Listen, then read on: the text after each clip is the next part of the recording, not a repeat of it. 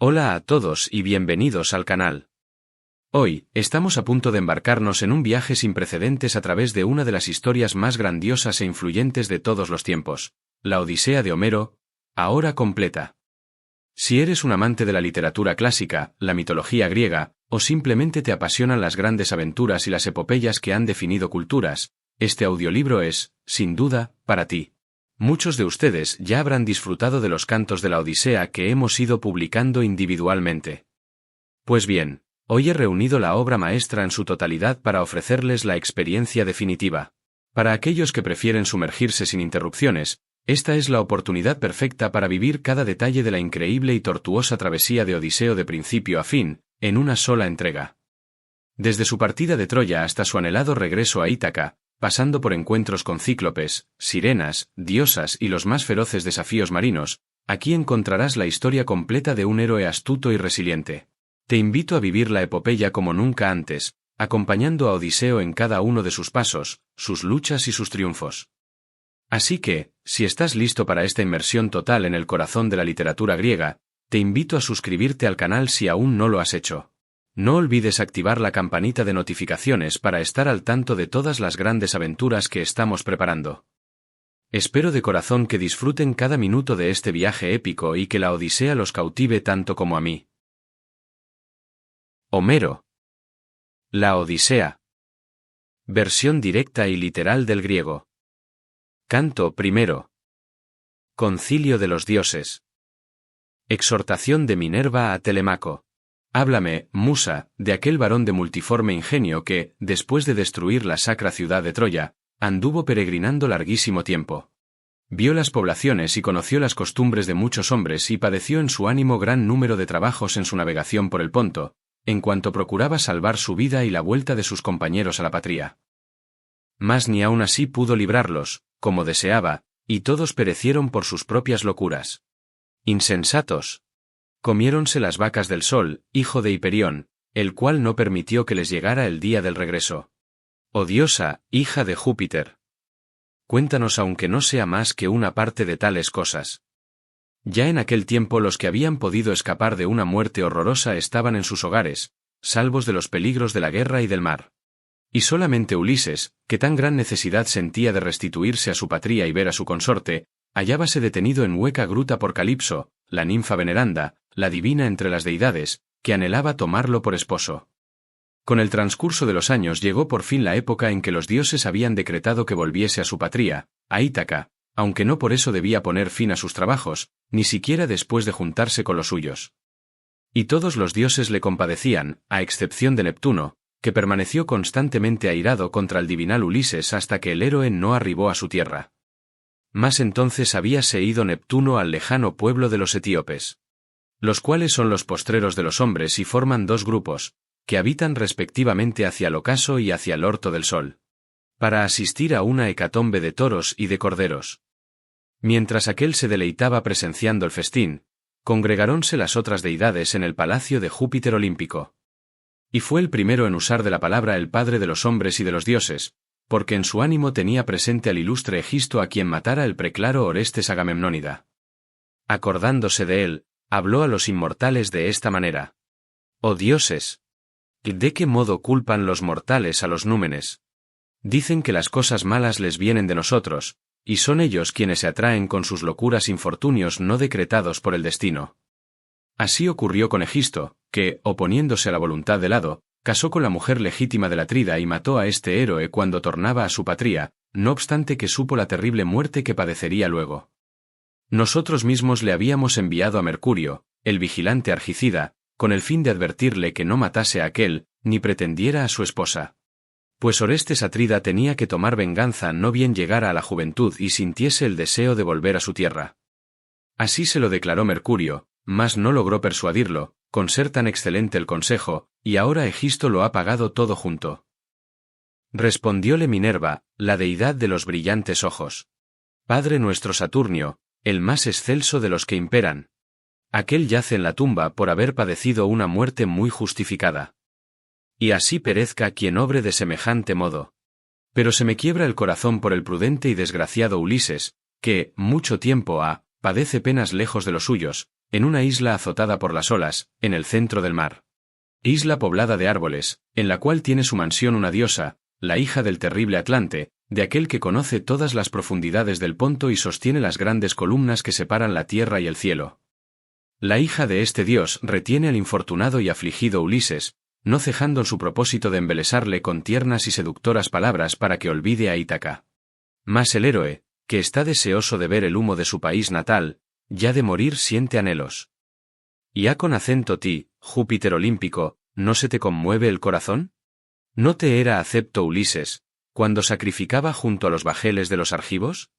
¿Por qué así te has airado contra él, oh Jove? Contestóle Júpiter, que amontona las nubes. Hija mía, ¿qué palabras se te escaparon del cerco de los dientes?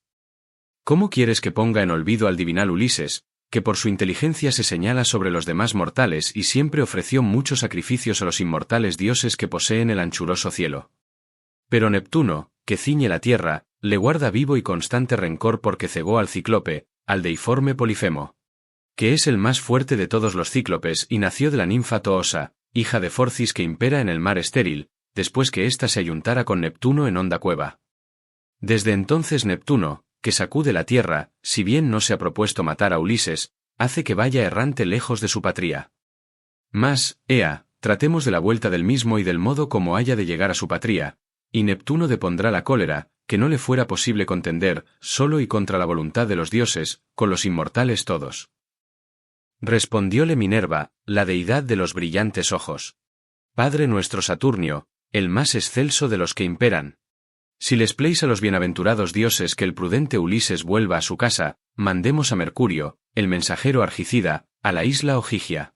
Y manifieste cuanto antes a la ninfa de hermosas trenzas la resolución que hemos tomado, para que el héroe se ponga en camino.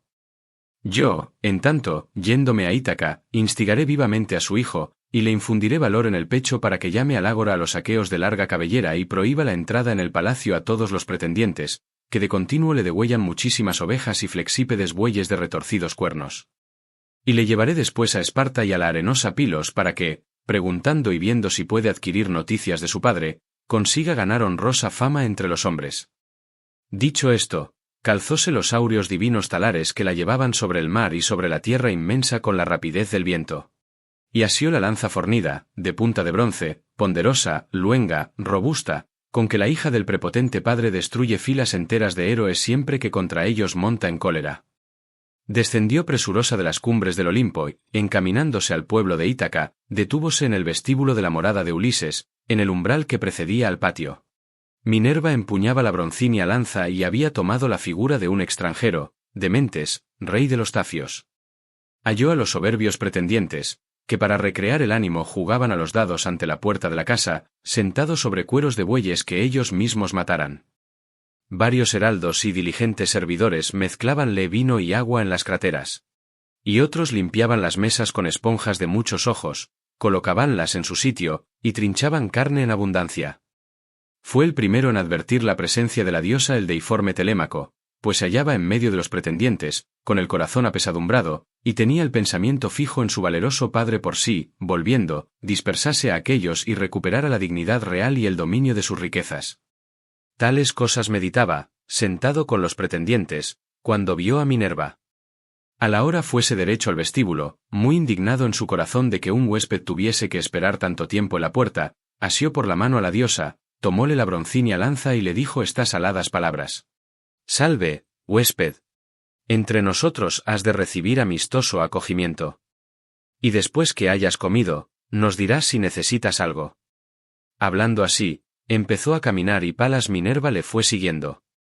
Ya en el interior del excelso palacio, Telémaco arrimó la lanza a una alta columna, metiéndola en la pulimentada lancera donde había muchas lanzas del paciente Ulises. Hizo sentar a la diosa en un sillón, después de tender en el suelo linda alfombra bordada y de colocar el escabel para los pies, y acercó para sí una labrada silla. Poniéndolo todo aparte de los pretendientes para que al huésped no le displaciera la comida, molestado por el tumulto de aquellos varones soberbios, y él, a su vez, pudiera interrogarle sobre su padre ausente. Una esclava les dio aguamanos, que traía en magnífico jarro de oro y vertió en fuente de plata, y les puso delante una pulimentada mesa. La veneranda despensera trájoles pan y dejó en la mesa buen número de manjares, obsequiándoles con los que tenía reservados. El trinchante sirvióles platos de carne de todas suertes y colocó a su vera áureas copas. Y un heraldo se acercaba a menudo para escanciarles vino. Ya en esto, entraron los orgullosos pretendientes.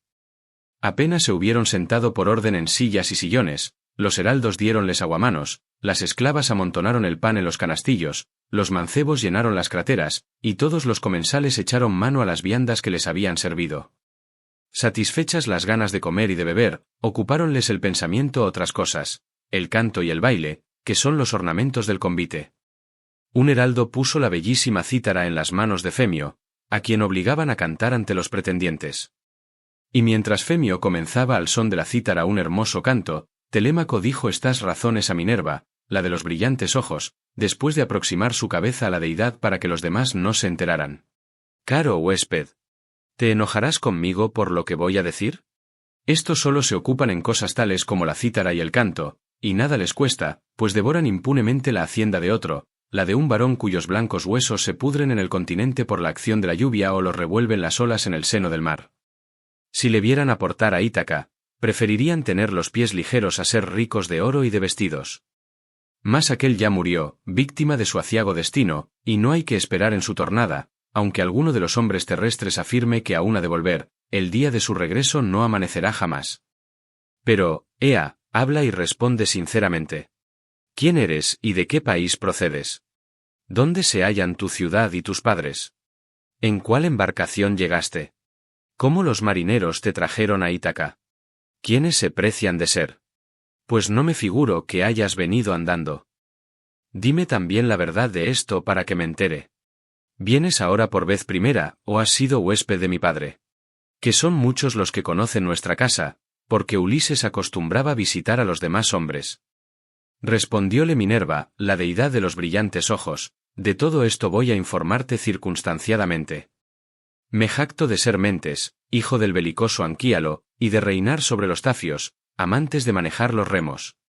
He llegado en mi galera, con mi gente, pues navego por el vinoso Ponto hacia unos hombres que hablan otro lenguaje, voy a Témesa para traer bronce, llevándoles luciente hierro. Anclé la embarcación cerca del campo, antes de llegar a la ciudad, en el puerto retro que está al pie del selvoso Nello. Nos cabe la honra de que ya nuestros progenitores se daban mutua hospitalidad desde muy antiguo, como se lo puedes preguntar al héroe Laertes. El cual, según me han dicho, ya no viene a la población, sino que mora en el campo, atorméntanle los pesares, y tiene una anciana esclava que le apareja la comida y le da de beber cuando se le cansan los miembros de arrastrarse por la fértil viña. Vine porque me aseguraron que tu padre estaba de vuelta a la población, mas sin duda lo impiden las deidades, poniendo obstáculos a su retorno. Que el divinal Ulises no desapareció aún de la fértil tierra, pues vive y está detenido en el vasto Ponto, en una isla que surge de entre las olas, desde que cayó en poder de hombres crueles y salvajes que lo retienen a su despecho. Voy ahora a predecir lo que ha de suceder, según los dioses me lo inspiran en el ánimo y yo creo que ha de verificarse porque no soy adivino ni hábil intérprete de sueños. Aquel no estará largo tiempo fuera de su patria, aunque lo sujeten férreos vínculos, antes hallará algún medio para volver, ya que es ingenioso en sumo grado.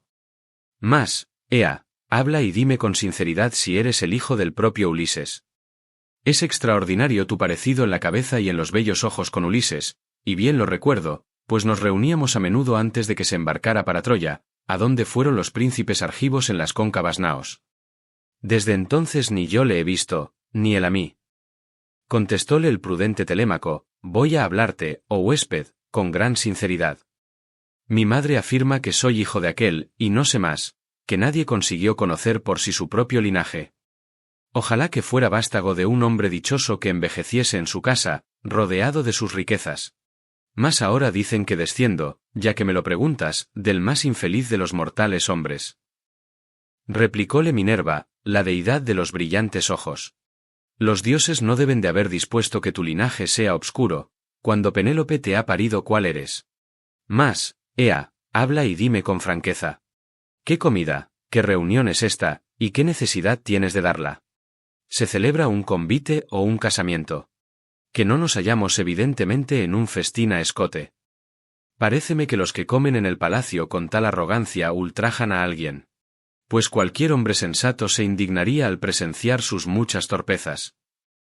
Contestóle el prudente Telémaco: huésped, ya que tales cosas preguntas e inquieres, sabe que esta casa hubo de ser opulenta y respetada en cuanto aquel varón permaneció en el pueblo.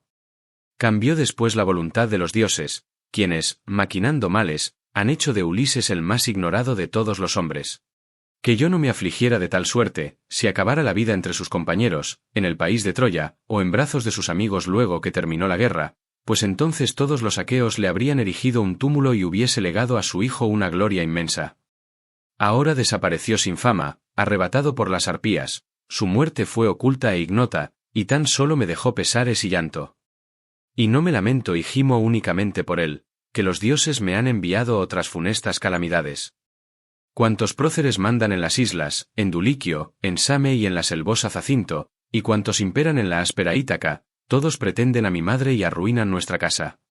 Mi madre ni rechaza las odiosas nupcias, ni sabe poner fin a tales cosas, y aquellos comen y agotan mi hacienda, y pronto acabarán conmigo mismo. Contestóle Minerva, muy indignada: oh dioses, ¿qué falta no te hace el ausente Ulises, para que ponga las manos en los desvergonzados pretendientes?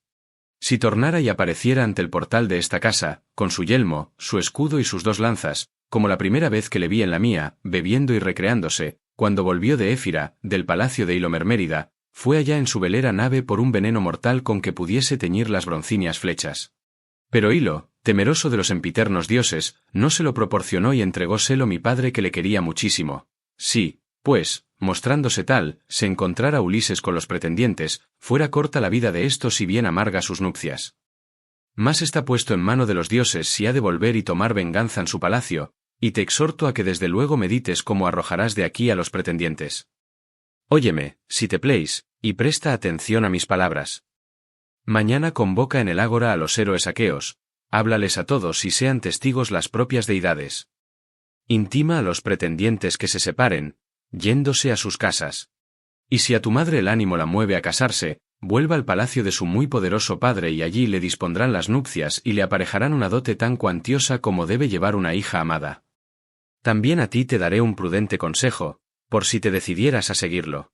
Apresta la mejor embarcación que hallares, con 20 remeros, ve a preguntar por tu padre, cuya ausencia se hace ya tan larga, y quizás algún mortal te hablará del mismo o llegará a tus oídos la fama que procede de Júpiter y es la que más difunde la gloria de los hombres. Trasládate primeramente a Pilos e interroga al divinal Néstor, y desde allí endereza los pasos a Esparta, al rubio Menelao, que ha llegado el postrero de los argivos de broncíneas lorigas. Si oyeres decir que tu padre vive y ha de volver, sufrelo todo un año más, aunque estés afligido, pero si te participaren que ha muerto y ya no existe, retorna sin dilación a la patria, erígele un túmulo, hazle las muchas exequias que se le deben, y búscale a tu madre un esposo. Y así que hayas realizado y llevado a cumplimiento todas estas cosas, medita en tu mente y en tu corazón cómo matarás a los pretendientes en el palacio, si con dolo o a la descubierta. Porque es preciso que no andes en niñerías, que ya no tienes edad para ello. Por ventura no sabes cuánta gloria ha ganado ante los hombres el divinal Orestes, desde que mató al parricida, al doloso Egisto, que le había asesinado su ilustre padre? También tú, amigo, ya que veo que eres gallardo y de elevada estatura, sé fuerte para que los venideros te elogien. Y yo me voy hacia la velera nave y los amigos que ya deben de estar cansados de esperarme. Cuida de hacer cuanto te dije y acuérdate de mis consejos. Respondióle el prudente Telémaco: me dices estas cosas de una manera tan benévola, como un padre a su hijo, que nunca jamás podré olvidarlas. Pero, ea, aguarda un poco, aunque tengas prisa por irte, y después que te bañes y deleites tu corazón, volverás alegremente a tu nave, llevándote un regalo precioso, muy bello, para guardarlo como presente mío, que tal es la costumbre que suele seguirse con los huéspedes amados. Contestóle Minerva, la deidad de los brillantes ojos: no me detengas, oponiéndote a mi deseo de irme enseguida. El regalo con que tu corazón quiere obsequiarme, me lo entregarás a la vuelta para que me lo lleve a mi casa. Escógelo muy hermoso y será justo que te lo recompense con otro semejante. Diciendo así, partió Minerva, la de los brillantes ojos, fuese la diosa, volando como un pájaro, después de infundir en el espíritu de Telémaco valor y audacia, y de avivarle aún más el recuerdo de su padre. Telémaco, considerando en su mente lo ocurrido, quedóse atónito, porque ya sospechó que había hablado con una deidad. y aquel varón, que parecía un dios, se apresuró a juntarse con los pretendientes. Ante estos, que le oían sentados y silenciosos, cantaba el ilustre Aedo la vuelta deplorable que Palas Minerva deparara a los aquivos cuando partieron de Troya. La discreta Penélope, hija de Icario, oyó de lo alto de la casa la divinal canción, que le llegaba al alma, y bajó por la larga escalera, pero no sola, pues la acompañaban 2 esclavas. Cuando la divina entre las mujeres llegó a donde estaban los pretendientes, detúvose cabe a la columna que sostenía el techo sólidamente construido, con las mejillas cubiertas por espléndido velo y una honrada doncella a cada lado. Y arrasándosele los ojos de lágrimas, hablóle así al divinal Aedo. Femio, pues que sabes otras muchas hazañas de hombres y de dioses, que recrean a los mortales y son celebradas por los Aedos, cántales alguna de las mismas sentado ahí, en el centro, y oiganla todo silenciosamente y bebiendo vino. Pero deja ese canto triste que me angustia el corazón en el pecho, ya que se apodera de mí un pesar grandísimo. Tal es la persona de quien padezco soledad, por acordarme siempre de aquel varón cuya fama es grande en la Hélade y en el centro de Argos. Replicóle el prudente Telémaco. Madre mía, ¿por qué quieres prohibir al amable Aedo que nos divierta como su mente se lo inspire? No son los Aedos los culpables, sino Júpiter que distribuye sus presentes a los varones de ingenio del modo que le pleis. No ha de increparse a Femio porque canta la suerte aciaga de los dánaos, pues los hombres alaban con preferencia al canto más nuevo que llega a sus oídos. Resígnate en tu corazón y en tu ánimo a oír ese canto, ya que no fue Ulises el único que perdió en Troya la esperanza de volver, hubo otros muchos que también perecieron. Mas, vuelve ya a tu habitación, ocúpate en las labores que te son propias, el telar y la rueca, y ordena a las esclavas que se apliquen al trabajo, y de hablar nos cuidaremos los hombres y principalmente yo, cuyo es el mando en esta casa. Volvióse Penélope, muy asombrada, a su habitación, revolviendo en el ánimo las discretas palabras de su hijo. Y así que hubo subido con las esclavas a lo alto de la casa, echóse a llorar por Ulises, su caro consorte, hasta que Minerva, la de los brillantes ojos, le difundió en los párpados el dulce sueño. Los pretendientes movían alboroto en la obscura sala y todos deseaban acostarse con Penélope en su mismo lecho.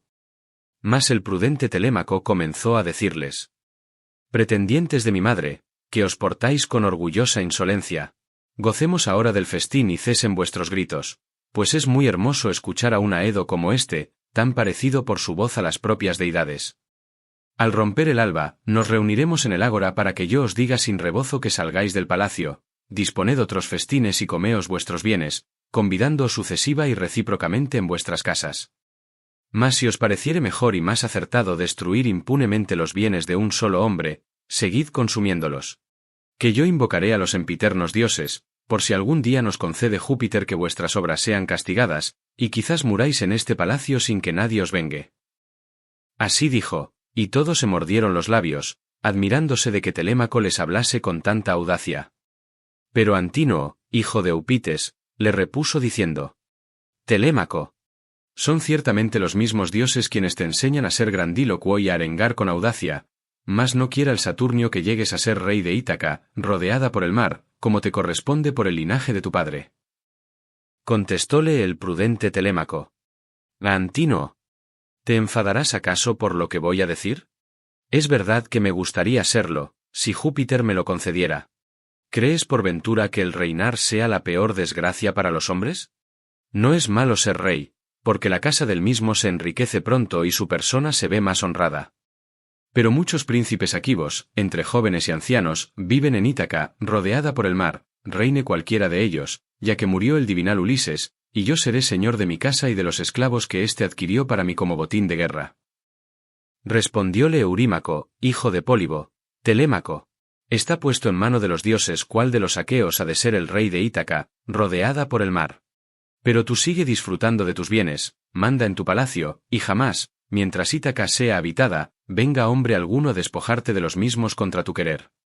Y ahora, óptimo Telémaco, deseo preguntarte por el huésped. ¿De dónde vino tal sujeto? ¿De qué tierra se gloría de ser? ¿En qué país se hallan su familia y su patria? ¿Te ha traído noticias de la vuelta de tu padre o ha llegado con el único propósito de cobrar alguna deuda? ¿Cómo se levantó y se fue tan rápidamente, sin aguardar a que le conociéramos? Dado su aspecto no debe de ser un miserable.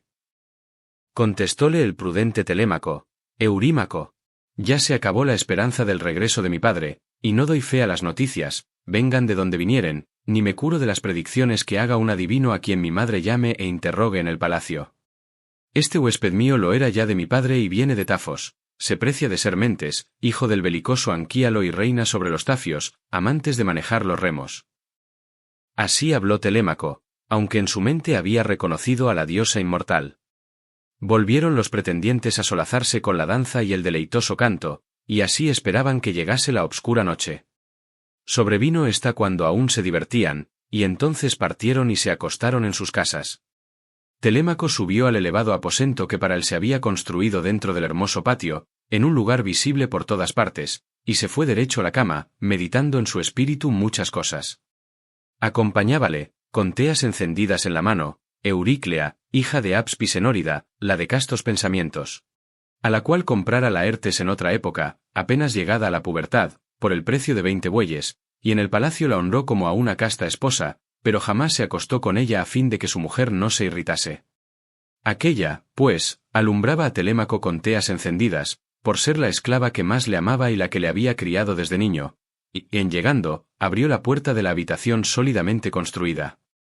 Telémaco se sentó en la cama, desnudóse la delicada túnica y diósela en las manos a la prudente anciana, la cual, después de componer los pliegues, la colgó de un clavo que había junto al torneado lecho, y de seguida salió de la estancia, entornó la puerta, tirando del anillo de plata, y echó el cerrojo por medio de una correa.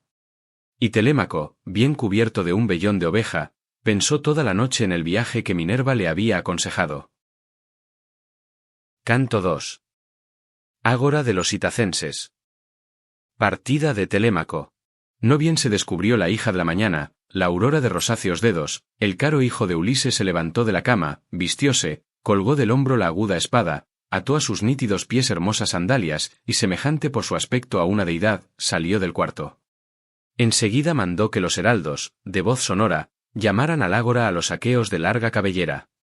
Hizóse el pregón y empezaron a reunirse muy prestamente. Y así que hubieron acudido y estuvieron congregados, Telémaco se fue al ágora con la broncínea lanza en la mano y 2 perros de ágiles pies que le seguían, adornándolo Minerva con tal gracia divinal que al verle llegar todo el pueblo le contemplaba con asombro, y se sentó en la silla de su padre pues le hicieron lugar los ancianos. Fue el primero en arengarles el héroe egipcio, que ya estaba encorvado de vejez y sabía muchísimas cosas.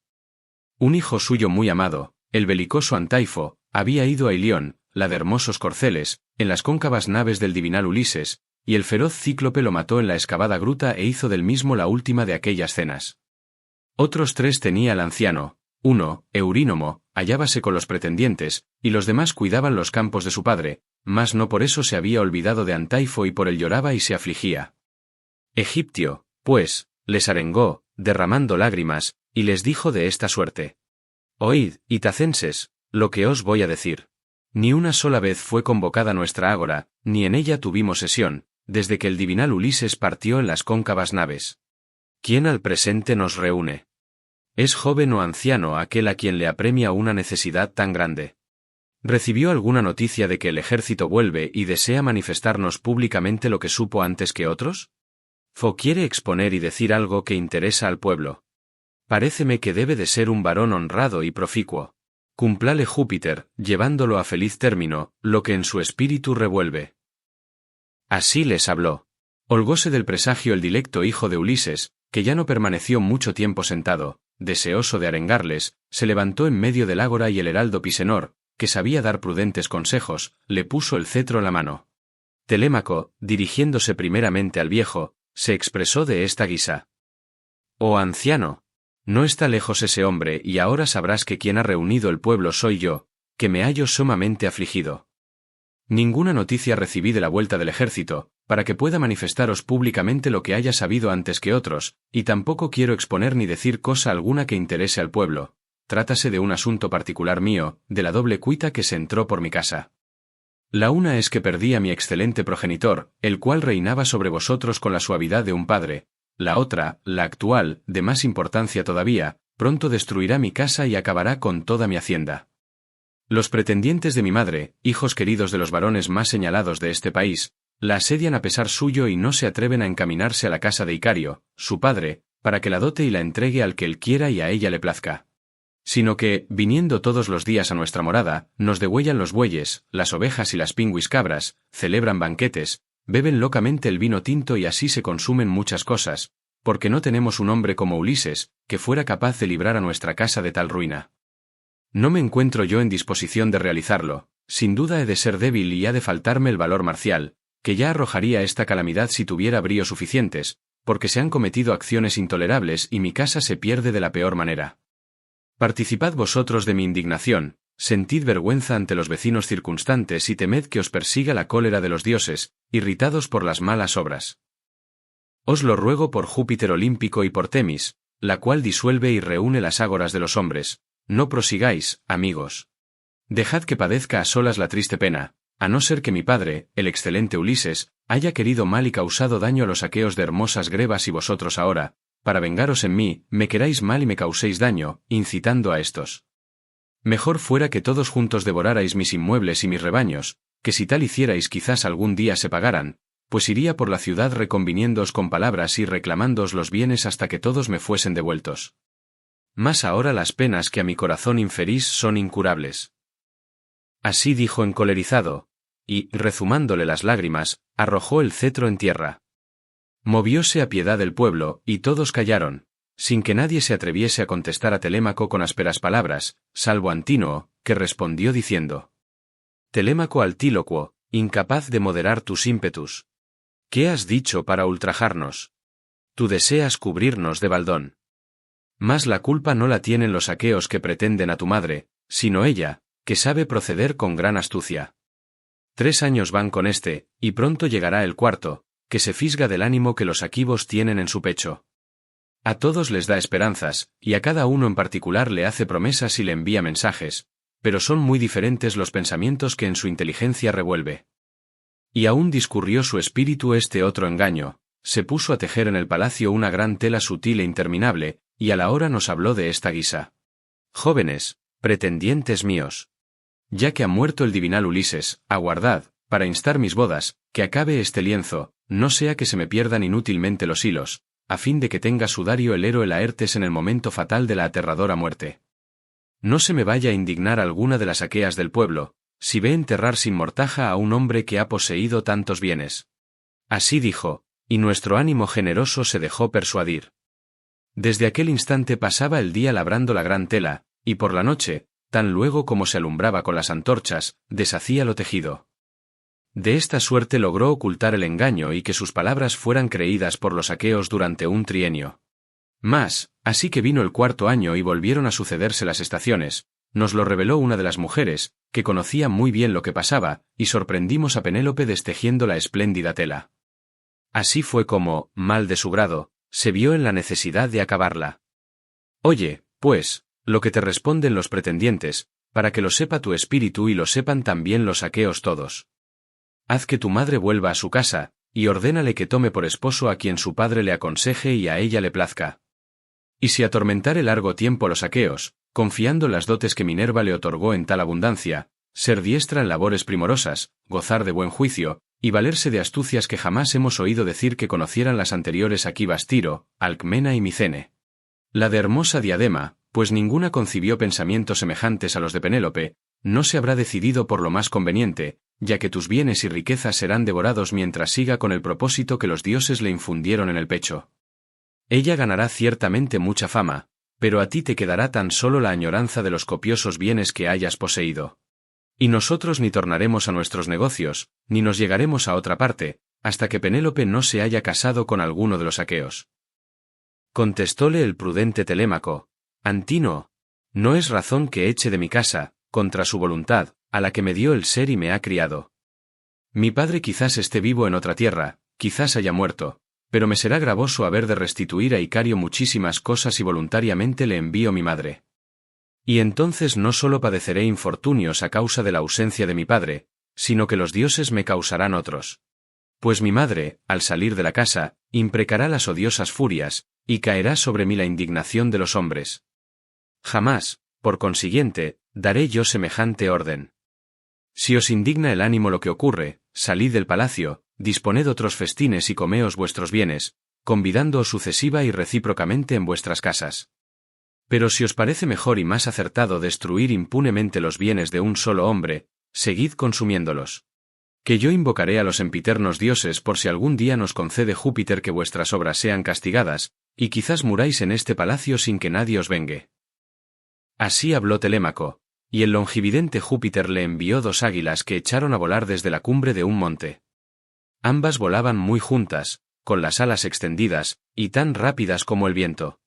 Y al hallarse en medio de la ruidosa ágora, giraron velozmente, batiendo las tupidas alas, miráronles a todos a la cabeza como presagio de muerte, desgarraronse con las uñas la cabeza y el cuello, y se lanzaron hacia la derecha por cima de las casas y a través de la ciudad. Quedáronse todos los presentes muy admirados de ver con sus propios ojos las susodichas aves, y meditaban en su espíritu qué fuera lo que tenía que suceder. Cuando el anciano héroe Aliterses Mastórida, el único que se señalaba sobre los de su edad en conocer los augurios y explicar las cosas fatales, les arengó con benevolencia diciendo: «Oíd, itacenses, lo que os voy a decir, aunque he de referirme de un modo especial a los pretendientes. Grande es el infortunio que a estos les amenaza, porque Ulises no estará mucho tiempo alejado de los suyos, sino que ya quizás se halla cerca y les apareja a todos la muerte y el destino. Y también les ha de venir daño a muchos de los que moran en Ítaca, que se ve de lejos. Antes de que así ocurra, pensemos cómo les haríamos cesar de sus demasías, o cesen espontáneamente, que fuera lo más provechoso para ellos mismos. Pues no lo vaticino sin saberlo, sino muy enterado, y os aseguro que al héroe se le ha cumplido todo lo que yo le declarara, cuando los argivos se embarcaron para Ilión y fuese con ellos el ingenioso Ulises. Díjele entonces que, después de pasar muchos males y de perder sus compañeros, tornaría a su patria en el 20º año sin que nadie le conociera, y ahora todo se va cumpliendo. Respondióle Eurímaco, hijo de Pólibo: «Oh anciano, vuelve a tu casa y adivínales a tus hijos lo que quieras, a fin de que en lo porvenir no padezcan ningún daño, mas en estas cosas sé yo vaticinar harto mejor que tú mismo. Muchas aves se mueven debajo de los rayos del sol, pero no todas son agoreras. Ulises murió lejos de nosotros, y tú debieras haber perecido con él, y así no dirías tantos vaticinios ni incitarías al irritado Telémaco, esperando que mande algún presente a tu casa. Lo que ahora voy a decir se cumplirá, si tú, que conoces muchas cosas antiquísimas, engañares con tus palabras a ese hombre más mozo y le incitares a que permanezca airado, primeramente será mayor su aflicción, pues no por las predicciones le será dable proceder de otra suerte. Y a ti, oh anciano, te impondremos una multa para que te duela el pagarla y te cause grave pesar. Yo mismo, delante de todos vosotros, daré a Telémaco un consejo: ordene a su madre que torne a la casa paterna y allí le dispondrán las nupcias y le aparejarán una dote tan cuantiosa como debe llevar una hija amada. No creo que hasta entonces desistamos los jóvenes aquivos de nuestra laboriosa pretensión, porque no tememos absolutamente a nadie, ni siquiera a Telémaco a pesar de su facundia, ni nos curamos de la vana profecía que nos haces y por la cual has de sernos aún más odioso. Sus bienes serán devorados de la peor manera, como hasta aquí, sin que jamás se le indemnice, en cuanto Penélope entretenga a los aqueos con diferir la boda. Y nosotros, esperando día tras día, competiremos unos con otros por sus eximias prendas y no nos dirigiremos a otras mujeres que nos pudieran convenir para casarnos. Contestóle el prudente Telémaco: Eurímaco y cuantos sois ilustres pretendientes, no os he de suplicar ni arengar más acerca de esto, porque ahora ya están enterados los dioses y los aqueos todos. Mas, ea, proporcionadme una embarcación muy velera y 20 compañeros que me abran camino acá y allá del Ponto. Iré a Esparta y a la arenosa Pilos a preguntar por el regreso de mi padre, cuya ausencia se hace ya tan larga, y quizás algún mortal me hablará del mismo o llegará a mis oídos la fama que procede de Júpiter y es la que más difunde la gloria de los hombres. Si oyere decir que mi padre vive y ha de volver, lo sufriré todo un año más, aunque estoy afligido. Pero si me participaren que ha muerto y ya no existe, retornaré sin dilación a la patria, le erigiré un túmulo, le haré las muchas exequias que se le deben, y a mi madre le buscaré un esposo. Cuando así hubo hablado, tomó asiento. Entonces levantóse Mentor, el amigo del preclaro Ulises. Al embarcarse, le había encomendado su casa entera para que los suyos obedeciesen al anciano y él se lo guardara todo y lo mantuviese en pie, y benévolo les arengó del siguiente modo: Oíd, itacenses, lo que os voy a decir. Ningún rey que empuñe cetro, sea benigno, ni blando, ni suave, ni ocupe la mente en cosas justas, Antes, al contrario, obre siempre con crueldad y lleve al cabo acciones nefandas, ya que nadie se acuerda del divinal Ulises entre los ciudadanos sobre los cuales reinaba con la suavidad de un padre. Y no aborrezco tanto a los orgullosos pretendientes por la violencia con que proceden, llevados de sus malos propósitos. Pues si devoran la casa de Ulises, ponen a ventura sus cabezas y creen que el héroe ya no ha de volver. Como me indigno contra la restante población, al contemplar que permanecéis sentados y en silencio, sin que intentéis, sin embargo de ser tantos, refrenar con vuestras palabras a los pretendientes que son pocos. Respondióle Leócrito Ebenórida. Mentor perverso e insensato. ¿Qué dijiste? Incitarles a que nos hagan desistir. Dificultoso les sería y hasta a un número mayor de hombres, luchar con nosotros para privarnos de los banquetes. Pues si el mismo Ulises de Ítaca, viniendo en persona, encontrase a los ilustres pretendientes comiendo en el palacio y resolviera en su corazón echarlos de su casa, no se alegraría su esposa de que hubiese vuelto, aunque mucho lo desea, porque allí mismo recibiría el héroe indigna muerte si osaba combatir con tantos varones. En verdad que no has hablado como debías. Mas, ea, separaos y volved a vuestras ocupaciones. Mentor y Aliterses, que siempre han sido amigos de Telémaco por su padre, le animarán para que emprenda el viaje.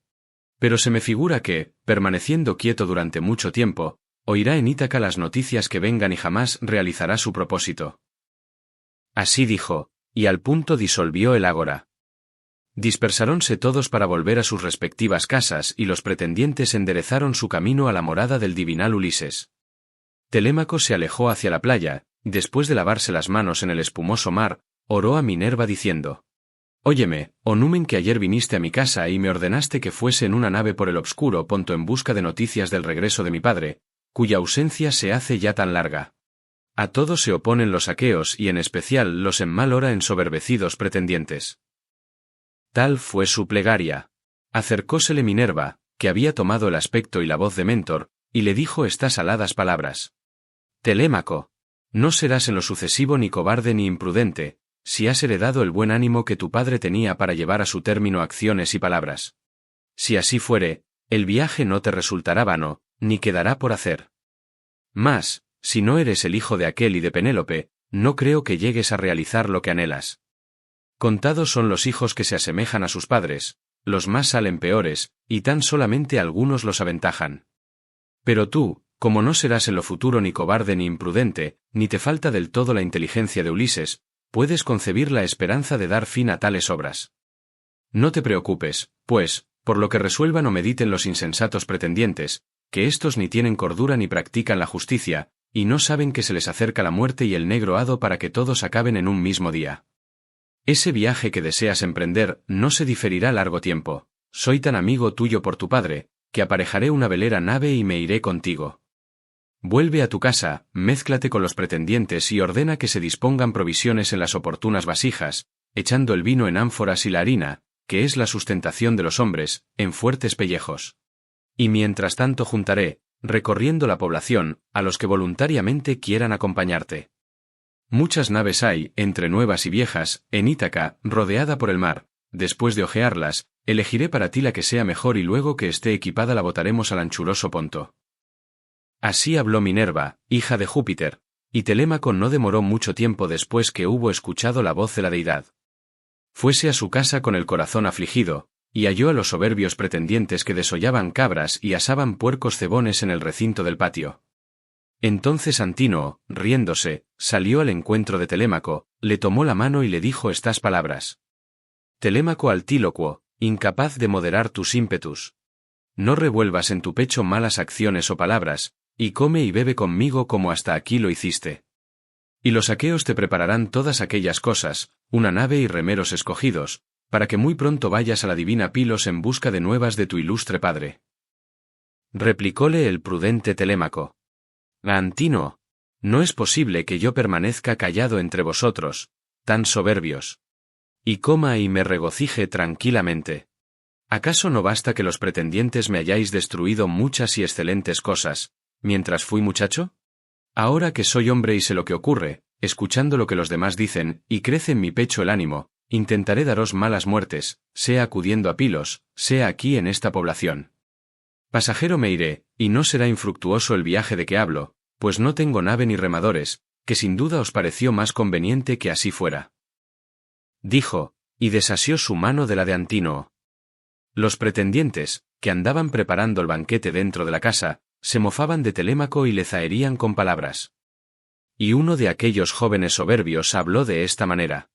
Sin duda piensa Telémaco como darnos muerte, traerá valedores de la arenosa Pilos o de Esparta. Tan vehemente es su deseo. O quizá se proponga ir a la fértil tierra de Éfira para llevarse drogas mortíferas y echarlas luego en la crátera, a fin de acabar con todos nosotros. Y otro de los jóvenes soberbios repuso acto continuo. ¿Quién sabe si, después de partir en el cóncavo bajel, morirá lejos de los suyos vagando como Ulises? Mayor fuera entonces nuestro trabajo, pues repartiríamos todos sus bienes y daríamos esta casa a su madre y a quien la desposara para que en común la poseyesen. Así decían. Telémaco bajó a la anchurosa y elevada cámara de su padre, donde había montones de oro y de bronce, vestiduras guardadas en arcas y gran copia de odorífero aceite. Allí estaban las tinajas del dulce vino añejo, repletas de bebida pura y divinal, y arrimadas ordenadamente a la pared, por si algún día volviere Ulises a su casa, después de haber padecido multitud de pesares. La puerta tenía 2 hojas sólidamente adaptadas y sujetas por la cerradura, y junto a ella hallábase de día y de noche, custodiándolo todo con precavidamente, una despensera, Euríclea, hija de Abs Pisenórida. Entonces Telémaco la llamó a la estancia y le dijo: «Ama, vamos, ponme en ánforas dulce vino, el que sea más suave después del que guardas para aquel infeliz, esperando siempre que torne Ulises, de jovial linaje, por haberse librado de la muerte y del destino. Llena 12 ánforas y ciérralas con sus tapaderas. Aparta también 20 medidas de harina de trigo, y échalas en pellejos bien cocidos. Tú sola lo sepas. Esté todo aparejado y junto, pues vendré a tomarlo al anochecer, así que mi madre se vaya arriba a recogerse. Que quiero hacer un viaje a Esparta y a la arenosa Pilos, por si logro averiguar u oír algo del regreso de mi padre». Así habló. Echóse a llorar su ama Euríclea, y suspirando, díjole estas aladas palabras: «Hijo amado, ¿cómo te ha venido a las mientes tal propósito?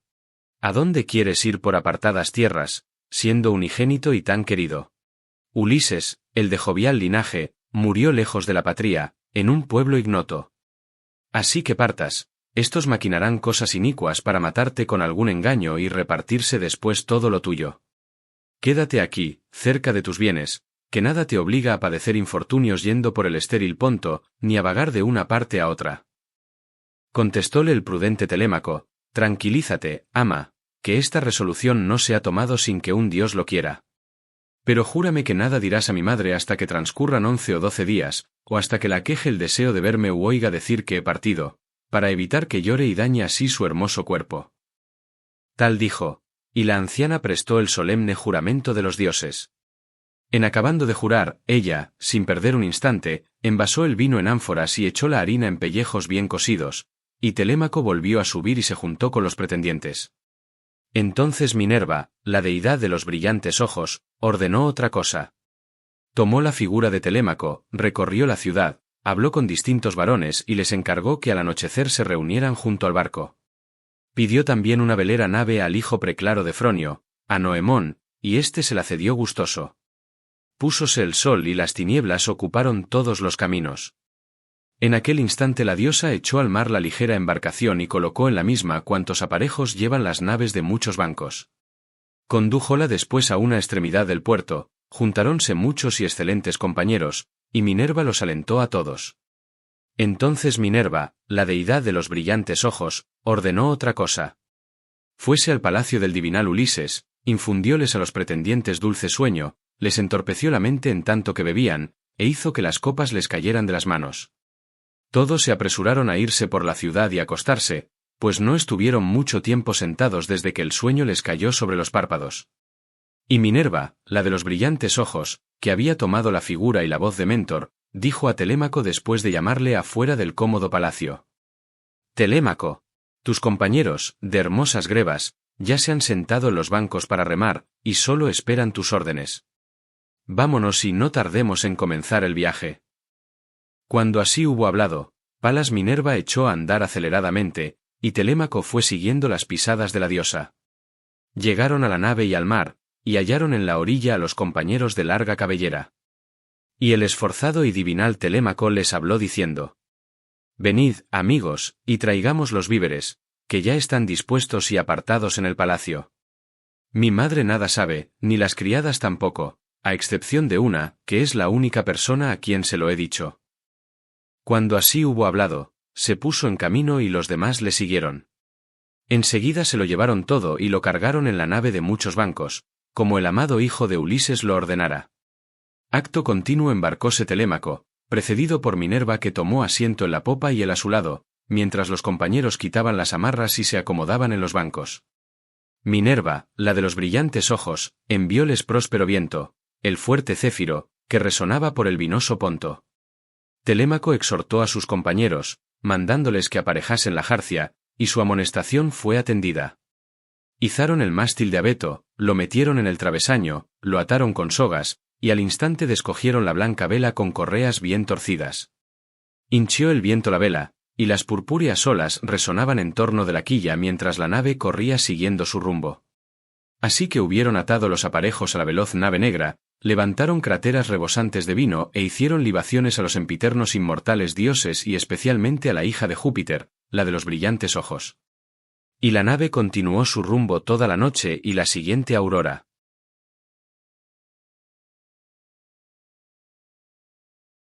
Canto 3. Lo de Pilos. Ya el sol desamparaba el hermosísimo lago, subiendo al broncíneo cielo para alumbrar a los inmortales dioses y a los mortales hombres sobre la fértil tierra. Cuando Telémaco y los suyos llegaron a Pilos, la bien construida ciudad de Neleo, y hallaron en la orilla del mar a los habitantes, que inmolaban toros de negro pelaje al que sacude la tierra, al dios de erúlea cabellera. 9 asientos había, y en cada uno estaban sentados 500 hombres y se sacrificaban 9 toros. Mientras los pilios quemaban los muslos para el dios, después de probar las entrañas, los de Ítaca tomaron puerto, amainaron las velas de la bien proporcionada nave, ancláronla y saltaron en tierra. Telémaco desembarcó, precedido por Minerva. Y la deidad de los brillantes ojos rompió el silencio con estas palabras: Telémaco, ya no te cumple mostrar vergüenza en cosa alguna, habiendo atravesado el Ponto con el fin de saber noticias de tu padre, cuál tierra lo tiene oculto y qué suerte le ha cabido. Ea, ve directamente a Néstor, domador de caballos, y sepamos que guarda allá en su pecho. Ruégale tú mismo que sea veraz, y no mentirá porque es muy sensato. Repuso el prudente Telémaco: Mentor, ¿cómo quieres que yo me acerque a él? ¿Cómo puedo ir a saludarle? Aún no soy práctico en hablar con discreción y da vergüenza que un joven interrogue a un anciano. Díjole Minerva, la deidad de los brillantes ojos: Telémaco, discurrirás en tu mente algunas cosas y un numen te sugerirá las restantes, pues no creo que tu nacimiento y tu crianza se hayan efectuado contra la voluntad de los dioses. Cuando así hubo hablado, Palas Minerva caminó a buen paso y Telémaco fue siguiendo las pisadas de la deidad. Llegaron a donde estaba la junta de los varones pilios en los asientos. Allí se había sentado Néstor con sus hijos y su alrededor los compañeros preparaban el banquete, ya asando carne, ya espetándola en los asadores. Y apenas vieron a los huéspedes, adelantáronse todos juntos, los saludaron con las manos y les invitaron a sentarse. Pisístrato Nestórida fue el primero que se les acercó, y asiéndolos de la mano, los hizo sentar para el convite en unas blandas pieles, sobre la arena del mar, cerca de su hermano Trasimedes y de su propio padre. Enseguida dióles parte de las entrañas, echó vino en una copa de oro, y ofreciéndosela a Palas Minerva, hija de Júpiter que lleva la égida, así le dijo: Forastero, eleva tus preces al soberano Neptuno, ya que al venir acá os habéis encontrado con el festín que en su honor celebramos. Mas, tan pronto como hicieres la libación y hubieres rogado, como es justo, dale a ese la copa de dulce vino para que lo libe también, pues supongo que ruega a sí mismo a los dioses, como que todos los hombres están necesitados de las deidades. Pero a causa de ser el más joven, debe de tener mis años, te daré primero a ti la aurea copa. En diciendo esto, púsole en la mano la copa de dulce vino. Minerva holgóse de ver la prudencia y la equidad del varón que le daba la copa de oro a ella antes que a Telémaco. Y al punto hizo muchas súplicas al soberano Neptuno. Óyeme, Neptuno, que circundas la tierra. No te niegues a llevar al cabo lo que ahora te pedimos. Ante todo llena de gloria a Néstor y a sus vástagos, dalsa los pilios grata recompensa por tan ínclita hecatombe y concede también que Telémaco y yo no nos vayamos sin realizar aquello por lo cual vinimos en la veloz nave negra. Tal fue su ruego, y ella misma cumplió lo que acababa de pedir. Entregó enseguida la hermosa copa doble a Telémaco, y el caro hijo de Ulises oró de semejante manera. Asados ya los cuartos delanteros, retiráronlos, dividiéronlos en partes y celebraron un gran banquete. Y cuando hubieron satisfecho el deseo de comer y de beber, Néstor, el caballero Gerenio, comenzó a decirles: Esta es la ocasión más oportuna para interrogar a los huéspedes e inquirir quiénes son, ahora que se han saciado de comida. Forasteros. ¿Quiénes sois? ¿De dónde llegasteis, navegando por los húmedos caminos? ¿Venís por algún negocio o andáis por el mar, a la aventura, como los piratas que divagan, exponiendo su vida y produciendo daño a los hombres de extrañas tierras? Respondióle el prudente Telémaco, muy alentado, pues la misma Minerva le infundió audacia en el pecho para que preguntara por el ausente padre y adquiriera gloriosa fama entre los hombres. Néstor Nélida, gloria insigne de los aqueos. Preguntas de dónde somos. Pues yo te lo diré. Venimos de Ítaca, situada al pie del Neyo, y el negocio que nos trae no es público, sino particular. Ando en pos de la gran fama de mi padre, por si oyere hablar del divino y paciente Ulises, el cual, según afirman, destruyó la ciudad troyana, combatiendo contigo.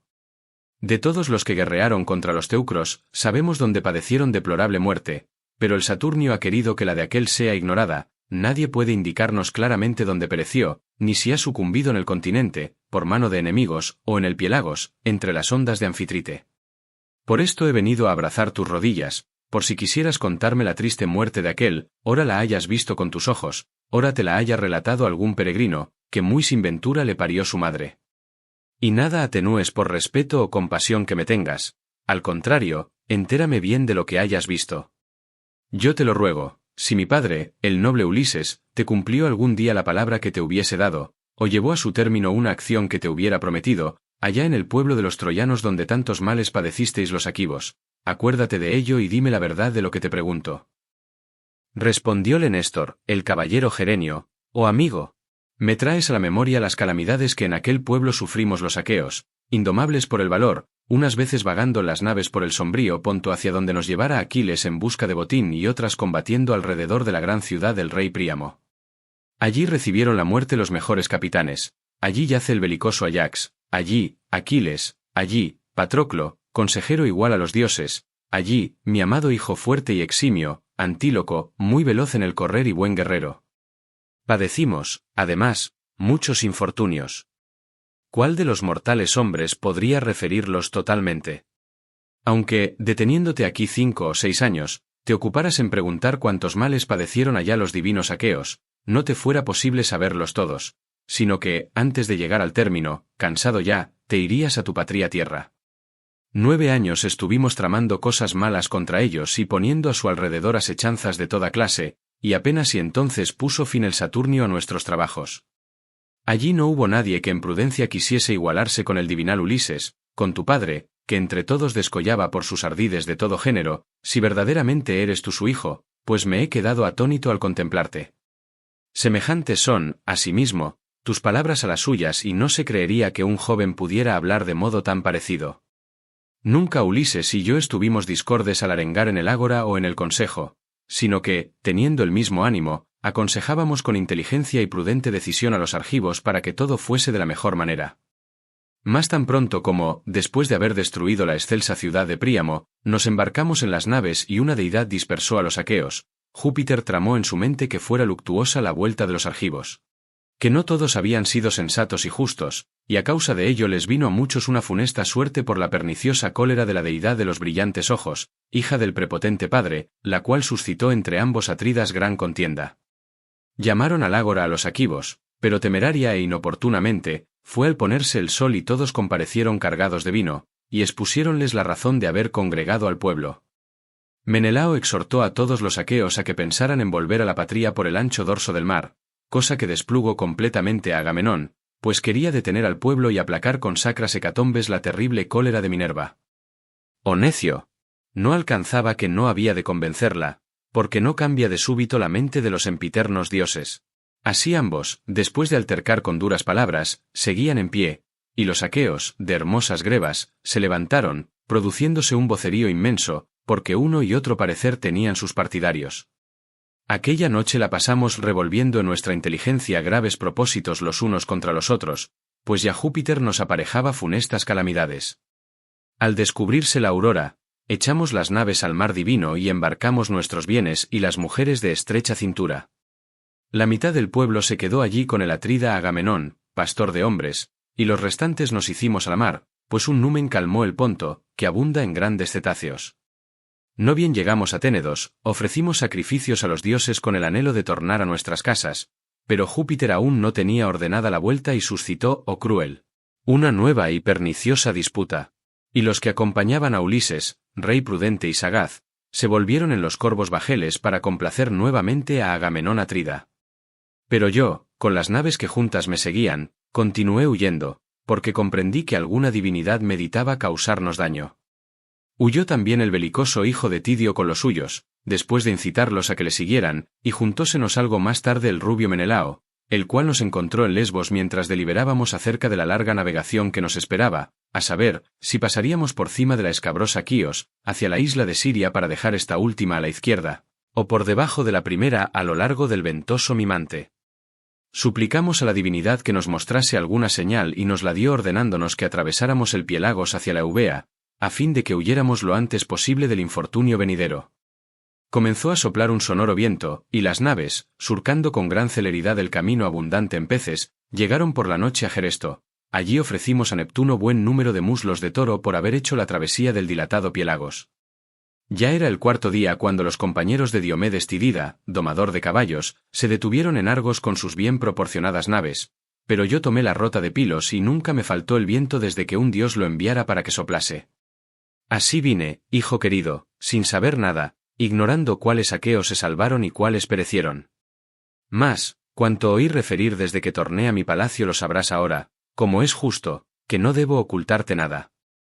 Dicen que han llegado bien los valerosos mirmidones a quienes conducía el hijo ilustre del magnánimo Aquiles, que asimismo aportó con felicidad Filoctetes, hijo preclaro de Peante, y que Idomeneo llevó a Creta todos sus compañeros que escaparon de los combates, sin que el mar le quitara ni uno solo. Del Atrida vosotros mismos habréis oído contar, aunque vivís tan lejos, cómo vino y cómo Egisto le aparejó una deplorable muerte. Pero de lamentable modo hubo de pagarlo. Cuán bueno es para el que muere dejar un hijo. Así Orestes se ha vengado del matador de su padre, del doloso Egisto, que le había muerto a su ilustre progenitor. También tú, amigo, ya que veo que eres gallardo y de elevada estatura, sé fuerte para que los venideros te elogien. Contestóle el prudente Telémaco. Néstor Nélida, gloria insigne de los aqueos. Aquel tomó no poca venganza y los aquivos difundirán su excelsa gloria que llegará a conocimiento de los futuros hombres. Hubiéramos concedido los dioses bríos bastantes para castigar la penosa soberbia de los pretendientes, que me insultan maquinando inicuas acciones. Mas los dioses no nos otorgaron tamaña ventura ni a mi padre ni a mí, y ahora es preciso soportarlo todo. Respondióle Néstor, el caballero Gerenio. Oh amigo, ya que me recuerdas lo que has contado, afirman que son muchos los que, pretendiendo a tu madre, cometen a despecho tuyo acciones inicuas en el palacio. Dime si te sometes voluntariamente o te odia quizás la gente del pueblo, a causa de lo revelado por un dios. ¿Quién sabe si algún día castigará esas demasías tu propio padre viniendo solo o juntamente con todos los aqueos? Ojalá Minerva, la de los brillantes ojos, te quisiera como en otro tiempo se cuidaba del glorioso Ulises en el país troyano, donde los aqueos padecimos tantos males, que nunca oí que los dioses amasen tan manifiestamente ninguno como a él le asistía Palas Minerva, pues si de semejante modo la diosa te quisiera y se cuidara de ti en su corazón, alguno de los pretendientes tendría que olvidarse de las nupcias. Replicóle el prudente Telémaco, oh anciano, ya no creo que tales cosas se cumplan. Es muy grande lo que dijiste y me tienes pasmado, mas no espero que se realice aunque así lo quieran los mismos dioses. Díjole Minerva, la deidad de los brillantes ojos, Telémaco, ¿qué palabras se te escaparon del cerco de los dientes? Fácil le es a una deidad, cuando lo quiere, salvar a un hombre aún desde lejos. Y yo preferiría restituirme a mi casa y ver lucir el día de la vuelta, habiendo pasado muchos males, a perecer tan luego como llegara a mi hogar, como Agamenón, que murió en la celada que le tendieron Egisto y su propia esposa. Mas ni aun los dioses pueden librar de la muerte, igual para todos, a un hombre que le sea caro, después que se ha apoderado del mismo la parca funesta de la aterradora muerte. Contestóle el prudente Telémaco: Mentor, no hablemos más de tales cosas, aunque nos sintamos afligidos. Ya la vuelta de aquel no puede realizarse, pues los inmortales deben de haberle enviado la muerte y el negro destino. Pero ahora quiero interrogar a Néstor y hacerle otra pregunta, ya que en justicia y prudencia sobresale entre todos y dicen que ha reinado durante 3 generaciones de hombres, de suerte que, al contemplarlo, me parece un inmortal. Oh Néstor Nélida, dime la verdad. ¿Cómo murió el poderosísimo Agamenón Atrida? ¿Dónde estaba Menelao? ¿Qué género de muerte fue la que urdió el doloso Egisto, para que pereciera un varón que tanto le aventajaba? Fue quizás el no encontrarse Menelao en Argos, la de Acaya, pues andaría peregrino entre otras gentes, la causa de que Egisto cobrara espíritu y matase a aquel héroe. Respondióle Néstor, el caballero Gerenio: te diré, hijo mío, la verdad pura. Ya puedes imaginar cómo el hecho ocurrió. Si el rubio Menelao Atrida, al volver de Troya, hallara en el palacio a Egisto, vivo aún, ni tan solo hubiesen cubierto de tierra el cadáver de éste, arrojado a la llanura, lejos de la ciudad, lo despedazaran los perros y las aves de rapiña, sin que le llorase ninguna de las aqueas, porque había cometido una maldad muy grande. Pues mientras nosotros permanecíamos allá, realizando muchas empresas belicosas, él se estaba tranquilo en lo más hondo de Argos, tierra criadora de corceles, y ponía gran empeño en seducir con sus palabras a la esposa de Agamenón. Al principio la divinal Clitemnestra rehusó cometer el hecho infame, porque tenía buenos sentimientos y la acompañaba un Aedo a quien el Atrida, al partir para Troya, encargó en gran manera que la guardase. Mas, cuando vino el momento en que, cumpliéndose el hado de los dioses, tenía que sucumbir, Egisto condujo al Aedo a una isla inhabitada, donde lo abandonó para que fuese presa y pasto de las aves de rapiña. Y llevóse de buen grado a su casa a la mujer, que también lo deseaba, quemando después gran cantidad de muslos en los sacros altares de los dioses y colgando muchas figuras, tejidos y oro, por haber salido con la gran empresa que nunca su ánimo esperara llevar al cabo. Veníamos, pues, de Troya el Atrida y yo, navegando juntos y en buena amistad. Pero, así que arribamos al sacro promontorio de Sunio, cerca de Atenas, Febo Apolo mató con sus suaves flechas al piloto de Menelao, a Frontis Onetórida, que entonces tenía en las manos el timón del barco y a todos vencía en el arte de gobernar una embarcación cuando arreciaban las tempestades. Así fue como, a pesar de su deseo de proseguir el camino, se vio obligado a detenerse para enterrar al compañero y hacerle las honras funerales. Luego, atravesando el vinoso Ponto en las cóncavas naves, pudo llegar a toda prisa al elevado promontorio de Malea, y el longividente Júpiter hízole trabajoso el camino con enviarle vientos de sonoros soplo y olas hinchadas, enormes, que parecían montañas. Entonces el dios dispersó las naves y algunas las llevó hacia Creta donde habitaban los cidones, junto a las corrientes del Dárdano. Hay en el obscuro Ponto una peña escarpada y alta que sale al mar cerca de Gortina. Allí el Noto lanza las olas contra el promontorio de la izquierda, contra Festo, y una roca pequeña rompe la grande oleada. En semejante sitio fueron a dar y costóles mucho escapar con vida, pues, habiendo las olas arrojado los bajeles contra los escollos, padecieron naufragio. Menelao, con 5 naves de cerúlea a proa, aportó a Egipto, a donde el viento y el mar le habían conducido, y en tanto que con sus galeras iba errante por extraños países, juntando riquezas y mucho oro, Egisto tramó en el palacio aquellas deplorables acciones. 7 años reinó este en Micenas, rica en oro, y tuvo sojuzgado al pueblo, con posterioridad a la muerte del Atrida. Mas, por su desgracia, en el 8º fue de Atenas el divinal Orestes, quien hizo perecer al matador de su padre, al doloso Egisto, que le había muerto su ilustre progenitor. Después de matarle, Orestes dio a los argivos el banquete fúnebre en las exequias de su odiosa madre y del cobarde Egisto, y aquel día llegó Menelao, valiente en el combate, con muchas riquezas, tantas como los barcos podían llevar. Y tú, amigo, no andes mucho tiempo fuera de tu casa, habiendo dejado en ella las riquezas y unos hombres tan soberbios, no sea que se repartan tus bienes y los devoren y luego el viaje te resulte inútil. Pero yo te exhorto e incito a que endereces tus pasos hacia Menelao, el cual poco a que volvió de gentes de donde no esperara tornar quien se viera, desviado por las tempestades, en un piélagos tal y tan extenso que ni las aves llegarían del mismo en todo un año, pues es dilatadísimo y horrendo. Ve ahora en tu nave y con tus compañeros a encontrarle, y si deseas ir por tierra, aquí tienes carro y corceles, y a mis hijos que te acompañarán hasta la divina Lacedemonia, donde se halla el rubio Menelao, y, en llegando, ruégale tú mismo que sea veraz, y no mentirá porque es muy sensato. Así se expresó. Púsose el sol y sobrevino la obscuridad. Y entonces habló Minerva, la diosa de los brillantes ojos. Oh anciano, todo lo has referido discretamente. Pero, ea, cortad las lenguas y mezclad vino, para que, después de hacer libación a Neptuno y a los demás inmortales, pensemos en acostarnos, que ya es hora. La luz del sol se fue al ocaso y no conviene permanecer largo tiempo en el banquete de los dioses, pues es preciso recogerse. Así habló la hija de Júpiter, y todos la obedecieron. Los heraldos diéronles aguamanos, unos mancebos llenaron las crateras y distribuyeron el vino a los presentes, después de haber ofrecido en copas las primicias, y, una vez arrojadas las lenguas en el fuego, pusiéronse de pie e hicieron libaciones. Ofrecidas estas y habiendo bebido cuanto desearan, Minerva y el deiforme Telémaco quisieron retirarse a la cóncava nave. Pero Néstor los detuvo, reprendiéndolos con estas palabras. Júpiter y los otros dioses inmortales nos libren de que vosotros os vayáis de mi lado para volver a la velera nave, como si os fuerais de junto a un varón que carece de ropa, del lado de un pobre, en cuya casa no hay mantos ni gran cantidad de colchas para que él y sus huéspedes puedan dormir blandamente. Pero a mí no me faltan mantos ni lindas colchas.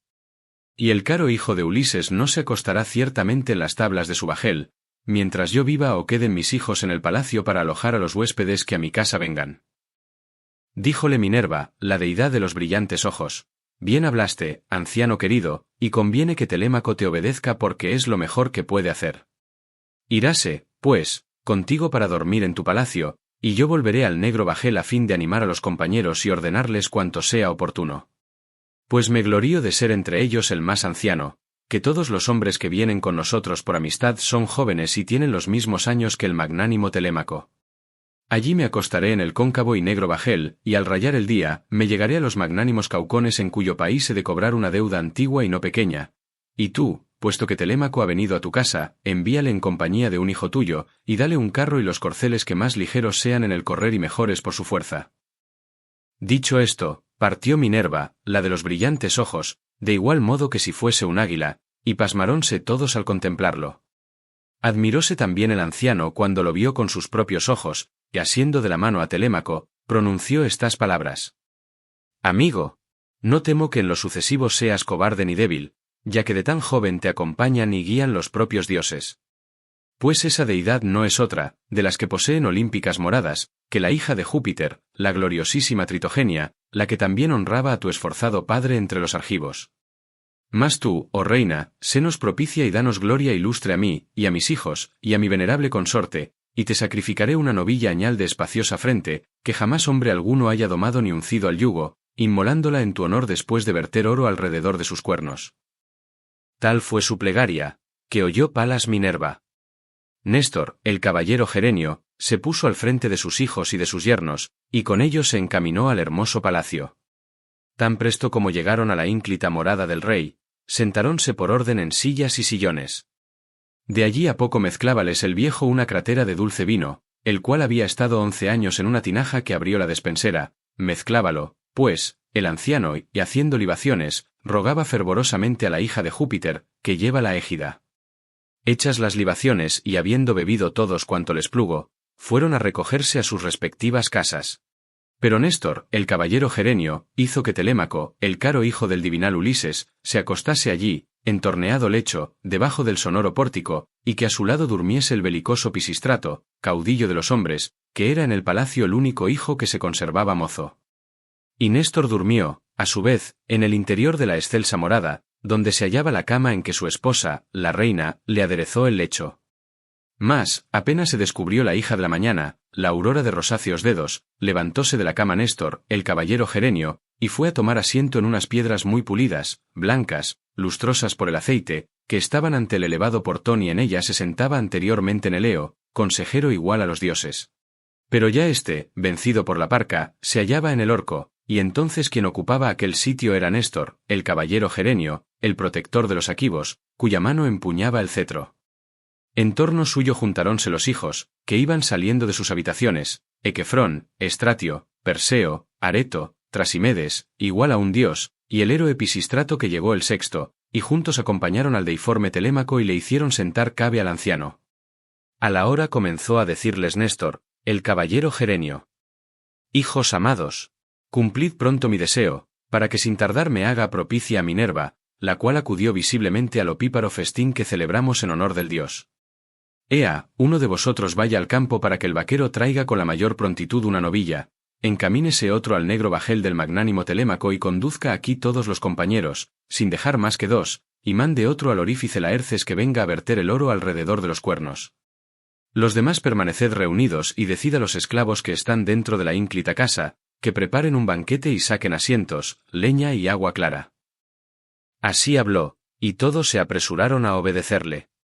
Vino del campo la novilla, llegaron de junto la velera y bien proporcionada nave los compañeros del magnánimo Telémaco, presentóse el broncista trayendo en la mano las broncíneas herramientas, el yunque, el martillo y las bien construidas tenazas, instrumentos de su oficio con los cuales trabajaba el oro. Compareció Minerva para asistir al sacrificio, y Néstor, el anciano jinete, dio el oro, y el artífice, después de prepararlo, lo vertió alrededor de los cuernos de la novilla para que la diosa se holgase de ver tal adorno. Estratio y el divinal Equefrón trajeron la novilla asiéndola por las astas. Areto salió de su estancia con un lebrillo floreado, lleno de agua para lavarse, en una mano, y una cesta con las molas en la otra. El intrépido Trasimedes empuñaba aguda segur para herir la novilla, Perseo sostenía el vaso para recoger la sangre. Y Néstor, el anciano jinete, comenzó a derramar el agua y a esparcir las molas, y ofreciendo las primicias, oraba con gran fervor a Minerva y arrojaba en el fuego los pelos de la cabeza de la víctima. Hecha la plegaria y esparcidas las molas, aquel hijo de Néstor, el magnánimo Trasimedes, dio desde cerca un golpe a la novilla y le cortó con la segur los tendones del cuello, dejándola sin fuerzas, y gritaron las hijas y nueras de Néstor, y también su venerable esposa, Eurídice, que era la mayor de las hijas de Clímeno. Seguidamente alzaron de la espaciosa tierra la novilla, sostuviéronla en alto y degollóla Pisístrato, príncipe de hombres.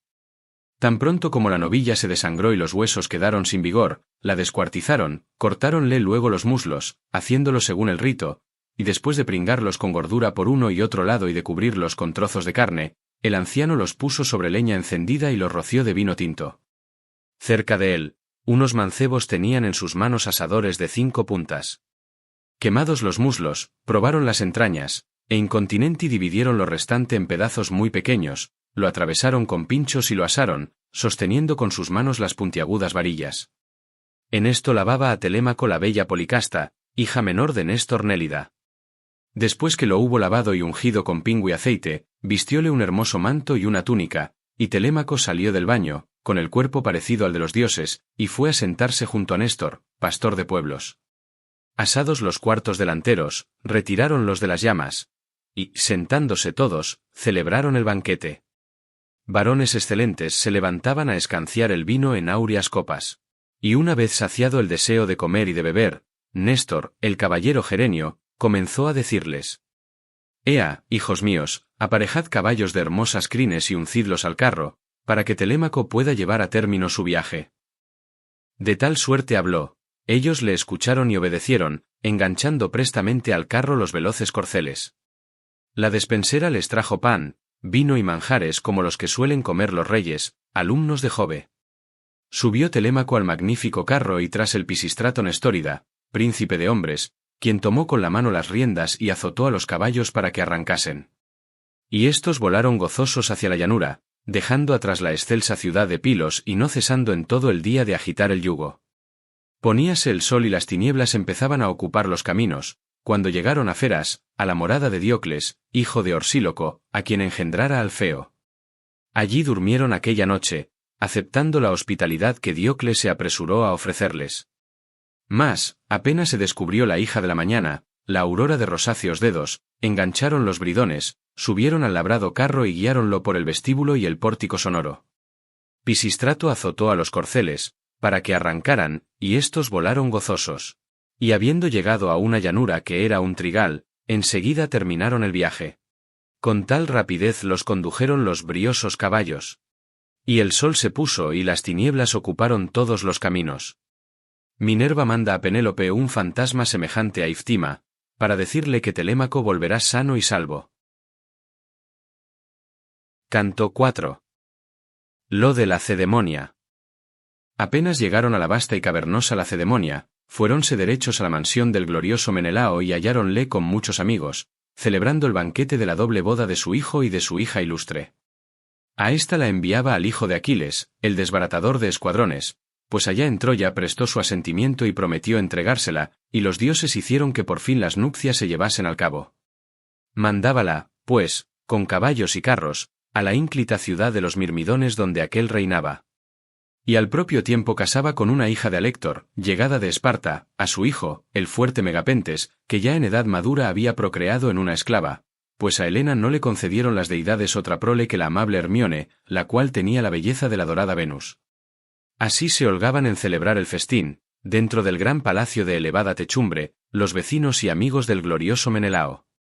Un divinal Aedo estábales cantando al son de la cítara, tan pronto como tocaba el preludio, dos saltadores hacían cabriolas en medio de la muchedumbre.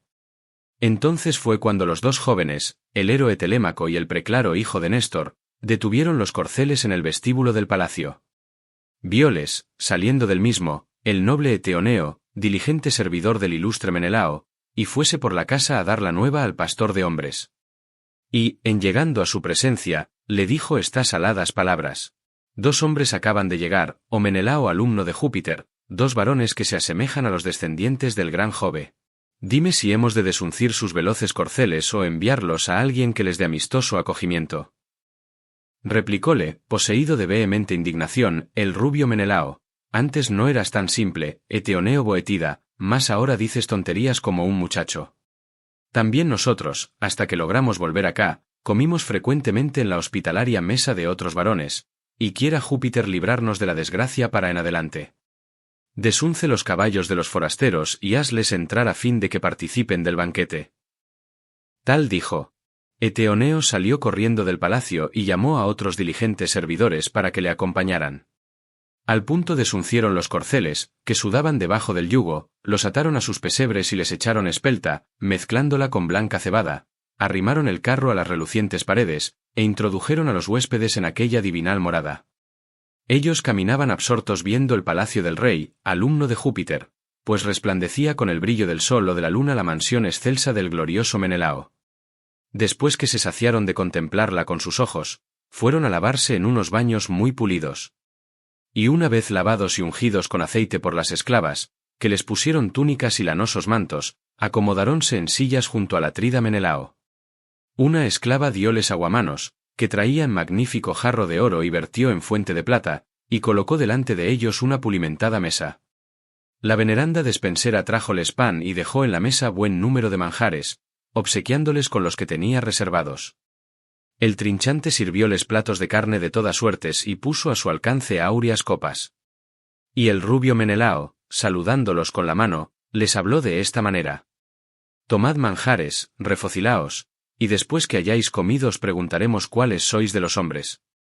Pues el linaje de vuestros padres no se ha perdido seguramente en la obscuridad y debéis de ser hijos de reyes, alumnos de Júpiter, que llevan cetro, ya que de unos viles no nacerían semejantes varones.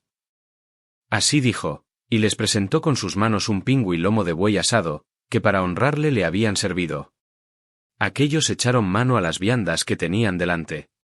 Y cuando hubieron satisfecho las ganas de comer y de beber, Telémaco habló así al hijo de Néstor, acercando la cabeza para que los demás no se enteraran. Observa, oh Nestórida carísimo a mi corazón, el resplandor del bronce en el sonoro palacio, y también el del oro, del electro, de la plata y del marfil. Así debe de ser por dentro la morada de Júpiter olímpico. ¡Cuántas cosas inenarrables! Me quedo atónito al contemplarlas. Y el rubio Menelao, comprendiendo lo que aquél decía, les habló con estas aladas palabras. Hijos amados, ningún mortal puede competir con Júpiter, cuyas moradas y posesiones son eternas. Mas entre los hombres habrá quien rivalice conmigo y quien no me iguale las riquezas que traje en mis bajeles, cumplido el año 8, después de haber padecido y vagado mucho, como que en mis peregrinaciones fui a Chipre, a Fenicia, a los egipcios, a los etíopes, a los sidonios, a los erembos y a Libia, donde los corderitos echan cuernos muy pronto y las ovejas paren 3 veces en un año. Allí nunca les falta, ni al amo ni al pastor, ni queso, ni carnes, ni dulce leche, pues las ovejas están en disposición de ser ordeñadas en cualquier tiempo. Mientras yo andaba perdido por aquellas tierras y juntaba muchos bienes, otro me mató el hermano a escondidas, de súbito, con engaño que hubo de tramar su perniciosa mujer, y por esto vivo ahora sin alegría entre estas riquezas que poseo. Sin duda habréis oído relatar tales cosas a vuestros padres, sean quienes fueren, pues padecí muchísimo y arruiné una magnífica casa, muy buena para ser habitada, que contenía abundantes y preciosos bienes. Ojalá morara en este palacio con solo la tercia parte de lo que tengo, y se hubiesen salvado los que perecieron en la vasta Troya, lejos de Argos, la criadora de corceles. Mas, si bien lloro y me apesadumbro por todos, muchas veces, sentado en la sala, ya recreo mi ánimo con las lágrimas, ya dejo de hacerlo porque cansa muy pronto el terrible llanto. Por nadie vierto tal copia de lágrimas ni me aflijo de igual suerte como por uno, y en acordándome del aborrezco el dormir y el comer, porque ningún aqueo padeció lo que Ulises hubo de sufrir y pasar. Para él habían de ser los dolores y para mí una pesadumbre continua e inolvidable a causa de su prolongada ausencia y de la ignorancia en que nos hallamos de si vive o ha muerto.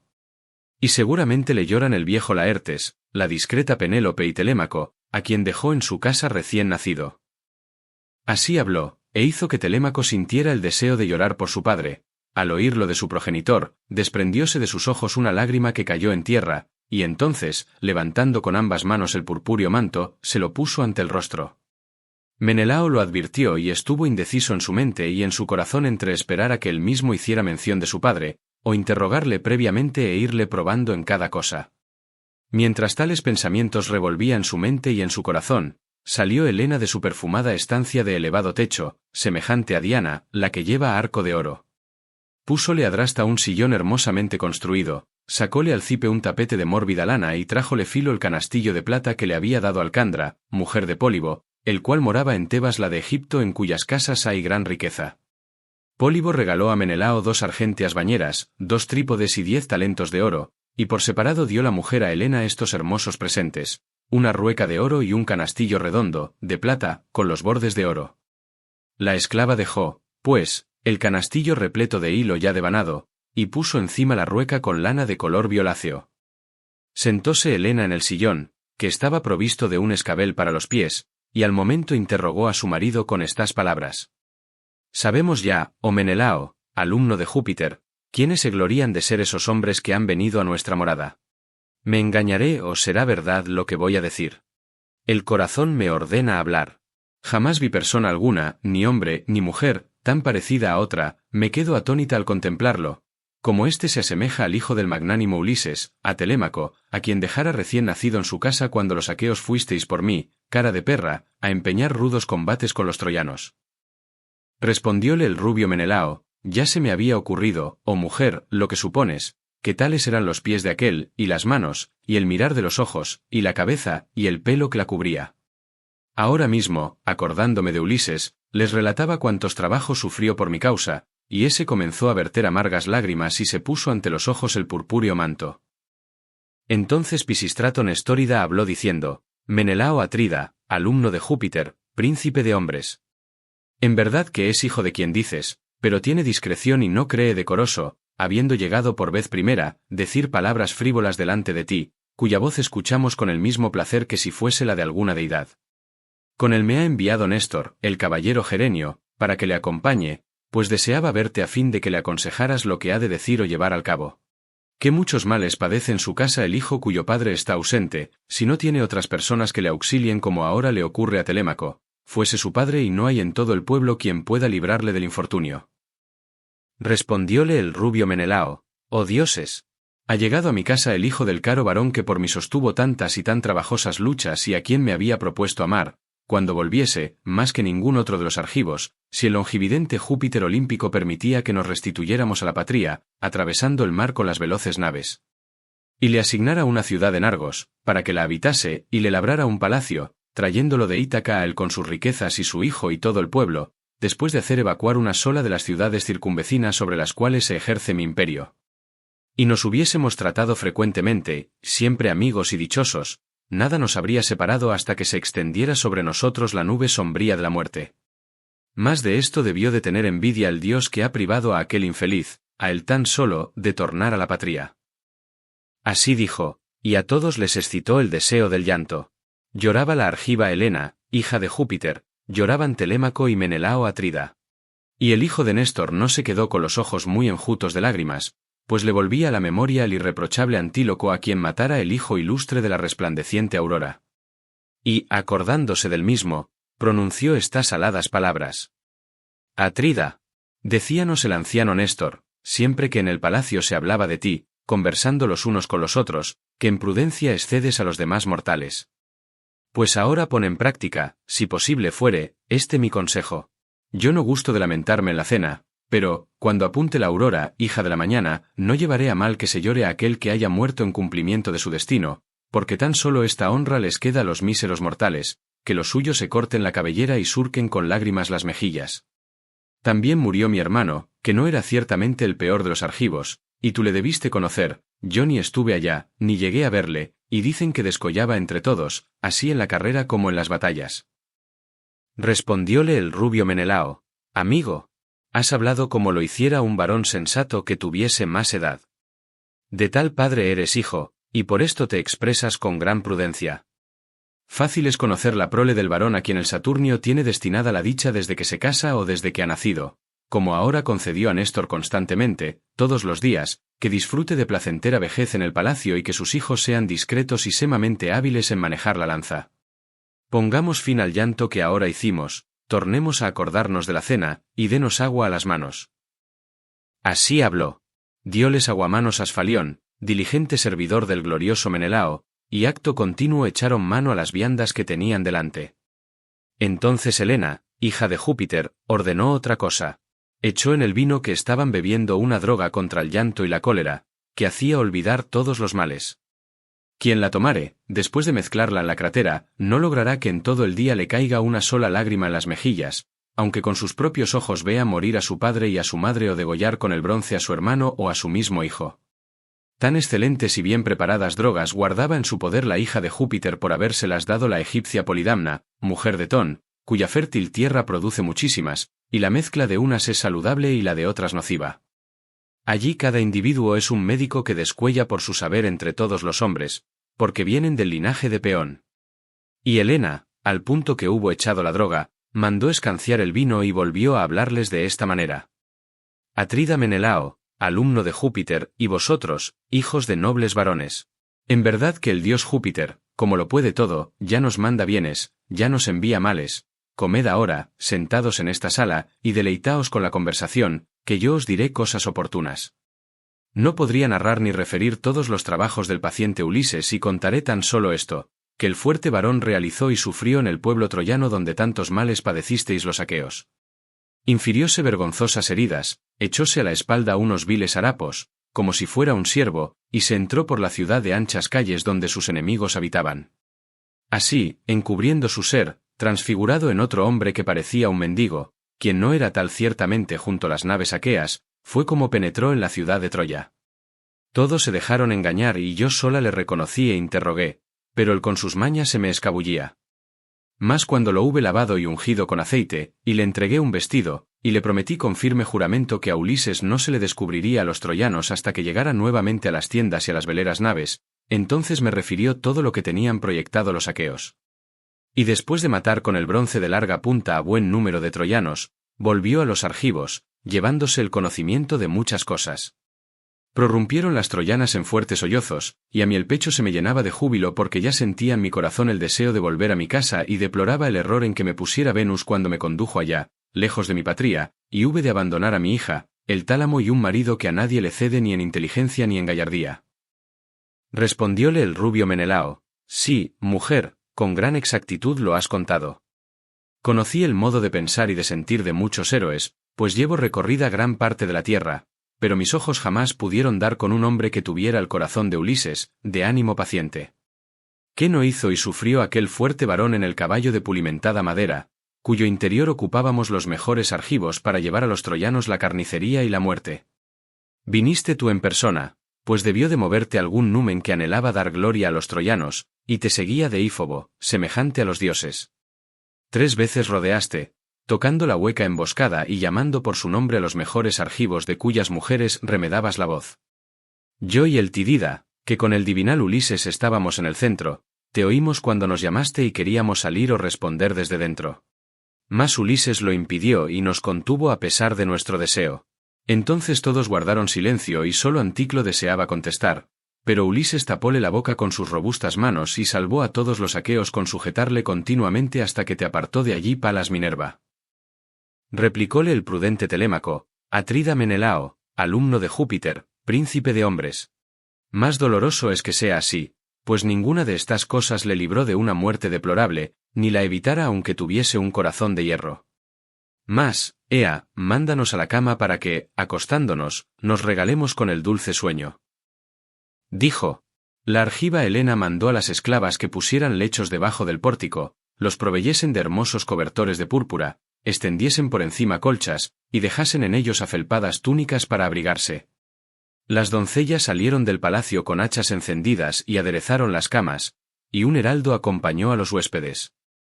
Así se acostaron en el vestíbulo de la casa el héroe Telémaco y el ilustre hijo de Néstor, mientras que el Atrida durmió en el interior de la excelsa morada y junto a Helena, la de largo peplo, la divina sobre todas las mujeres.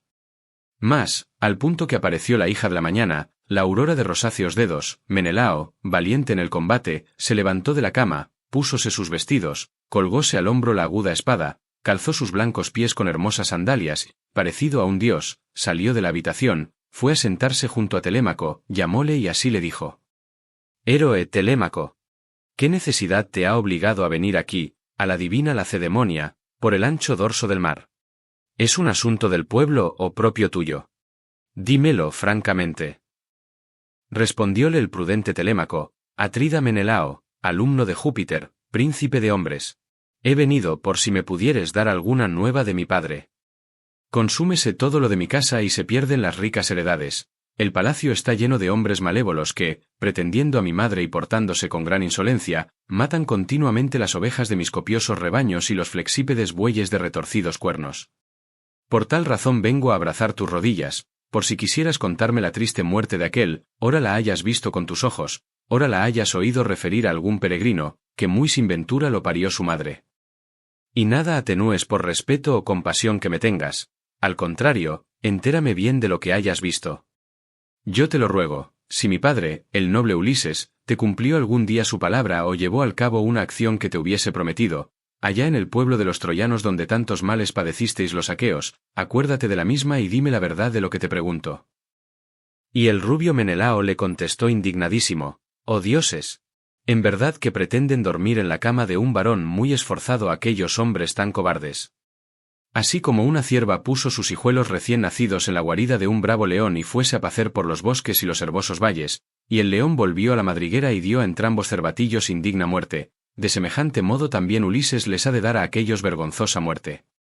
Ojalá se mostrase, oh padre Júpiter, Minerva, Apolo, tal como era cuando la bien construida Lesbo se levantó contra el Filomelida, en una disputa, y luchó con él, y lo derribó con ímpetu, de lo cual se alegraron todos los aqueos.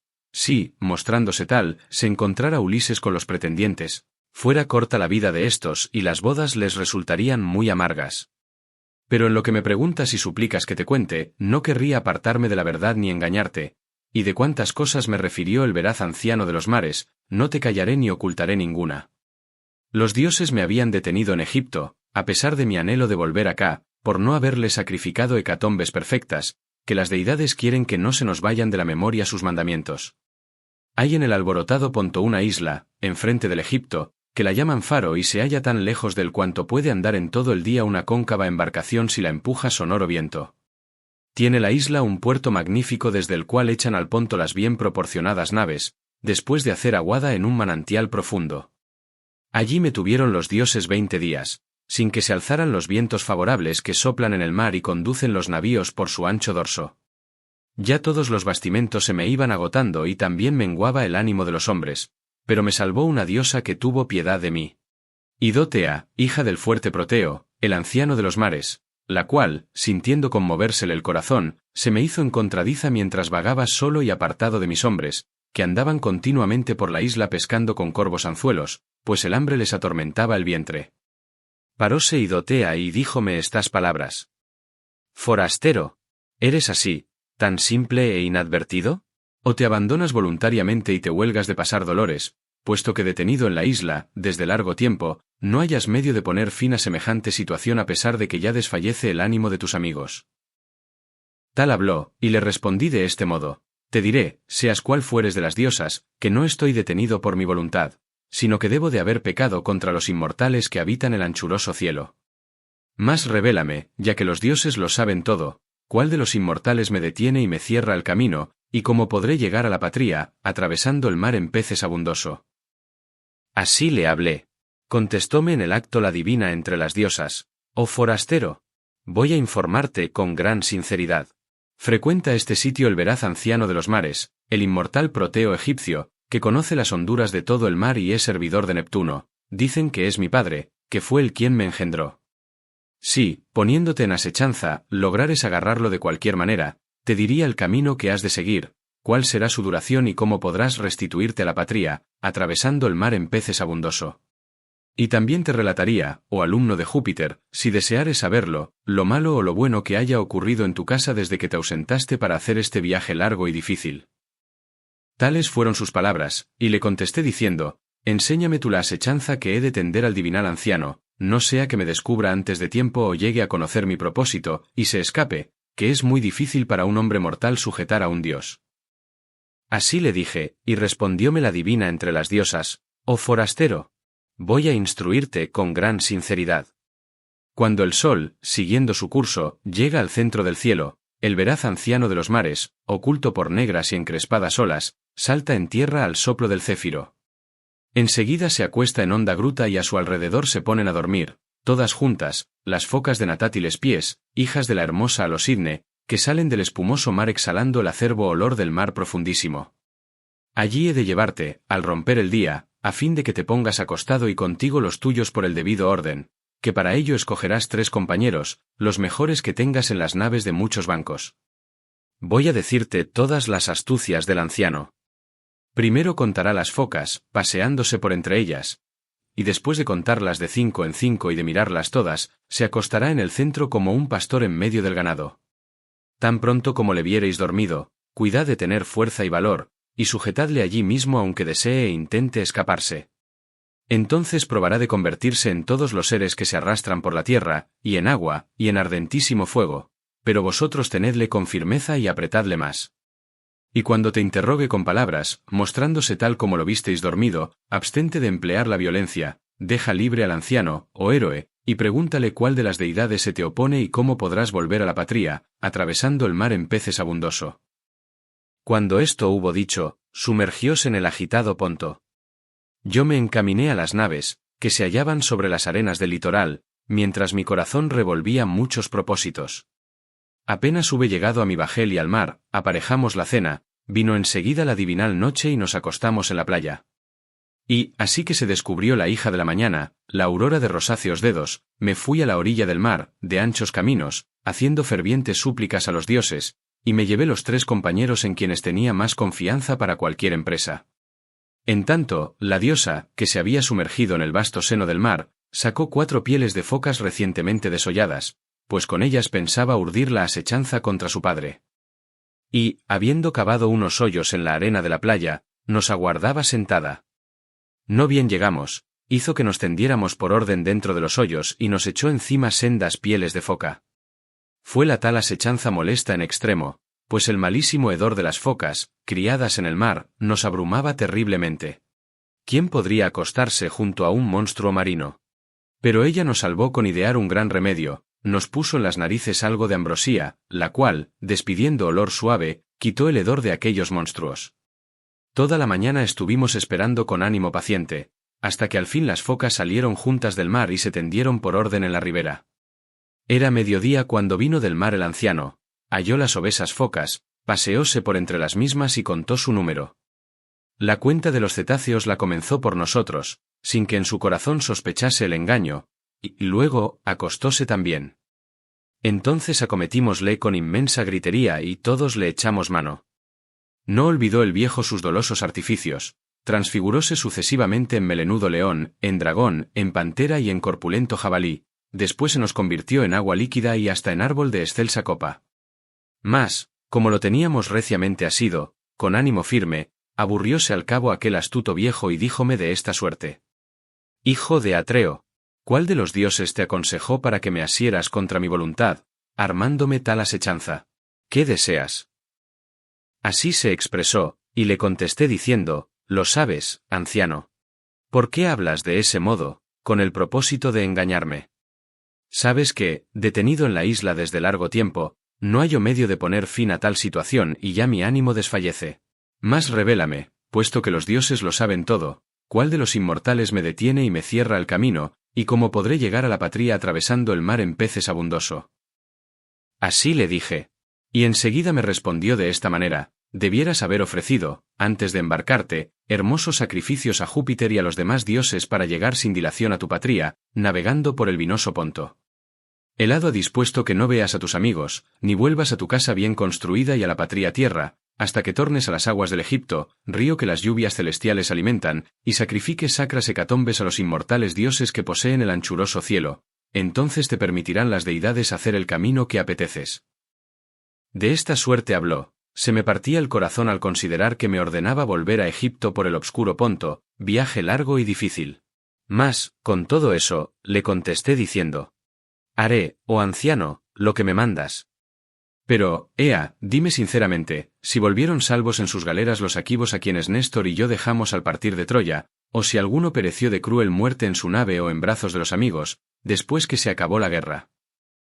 Así le hablé, y me respondió acto seguido: Atrida, ¿por qué me preguntas tales cosas? No te cumple a ti conocerlas, ni explorar mi pensamiento, y me figuro que no estarás mucho rato sin llorar tan luego como las sepas todas. Muchos de aquellos sucumbieron y muchos se salvaron. Solo 2 capitanes de los aquivos, de broncíneas lorigas, han perecido en la vuelta, pues en cuanto a las batallas, tú mismo las presenciaste. Uno, vivo aún, se encuentra detenido en el anchuroso Ponto. Áyax sucumbió con sus naves de largos remos. Primeramente acercóle Neptuno a las grandes rocas llamadas Giras, sacándole incólume del mar, y se librara de la muerte, aunque aborrecido de Minerva, si no hubiese soltado una expresión soberbia que le ocasionó gran daño. Dijo que, aun a despecho de los dioses, escaparía del gran abismo del mar. Neptuno oyó sus jactanciosas palabras, y al instante, agarrando con las robustas manos el tridente, golpeó la roca Girea y partióla en 2. Uno de los pedazos quedó allí, y el otro, en el cual hubo de sentarse Áyax anteriormente para recibir gran daño, cayó en el Piélagos y llevóse el héroe al inmenso y hundoso Ponto. Y allí murió, después que bebiera la salobre agua del mar. Tu hermano huyó los hados en las cóncavas naves, pues le salvó la veneranda Juno. Mas, cuando iba a llegar al excelso monte de Malea, arrebatóle una tempestad, que le llevó por el Ponto abundante en peces, mientras daba grandes gemidos, a una extremidad del campo donde antiguamente tuvo Tiestes la casa que habitaba entonces Egisto Tiestíada. Ya desde allí les pareció la vuelta segura y, como los dioses tornaron a enviarles próspero viento, llegaron por fin a sus casas. Agamenón pisó alegre el suelo de su patria, que tocaba y besaba, y de sus ojos corrían ardientes lágrimas al contemplar con júbilo aquella tierra. Pero vióle desde una eminencia un atalaya, puesto allí por el doloso Egisto que le prometió como gratificación 2 talentos de oro, el cual hacía un año que vigilaba, no fuera que Agamenón viniese sin ser advertido y mostrase su impetuoso valor, y enseguida se fue al palacio a dar la nueva al pastor de hombres. Y Egisto urdió al momento una engañosa trama, escogió de entre el pueblo 20 hombres muy valientes y los puso en emboscada, mientras, por otra parte, ordenaba que se aparejase un banquete. Fue después a invitar a Agamenón, pastor de hombres, con caballos y carros, revolviendo en su ánimo indignos propósitos. Y se llevó al héroe, que nada sospechaba acerca de la muerte que le habían preparado, dióle de comer y le quitó la vida como se mata a un buey junto al pesebre. No quedó ninguno de los compañeros de la Atrida que con él llegaron, ni se escapó ninguno de los de Egisto, sino que todos fueron muertos en el palacio. Tal dijo. Sentí destrozárseme el corazón y, sentado en las arenas, lloraba y no quería vivir ni contemplar ya la lumbre del sol. Mas, cuando me sacié de llorar y de revolcarme por el suelo, hablóme así el veraz anciano de los mares. No llores, oh hijo de Atreo, mucho tiempo y sin tomar descanso, que ningún remedio se puede hallar. Pero haz por volver lo antes posible a la patria tierra y hallarás a aquel, vivo aún, y, si Orestes se te adelantara y lo matase, llegarás para el banquete fúnebre. Así se expresó. Regocijéme en mi corazón y en mi ánimo generoso, aunque me sentía afligido, y hablé al anciano con estas aladas palabras. Ya sé de estos. Nómbrame el tercer varón, aquel que, vivo aún, se encuentra detenido en el anchuroso Ponto, o quizás haya muerto. Pues, a pesar de que estoy triste, deseo tener noticias suyas. Así le dije, y me respondió en el acto, es el hijo de Laertes, el que tiene en Ítaca su morada. Le vi en una isla y echaba de sus ojos abundantes lágrimas. Está en el palacio de la ninfa Calipso, que le detiene por fuerza, y no le es posible llegar a su patria tierra porque no dispone de naves provistas de remos ni de compañeros que le conduzcan por el ancho dorso del mar. Por lo que a ti se refiere, oh Menelao, alumno de Júpiter, el hado no ordena que acabes la vida y cumplas tu destino en Argos, país fértil de corceles, sino que los inmortales te enviarán a los campos elíseos, al extremo de la tierra, donde se halla el rubio Radamanto. Allí se vive dichosamente, allí jamás hay nieve, ni invierno largo, ni lluvia, sino que el océano manda siempre las brisas del céfiro, de sonoro soplo, para dar a los hombres más frescura, porque siendo Helena tu mujer, eres para los dioses el yerno de Júpiter. Cuando esto hubo dicho, sumergióse en el agitado Ponto. Yo me encaminé hacia los bajeles, con mis divinales compañeros, y mi corazón revolvía muchos propósitos. Así que hubimos llegado a mi embarcación y al mar, aparejamos la cena, vino muy pronto la divina noche y nos acostamos en la playa. Y al punto que se descubrió la hija de la mañana, la aurora de rosáceos dedos, echamos las bien proporcionadas naves en el mar divino y les pusimos sus mástiles y velas. Después, sentaronse mis compañeros ordenadamente en los bancos y comenzaron a herir con los remos el espumoso mar. Volví a detener las naves en el Egipto, río que las celestiales lluvias alimentan, y sacrifiqué cumplidas hecatombes. Aplacada la ira de los sempiternos dioses, erigí un túmulo a Agamenón para que su gloria fuera inextinguible. En acabando estas cosas, emprendí la vuelta y los inmortales concediéronme próspero viento y trajeronme con gran rapidez a mi querida patria. Mas, ea, quédate en el palacio hasta que llegue la 11ª o 12ª aurora y entonces te despediré, regalándote como espléndidos presentes 3 caballos y un carro hermosamente labrado. Y también he de darte una magnífica copa para que hagas libaciones a los inmortales dioses y te acuerdes de mí todos los días. Respondióle el prudente Telémaco, Atrida, no me detengas mucho tiempo.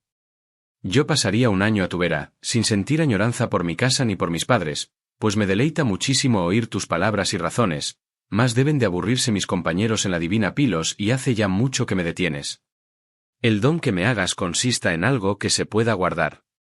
Los corceles no pienso llevarlos a Ítaca, sino que los dejaré para tu ornamento, ya que reina sobre un gran llano en que hay mucho loto, juncia, trigo, espelta y blanca cebada muy lozana. Ítaca no tiene lugares espaciosos donde se pueda correr, ni prado alguno, que es tierra apta para pacer cabras y más agradable que las que nutren caballos. Las islas, que se inclinan hacia el mar, no son propias para la equitación ni tienen hermosos prados, e Ítaca menos que ninguna. Así dijo. Sonrióse Menelao, valiente en la pelea, y acariciándole con la mano, le habló de esta manera. Hijo querido, bien se muestra en lo que hablas la noble sangre de que procedes. Cambiaré el regalo, ya que puedo hacerlo, y de cuantas cosas se guardan en mi palacio voy a darte la más bella y preciosa. Te haré el presente de una crátera labrada, toda de plata con los bordes de oro, que es obra de Vulcano y Diosela el héroe Fédimo, rey de los Sidonios, cuando me acogió en su casa al volver yo a la mía. Tal es lo que deseo regalarte. Así estos conversaban. Los convidados fueron llegando a la mansión del divino rey, unos traían ovejas, otros confortante vino, y sus esposas, que llevaban hermosas cintas en la cabeza, trajéronles el pan. De tal suerte se ocupaban, dentro del palacio, en preparar la comida. Mientras tanto solazábanse los pretendientes ante el palacio de Ulises, tirando discos y jabalinas en el labrado pavimento donde acostumbraban ejecutar sus insolentes acciones. Antínoo estaba sentado y también el deiforme Eurímaco, que eran los príncipes de los pretendientes y sobre todos descollaban por su bravura. Y fue a encontrarlos Noemón, hijo de Fronio, el cual, dirigiéndose a Antínoo, interrogóle con estas palabras. A Antínoo, sabemos, por ventura, cuando Telémaco volverá de la arenosa Pilos. Se fue en mi nave y ahora la necesito para ir a la vasta Elide, que allí tengo 12 yeguas de vientre y sufridos mulos aún sin desbravar, y traería alguno de estos para domarlo. Así les habló, y quedaronse atónitos porque no se figuraban que Telémaco hubiese tomado la rota de Pilos, la ciudad de Neleo, sino que estaba en el campo, viendo las ovejas, o en la cabaña del porquerizo. Mas al fin Antínoe, hijo de Eupites, contestóle diciendo, habla con sinceridad. ¿Cuándo se fue y qué jóvenes escogidos de Ítaca le siguieron? ¿O son quizás hombres asalariados y esclavos suyos? Pues también pudo hacerlo de semejante manera. Refiéreme asimismo la verdad de esto, para que yo me entere. ¿Te quitó la negra nave por fuerza y mal de tu grado, o se la diste voluntariamente cuando fue a hablarte? Noemón, hijo de Fronio, le respondió de esta guisa, se la di yo mismo y de buen grado. ¿Qué hiciera cualquier otro, pidiéndosela a un varón tan ilustre y lleno de cuidados? Difícil hubiese sido negársela. Los mancebos que le acompañan son los que más sobresalen en el pueblo, entre nosotros, y como capitán vi embarcarse a Mentor o a un dios que en todo le era semejante. Mas, de una cosa estoy asombrado. Ayer, cuando apuntaba la aurora, vi aquí al divinal Mentor y entonces se embarcó para ir a Pilos. Dicho esto, fuese Noemón a la casa de su padre. Indignarónse en su corazón soberbio Antínoe y Eurímaco, y los demás pretendientes se sentaron con ellos, cesando de jugar. Y ante todos habló Antínoe, hijo de Eupites, que estaba afligido y tenía las negras entrañas llenas de cólera y los ojos parecidos al relumbrante fuego. ¡Oh dioses! Gran proeza ha realizado orgullosamente Telémaco con ese viaje. Y decíamos que no lo llevaría a efecto. Contra la voluntad de muchos se fue el niño, habiendo logrado botar una nave y elegir a los mejores del pueblo. De aquí adelante comenzará a ser un peligro para nosotros. Ojalá que Júpiter le aniquile las fuerzas, antes que llegue a la flor de la juventud. Mas, ea, proporcionadme ligero bajel y 20 compañeros, y le armaré una emboscada cuando vuelva, acechando su retorno en el estrecho que separa a Ítaca de la escabrosa Samos, a fin de que le resulte funestísima la navegación que emprendió por saber noticias de su padre. Así les dijo. Todos lo aprobaron, exhortándole a ponerlo por obra, y levantándose, se fueron enseguida al palacio de Ulises. No tardó Penélope en saber los propósitos que los pretendientes formaban en secreto, porque se lo dijo el heraldo Medonte, que oyó lo que hablaban desde el exterior del patio mientras en éste urdían la trama. Entró, pues, en la casa para contárselo a Penélope, y ésta, al verle en el umbral, le habló diciendo: Heraldo, ¿con qué objeto te envían los ilustres pretendientes? ¿Acaso para decir a las esclavas del divino Ulises que suspendan el trabajo y les preparen el festín? Ojalá dejaran de pretenderme y de frecuentar esta morada, celebrando hoy su postrera y última comida. O vosotros, los que, reuniéndoos a menudo, consumís los muchos bienes que constituyen la herencia del prudente Telémaco. ¿No oísteis decir a vuestros padres, cuando erais todavía niños, de qué manera los trataba Ulises, que a nadie hizo agravio ni profirió en el pueblo palabras ofensivas, como acostumbran hacer los divinales reyes, que aborrecen a unos hombres y aman a otros? Jamás cometió aquel la menor iniquidad contra hombre alguno, y ahora son bien patentes vuestro ánimo y vuestras malvadas acciones, porque ninguna gratitud sentís por los beneficios. Entonces le respondió Medonte, que concebía sensatos pensamientos: fuera ese, oh reina, el mal mayor. Pero los pretendientes fraguan ahora otro más grande y más grave, que ojalá el Saturnio no lleve a término. Proponense matar a Telémaco con el agudo bronce, al punto que llegue a este palacio, pues ha ido a la sagrada Pilos y a la divina Lacedemonia en busca de noticias de su padre. Tal dijo. Penélope sintió desfallecer sus rodillas y su corazón, estuvo un buen rato sin poder hablar, llenarónse de lágrimas sus ojos y la voz sonora se le cortó. Mas, al fin hubo de responder con estas palabras: Heraldo, ¿por qué se fue mi hijo? Ninguna necesidad tenía de embarcarse en las naves de ligero curso, que sirven a los hombres como caballos por el mar y atraviesan la grande extensión del agua. ¿Lo hizo acaso para que ni memoria quede de su nombre entre los mortales? Le contestó Medonte, que concebía sensatos pensamientos: ignoro si le incitó alguna deidad o fue únicamente su corazón quien le impulsó a ir a Pilos para saber noticias de la vuelta de su padre, y tampoco sé cuál suerte le haya cabido. En diciendo esto, fuese por la morada de Ulises.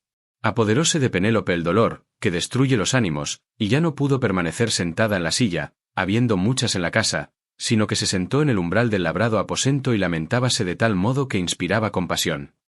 En torno suyo plañían todas las esclavas del palacio, así las jóvenes como las viejas. Y díjoles Penélope, mientras derramaba abundantes lágrimas: oídme, amigas, pues el olímpico me ha dado más pesares que ninguna de las que conmigo nacieron y se criaron. Anteriormente perdí un egregio esposo que tenía el ánimo de un león y descollaba sobre los dánaos en toda clase de excelencias, varón ilustre cuya fama se difundía por la Hélade y en medio de Argos, y ahora las tempestades se habrán llevado del palacio a mi hijo querido, sin gloria y sin que ni siquiera me enterara de su partida. Crueles. A ninguna de vosotras le vino a las mientes hacerme levantar de la cama, y supisteis con certeza cuando aquel se fue a embarcar en la cóncava y negra nave. Pues de llegar a mis oídos que proyectaba ese viaje, quedárase en casa, por deseoso que estuviera de partir, o me hubiese dejado muerta en el palacio. Vaya alguna a llamar prestamente al anciano Dolío, mi esclavo, el que me dio mi padre cuando vine aquí y cuida de mi huerto poblado de muchos árboles, para que corra a encontrar a Laertes y se lo cuente todo, por si Laertes, ideando algo, sale a quejarse de los ciudadanos que desean exterminarle el linaje, el de Ulises igual a un dios. Díjole entonces Euríclea, su nodriza amada, niña querida. Ya me mates con el cruel bronce, ya me dejes viva en el palacio, nada te quiero ocultar.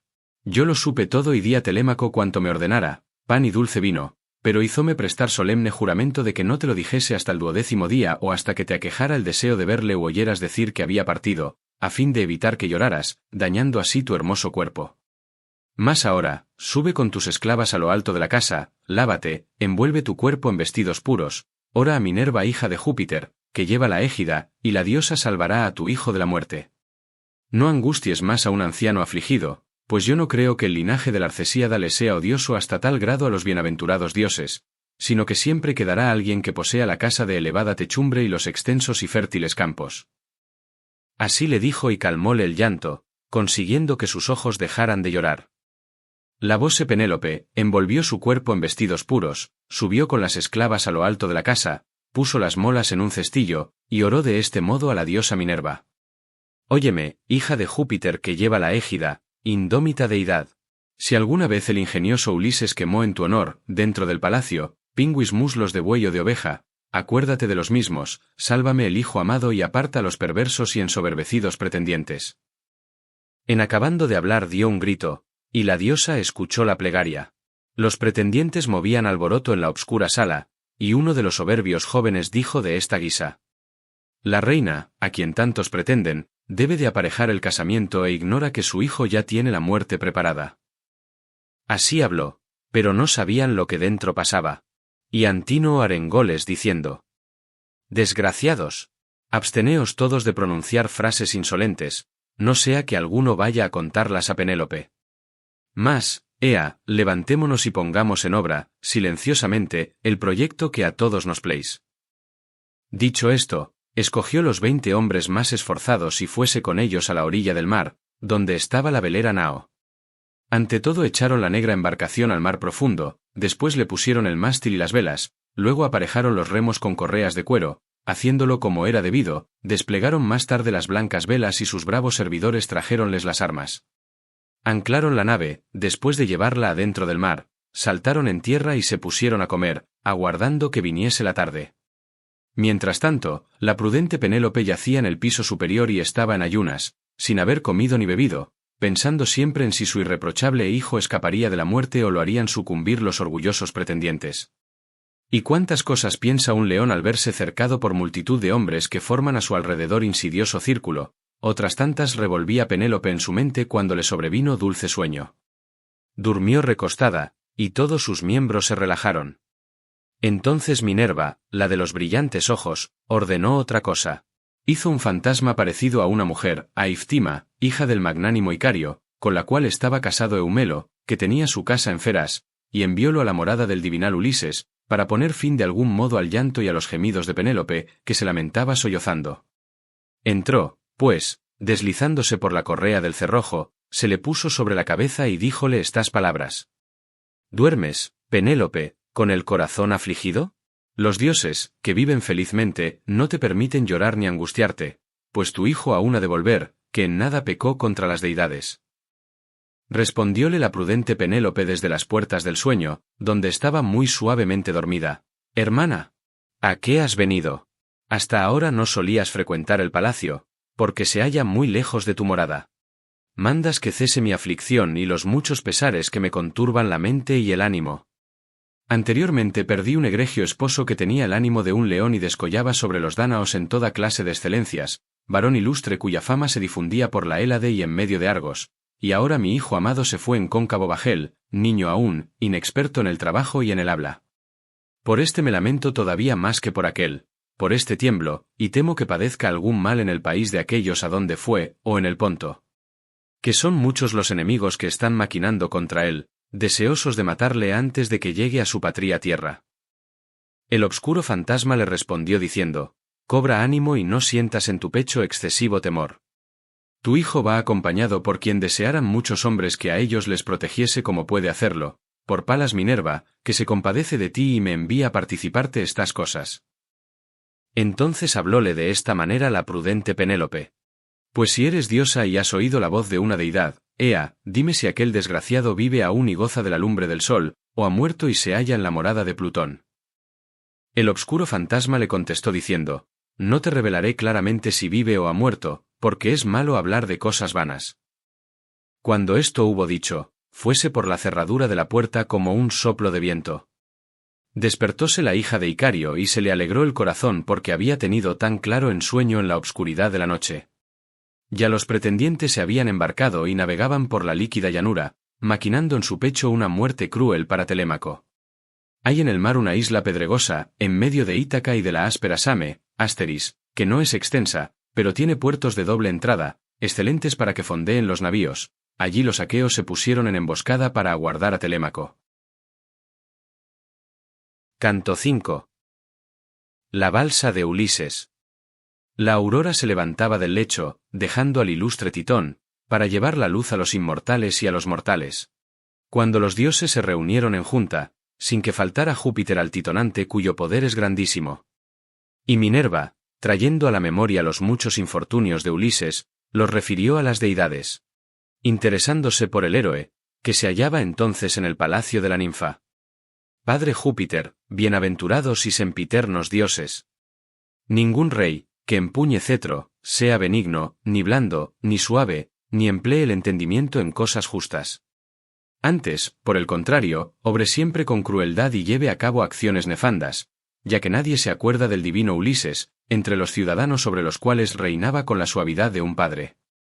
Hállase en una isla atormentado por fuertes pesares, en el palacio de la ninfa Calipso, que le detiene por fuerza. Y no le es posible llegar a su patria porque le faltan naves provistas de remos y compañeros que le conduzcan por el ancho dorso del mar.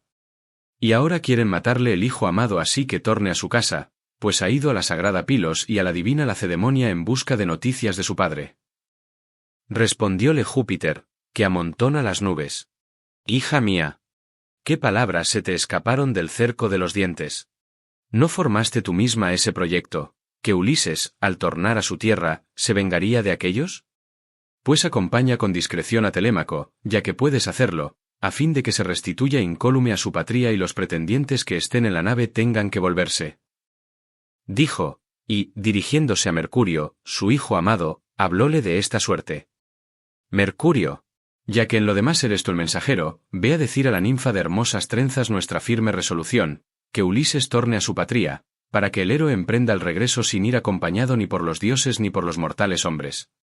Navegando en una balsa hecha con gran número de ataduras, llegará en 20 días y padeciendo trabajos a la fértil Esqueria, a la tierra de los feacios, que por su linaje son cercanos a los dioses. Y ellos le honrarán cordialmente, como a una deidad, y le enviarán en un bajel a su patria tierra. Después de regalarle bronce, oro en abundancia, vestidos, y tantas cosas como jamás sacara de Troya si llegase indemne y habiendo obtenido la parte de botín que le correspondiese. Dispuesto está por el lado que Ulises vea a sus amigos y llegue a su casa de alto techo y a su patria. Así habló. El mensajero Argicida no fue desobediente. Al punto ató a sus pies los áureos divinos talares, que le llevaban sobre el mar y sobre la tierra inmensa con la rapidez del viento. Y tomó la vara con la cual adormece los ojos de los hombres que quiere o despierta a los que duermen. Teniéndola en las manos, el poderoso Argicida emprendió el vuelo, al llegar a la Pieria, bajó al ponto y comenzó a volar rápidamente, como la gaviota que, pescando peces en los grandes senos del mar estéril, moja en el agua del mar sus tupidas alas. Tal parecía Mercurio mientras volaba por encima del gran oleaje. Cuando hubo arribado a aquella isla tan lejana, salió del violáceo Ponto, saltó en tierra, prosiguió su camino hacia la vasta gruta donde moraba la ninfa de hermosas trenzas, y hallóla dentro. Ardía en el hogar un gran fuego y el olor del hendible cedro y de la tuya, que en él se quemaban, difundíase por la isla hasta muy lejos. Mientras ella, cantando con voz hermosa, tejía en el interior con lanzadera de oro. Rodeando la gruta, había crecido una verde selva de chopos, álamos y cipreses olorosos, donde anidaban aves de luengas alas. Búhos, gavilanes y cornejas marinas, de ancha lengua, que se ocupan en cosas del mar. Allí mismo, junto a la honda cueva, extendíase una viña floreciente, cargada de uvas, y 4 fuentes manaban, muy cerca la una de la otra, dejando correr en varias direcciones sus aguas cristalinas. Veíanse en contorno verdes y amenos prados de violetas y apio, y, al llegar allí, hasta un inmortal se hubiese admirado, sintiendo que se le alegraba el corazón. Detúvose el argicida a contemplar aquello, y después de admirarlo, penetró en la ancha gruta, y fue conocido por Calipso, la divina entre las diosas, desde que a ella se presentara, que los dioses inmortales se conocen, aunque vivan apartados. Pero no halló al magnánimo Ulises, que estaba llorando en la ribera, donde tantas veces, consumiendo su ánimo con lágrimas, suspiros y dolores, fijaba los ojos en el ponto estéril y derramaba copioso llanto. Y Calipso, la divina entre las diosas, hizo sentar a Mercurio en espléndido y magnífico sitial, e interrogóle de esta suerte. ¿Por qué, oh Mercurio, el de la áurea vara, venerable y caro, vienes a mi morada? Antes no solías frecuentarla. Di que deseas, pues mi ánimo me impulsa a realizarlo si puedo y es factible. Pero sígueme, a fin de que te ofrezca los dones de la hospitalidad. Habiendo hablado de semejante modo, la diosa púsole delante una mesa, que había llenado de ambrosía, y mezcló el rojo néctar. Allí bebió y comió el mensajero argicida. Y cuando hubo cenado y repuesto su ánimo con la comida, respondió a Calipso con estas palabras. Me preguntas, oh diosa, a mí, que soy Dios, ¿por qué he venido? Voy a decírtelo con sinceridad, ya que así lo mandas. Júpiter me ordenó que viniese, sin que yo lo deseara. ¿Quién pasaría de buen grado tanta agua salada que ni decir se puede, mayormente no habiendo por ahí ninguna ciudad en que los mortales hagan sacrificios a los dioses y les inmolen selectas hecatombes? Mas no le es posible a ningún dios ni transgredir ni dejar sin efecto la voluntad de Júpiter, que lleva la égida. Dice que está contigo un varón, que es el más infortunado de cuantos combatieron alrededor de la ciudad de Príamo durante 9 años, que en el 10º, habiéndola destruido, tornaron a sus casas. Pero en la vuelta ofendieron a Minerva y la diosa hizo que se levantara un viento desfavorable e hinchadas olas. En estas hallaron la muerte sus esforzados compañeros, y al trajéronlo acá el viento y el oleaje. Y Júpiter te manda que a tal varón le permitas que se vaya cuanto antes. Porque no es su destino morir lejos de los suyos, sino que el hado tiene dispuesto que los vuelva a ver, llegando a su casa de elevada techumbre y a su patria tierra. Tal dijo. Estremecióse Calipso, la divina entre las diosas, y respondió con estas aladas palabras. Sois, oh dioses, malignos y celosos como nadie, pues sentís envidia de las diosas que no se recatan de dormir con el hombre a quien han tomado por esposo. Así, cuando la aurora de róseos dedos arrebató a Orión, le tuvisteis envidia vosotros los dioses. Que vivís sin cuidados, hasta que la casta Diana, la de trono de oro, lo mató en Ortigia alcanzándole con sus dulces flechas. Asimismo, cuando Ceres, la de hermosas trenzas, cediendo los impulsos de su corazón, juntóse en amor y cama con Yasión en una tierra noval labrada 3 veces. Júpiter, que no tardó en saberlo, mató al héroe hiriéndole con el ardiente rayo. Y así también me tenéis envidia, oh dioses, porque está conmigo un hombre mortal. A quien salvé cuando bogaba solo y montado en una quilla, después que Júpiter le hendió la nave, en medio del vinoso Ponto, arrojando contra la misma el ardiente rayo. Allí acabaron la vida sus fuertes compañeros, mas al trajéronlo acá el viento y el oleaje. Y le acogí amigablemente, le mantuve y díjele a menudo que le haría inmortal y libre de la vejez para siempre jamás. Pero, ya que no le es posible a ningún dios ni transgredir ni dejar sin efecto la voluntad de Júpiter, que lleva la égida, váyase aquel por el mar estéril, si ese le incita y se lo manda, que yo no le he de despedir, pues no dispongo de naves provistas de remos. Ni puedo darle compañeros que le conduzcan por el ancho dorso del mar, aunque le aconsejaré de muy buena voluntad, sin ocultarle nada, para que llegue sano y salvo a su patria tierra. Replicóle el mensajero Argicida, despídele pronto y teme la cólera de Júpiter, no sea que este dios, irritándose, se ensañe contra ti en lo sucesivo. En diciendo esto, partió el poderoso Argicida, y la veneranda ninfa, oído el mensaje de Júpiter, fuese a encontrar al magnánimo Ulises.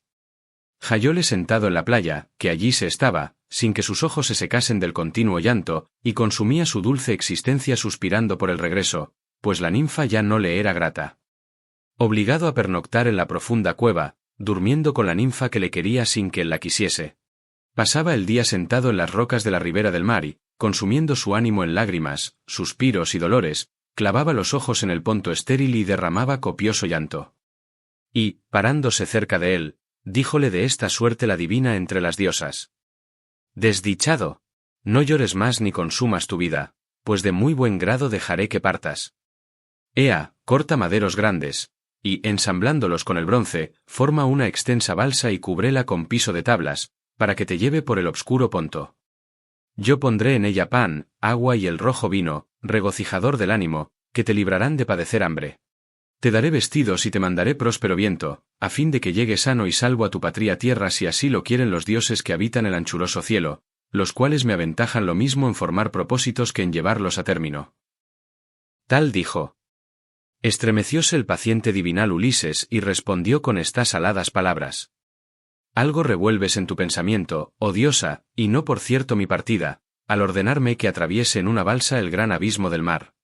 Tan terrible y peligroso que no lo pasaran fácilmente naves de buenas proporciones, veleras, animadas por un viento favorable que les enviara Jove. Yo no subiría en la balsa, mal de tu grado, si no te resolvieras a prestar firme juramento de que no maquinarás causarme ningún otro pernicioso daño. De tal suerte habló. Sonrióse Calipso, la divina entre las diosas, y acariciándole con la mano, le dijo estas palabras. Eres en verdad injusto, aunque no sueles pensar cosas livianas, cuando tales palabras te has atrevido a proferir. Sépanlo la tierra y desde arriba el anchuroso cielo y el agua de la Estigia, que es el juramento mayor y más terrible para los bienaventurados dioses. No maquinaré contra ti ningún pernicioso daño, y pienso y he de aconsejarte cuanto para mí misma discurriera si en tan grande necesidad me viese. Mi intención es justa, y en mi pecho no se encierra un ánimo férreo, sino compasivo. Cuando así hubo hablado, la divina entre las diosas echó a andar aceleradamente y Ulises fue siguiendo las pisadas de la deidad. Llegaron a la profunda cueva la diosa y el varón, éste se acomodó en la silla de donde se levantara Mercurio y la ninfa sirvióle toda clase de alimentos, así comestibles como bebidas, de los que se mantienen los mortales hombres. Luego sentóse ella enfrente del divinal Ulises, y sirviéronle las criadas ambrosía y néctar. Cada uno echó mano a las viandas que tenía delante, y apenas se hubieron saciado de comer y de beber, Calipso, la divina entre las diosas, rompió el silencio y dijo. La Artíada, de jovial linaje. Ulises, fecundo en recursos. Así pues. ¿Deseas irte enseguida a tu casa y a tu patria tierra? Sé, esto no obstante, dichoso. Pero, si tu inteligencia conociese los males que habrás de padecer fatalmente antes de llegar a tu patria, te quedarías conmigo, custodiando esta morada, y fueras inmortal, aunque estés deseoso de ver a tu esposa de la que padeces soledad todos los días. Yo me jacto de no serle inferior ni en el cuerpo ni en el natural, que no pueden las mortales competir con las diosas ni por su cuerpo ni por su belleza. Respondióle el ingenioso Ulises. No te enojes conmigo, veneranda deidad. Conozco muy bien que la prudente Penélope te es inferior en belleza y en estatura, siendo ella mortal y tú inmortal y exenta de la vejez. Esto no obstante, deseo y anhelo continuamente irme a mi casa y ver lucir el día de mi vuelta. Y si alguno de los dioses quisiera aniquilarme en el vinoso Ponto, lo sufriré con el ánimo que llena mi pecho y tan paciente es para los dolores, pues he padecido muy mucho así en el mar como en la guerra, y venga este mal tras de los otros. Así habló. Púsose el sol y sobrevino la obscuridad. Retiráronse entonces a lo más hondo de la profunda cueva, y allí, muy juntos, hallaron en el amor contentamiento.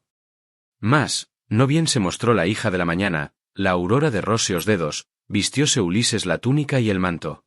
Y ella se puso amplia vestidura, fina y hermosa, ciñó el talle con lindo cinturón de oro, veló su cabeza, y ocupóse en disponer la partida del magnánimo Ulises. Dióle una gran segur que pudiera manejar, de bronce, aguda de entrambas partes, con un hermoso astil de olivo bien ajustado. Entrególe después una azuela muy pulimentada, y le llevó a un extremo de la isla, donde habían crecido altos árboles, chopos, álamos y el abeto que sube hasta el cielo. Todos los cuales estaban secos desde antiguo y eran muy duros y a propósito para mantenerse a flote sobre las aguas. Y tan presto como le hubo enseñado donde crecieran aquellos grandes árboles, Calipso, la divina entre las diosas, volvió a su morada. Ulises se puso a cortar troncos y no tardó en dar fin a su trabajo. Derribó 20, que desbastó con el bronce, pulió con habilidad y enderezó por medio de un nivel. Calipso, la divina entre las diosas, trájole unos barrenos con los cuales taladró el héroe todas las piezas que unió luego, sujetándolas con clavos y clavijas. Cuán ancho es el redondeado fondo de un buen navío de carga, que hábil artífice construyera, tan grande hizo Ulises la balsa. Labró después la cubierta, adaptándola a espesas vigas y dándole remate con un piso de largos tablones. Puso en el centro un mástil con su correspondiente entena, y fabricó un timón para regir la balsa. A ésta la protegió por todas partes con mimbres entretejidos, que fuesen reparo de las olas, y la lastró con abundante madera.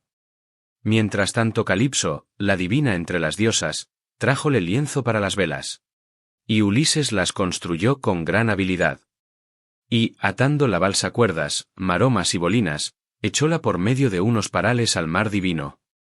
Al cuarto día ya todo estaba terminado, y al quinto despidióle de la isla la divina Calipso, después de lavarlo y de vestirle perfumadas vestiduras.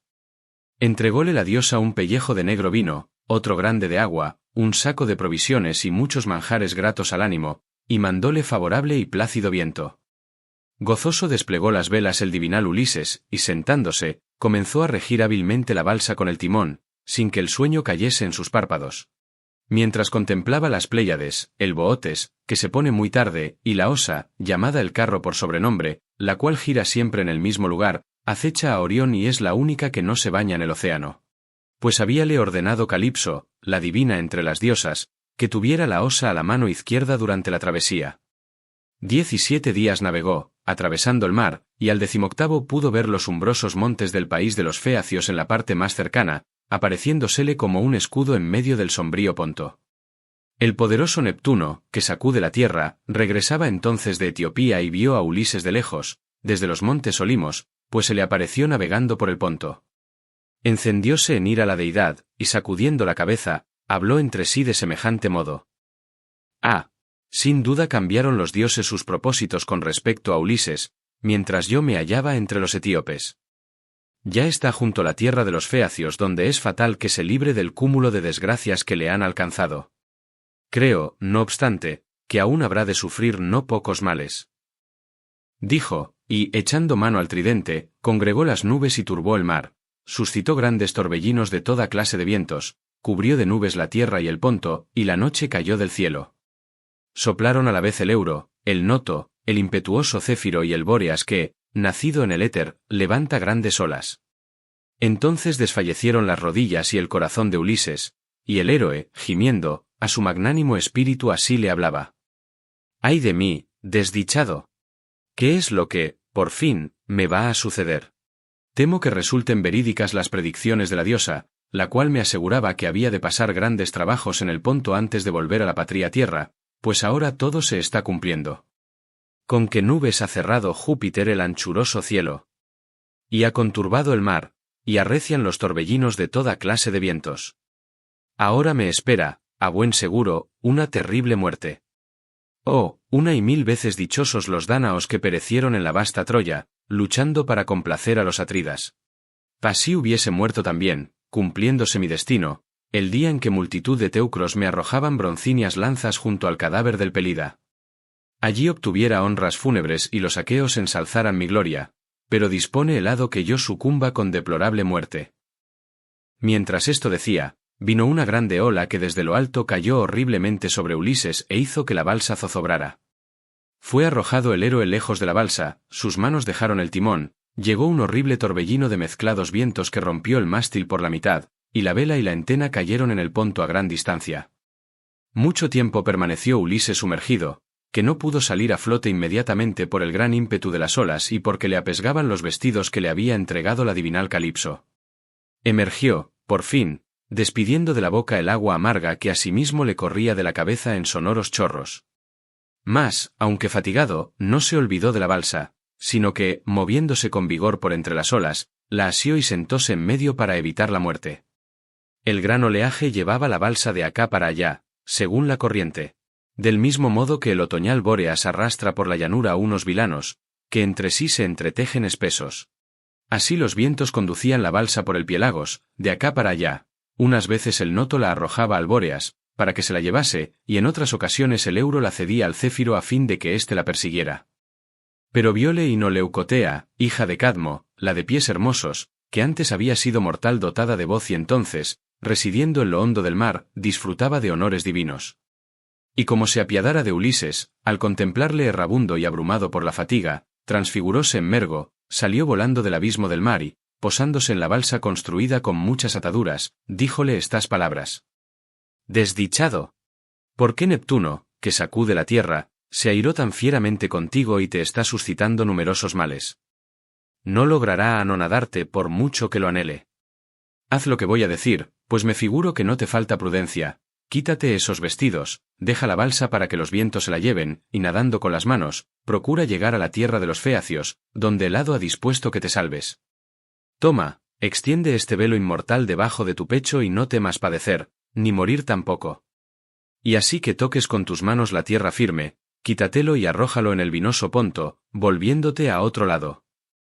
Dichas estas palabras, la diosa le entregó el velo y, transfigurada en Mergo, tornó a sumergirse en el hundoso Ponto y las negruzcas olas la cubrieron.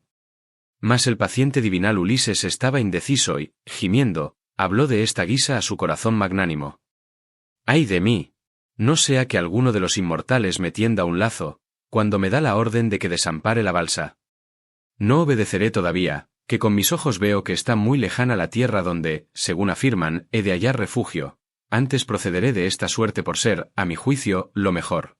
Mientras los maderos estén sujetados por las clavijas, seguiré aquí y sufriré los males que haya de padecer, y luego que las olas deshagan la balsa me pondré a nadar, pues no se me ocurre nada más provechoso. Tales cosas revolvían su mente y en su corazón, cuando Neptuno, que sacude la tierra, alzó una oleada tremenda, difícil de resistir, alta como un techo, y llevóla contra el héroe. De la suerte que impetuoso viento revuelve un montón de pajas secas, dispersándolas por este y por el otro lado.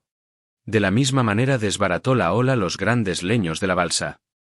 Pero Ulises asió uno de los tablones y se puso a caballo en él, desnudóse los vestidos que la divinal Calipso le entregara, extendió prestamente el velo debajo de su pecho y se dejó caer en el agua boca abajo, con los brazos abiertos, deseoso de nadar.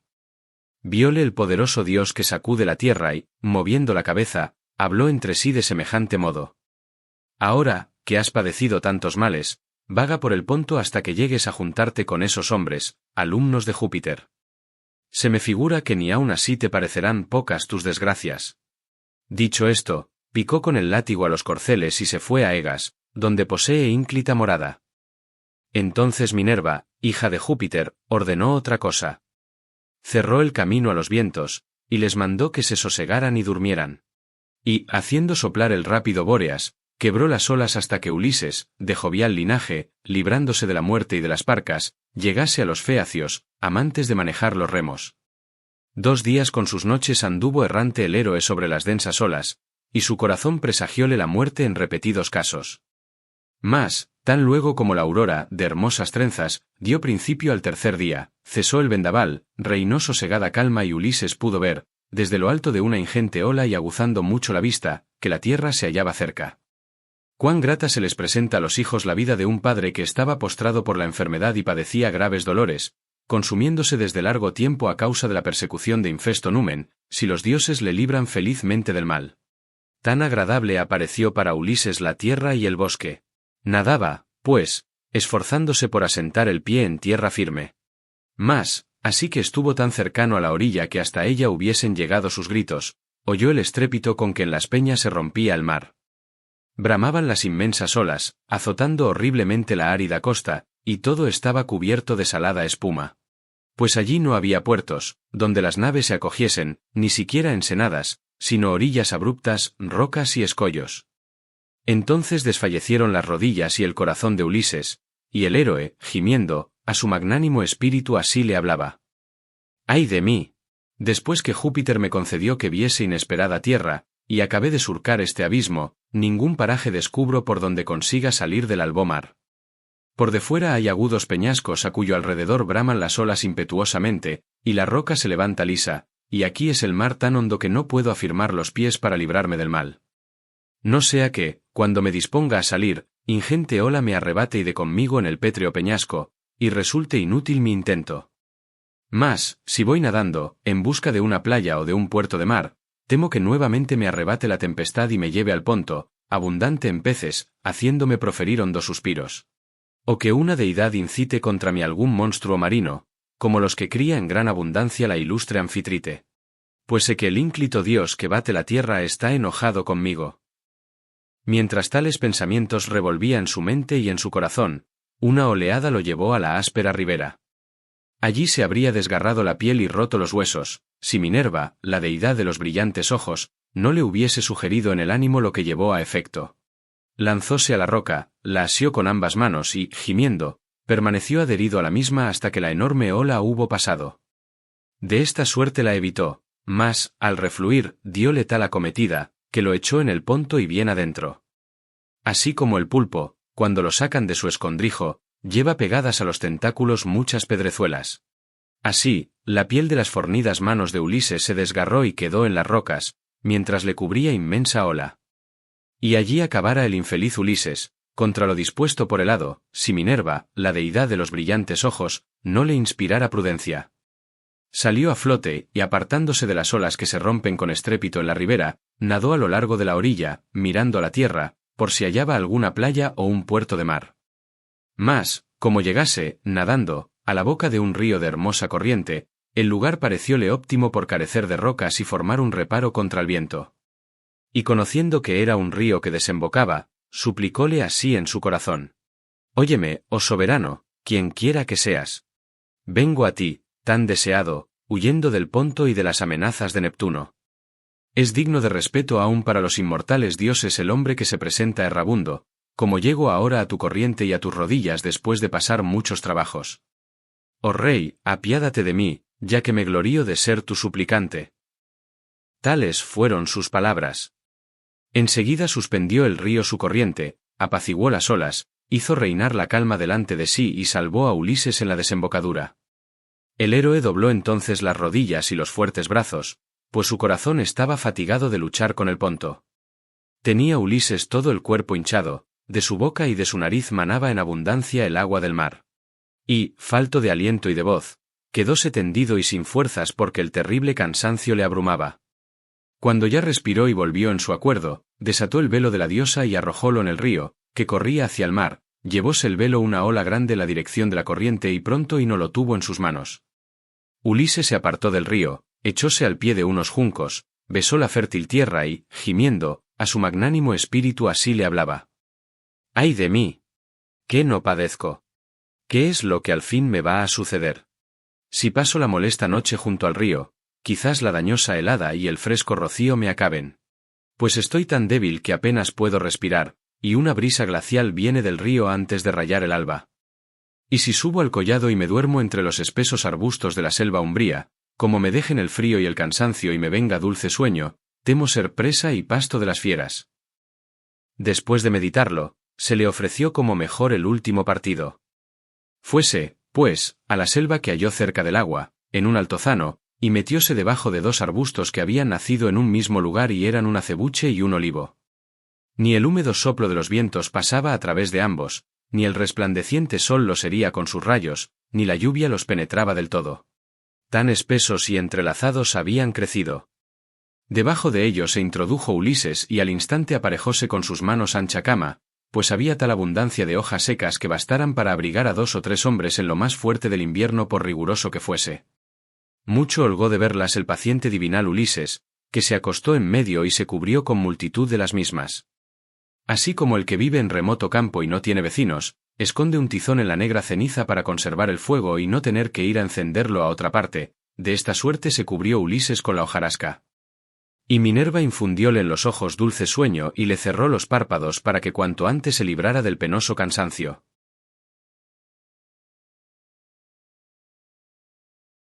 Canto 6.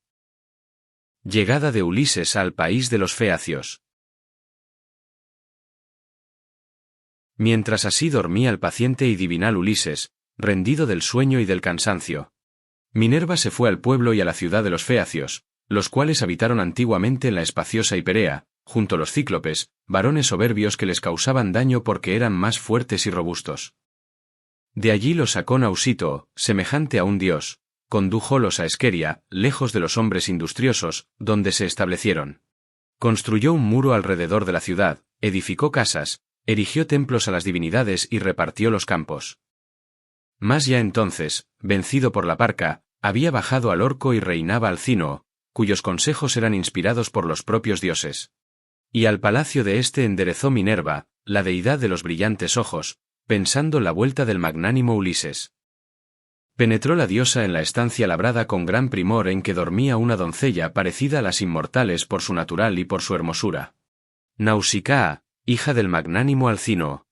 Cabe la misma, a uno y otro lado de la entrada, hallábanse dos esclavas a quienes las gracias habían dotado de belleza, y las magníficas hojas de la puerta estaban entornadas. Minerva se lanzó, como un soplo de viento, a la cama de la joven. Púsose sobre su cabeza y empezó a hablarle, tomando el aspecto de la hija de Dimante, el célebre marino, que tenía la edad de Nausicaa y érale muy grata. De tal suerte transfigurada, dijo Minerva, la de los brillantes ojos. Nausicaa, ¿por qué tu madre te parió tan floja? Tienes descuidadas las espléndidas vestiduras y está cercano tu casamiento, en el cual has de llevar lindas ropas, proporcionándoselas también a los que te conduzcan. Que así se consigue gran fama entre los hombres y se huelgan el padre y la veneranda madre. Vayamos, pues, a lavar tan luego como despunte la aurora, y te acompañaré y ayudaré para que enseguida lo tengas aparejado todo. Que no ha de prolongarse mucho tu doncellez, puesto que ya te pretenden los mejores de todos los feacios, cuyo linaje es también el tuyo. Ea, insta a tu ilustre padre para que mande prevenir antes de rayar el alba las mulas y el carro en que llevarás los cíngulos, los peplos y los espléndidos cobertores. Para ti misma es mejor ir de este modo que no a pie, pues los lavaderos se hallan a gran distancia de la ciudad. Cuando así hubo hablado, Minerva, la de los brillantes ojos, fuese al Olimpo, donde dicen que está la mansión perenne y segura de las deidades, la cual ni la agitan los vientos, ni la lluvia la moja, ni la nieve la cubre, pues el tiempo es constantemente sereno y sin nubes, y en cambio la envuelve esplendorosa claridad, en ella disfrutan perdurable dicha los bienaventurados dioses. Allí se encaminó, pues, la de los brillantes ojos tan luego como hubo aconsejado a la doncella. Pronto vino la aurora, de hermoso trono, y despertó a Nausicaa, la del lindo peplo. Y la doncella, admirada del sueño, se fue por el palacio a contárselo a sus progenitores, al padre querido y a la madre, y a entrambos los halló dentro. A ésta, sentada junto al fuego, con las siervas, hilando lana de color purpúreo. Y a aquel, cuando iba a salir para reunirse en consejo con los ilustres príncipes, pues los más nobles feacios le habían llamado.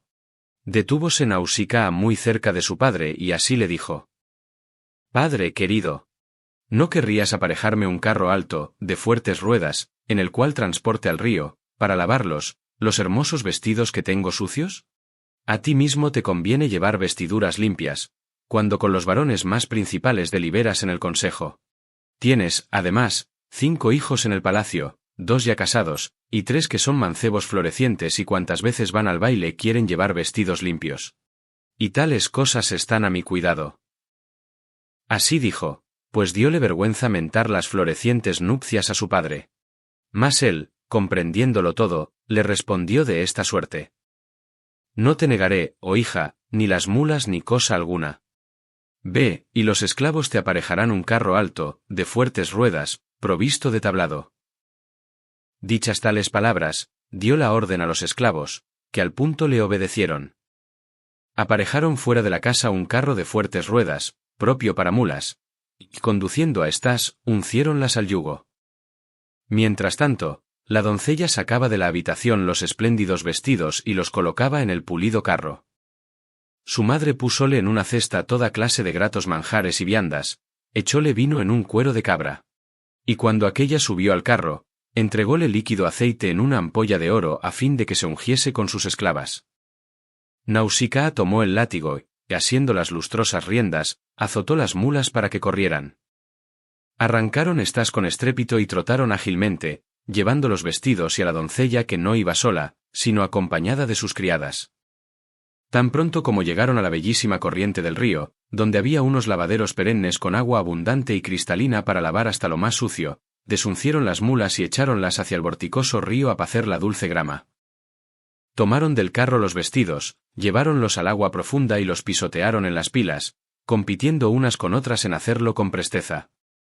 Después que los hubieron limpiado, quitándoles toda la inmundicia, tendiéronlos con orden en los guijarros de la costa, que el mar lavaba con gran frecuencia. Acto continuo se bañaron, se ungieron con pingo y aceite y se pusieron a comer en la orilla del río, mientras las vestiduras se secaban a los rayos del sol. Apenas las esclavas y Nausicaa se hubieron saciado de comida, quitáronse los velos y jugaron a la pelota. Y entre ellas Nausicaa, la de los níveos brazos, comenzó a cantar.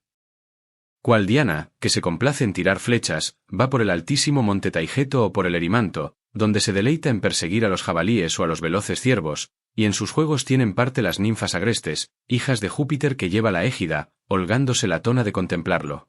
Y aquella levanta su cabeza y su frente por encima de las demás y es fácil distinguirla, aunque todas son hermosas, de igual suerte la doncella, libre aún, sobresalía entre las esclavas. Mas cuando ya estaba a punto de volver a su morada unciendo las mulas y plegando los hermosos vestidos, Minerva, la de los brillantes ojos, ordenó otra cosa para que Ulises despertara del sueño y viese a aquella doncella de lindos ojos, que debía llevarlo a la ciudad de los feacios. La princesa arrojó la pelota a una de las esclavas y erró el tiro, echándola en un hondo remolino, y todas gritaron muy fuertemente. Despertó con esto el divinal Ulises, y sentándose, revolvía en su mente y en su corazón estos pensamientos. ¡Ay de mí! ¿Qué hombres deben de habitar esta tierra a que he llegado? ¿Serán violentos, salvajes e injustos, u hospitalarios y temerosos de los dioses? Desde aquí se oyó la femenil gritería de jóvenes ninfas que residen en las altas cumbres de las montañas, en las fuentes de los ríos y en lugares pantanosos cubiertos de hierba. ¿Me encuentro, por ventura, cerca de hombres de voz articulada? Ea, yo mismo probaré de salir e intentaré verlo. Hablando así, el divinal Ulises salió de entre los arbustos y en la poblada selva desgajó con su fornida mano una rama frondosa con que pudiera cubrirse las partes vergonzosas. Púsose en marcha de igual manera que un montaraz león, confiado de sus fuerzas, sigue andando a pesar de la lluvia o del viento, y le arden los ojos, y se echa sobre los bueyes, las ovejas o las agrestes ciervas, pues el vientre le incita a que vaya a una sólida casa e intente acometer al ganado. De tal modo había de presentarse Ulises a las doncellas de hermosas trenzas, aunque estaba desnudo, pues la necesidad le obligaba. Y se les apareció horrible, afeado por el sarro del mar. Y todas huyeron, dispersándose por las orillas prominentes. Pero se quedó sola e inmóvil la hija de Alcínoo, porque Minerva dióle ánimo y libró del temor a sus miembros. Siguió, pues, delante del héroe sin huir, y Ulises meditaba si convendría rogar a la doncella de lindos ojos, abrazándola por las rodillas, o suplicarle, desde lejos y con dulces palabras, que le mostrara la ciudad y le diera con qué vestirse.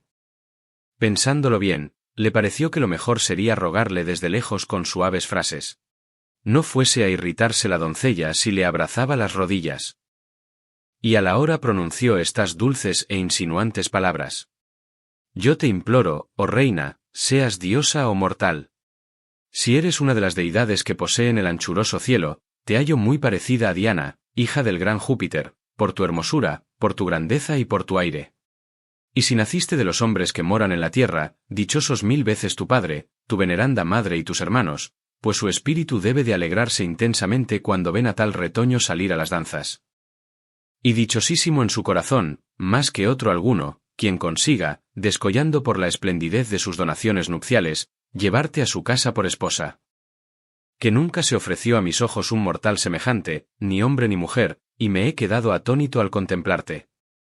Solamente una vez vi algo que se te pudiera comparar en un joven retoño de palmera, que creció en Delos, junto al ara de Apolo. Estuve allí con numeroso pueblo, en aquel viaje del cual habían de seguírseme funestos males. De la suerte que a la vista del retoño quedéme estupefacto mucho tiempo, pues jamás había brotado de la tierra un tallo como aquel. De la misma manera te contemplo con admiración, oh mujer, y me tienes absorto y me infunde miedo abrazar tus rodillas, aunque estoy abrumado por un pesar muy grande. Ayer pude salir del vinoso Ponto, después de 20 días de permanencia en el mar, en el cual me vi a merced de las olas y de los veloces torbellinos desde que desamparé la isla Ogygia. Y algún numen me ha echado aquí, para que padezcan nuevas desgracias, que no espero que éstas se hayan acabado, antes los dioses deben de prepararme otras muchas todavía. Pero tú, oh reina, apiádate de mí, ya que eres la primer persona a quien me acerco después de soportar tantos males y me son desconocidos los hombres que viven en la ciudad y en esta comarca. Muéstrame la población y dame un trapo para atármelo alrededor del cuerpo, si al venir trajiste alguno para envolver la ropa. Y los dioses te concedan cuanto en tu corazón anheles, marido, familia y feliz concordia, pues no hay nada mejor ni más útil que el que gobiernen en casa el marido y la mujer con ánimo concorde, lo cual produce gran pena a sus enemigos y alegría a los que los quieren, y son ellos los que más aprecian sus ventajas. Respondió Nausicaa, la de los níveos brazos. Forastero, ya que no me pareces ni vil ni insensato, sabe que el mismo Júpiter distribuye la felicidad a los buenos y a los malos, y si te envió esas penas, debes sufrirlas pacientemente. Mas ahora, que has llegado a nuestra ciudad y a nuestro país, no carecerás de vestido ni de ninguna de las cosas que por decoro debe obtener un mísero suplicante. Te mostraré la población y te diré el nombre de sus habitantes. Los feacios poseen la ciudad y la comarca, y yo soy la hija del magnánimo Alcínoo, cuyo es el imperio y el poder en este pueblo. Dijo, y dio esta orden a las esclavas, de hermosas trenzas. Deteneos, esclavas. ¿Dónde huís, por ver a un hombre? ¿Pensáis acaso que sea un enemigo? No existe ni existirá nunca un mortal terrible que venga a hostilizar la tierra de los feacios, pues a estos los quieren mucho los inmortales. Vivimos separadamente y nos circunda el mar alborotado, somos los últimos de los hombres, y ningún otro mortal tiene comercio con nosotros.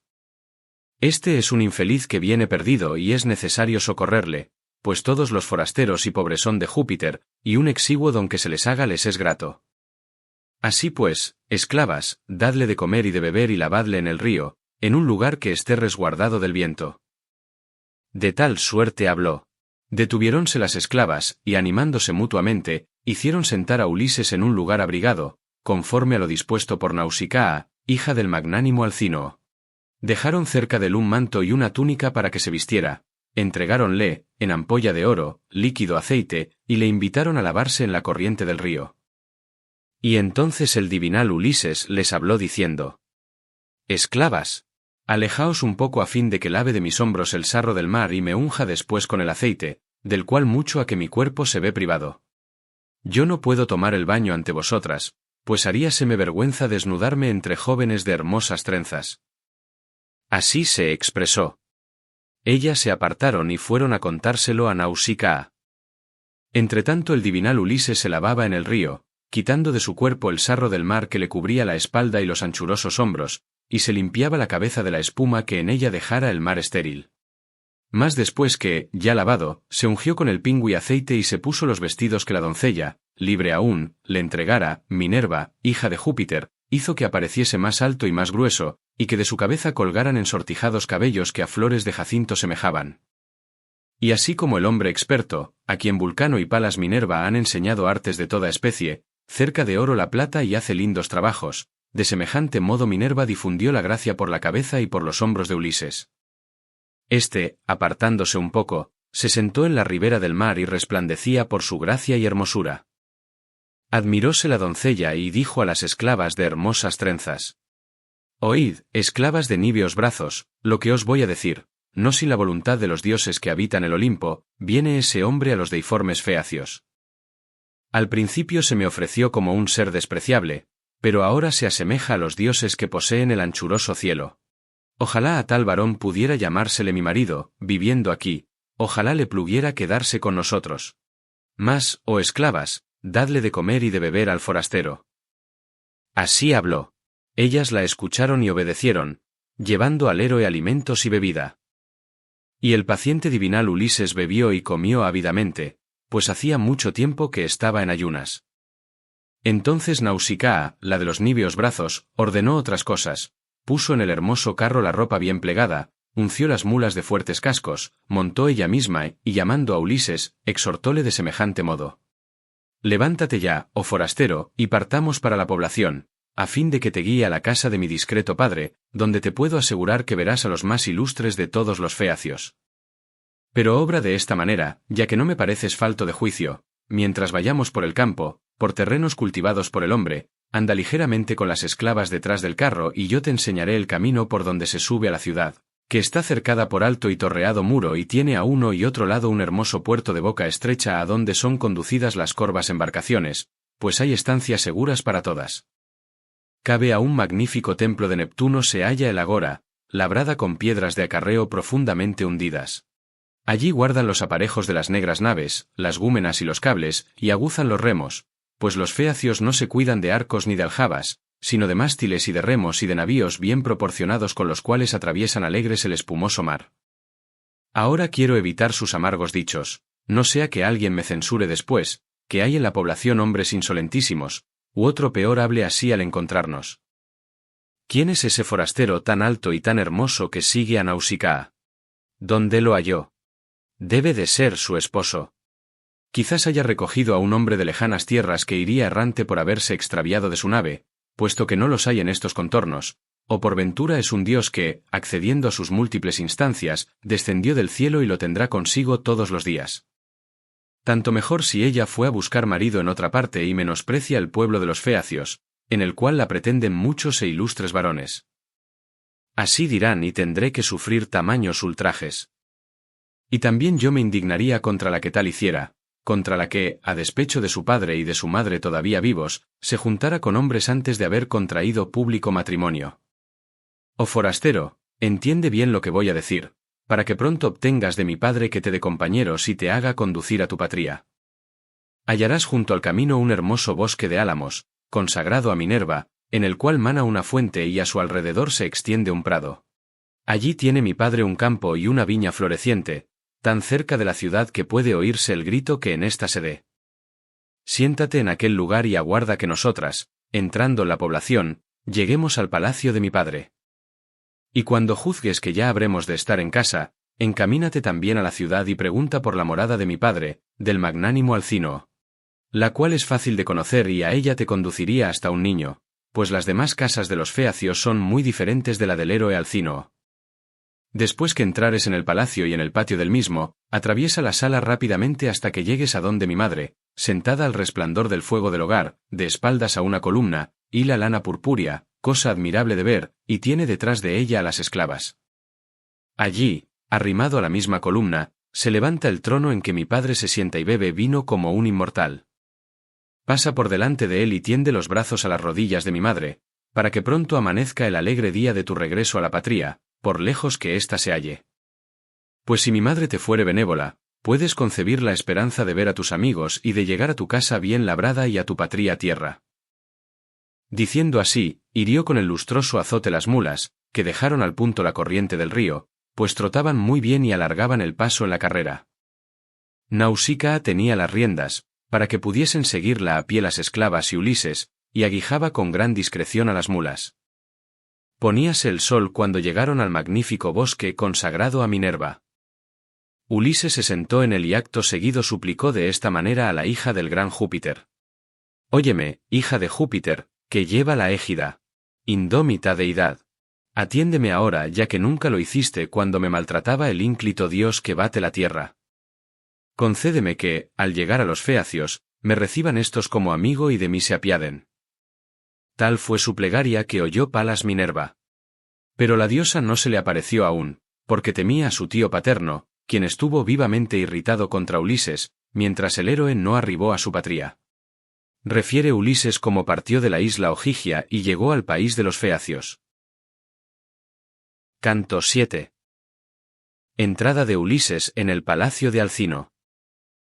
Mientras así rogaba el paciente divinal Ulises, la doncella era conducida a la ciudad por las vigorosas mulas. Apenas hubo llegado a la ínclita morada de su padre, paró en el umbral. Sus hermanos, que se asemejaban a los dioses, pusiéronse a su alrededor, desengancharon las mulas y llevaron los vestidos adentro de la casa. Y ella se encaminó a su habitación donde encendía fuego la anciana Eurimedusa de Apira, su camarera, a quien en otro tiempo habían traído de allí en las corvas naves y elegido para ofrecérsela como regalo a Alcínoo, que reinaba sobre todos los feacios y era escuchado por el pueblo cual si fuese un dios. Esta fue la que crió a Nausicaa en el palacio, y entonces le encendía fuego y le aparejaba la cena. En aquel punto levantábase Ulises, para ir a la ciudad, y Minerva, que le quería bien, envolvióle en copiosa nube. No fuera que alguno de los magnánimos feacios, saliéndole al camino, le zahiriese con palabras y le preguntase quién era. Mas, al entrar el héroe en la agradable población, se le hizo encontradiza Minerva, la deidad de los brillantes ojos, transfigurada en joven doncella que llevaba un cántaro, y se detuvo ante él. Y el divinal Ulises le dirigió esta pregunta. «Oh hija, ¿no podrías llevarme al palacio de Alcínoo, que reina sobre estos hombres? Soy un infeliz forastero que, después de padecer mucho, he llegado acá, viniendo de lejos, de una tierra apartada, y no conozco a ninguno de los que habitan en la ciudad ni de los que moran en el campo». Respondióle Minerva, la deidad de los brillantes ojos: «Yo te mostraré, oh forastero venerable, el palacio de que hablas, pues está cerca de la mansión de mi eximio padre. Anda sin desplegar los labios, y te guiaré en el camino, pero no mires a los hombres ni les hagas preguntas, que ni son muy tolerantes con los forasteros ni acogen amistosamente al que viene de otro país. Aquellos, fiando en sus rápidos bajeles, atraviesan el gran abismo del mar por concesión de Neptuno, que sacude la tierra, y sus embarcaciones son tan ligeras como las alas o el pensamiento». Cuando así hubo dicho, Palas Minerva caminó a buen paso y Ulises fue siguiendo las pisadas de la diosa. Y los feacios, ínclitos navegantes, no se percataron de que anduviese por la ciudad y entre ellos porque no lo permitió Minerva, la terrible deidad de hermosas trenzas, la cual, usando de benevolencia, cubrióle con una niebla divina. Atónito contemplaba Ulises los puertos, las naves bien proporcionadas, las ágoras de aquellos héroes y los muros grandes, altos, provistos de empalizadas, que era cosa admirable de ver. Pero, no bien llegaron al magnífico palacio del rey, Minerva, la deidad de los brillantes ojos, comenzó a hablarle de esta guisa. «Este es, oh forastero venerable, el palacio que me ordenaste te mostrara. Encontrarás en él a los reyes, alumnos de Júpiter, celebrando un banquete, pero vete adentro y no se turbe tu ánimo, que el hombre, si es audaz, es más afortunado en lo que emprende, aunque haya venido de otra tierra. Ya en la sala, hallarás primero a la reina, cuyo nombre es Arete y procede de los mismos ascendientes que engendraron al rey Alcínoo. En un principio, engendraron a Nausito el dios Neptuno, que sacude la tierra, y Peribea, la más hermosa de las mujeres, hija menor del magnánimo Eurimedonte, el cual había reinado en otro tiempo sobre los orgullosos gigantes. Pero éste perdió a su pueblo malvado y pereció él mismo, y Neptuno hubo en aquella un hijo, el magnánimo Nausito, que luego imperó sobre los feacios. Nausito engendró a Rexenor y a Alcínoo, mas, estando el primero recién casado y sin hijos varones, fue muerto por Apolo, el del arco de plata, y dejó en el palacio una sola hija, Arete, a quien Alcínoo tomó por consorte y se ve honrada por él como ninguna de las mujeres de la tierra que gobiernan una casa y viven sometidas a sus esposos. Así, tan cordialmente, ha sido y es honrada de sus hijos, del mismo Alcínoo y de los ciudadanos, que la contemplan como a una diosa y la saludan con cariñosas palabras cuando anda por la ciudad. No carece de buen entendimiento y dirime los litigios de las mujeres por las que siente benevolencia, y aun los de los hombres. Si ella te fuere benévola, ten esperanza de ver a tus amigos y de llegar a tu casa de elevado techo y a tu patria tierra». Cuando Minerva, la de los brillantes ojos, hubo dicho esto, se fue por cima del mar, y, saliendo de la encantadora Esqueria, llegó a Maratón y a Atenas, la de anchas calles, y entróse en la tan sólidamente construida morada de Erecteo. Ya Ulises enderezaba sus pasos a la ínclita casa de Alcínoo, y al llegar frente al broncíneo umbral, meditó en su ánimo muchas cosas, pues la mansión excelsa del magnánimo Alcínoo resplandecía con el brillo del sol o de la luna. A derecha e izquierda corrían sendos muros de bronce desde el umbral al fondo. En lo alto de los mismos extendíase una cornisa de lapislázuli, puertas de oro cerraban por dentro la casa sólidamente construida. Las dos jambas eran de plata y arrancaban del broncíneo umbral, apoyábase en ellas argente o dintel, y el anillo de la puerta era de oro. Estaban a entrambos lados unos perros de plata y de oro, inmortales y exentos para siempre de la vejez, que Vulcano había fabricado con sabia inteligencia para que guardaran la casa del magnánimo Alcínoo. Había sillones arrimados a la una y a la otra de las paredes, cuya serie llegaba sin interrupción desde el umbral a lo más hondo, y cubrían los delicados tapices hábilmente tejidos, obra de las mujeres. Sentábanse allí los príncipes feacios a beber y a comer, pues de continuo celebraban banquetes. Sobre pedestales muy bien hechos hallábanse de pie unos niños de oro, los cuales alumbraban de noche, con hachas encendidas en las manos, a los convidados que hubiera en la casa. 50 esclavas tiene Alcino en su palacio, unas quebrantan con la muela el rubio trigo, otras tejen telas y, sentadas, hacen girar los husos, moviendo las manos cual si fuesen hojas de excelso plátano, y las bien labradas telas relucen como si destilaran aceite líquido. Cuanto los feacios son expertos sobre todos los hombres en conducir una velera nave por el Ponto, así sobresalen grandemente las mujeres en fabricar lienzos, pues Minerva les ha concedido que sepan hacer bellísimas labores y posean excelente ingenio. En el exterior del patio, cabe a las puertas, hay un gran jardín de 4 yugadas, y alrededor del mismo se extiende un seto por entrambos lados. Allí han crecido grandes y florecientes árboles, perales, granados, manzanos de espléndidas pomas, dulces higueras y verdes olivos. Los frutos de estos árboles no se pierden ni faltan, ni en invierno ni en verano, son perennes, y el céfiro, soplando constantemente, a un tiempo mismo produce unos y madura otros. La pera envejece sobre la pera, la manzana sobre la manzana, la uva sobre la uva y el higo sobre el higo. Allí han plantado una viña muy fructífera y parte de sus uvas se secan al sol en un lugar abrigado y llano, a otras las vendimian, a otras las pisan, y están delante las verdes, que dejan caer la flor, y las que empiezan a negrear. Allí, en el fondo del huerto, crecían liños de legumbres de toda clase, siempre lozanas. Hay en él 2 fuentes. Una corre por todo el huerto, la otra va hacia la excelsa morada y sale debajo del umbral, a donde acuden por agua los ciudadanos. Tales eran los espléndidos presentes de los dioses en el palacio de Alcínoo. Detúvose el paciente divinal Ulises a contemplar todo aquello. Y, después de admirarlo, pasó con ligereza el umbral, entró en la casa y halló a los caudillos y príncipes de los feacios ofreciendo con las copas libaciones al vigilante Argicida, que era el último a quien las hacían cuando ya determinaban acostarse. Mas el paciente divinal Ulises anduvo por el palacio, envuelto en la espesa nube con que lo cubrió Minerva, hasta llegar a donde estaban Arete y el rey Alcínoo. Entonces tendió Ulises sus brazos a las rodillas de Arete, disipóse la divinal niebla, enmudecieron todos los de la casa al percatarse de aquel hombre a quien contemplaban admirados, y Ulises comenzó su ruego de esta manera.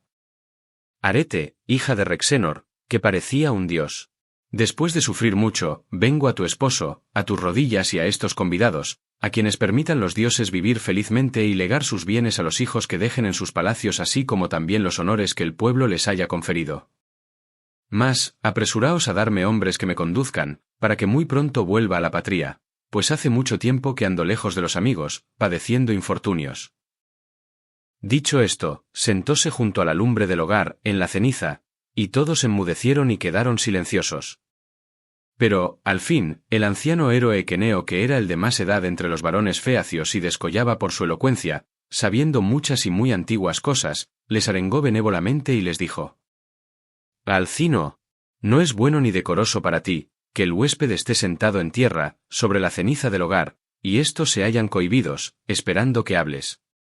Ea, pues, levántale, hazle sentar en una silla de clavazón de plata, y manda a los heraldos que mezclen vino para ofrecer libaciones a Júpiter, que se huelga con el rayo, dios que acompaña a los venerandos suplicantes. Y tráigale de cenar la despensera, de aquellas cosas que allí dentro se guardan.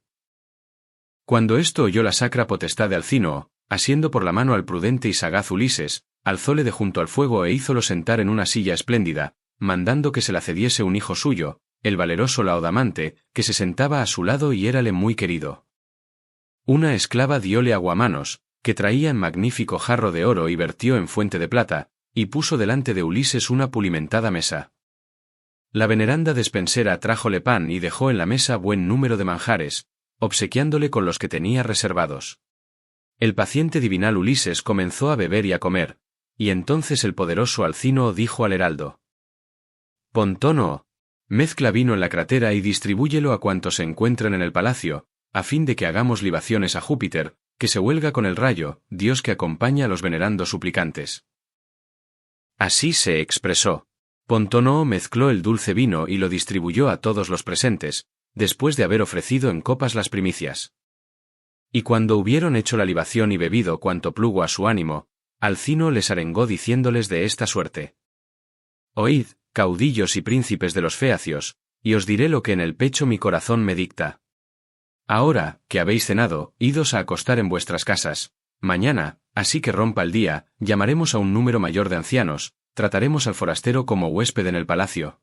Ofreceremos a las deidades hermosos sacrificios, y hablaremos de la conducción de aquel para que pueda, sin fatigas ni molestias y acompañándole nosotros, llegar rápida y alegremente a su patria tierra, aunque esté muy lejos, y no haya de padecer mal ni daño alguno antes de tornar a su país. Que, ya en su casa, padecer lo que el hado y las graves parcas dispusieron al hilar el hilo cuando su madre le dio ser. Y si fuere uno de los inmortales, que ha bajado del cielo, algo nos preparan los dioses. Pues hasta aquí, siempre se nos han aparecido claramente cuando les ofrecemos magníficas hecatombes, y comen, sentados con nosotros, donde comemos los demás. Y si algún solitario caminante se encuentra con ellos, no se le ocultan. Porque somos tan cercanos los mismos por nuestro linaje como los cíclopes y la salvaje raza de los gigantes. Respondióle el ingenioso Ulises: Alcino, piensa otra cosa, pues no soy semejante ni en cuerpo ni en natural a los inmortales que poseen el anchuroso cielo, sino a los mortales hombres. Puedo equipararme por mis penas a los varones de quienes sepáis que han soportado más desgracias y contaría males aún mayores que los suyos, si os dijese cuántos he padecido por la voluntad de los dioses. Mas dejadme cenar, aunque me siento angustiado. Que no hay cosa tan importuna como el vientre, que nos obliga a pensar en él, aun hallándonos muy afligidos o con el ánimo lleno de pesares como me encuentro ahora, nos incita siempre a comer y a beber, y en la actualidad me hace echar en olvido todos mis trabajos, mandándome que los sacie. Y vosotros daos prisa, así que se muestre la aurora, y haced que yo, oh desgraciado, vuelva a mi patria, no obstante lo mucho que he padecido. No se me acabe la vida sin ver nuevamente mis posesiones, mis esclavos y mi gran casa de elevado techo. Así dijo. Todos aprobaron sus palabras y aconsejaron que al huésped se le llevase a la patria, ya que era razonable cuanto decía. Hechas las libaciones y habiendo bebido todos cuanto les plugo, fueron a recogerse en sus respectivas moradas. Pero el divinal Ulises se quedó en el palacio y a par del sentarónse Arete y el deiforme Alcínoo, mientras las esclavas retiraban lo que había servido para el banquete. Arete, la de los níveos brazos, fue la primera en hablar, pues, contemplando los hermosos vestidos de Ulises, reconoció el manto y la túnica que labrara con sus siervas. Y enseguida habló al héroe con estas aladas palabras. Huésped, ante todo quiero preguntarte yo misma, ¿quién eres y de qué país procedes? ¿Quién te dio esos vestidos? ¿No dices que llegaste vagando por el Ponto? Respondióle el ingenioso Ulises: difícil sería, oh reina, contar menudamente mis infortunios, pues me los enviaron en gran abundancia los dioses celestiales. Mas te hablaré de aquello acerca de lo cual me preguntas e interrogas. Hay en el mar una isla lejana, Ogygia, donde mora la hija de Atlante, la dolosa Calipso, de lindas trenzas, deidad poderosa que no se comunica con ninguno de los dioses ni de los mortales hombres. Pero a mí, oh desdichado, me llevó a su hogar algún numen, después que Jove hendiera mi veloz nave en medio del vinoso Ponto, arrojando contra la misma el ardiente rayo. Perecieron mis esforzados compañeros, mas yo me abracé a la quilla del corvo bajel. Fui errante 9 días y en la 10ª y obscura noche llevarónme los dioses a la isla Ogygia donde mora Calipso, de lindas trenzas, terrible diosa. Esta me recogió, me trató solícita y amorosamente, me mantuvo y díjome a menudo que me haría inmortal y exento de la senectud para siempre, sin que jamás lograra llevar la persuasión a mi ánimo. Allí estuve detenido 7 años, y regué incesantemente con lágrimas las divinales vestiduras que me dio Calipso. Pero cuando vino el año 8, me exhortó y me invitó a partir. Sea a causa de algún mensaje de Júpiter, sea porque su mismo pensamiento hubiese cambiado. Envióme en una balsa hecha con buen número de ataduras, me dio abundante pan y dulce vino, me puso vestidos divinales y me mandó favorable y plácido viento. 17 días navegué, atravesando el mar, al 18º pude ver los umbrosos montes de vuestra tierra y a mí, oh infeliz, se me alegró el corazón. Mas, aún había de encontrarme con grandes trabajos que me suscitaría Neptuno, que sacude la tierra. El dios levantó vientos contrarios, impidiéndome el camino, y conmovió el mar inmenso, de suerte que las olas no me permitían a mí, que daba profundos suspiros, ir en la balsa, y ésta fue desbaratada muy pronto por la tempestad. Entonces nadé, atravesando el abismo, hasta que el viento y el agua me acercaron a vuestro país. Al salir del mar, la ola me hubiese estrellado contra la tierra firme, arrojándome a unos peñascos y a un lugar funesto. Pero retrocedí nadando y llegué a un río, cual paraje parecióme óptimo por carecer de rocas y formar como un reparo contra los vientos. Me dejé caer sobre la tierra, cobrando aliento, pero sobrevino la divinal noche y me alejé del río, que las celestiales lluvias alimentan, me eché a dormir entre unos arbustos, después de haber amontonado hojas a mi alrededor, e infundióme un Dios profundísimo sueño. Allí, entre las hojas y con el corazón triste, dormí toda la noche, toda la mañana y el mediodía, y al ponerse el sol dejóme el dulce sueño. Vi entonces a las siervas de tu hija jugando en la playa junto con ella que parecía una diosa. La imploré y no le faltó buen juicio, como no se esperaría que demostrase en sus actos una persona joven que se hallara en tal trance, porque los mozos siempre se portan inconsideradamente. Dióme abundante pan y vino tinto, mandó que me lavaran en el río y me entregó estas vestiduras. Tal es lo que, aunque angustiado, deseaba contarte, conforme a la verdad de lo ocurrido. Respondióle Alcínoo diciendo: huésped, en verdad que mi hija no tomó el acuerdo más conveniente, ya que no te trajo a nuestro palacio, con las esclavas, habiendo sido la primer persona a quien suplicaste. Contestóle el ingenioso Ulises: oh héroe, no por eso reprendas a tan eximia doncella, que ya me invitó a seguirla con las esclavas. Mas yo no quise por temor y respeto, no fuera que mi vista te irritara, pues somos muy suspicaces los hombres que vivimos en la tierra. Respondióle Alcínoo diciendo: huésped, no hay en mi pecho un corazón de tal índole que se irrite sin motivo, y lo mejor es siempre lo más justo. Ojalá, por el padre Júpiter, Minerva y Apolo, que siendo cual eres y pensando como yo pienso, tomases a mi hija por mujer y fueras llamado yerno mío, permaneciendo con nosotros. Diérate casa y riquezas, si de buen grado te quedaras, que contra tu voluntad ningún fecio te ha de detener, pues esto disgustaría al padre Júpiter. Y desde ahora decido, para que lo sepas bien, que tu conducción se haga mañana, mientras dormirás, vencido del sueño, los compañeros remarán por el mar en calma hasta que llegues a tu patria y a tu casa, o a donde te fuere grato, aunque esté mucho más lejos que Eubea. La cual dicen que se halla lejísima los ciudadanos que la vieron cuando llevaron al rubio Radamanto a visitar a Ticio, hijo de la tierra. Fueron allí y en un solo día y sin cansarse terminaron el viaje y se restituyeron a sus casas. Tú mismo apreciarás cuán excelentes son mis naves y cuán hábiles los jóvenes en quebrantar el mar con los remos. Tal dijo. Alegróse el paciente divinal Ulises, y orando, habló de esta manera: Padre Júpiter, ojalá que Alcínoo lleve a cumplimiento cuanto ha dicho, que su gloria jamás se extinga sobre la fértil tierra y que logre yo tornar a mi patria. Así estos conversaban. Arete, la de los níveos brazos, mandó a las esclavas que pusieran un lecho debajo del pórtico, lo proveyesen de hermosos cobertores de púrpura, extendiesen por encima tapetes, y dejasen afelpadas túnicas para abrigarse. Las doncellas salieron del palacio con hachas encendidas, y en acabando de hacer diligentemente la cama, presentáronse a Ulises y le llamaron con estas palabras: Levántate, huésped, y vete a acostar, que ya está hecha la cama. Así dijeron, y le pareció grato dormir. De este modo el paciente divinal Ulises durmió allí, en torneado lecho, debajo del sonoro pórtico. Y Alcínoo se acostó en el interior de la excelsa mansión, y a su lado la reina, después de aparejarle lecho y cama. Ulises se entristece y derrama lágrimas al oírle cantar a de modo con la toma de Troya. Canto 8. Presentación de Ulises a los feacios. Al punto que se descubrió la hija de la mañana, la aurora de róseos dedos, levantaronse de la cama la sacra potestad de Alcínoo y Ulises, el de jovial linaje, asolador de ciudades. La sacra potestad de Alcínoo se puso al frente de los demás, y juntos se encaminaron al ágora, que los feacios habían construido cerca de las naves. Tan luego como llegaron, sentáronse en unas piedras pulidas, los unos al lado de los otros, mientras Palas Minerva, transfigurada en heraldo del prudente Alcínoo, recorría la ciudad y pensaba en la vuelta del magnánimo Ulises a su patria.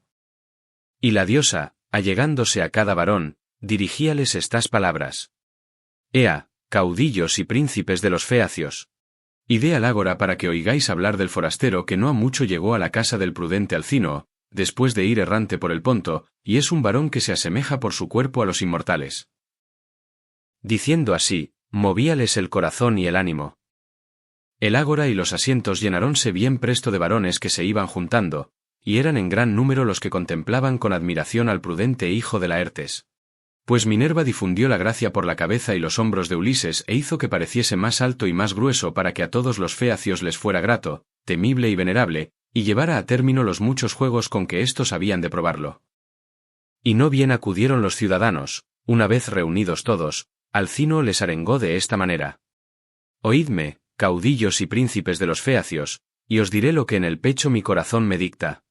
Este forastero, que no sé quién es, llegó errante a mi palacio, ya venga de los hombres de Oriente, ya de los de Occidente, y nos suplica con mucha insistencia que tomemos la firme resolución de llevarlo a su patria. Apresurémonos, pues, a conducirle, como anteriormente lo hicimos con tantos otros, ya que ninguno de los que vinieron a mi casa hubo de estar largo tiempo suspirando por la vuelta. Ea, pues, botemos al mar divino una negra nave sin estrenar y escójanse de entre el pueblo los 52 mancebos que hasta aquí hayan sido los más excelentes. Y, atando bien los remos a los bancos, salgan de la embarcación y aparejen enseguida un convite en mi palacio, que a todos lo he de dar muy abundante. Esto mando a los jóvenes, pero vosotros, reyes portadores de cetro, venid a mi hermosa mansión para que festejemos en la sala a nuestro huésped. Nadie se me niegue. Y llamada de Módoco, el divino Aedo a quien los númenes otorgaron gran maestría en el canto para deleitar a los hombres, siempre que a cantar le incita su ánimo. Cuando así hubo hablado, se puso en marcha, siguiéronle los reyes, portadores de cetro, y el heraldo fue a llamar al divinal Aedo. Los 52 jóvenes elegidos, cumpliendo la orden del rey, enderezaron a la ribera del estéril mar. Y, en llegando a donde estaba la negra embarcación, echáronla al mar profundo, pusieron el mástil y el velamen, y ataron los remos con correas, haciéndolo todo de conveniente manera. Extendieron después las blancas velas, anclaron la nave donde el agua era profunda, y acto continuo se fueron a la gran casa del prudente Alcínoo. Llenarónse los pórticos, el recinto de los patios y las salas con los hombres que allí se congregaron, pues eran muchos, entre jóvenes y ancianos. Para ellos inmoló Alcínoo 12 ovejas, 8 puercos de albos dientes y 2 flexípedes bueyes. Todos fueron desollados y preparados, y aparejóse una agradable comida. Compareció el heraldo con el amable Aedo a quien la musa quería extremadamente y le había dado un bien y un mal. Privóle de la vista y concedióle el dulce canto. Pontonoo le puso en medio de los convidados una silla de clavazón de plata, arrimándola a excelsa columna. Y el heraldo le colgó de un clavo la sonora cítara, más arriba de la cabeza, enseñóle a tomarla con las manos y le acercó un canastillo, una pulcra mesa y una copa de vino para que bebiese siempre que su ánimo se lo aconsejara. Todos echaron mano a las viandas que tenían delante. Y apenas saciado el deseo de comer y de beber, la musa excitó al Aedo a que celebrase la gloria de los guerreros con un cantar cuya fama llegaba entonces al anchuroso cielo. La disputa de Ulises y del pelida Aquiles, quienes en el espléndido banquete en honor de los dioses contendieron con horribles palabras, mientras el rey de hombres Agamenón se regocijaba en su ánimo al ver que reñían los mejores de los aqueos. Pues Febo Apolo se lo había pronosticado en la divina Pito, cuando el héroe pasó el umbral de piedra y fue a consultarle, diciéndole que desde aquel punto comenzaría a revolverse la calamidad entre teucros y dánaos por la decisión del gran Jove. Tal era lo que cantaba el ínclito Aedo. Ulises tomó con sus robustas manos el gran manto de color de púrpura y se lo echó por encima de la cabeza, cubriendo su faz hermosa, pues dábale vergüenza que brotaran lágrimas de sus ojos delante de los feacios. Y así que el divinal Aedo dejó de cantar, enjugóse las lágrimas, se quitó el manto de la cabeza y, asiendo una copa doble, hizo libaciones a las deidades. Pero, cuando aquel volvió a comenzar, habiéndole pedido los más nobles feacios que cantase, porque se deleitaban con sus relatos, Ulises se cubrió nuevamente la cabeza y tornó a llorar. A todos les pasó inadvertido que derramara lágrimas menos Alcínoo, el cual, sentado junto a él, lo advirtió y notó, oyendo a sí mismo que suspiraba profundamente. Y entonces dijo el rey a los feacios, amantes de manejar los remos: Oídme, caudillos y príncipes de los feacios.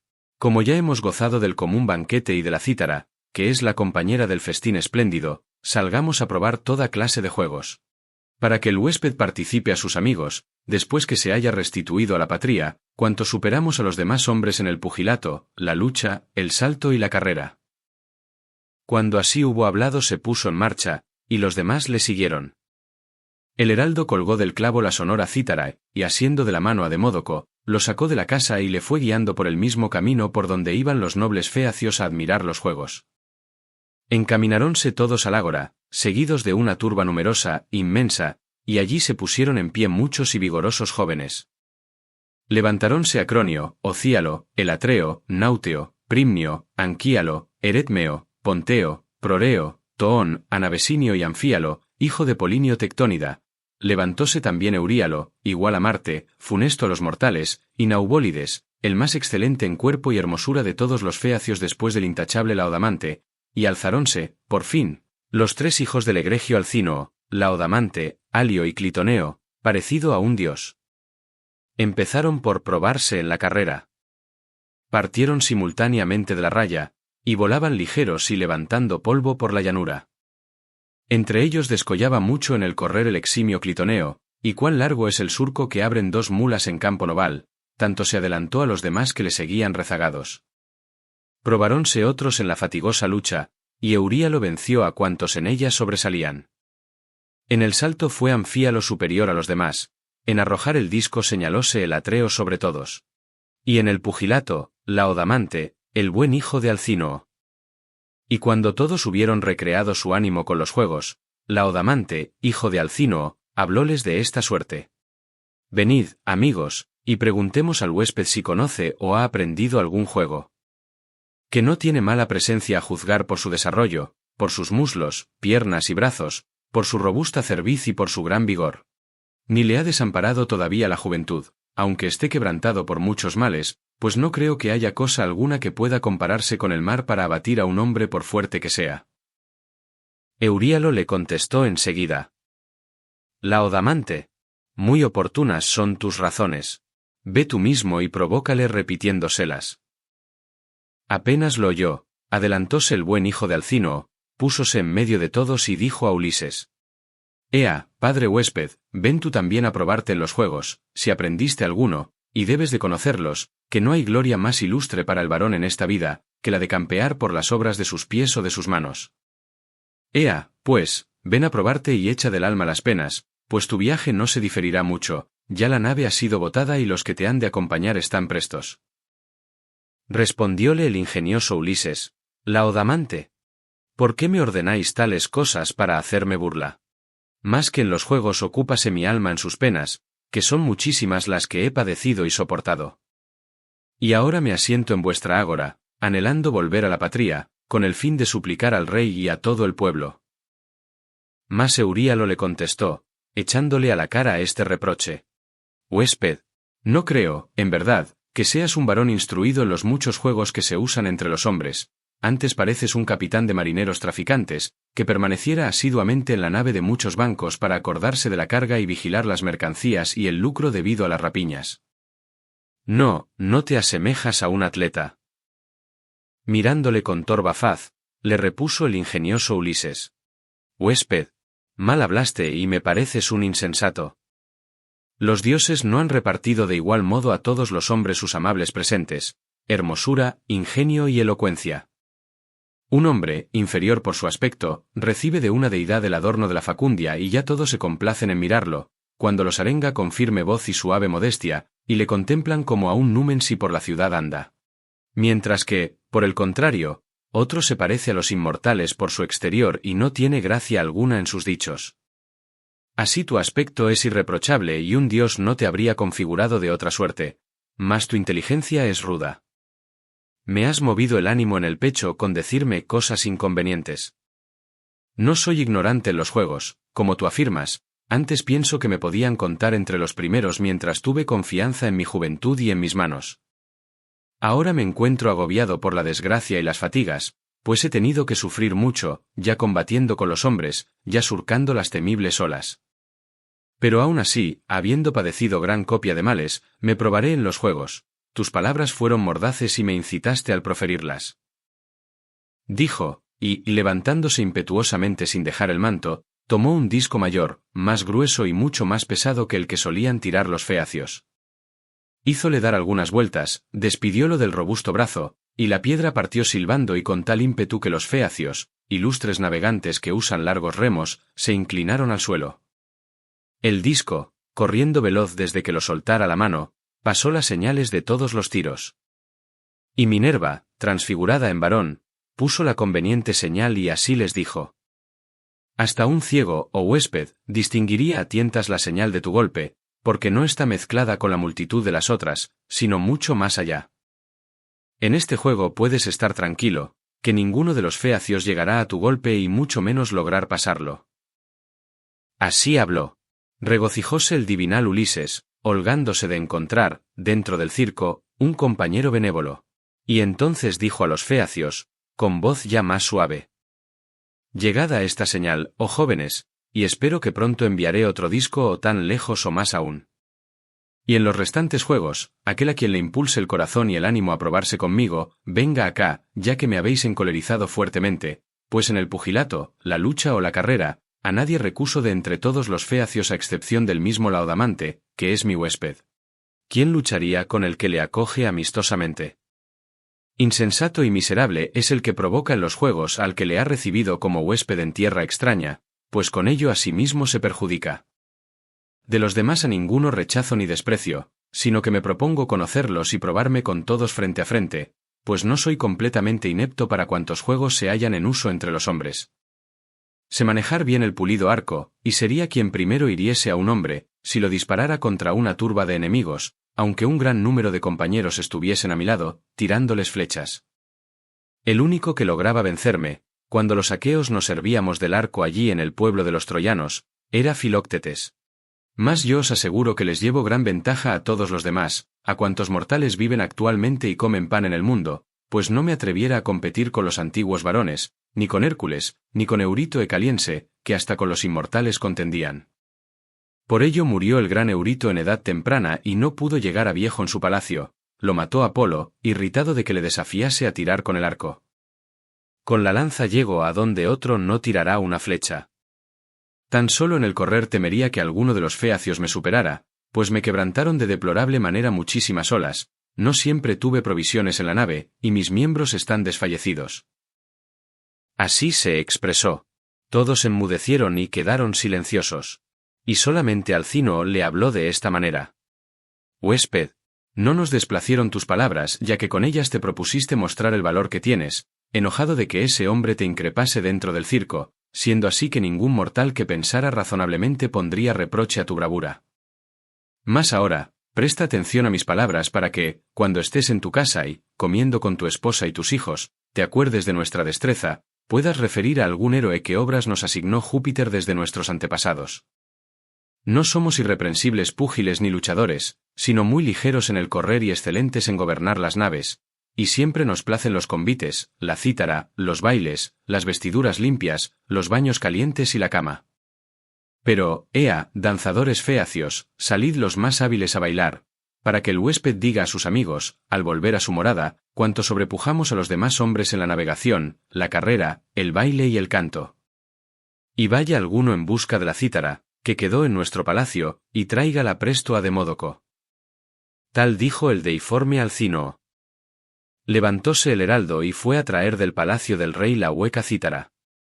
Alzarónse también 9 jueces, que habían sido elegidos entre los ciudadanos y cuidaban de todo lo referente a los juegos, y al instante allanaron el piso y formaron un ancho y hermoso corro. Volvió el heraldo y trajo la melodiosa cítara a Demódoco, éste se puso en medio y los adolescentes hábiles en la danza, habiéndose colocado a su alrededor, hirieron con los pies el divinal circo. Y Ulises contemplaba con gran admiración las rápidas mudanzas que con los pies hacían. Mas el Aedo, pulsando la cítara, empezó a cantar hermosamente los amores de Marte y Venus, la de bella corona, como se unieron a hurto y por vez primera en casa de Vulcano, y como aquel hizo muchos regalos e infamó el lecho marital del soberano dios. El Sol, que vio el amoroso ayuntamiento, fue enseguida a contárselo a Vulcano. Y éste, al oír la punzante nueva, se encaminó a su fragua, agitando en lo íntimo de su alma propósitos siniestros, puso encima del tajo el enorme yunque, y fabricó unos lazos irrompibles para que permanecieran firmes donde los dejara. Después que, poseído de cólera contra Marte, construyó este engaño, fuese a la habitación en que tenía el lecho y extendió los lazos en círculo y por todas partes alrededor de los pies de la cama y colgando de las vigas. Como tenues hilos de araña que nadie hubiese podido ver, aunque fuera alguno de los bienaventurados dioses, por haberlos labrado aquel con gran artificio. Y no bien acabó de sujetar el engaño en torno de la cama, fingió que se encaminaba a Lemnos, ciudad bien construida, que es para la más agradable de todas las tierras. No en balde estaba al acecho Marte, que usa áureas riendas, y cuando vio que Vulcano, el ilustre artífice, se alejaba, fuese al palacio de este ínclito dios, ávido del amor de Citerea, la de hermosa corona. Venus, recién venida de junto a su padre, el prepotente Saturnio, se hallaba sentada, y Marte, entrando en la casa, tomóla de la mano y así le dijo: «Ven al lecho, amada mía, y acostémonos, que ya Vulcano no está entre nosotros, pues partió sin duda hacia Lemnos y lo sintiés de bárbaro lenguaje». Así se expresó, y a ella parecióle grato acostarse. Metiéronse ambos en la cama, y se extendieron a su alrededor los lazos artificiosos del prudente Vulcano, de tal suerte que aquellos no podían mover ni levantar ninguno de sus miembros, y entonces comprendieron que no había medio de escapar. No tardó en presentárseles el ínclito cojo de ambos pies, que se volvió antes de llegar a la tierra de Lemnos, porque el sol estaba en acecho y fue a avisarle.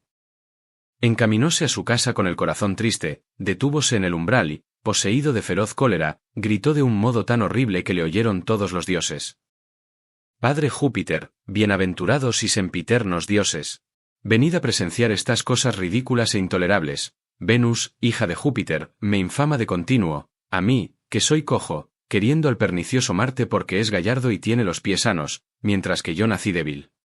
Mas de ello nadie tiene la culpa sino mis padres que no debieron haberme engendrado.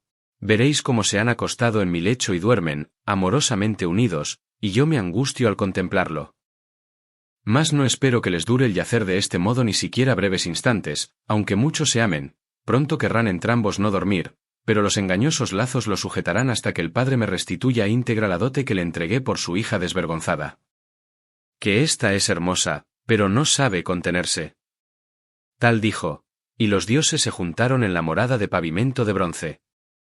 Compareció Neptuno, que ciñe la tierra, presentóse también el benéfico Mercurio, llegó asimismo el soberano flechador Apolo. Las diosas quedaronse, por pudor, cada una en su casa. Detuviéronse los dioses, dadores de los bienes, en el umbral, y una risa inextinguible se alzó entre los bienaventurados númenes al ver el artificio del ingenioso Vulcano. Y uno de ellos dijo al que tenía más cerca: «No prosperan las malas acciones y el más tardo alcanza al más ágil. Como ahora Vulcano, que es cojo y lento, aprisionó con su artificio a Marte, el más veloz de los dioses que posee en el Olimpo, quien tendrá que pagarle la multa del adulterio». Así estos conversaban.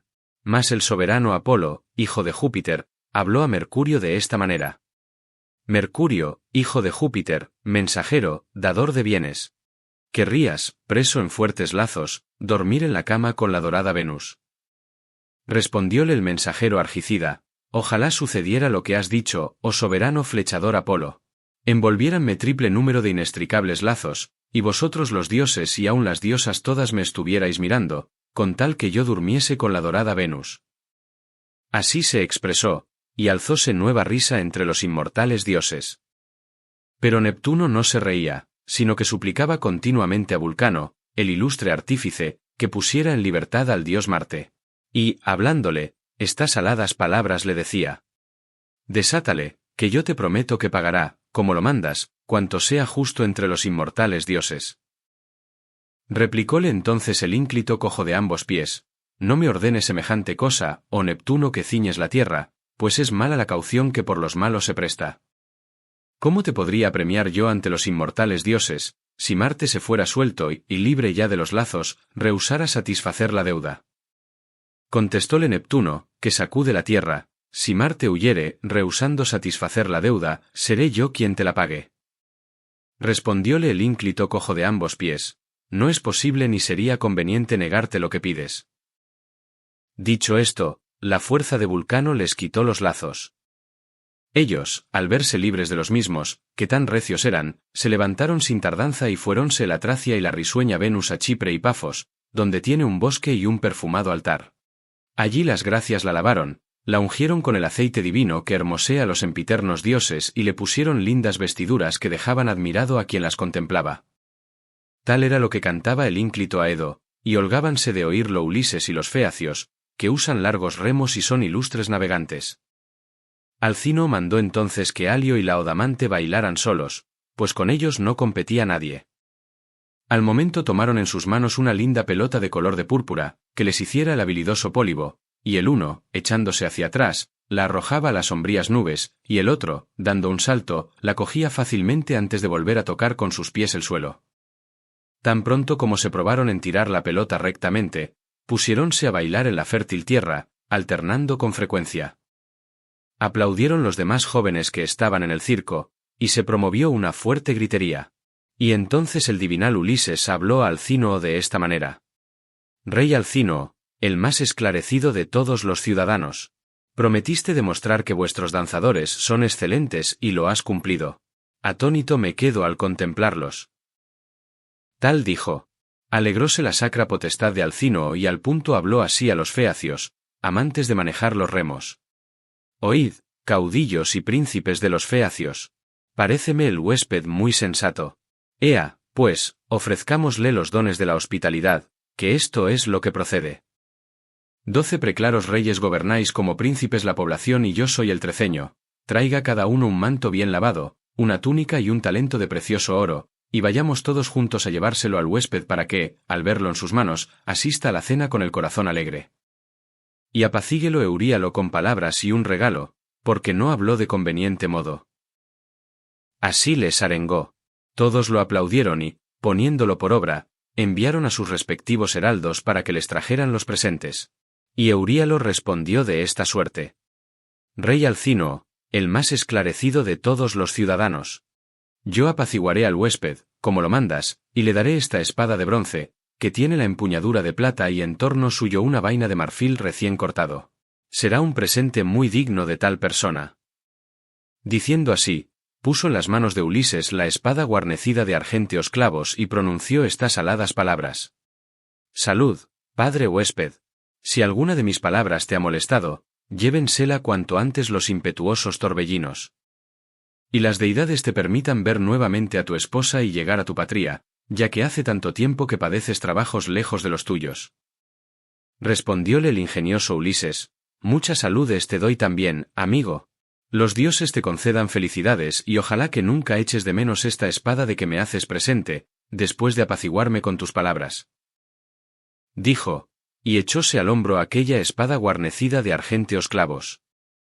Al ponerse el sol, ya Ulises tenía delante de sí los hermosos presentes. Introdujéronlos en la casa de Alcínoo los conspicuos heraldos e hiciéronse cargo de ellos los vástagos del ilustre rey, quienes transportaron los bellísimos regalos a donde estaba su veneranda madre. Volvieron todos al palacio, precedidos por la sacra potestad de Alcínoo, y sentáronse en elevadas sillas. Y entonces la potestad de Alcínoo dijo a Arete: Trae, mujer, un arca muy hermosa, la que mejor sea, y mete en la misma un manto bien lavado y una túnica. Poned al fuego una caldera de bronce y calentad agua para que el huésped se lave y viendo colocados por orden cuantos presentes acaban de traerle los eximios feacios, se regocije con el banquete y el canto de la Edo. Y yo le daré mi hermosísima copa de oro, a fin de que se acuerde de mí todos los días al ofrecer en su casa libaciones a Júpiter y a los restantes dioses. Así dijo. Arete mandó a las esclavas que pusiesen incontinenti un gran trípode al fuego. Ellas llevaron al ardiente fuego un trípode que servía para los baños, echaron agua en la caldera y, recogiendo leña, encendiéronla debajo. Las llamas rodearon el vientre de la caldera y calentóse el agua. Entretanto sacó Arete de su habitación un arca muy hermosa y puso en la misma los bellos dones, vestiduras y oro, que habían traído los feacios, y además un manto y una elegante túnica. Y seguidamente habló al héroe con estas aladas palabras. Examina tú mismo la tapa y échale pronto un nudo, no sea que te hurten alguna cosa en el camino, cuando en la negra nave estés entregado al dulce sueño. Apenas oyó estas palabras el paciente divinal Ulises, encajó la tapa y le echó un complicado nudo que le enseñara a hacer la veneranda Circe. Acto seguido invitóle la despensera a bañarse en una pila. Y Ulises vio con agrado el baño caliente, porque no cuidaba de su persona desde que partió de la casa de Calipso, la de los hermosos cabellos, que en ella estuvo siempre atendido como un dios. Y lavado ya y ungido con aceite por las esclavas, que le pusieron una túnica y un hermoso manto, salió y fuese hacia los hombres, bebedores de vino, que allí se encontraban. Pero Nausicaa, a quien las deidades habían dotado de belleza, paróse ante la columna que sostenía el techo sólidamente construido, se admiró al clavar los ojos en Ulises y le dijo estas aladas palabras. Salve, huésped, para que en alguna ocasión, cuando estés de vuelta en tu patria, te acuerdes de mí, que me debes antes que a nadie el rescate de tu vida. Respondióle el ingenioso Ulises, Nausicaa, hija del magnánimo Alcínoo, concédame Júpiter, el tonante esposo de Juno, que llegue a mi casa y vea el día de mi regreso, que allí te invocaré todos los días, como a una diosa, porque fuiste tú, oh doncella, quien me salvó la vida. Dijo, y fue a sentarse junto al rey Alcínoo, cuando ya se distribuían las porciones y se mezclaba el vino. Compareció el heraldo con el amable Aedo de Módoco, tan honrado por la gente, y le hizo sentar en medio de los convidados, arrimándolo a excelsa columna. Y entonces el ingenioso Ulises, cortando una tajada del espinazo de un puerco de blancos dientes, del cual quedaba aún la mayor parte y estaba cubierto de abundante grasa, habló al heraldo de esta manera. Heraldo, llévale esta carne a Demódoco para que coma y así le obsequiaré, aunque estoy afligido. Que a los aedos por doquier les tributan honor y reverencia los hombres terrestres, porque la musa les ha enseñado el canto y los ama a todos. Así dijo, y el heraldo puso la carne en las manos del héroe Demódoco, quien, al recibirla, sintió que se le alegraba el alma. Todos echaron mano a las viandas que tenían delante. Y cuando hubieron satisfecho las ganas de comer y de beber, el ingenioso Ulises habló a Demódoco de esta manera.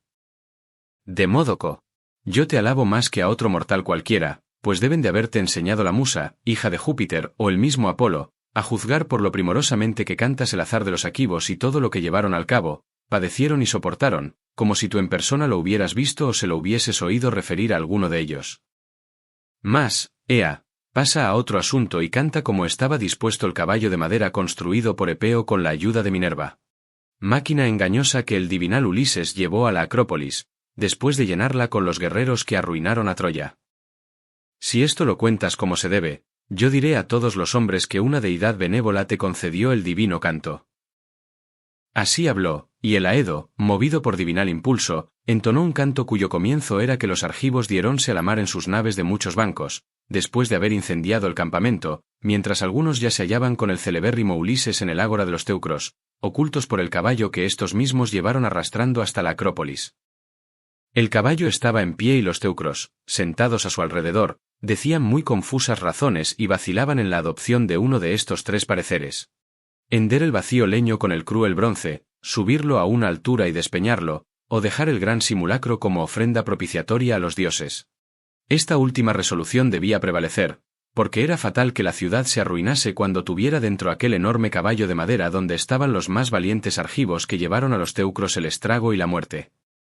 Cantó como los aqueos, saliendo del caballo y dejando la hueca emboscada, asolaron la ciudad. Cantó asimismo como, dispersos unos por un lado y otros por otro, iban devastando la excelsa urbe, mientras que Ulises, cual si fuese Marte, tomaba el camino de la casa de Deífobo, juntamente con el deiforme Menelao. Y refirió cómo aquél había osado sostener un terrible combate, del cual alcanzó victoria por el favor de la magnánima Minerva. Tal fue lo que cantó el eximio Aedo, y en tanto consumíase Ulises, y las lágrimas manaban de sus párpados y le regaban las mejillas.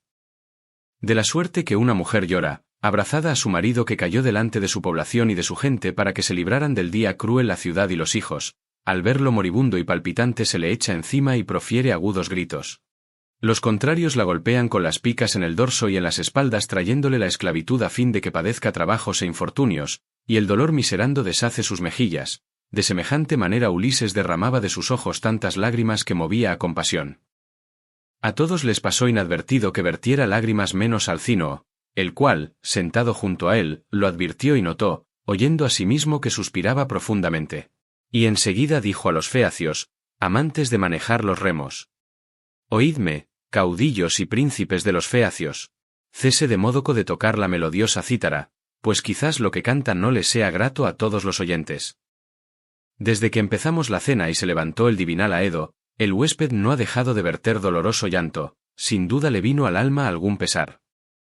Mas, ea, cese aquel para que nos regocijemos todos, así los albergadores del huésped como el huésped mismo. Que es lo mejor que se puede hacer, ya que por el venerable huésped se han preparado estas cosas, su conducción y los dones que le hemos hecho en demostración de aprecio. Como un hermano debe tratar al huésped y al suplicante, quien tenga un poco de sensatez.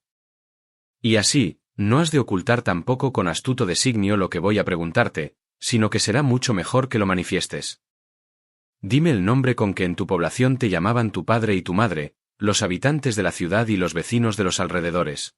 Que ningún hombre bueno o malo deja de tener el suyo desde que ha nacido, porque los padres lo imponen a cuantos engendran. Nómbrame también tu país, tu pueblo y tu ciudad, para que nuestros bajeles, proponiéndose cumplir tu propósito con su inteligencia, te conduzcan allí. Pues entre los feacios no hay pilotos, ni sus naves están provistas de timones como los restantes barcos, sino que ya saben ellas los pensamientos y el querer de los hombres, conocen las ciudades y los fértiles campos de todos los países, atraviesan rápidamente el abismo del mar, aunque cualquier vapor o niebla las cubra, y no sienten temor alguno de recibir daño o de perderse. Si bien oí decir a mi padre Nausito que Neptuno nos mira con malos ojos porque conducimos sin recibir daño a todos los hombres, y afirmaba que el dios haría naufragar en el obscuro ponto un bien construido bajel de los feacios, al volver de conducir a alguien, y cubriría la vista de la ciudad con una gran montaña. Así se expresaba el anciano, mas el dios lo cumplirá o no, según le plugue. Ea, habla y cuéntame sinceramente por dónde anduviste perdido y a qué regiones llegaste, especificando qué gentes y qué ciudades bien pobladas había en ellas. Así como también cuáles hombres eran crueles, salvajes e injustos y cuáles hospitalarios y temerosos de los dioses. Dime por qué lloras y te lamentas en tu ánimo cuando oyes referir el azar de los argivos, de los dánaos y de Ilión. Diéronselo las deidades, que decretaron la muerte de aquellos hombres para que sirvieran a los venideros de asunto para sus cantos. ¿Acaso perdiste delante de Ilión algún deudo como tu yerno ilustre o tu suegro, que son las personas más queridas después de las ligadas con nosotros por la sangre y el linaje? ¿O fue, por ventura, un esforzado y agradable compañero, ya que no es inferior a un hermano el compañero dotado de prudencia?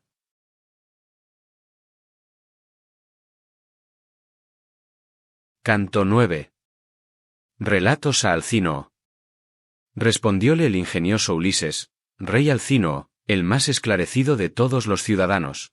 En verdad que es hermoso oír a un Aedo como este, cuya voz se asemeja a la de un numen. No creo que haya cosa tan agradable como ver que la alegría reina en el pueblo y que los convidados, sentados ordenadamente en el palacio ante las mesas abastecidas de pan y de carnes, escuchan al Aedo, mientras el escanciador saca vino de la crátera y lo va echando en las copas. Tal espectáculo me parece bellísimo. Pero te movió el ánimo a desear que te cuente mis luctuosos infortunios, para que llore aún más y prorrumpa en gemidos.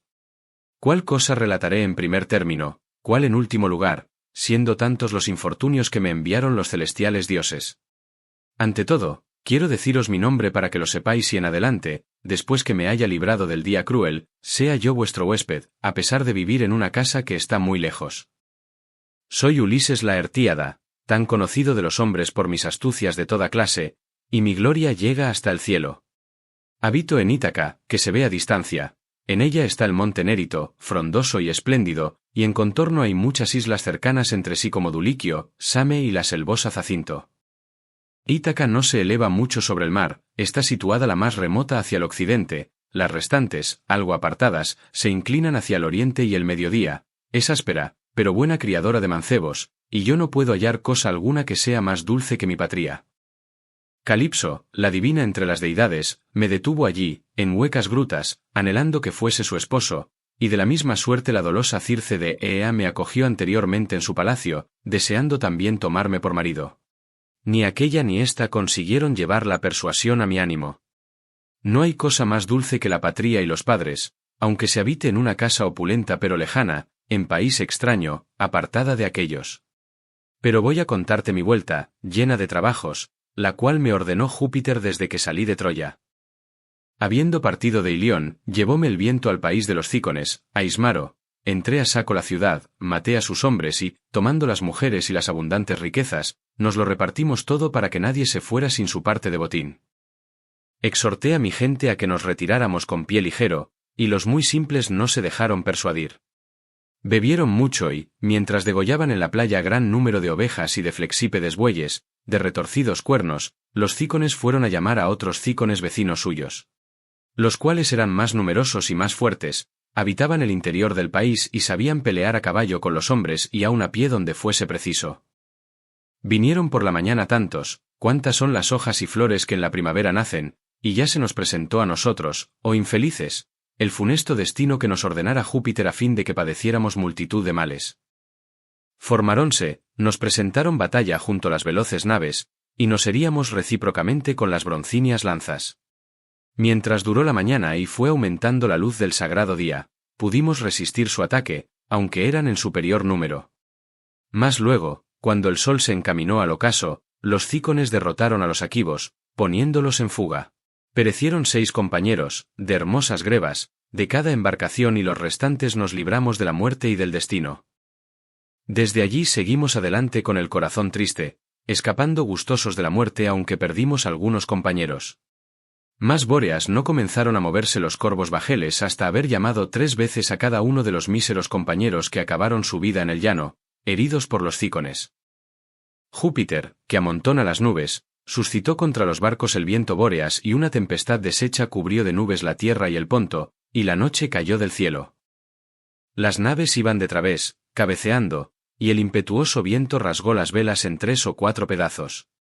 Entonces amainamos estas, pues temíamos nuestra perdición, y apresuradamente, a fuerza de remos, llevamos aquellas a tierra firme.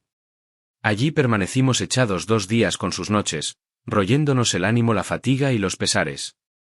Mas, al punto que la aurora, de lindas trenzas, nos trajo el día tercero, izamos los mástiles, descogimos las blancas velas y nos sentamos en las naves, que eran conducidas por el viento y los pilotos. Y hubiese llegado incólume a la tierra patria, si la corriente de las olas y el Bóreas, que me desviaron al doblar el cabo de Malea, no me hubieran obligado a vagar lejos de Citera. Desde allí dañosos vientos llevaronme 9 días por el Ponto, abundante en peces, y al 10º arribamos a la tierra de los lotófagos, que se alimentan con un florido manjar. Saltamos en tierra, hicimos aguada, y pronto los compañeros empezaron a comer junto a las veleras naves. Y después que hubimos gustado los alimentos y la bebida, envié algunos compañeros, 2 varones a quienes escogí e hice acompañar por un tercero que fue un heraldo, para que averiguaran cuáles hombres comían el pan en aquella tierra. Fuéronse pronto y juntrónse con los lotófagos, que no tramaron ciertamente la perdición de nuestros amigos. Pero les dieron a comer loto, y cuantos probaban el fruto del mismo, dulce como la miel, ya no querían llevar noticias ni volverse, antes deseaban permanecer con los lotófagos, comiendo loto, sin acordarse de tornar a la patria.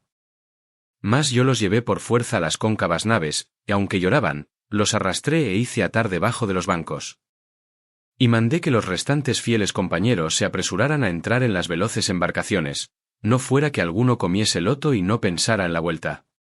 Hiciéronlo enseguida y, sentándose por orden en los bancos, comenzaron a herir con los remos el espumoso mar. Desde allí continuamos la navegación con ánimo afligido, y llegamos a la tierra de los cíclopes soberbios y sin ley, quienes, confiados en los dioses inmortales, no plantan árboles, ni labran los campos, sino que todo les nace sin semilla y sin arada, trigo, cebada y vides, que producen vino de unos grandes racimos, y se lo hace crecer la lluvia enviada por Júpiter. No tienen ágoras donde se reúnan para deliberar, ni leyes tampoco, sino que viven en las cumbres de los altos montes, dentro de excavadas cuevas, cada cual impera sobre sus hijos y mujeres, y no se cuidan los unos de los otros. Delante del puerto, no muy cercana ni a gran distancia tampoco de la región de los cíclopes, hay una isleta poblada de bosque, con una infinidad de cabras monteses, pues no las ahuyenta el paso de hombre alguno ni van allí los cazadores, que se fatigan recorriendo las selvas en las cumbres de las montañas. No se ven en ella ni rebaños ni labradíos, sino que el terreno está siempre sin sembrar y sin arar, carece de hombres, y cría bastantes cabras. Pues los cíclopes no tienen naves de rojas proas, ni cuentan con artífices que se las construyan de muchos bancos, como las que transportan mercancías a distintas poblaciones en los frecuentes viajes que los hombres efectúan por mar. Yendo los unos a encontrar a los otros, las cuales hubieran podido hacer que fuese muy poblada aquella isla, que no es mala y daría a su tiempo frutos de toda especie, porque tiene junto al espumoso mar prados húmedos y tiernos y allí la vid jamás se perdiera.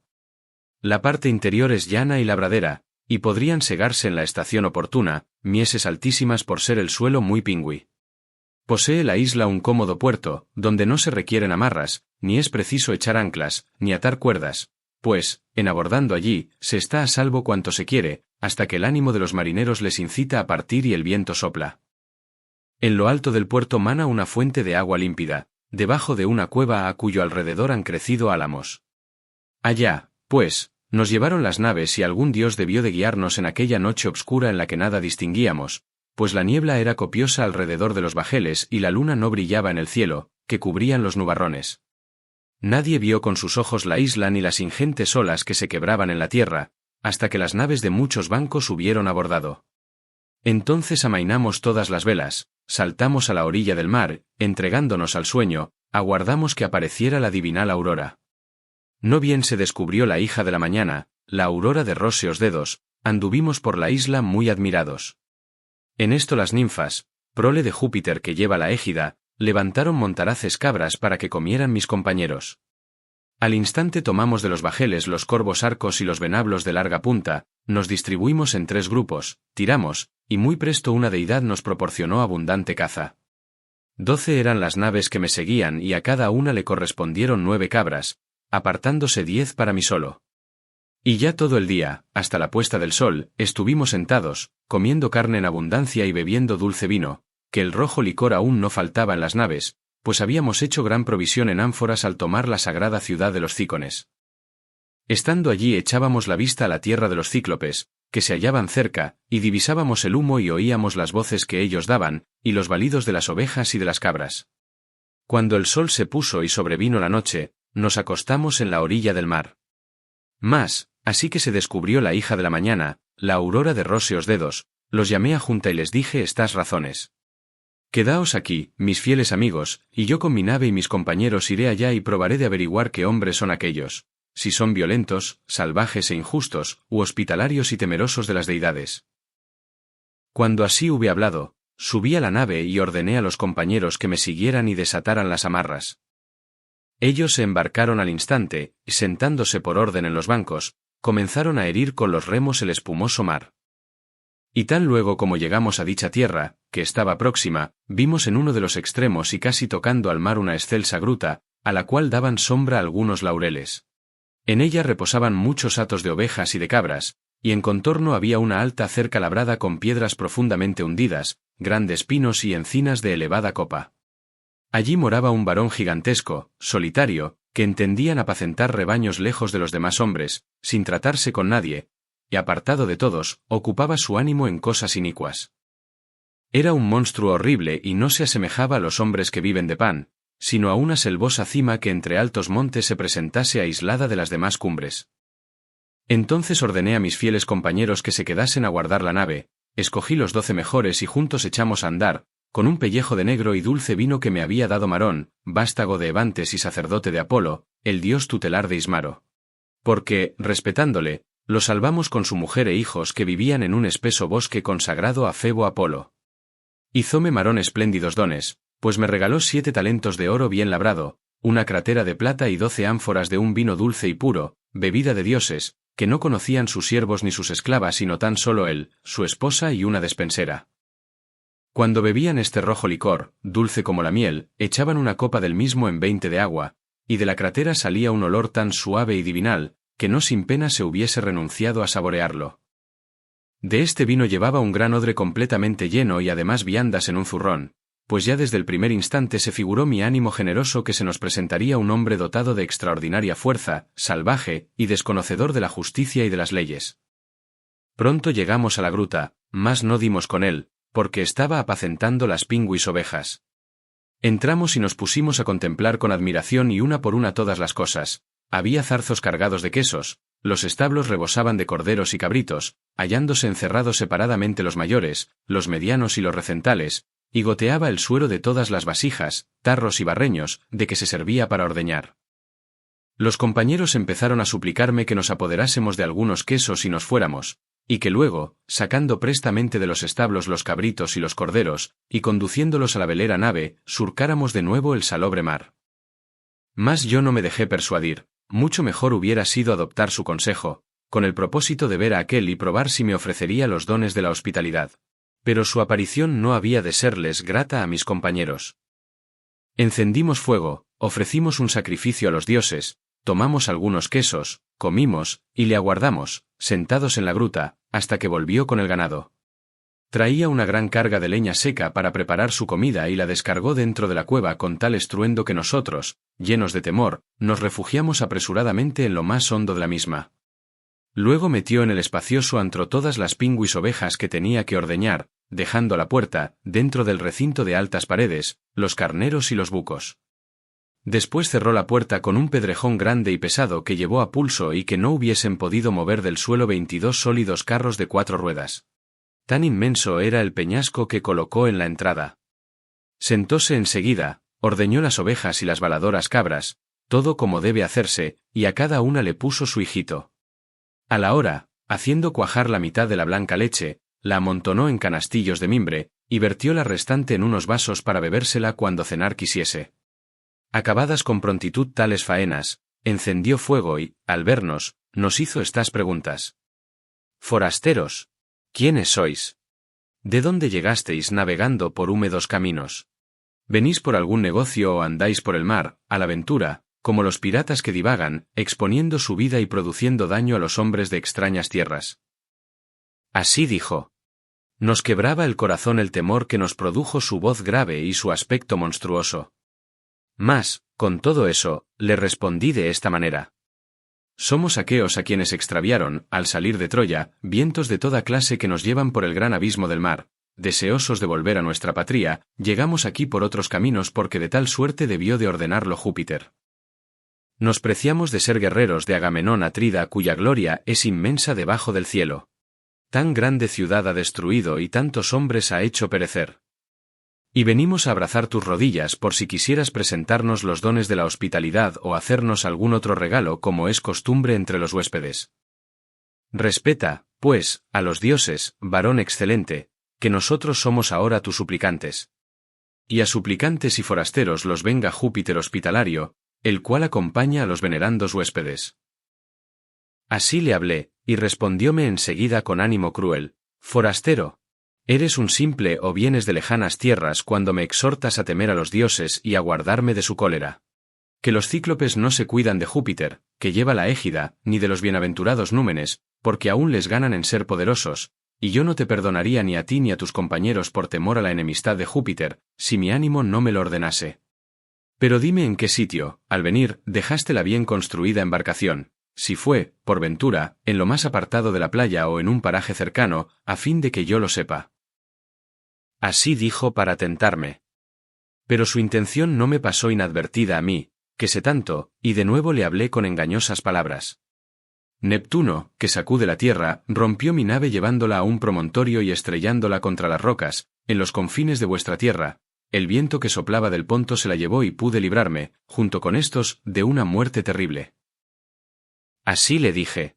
El cíclope, con ánimo cruel, no me dio respuesta, pero, levantándose de súbito, echó mano a los compañeros, agarró a dos y, cual si fuesen cachorrillos, arrojólos en tierra con tamaña violencia que el encéfalo fluyó al suelo y mojó el piso. Seguidamente despedazó los miembros, se aparejó una cena y se puso a comer como montaraz león, no dejando ni los intestinos, ni la carne, ni los medulosos huesos. Nosotros contemplábamos aquel horrible espectáculo con lágrimas en los ojos, alzando nuestras manos a Júpiter, pues la desesperación se había señoreado de nuestro ánimo. El cíclope, tan luego como hubo llenado su enorme vientre, devorando carne humana y bebiendo encima leche sola, se acostó en la gruta tendiéndose en medio de las ovejas. Entonces formé en mi magnánimo corazón el propósito de acercarme a él y, sacando la aguda espada que colgaba de mi muslo, herirle el pecho donde las entrañas rodean el hígado, palpándolo previamente, mas otra consideración me contuvo. Habríamos, en efecto, perecido allí de espantosa muerte, a causa de no poder apartar con nuestras manos el grave pedrejón que el cíclope colocó en la alta entrada. Y así, dando suspiros, aguardamos que apareciera la divinal aurora. Cuando se descubrió la hija de la mañana, la aurora de rosáceos dedos, el cíclope encendió fuego y ordeñó las gordas ovejas, todo como debe hacerse, y a cada una le puso su hijito. Acabadas con prontitud tales faenas, echó mano a otros dos de los míos, y con ellos se aparejó el almuerzo. En acabando de comer, sacó de la cueva los pingüis ganados, removiendo con facilidad el enorme pedrejón de la puerta, pero al instante lo volvió a colocar, del mismo modo que si a un carcaj le pusiera su tapa. Mientras el cíclope aguijaba con gran estrépito sus pingüis rebaños hacia el monte, Yo me quedé meditando siniestros propósitos, por si de algún modo pudiese vengarme y Minerva me otorgara la victoria. Al fin parecióme que la mejor resolución sería la siguiente. Echada en el suelo del establo veíase una gran clava de olivo verde, que el cíclope había cortado para llevarla cuando se secase. Nosotros, al contemplarla, la comparábamos con el mástil de un negro y ancho bajel de transporte que tiene 20 remos y atraviesa el dilatado abismo del mar. Tan larga y tan gruesa se nos presentó a la vista.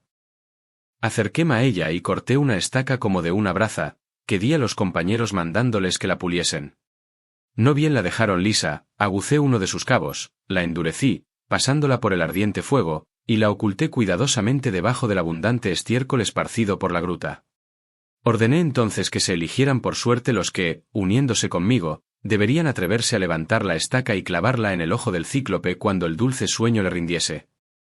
Cayóles la suerte a los 4 que yo mismo hubiera escogido en tal ocasión, y me junté con ellos formando el quinto. Por la tarde volvió el cíclope con el rebaño de hermoso vellón, que venía de pacer, e hizo entrar en la espaciosa gruta a todas las pingüirreses, sin dejar a ninguna fuera del recinto, ya porque sospechase algo, ya porque algún dios así se lo ordenara. Cerró la puerta con el pedrejón, que llevó a pulso, sentóse, ordeñó las ovejas y las baladoras cabras, todo como debe hacerse, y a cada una le puso su hijito. Acabadas con prontitud tales cosas, agarró a otros 2 de mis amigos y con ellos se aparejó la cena. A la hora lleguéme al cíclope, teniendo en la mano una copa de negro vino, le hablé de esta manera. Toma, cíclope, bebe vino, ya que comiste carne humana, a fin de que sepas qué bebida se guardaba en nuestro buque. Te lo traía para ofrecer una libación en el caso de que te apiadases de mí y me enviaras a mi casa, pero tú te enfureces de intolerable modo. Cruel. ¿Cómo vendrá en lo sucesivo ninguno de los muchos hombres que existen, si no te portas como debieras? Así le dije. Tomó el vino y bebióselo. Y gustóle tanto el dulce licor que me pidió más. Dame de buen grado más vino y hazme saber inmediatamente tu nombre para que te ofrezca un don hospitalario con el cual te huelgues. Pues también a los cíclopes la fértil tierra les proporciona vino en gruesos racimos, que crecen con la lluvia enviada por Júpiter, mas esto se compone de ambrosía y néctar. De tal suerte habló, y volví a servirle el negro vino. 3 veces se lo presenté y 3 veces bebió incautamente. Y cuando los vapores del vino envolvieron la mente del cíclope, díjele con suaves palabras. Cíclope, preguntas cuál es mi nombre ilustre, y voy a decírtelo, pero dame el presente de hospitalidad que me has prometido. Mi nombre es Nadie, y nadie me llaman mi madre, mi padre y mis compañeros todos. Así le hablé, y enseguida me respondió, con ánimo cruel, nadie me lo comeré el último, después de sus compañeros, y a todos los demás antes que a él, tal será el don hospitalario que te ofrezca. Dijo, tiróse hacia atrás y cayó de espaldas. Así echado, dobló la gruesa cerviz y vencióle el sueño, que todo lo rinde. Salíale de la garganta el vino con pedazos de carne humana, y eructaba por estar cargado de bebida. Entonces metí la estaca debajo del abundante rescoldo, para calentarla, y animé con mis palabras a todos los compañeros, no fuera que alguno, poseído de miedo, se retirase. Mas cuando la estaca de olivo, con ser verde, estaba a punto de arder y relumbraba intensamente, fui y la saqué del fuego, rodeáronme mis compañeros, y una deidad nos infundió gran audacia. Ellos, tomando la estaca de olivo, hincáronla por la aguzada punta en el ojo del cíclope, y yo, alzándome, hacíala girar por arriba. De la suerte que cuando un hombre taladra con el barreno el mástil de un navío, otros lo mueven por debajo con una correa, que asen por ambas extremidades, y aquel da vueltas continuamente. Así nosotros, asiendo la estaca de ígnea punta, la hacíamos girar en el ojo del cíclope y la sangre brotaba alrededor del caliente palo. Quemóle el ardoroso vapor párpados y cejas, en cuanto la pupila estaba ardiendo y sus raíces crepitaban por la acción del fuego. Así como el broncista, para dar el tempel que es la fuerza del hierro, sumerge en agua fría una gran seguro un hacha que rechina grandemente, de igual manera rechinaba el ojo del cíclope en torno de la estaca de olivo. Dio el cíclope un fuerte y horrendo gemido, retumbó la roca y nosotros, amedrentados, huimos prestamente. Mas él se arrancó la estaca, toda manchada de sangre, arrojóla furioso lejos de sí y se puso a llamar con altos gritos a los cíclopes que habitaban a su alrededor, dentro de cuevas, en los ventosos promontorios. En oyendo sus voces acudieron muchos, quien por un lado y quien por otro, y parándose junto a la cueva, le preguntaron qué le angustiaba. ¿Por qué tan enojado, oh Polifemo, gritas de semejante modo en la divina noche, despertándonos a todos? ¿Acaso algún hombre se lleva tus ovejas mal de tu grado? Oh, por ventura, ¿te matan con engaño o con fuerza? Respondióles desde la cueva el robusto Polifemo: oh amigos, nadie me mata con engaño, no con fuerza. Y ellos le contestaron con estas aladas palabras: pues si nadie te hace fuerza, ya que estás solo, no es posible evitar la enfermedad que envía el gran Júpiter. Pero, ruega a tu padre, el soberano Neptuno. Apenas acabaron de hablar, se fueron todos, y yo me reí en mi corazón de cómo mi nombre y mi excelente artificio les había engañado. El cíclope, gimiendo por los grandes dolores que padecía, anduvo a tientas, quitó el peñasco de la puerta y se sentó en la entrada, tendiendo los brazos por si lograba echar mano a alguien que saliera con las ovejas. Tan mentecato esperaba que yo fuese. Mas yo meditaba cómo pudiera aquel lance acabar mejor, y si hallaría algún recurso para librar de la muerte a mis compañeros y a mí mismo. Revolví toda clase de engaños y de artificios, como que se trataba de la vida y un gran mal era inminente, y al fin parecióme la mejor resolución la que voy a decir. Había unos carneros bien alimentados, hermosos, grandes, de espesa y obscura lana. Sin desplegar los labios, los até de 3 en 3, entrelazando mimbres de aquellos sobre los cuales dormía el monstruoso e injusto cíclope, y así el del centro llevaba a un hombre y los otros 2 iban a entrambos lados para que salvaran a mis compañeros. 3 carneros llevaban, por tanto, a cada varón, mas yo, viendo que había otro carnero que sobresalía entre todas las reses, lo asgo por la espalda, me deslizo el vedijudo vientre y me quedo agarrado con ambas manos a la abundantísima lana, manteniéndome en esta postura con ánimo paciente. Así, profiriendo suspiros, aguardamos la aparición de la divinal aurora. Cuando se descubrió la hija de la mañana, la aurora de rosáceos dedos, los machos salieron presurosos a pacer y las hembras, como no se las había ordeñado, balaban en el corral con las tetas retesadas. Su amo, afligido por los dolores, palpaba el lomo a todas las reses, que estaban de pie, y el simple no advirtió que mis compañeros iban atados a los pechos de los vedijudos animales. El último en tomar el camino de la puerta fue mi carnero, cargado de su lana y de mí mismo que pensaba en muchas cosas. Y el robusto Polifemo lo palpó y así le dijo: «Carnero querido, ¿por qué sales de la gruta el postrero del rebaño? Nunca te quedaste detrás de las ovejas, sino que, andando a buen paso, pacías el primero las tiernas flores de la hierba, llegabas el primero a las corrientes de los ríos y eras quien primero deseaba tornar al establo al caer de la tarde. Mas ahora vienes, por el contrario, el último de todos. Sin duda echarás de menos el ojo de tu señor, a quien cegó un hombre malvado con sus perniciosos compañeros, perturbándole las mientes con el vino, nadie, pero me figuro que aún no se ha librado de una terrible muerte.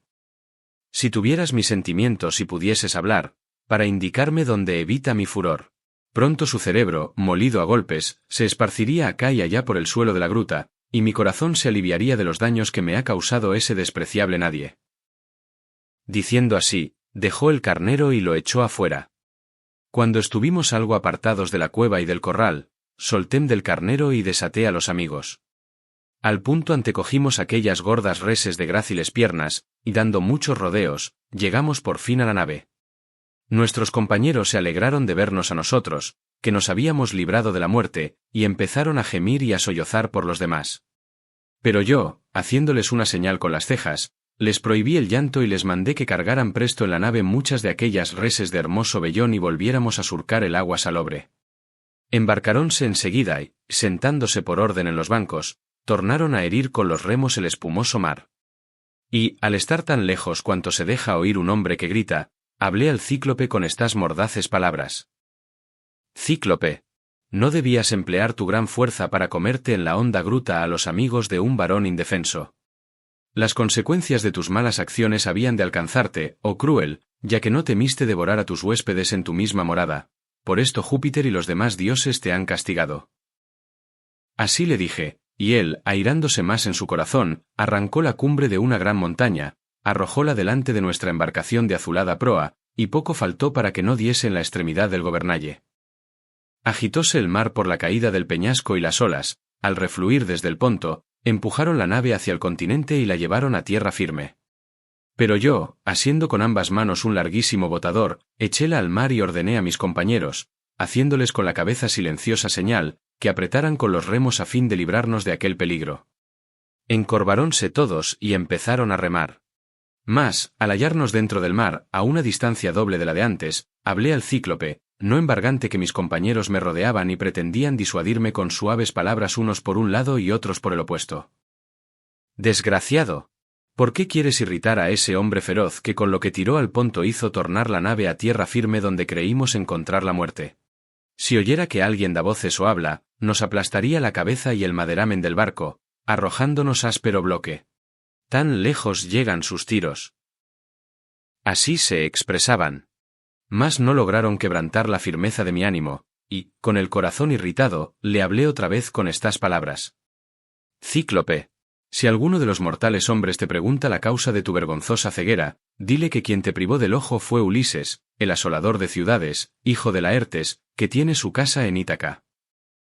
Tal dije, y él, dando un suspiro, respondió, oh dioses. Cumpliéronse los antiguos pronósticos. Hubo aquí un adivino excelente y grande, Télemo Eurímida, el cual descollaba en el arte adivinatoria y llegó a la senectud profetizando entre los cíclopes. Este, pues, me vaticinó lo que hoy sucede, que sería privado de la vista por mano de Ulises. Más esperaba yo que llegase un varón de gran estatura, gallardo, de mucha fuerza, y es un hombre pequeño, despreciable y menguado quien me cegó el ojo, subyugándome con el vino. Pero, ea, vuelve Ulises, para que te ofrezca los dones de la hospitalidad y exhorte al ínclito Dios que bate la tierra, a que te conduzca a la patria, que soy su hijo y él se gloría de ser mi padre. Y será él, si le pleis, quien me curará y no otro alguno de los bienaventurados dioses ni de los mortales hombres. Habló, pues, de esta suerte, y le contesté diciendo, así pudiera quitarte el alma y la vida, y enviarte a la morada de Plutón, como ni el mismo Dios que sacude la tierra te curará el ojo. Dije. Y el cíclope oró enseguida al soberano Neptuno, alzando las manos al estrellado cielo. Óyeme, Neptuno, que ciñes la tierra, Dios de cerúlea cabellera. Si en verdad soy tuyo y tú te glorías de ser mi padre, concédeme que Ulises, el asolador de ciudades, hijo de Laertes, que tiene su casa en Ítaca, no vuelva nunca a su palacio. Mas si le está destinado que ha de ver a los suyos y tornar a su bien construida casa y a su patria, sea tarde y mal, en nave ajena, después de perder todos los compañeros, y encuentre nuevas cuitas en su morada. Tal fue su plegaria y la oyó el dios de cerúlea cabellera. Acto seguido tomó el cíclope un peñasco mucho mayor que el de antes, lo despidió, haciéndolo voltear con fuerza inmensa, arrojólo detrás de nuestro bajel de azulada proa, y poco faltó para que no diese en la extremidad del gobernalle. Agitóse el mar por la caída del peñasco y las olas, llevando la embarcación hacia adelante, hiciéronla llegar a tierra firme. Así que arribamos a la isla donde estaban los restantes navíos, de muchos bancos, y en su contorno los compañeros que nos aguardaban llorando, saltamos a la orilla del mar y sacamos la nave a la arena. Y, tomando de la cóncava embarcación las reses del cíclope, nos las repartimos de modo que ninguno se quedara sin su parte. En esta partición que se hizo del ganado, mis compañeros, de hermosas grebas, asignaronme el carnero además de lo que me correspondía, y yo lo sacrifiqué en la playa a Júpiter Saturnio, que amontona las nubes y sobre todo reina, quemando en su obsequio a ambos muslos. Pero el dios, sin hacer caso del sacrificio, meditaba cómo podrían llegar a perderse todas mis naves, de muchos bancos, con los fieles compañeros. Y ya todo el día, hasta la puesta del sol, estuvimos sentados, comiendo carne en abundancia y bebiendo dulce vino. Cuando el sol se puso y llegó la noche, nos acostamos en la orilla del mar. Pero, apenas se descubrió la hija de la mañana, la aurora de róseos dedos, ordené a mis compañeros que subieran a la nave y desataran las amarras. Embarcaronse prestamente, y sentándose por orden en los bancos, tornaron a herir con los remos el espumoso mar. Desde allí seguimos adelante, con el corazón triste, escapando gustosos de la muerte aunque perdimos algunos compañeros. Canto 10. Lo relativo a Éolo. A los lestrigones y a Circe. Llegamos a la isla Eolia, donde moraba Éolo Hipótada, caro a los inmortales dioses, isla natal, a la cual cerca broncinio e irrompible muro, levantándose en el interior una escarpada roca. A Éolo naciéronle 12 vástagos en el palacio, 6 hijas y 6 hijos florecientes, y dio aquellas a estos para que fuesen sus esposas. Todos juntos, a la vera de su padre querido y de su madre veneranda, disfrutan de un continuo banquete en el que se les sirven muchísimos manjares. Durante el día percíbese en la casa el olor del asado y resuena toda con la flauta, y por la noche duerme cada uno con su púdica mujer sobre tapetes, entorneado lecho. Llegamos, pues, a su ciudad y a sus magníficas viviendas, y Éolo tratóme como a un amigo por espacio de un mes y me hizo preguntas sobre muchas cosas, sobre Ilión, sobre las naves de los argivos, sobre la vuelta de los aqueos, de todo lo cual le informé debidamente. Cuando quise partir y le rogué que me despidiera, no se negó y preparó mi viaje. Dióme entonces, encerrados en un cuero de un buey de 9 años que antes desollara, los soplos de los mugidores vientos, pues el Saturnio habíale hecho árbitro de los mismos, con facultad de aquietar o de excitar al que quisiera. Y ató dicho pellejo en la cóncava nave con un reluciente hilo de plata, de manera que no saliese ni el menor soplo, enviándome el céfiro para que, soplando, llevara nuestras naves y a nosotros en ellas. Mas, en vez de suceder así, había de perdernos nuestra propia imprudencia. Navegamos seguidamente por espacio de 9 días con sus noches. Y en el 10º se nos mostró la tierra patria, donde vimos a los que encendían fuego cerca del mar. Entonces me sentí fatigado y me rindió el dulce sueño, pues había gobernado continuamente el timón de la nave, que no quise confiar a ninguno de los amigos para que llegáramos más pronto. Los compañeros hablaban los unos con los otros de lo que yo llevaba a mi palacio, figurándose que era oro y plata, recibidos como dádiva del magnánimo Éolo Hipótada. Y alguno de ellos dijo de esta suerte al que tenía más cercano: «Oh dioses, cuán querido y honrado es este varón, de cuantos hombres habitan en las ciudades y tierras a donde llega. Muchos y valiosos objetos se ha llevado del botín de Troya, mientras que los demás, con haber hecho el mismo viaje, volveremos a casa con las manos vacías. Y ahora Éolo, obsequiándole como a un amigo, acaba de darle estas cosas. Ea, veamos pronto lo que son y cuánto oro y plata hay en el cuero». Así razonaban. Prevaleció aquel mal consejo y, desatando mis amigos el odre, escaparónse con gran ímpetu todos los vientos. Enseguida arrebató las naves una tempestad y llevólas al Ponto. Ellos lloraban, al verse lejos de la patria, y yo, recordando, medité en mi irreprochable espíritu si debía tirarme del bajel y morir en el Ponto, o sufrirlo todo en silencio y permanecer entre los vivos. Lo sufrí, quedéme en el barco y, cubriéndome, me acosté de nuevo. Las naves tornaron a ser llevadas a la isla Eolia por la funesta tempestad que promovió el viento, mientras gemían cuantos me acompañaban. Llegados allí, saltamos en tierra, hicimos aguada, y a la hora empezamos a comer junto a las veleras naves. Mas, así que hubimos gustado la comida y la bebida, tomé un heraldo y un compañero y, encaminándonos al ínclito palacio de Éolo, hallamos a éste, que celebraba un banquete con su esposa y sus hijos. Ya en la casa, nos sentamos al umbral, cerca de las jambas, y ellos se pasmaron al vernos y nos hicieron estas preguntas. ¿Cómo aquí, Ulises? ¿Qué funesto numen te persigue? Nosotros te enviamos con gran recaudo para que llegases a tu patria y a tu casa, o a cualquier sitio que te pluguiera. Así hablaron. Y yo, con el corazón afligido, les dije: mis imprudentes compañeros y un sueño pernicioso causaronme este daño, pero remediadlo vosotros, oh amigos, ya que podéis hacerlo. En tales términos me expresé, halagándoles con suaves palabras. Todos enmudecieron y, por fin, el padre me respondió: sal de la isla y muy pronto, malvado más que ninguno de los que hoy viven. No me es permitido tomar a mi cuidado y asegurarle la vuelta a un varón que se ha hecho odioso a los bienaventurados dioses. Vete en hora mala, pues si viniste ahora, es porque los inmortales te aborrecen. Hablando de esta manera me despidió del palacio, a mí, que profería hondos suspiros. Luego seguimos adelante, con el corazón angustiado. Y ya iba agotando el ánimo de los hombres aquel molesto remar, que a nuestra necedad debíamos, pues no se presentaba medio alguno de volver a la patria. Navegamos sin interrupción durante 6 días con sus noches, y al 7º llegamos a Telépilo de Lamos, la excelsa ciudad de la Lestrigonia, donde el pastor, al recoger su rebaño, llama a otro que sale enseguida con el suyo. Allí un hombre que no durmiese, podría ganar 2 salarios, uno, guardando bueyes, y otro, apacentando blancas ovejas. Tan inmediatamente sucede al pasto del día el de la noche. Apenas arribamos al magnífico puerto, el cual estaba rodeado de ambas partes por escarpadas rocas y tenían sus extremos riberas prominentes y opuestas que dejaban un estrecho paso. Todos llevaron a las corvas naves y las amarraron en el cóncavo puerto, muy juntas, porque allí no se levantan olas ni grandes ni pequeñas y una plácida calma reina en derredor. Mas yo dejé mi negra embarcación fuera del puerto, cabe a uno de sus extremos e hice atar las amarras a un peñasco. Subí luego a una áspera atalaya y desde ella no columbré labores de bueyes ni de hombres, sino tan solo el humo que se alzaba de la tierra.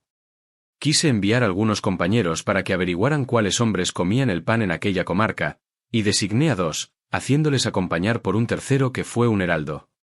Fuéronse y, siguiendo un camino llano por donde las carretas llevaban la leña de los altos montes a la ciudad, poco antes de llegar a la población encontraron una doncella, la eximia hija del lestrigón Antífates, que bajaba a la fuente Artacia, de hermosa corriente, pues allí iban a proveerse de agua los ciudadanos. Detuviéronse y hablaron a la joven, preguntándole quién era el rey y sobre quiénes reinaba, y ella les mostró enseguida la elevada casa de su padre. Llegáronse entonces a la magnífica morada, hallaron dentro a la esposa, que era alta como la cumbre de un monte, y cobráronle no poco miedo. La mujer llamó del ágora a su marido el preclaro Antífates, y éste maquinó contra mis compañeros cruda muerte. Agarrando prestamente a uno, aparejóse con él mismo la cena, mientras los otros 2 tornaban a los barcos en precipitada fuga. Antífates gritó por la ciudad, y al oírle, acudieron de todos lados muchos y fuertes lestrigones, que no parecían hombres sino gigantes, y desde las peñas tiraron pedruscos muy pesados. Pronto se alzó en las naves un deplorable estruendo causado a la vez por los gritos de los que morían y por la rotura de los barcos, y los lestrigones, atravesando a los hombres como si fueran peces, se los llevaban para celebrar nefando festín. Mientras así los mataban en el hondísimo puerto, saqué la aguda espada que llevaba junto al muslo y corté las amarras de mi bajel de azulada proa. Acto continuo exhorté a mis amigos, mandándoles que batieran los remos para librarnos de aquel peligro, y todos azotaron el mar por temor a la muerte. Con satisfacción huimos en mi nave desde las rocas prominentes al Ponto, mas las restantes se perdieron en aquel sitio, todas juntas. Desde allí seguimos adelante, con el corazón triste, escapando gustosos de la muerte aunque perdimos algunos compañeros. Llegamos luego a la isla Eea, donde moraba Circe, la de lindas trenzas, deidad poderosa, dotada de voz, hermana carnal del terrible Eetes, pues ambos fueron engendrados por el sol, que alumbra a los mortales, y tienen por madre a Perse, hija del océano. Acercamos silenciosamente el navío a la ribera, haciéndolo entrar en un amplio puerto, y alguna divinidad debió de conducirnos. Saltamos en tierra, permanecimos echados 2 días con sus noches, y nos roían el ánimo el cansancio y los pesares. Mas, al punto que la aurora, de lindas trenzas, nos trajo el día tercero, tomé mi lanza y mi aguda espada y me fui prestamente desde la nave a una atalaya, por si conseguía ver labores de hombres mortales o percibir la voz de los mismos. Y, habiendo subido a una altura muy escarpada, me paré y aparecióseme el humo que se alzaba de la espaciosa tierra, en el palacio de Circe, entre un espeso encinar y una selva. A la hora que divisé el negro humo, se me ocurrió en la mente y en el ánimo ir yo mismo a enterarme, mas, considerándolo bien, parecióme mejor tornar a la orilla, donde se hallaba la velera Nao, disponer que comiesen mis compañeros y enviar a algunos para que se informaran. Emprendí la vuelta, y ya estaba a poca distancia del corvo bajel, cuando algún dios me tuvo compasión al verme solo, y me hizo salir al camino un gran ciervo de altos cuernos, que desde el pasto de la selva bajaba al río para beber, pues el calor del sol le había entrado. Apenas se presentó, acertéle con la lanza en el espinazo, en medio de la espalda, de tal manera que el bronce lo atravesó completamente. Cayó el ciervo, quedando tendido en el polvo, y perdió la vida. Llegué a él y saquéle la broncínea lanza, poniéndola en el suelo, arranqué después varitas y mimbres, y formé una soga como de una braza, bien torcida de ambas partes, con la cual pude atar juntos los pies de la enorme bestia. Me la colgué al cuello y enderecé mis pasos a la negra nave, apoyándome en la pica, ya que no hubiera podido sostenerla en la espalda con solo la otra mano, por ser tan grande aquella pieza. Por fin la dejé en tierra, junto a la embarcación, y comencé a animar a mis compañeros, acercándome a los mismos y hablándoles con dulces palabras. Amigos, no descenderemos a la morada de Plutón, aunque nos sintamos afligidos, hasta que nos llegue el día fatal. Mas, ea, en cuanto haya víveres y bebida en la embarcación, pensemos en comer y no nos dejemos consumir por el hambre. Así les dije, y, obedeciendo al instante mis palabras, quitáronse la ropa con que se habían tapado allí, en la playa del mar estéril, y admiraron el ciervo, pues era grandísima aquella pieza. Después que se hubieron deleitado en contemplarlo con sus propios ojos, lavaronse las manos y aparejaron un banquete espléndido. Y ya todo el día, hasta la puesta del sol, estuvimos sentados, comiendo carne en abundancia y bebiendo dulce vino. Cuando el sol se puso y llegó la noche, nos acostamos en la orilla del mar. Pero, no bien se descubrió la hija de la mañana, la aurora de róseos dedos, reuní en junta a mis amigos y les hablé de esta manera. Oíd mis palabras, compañeros, aunque padezcáis tantos males. Oh amigos, ya que ignoramos dónde está el poniente y el sitio en que aparece la aurora, por donde el sol, que alumbra a los mortales, desciende debajo de la tierra, y por donde vuelve a salir, examinemos prestamente si nos será posible tomar alguna resolución, aunque yo no lo espero. Mas, desde escarpada altura contemplé esta isla, que es baja y a su alrededor forma una corona el ponto inmenso, y con mis propios ojos vi salir humo de en medio de la misma, a través de los espesos encinares y de la selva. Tal dije. A todos se les quebraba el corazón, acordándose de los hechos del estrigón Antífates y de las violencias del feroz cíclope, que se comía a los hombres, y se echaron a llorar ruidosamente, vertiendo abundantes lágrimas, aunque para nada les sirvió su llanto. Formé con mis compañeros de hermosas grebas 2 secciones, a las que di sendos capitanes, pues yo me puse al frente de una y el deiforme Euríloco mandaba la otra. Echamos suertes en Broncinio y Elmo y, como saliera la del magnánimo Euríloco, partió con 22 compañeros que lloraban, y nos dejaron a nosotros, que también sollozábamos. Dentro de un valle y en lugar visible descubrieron el palacio de Circe, construido de piedra pulimentada. En torno suyo encontrábanse lobos montaraces y leones, a los que Circe había encantado, dándoles funestas drogas, pero estos animales no acometieron a mis hombres, sino que, levantándose, fueron a halagarles con sus colas larguísimas. Como los perros halagan a su amo siempre que vuelve del festín, porque les trae algo que satisface su apetito, de tal manera los lobos, de uñas fuertes, y los leones fueron a halagar a mis compañeros, que se asustaron de ver tan espantosos monstruos. En llegando a la mansión de la diosa de lindas trenzas, detuviéronse en el vestíbulo y oyeron a Circe que con voz pulcra cantaba en el interior, mientras labraba una tela grande, divinal y tan fina, elegante y espléndida, como son las labores de las diosas.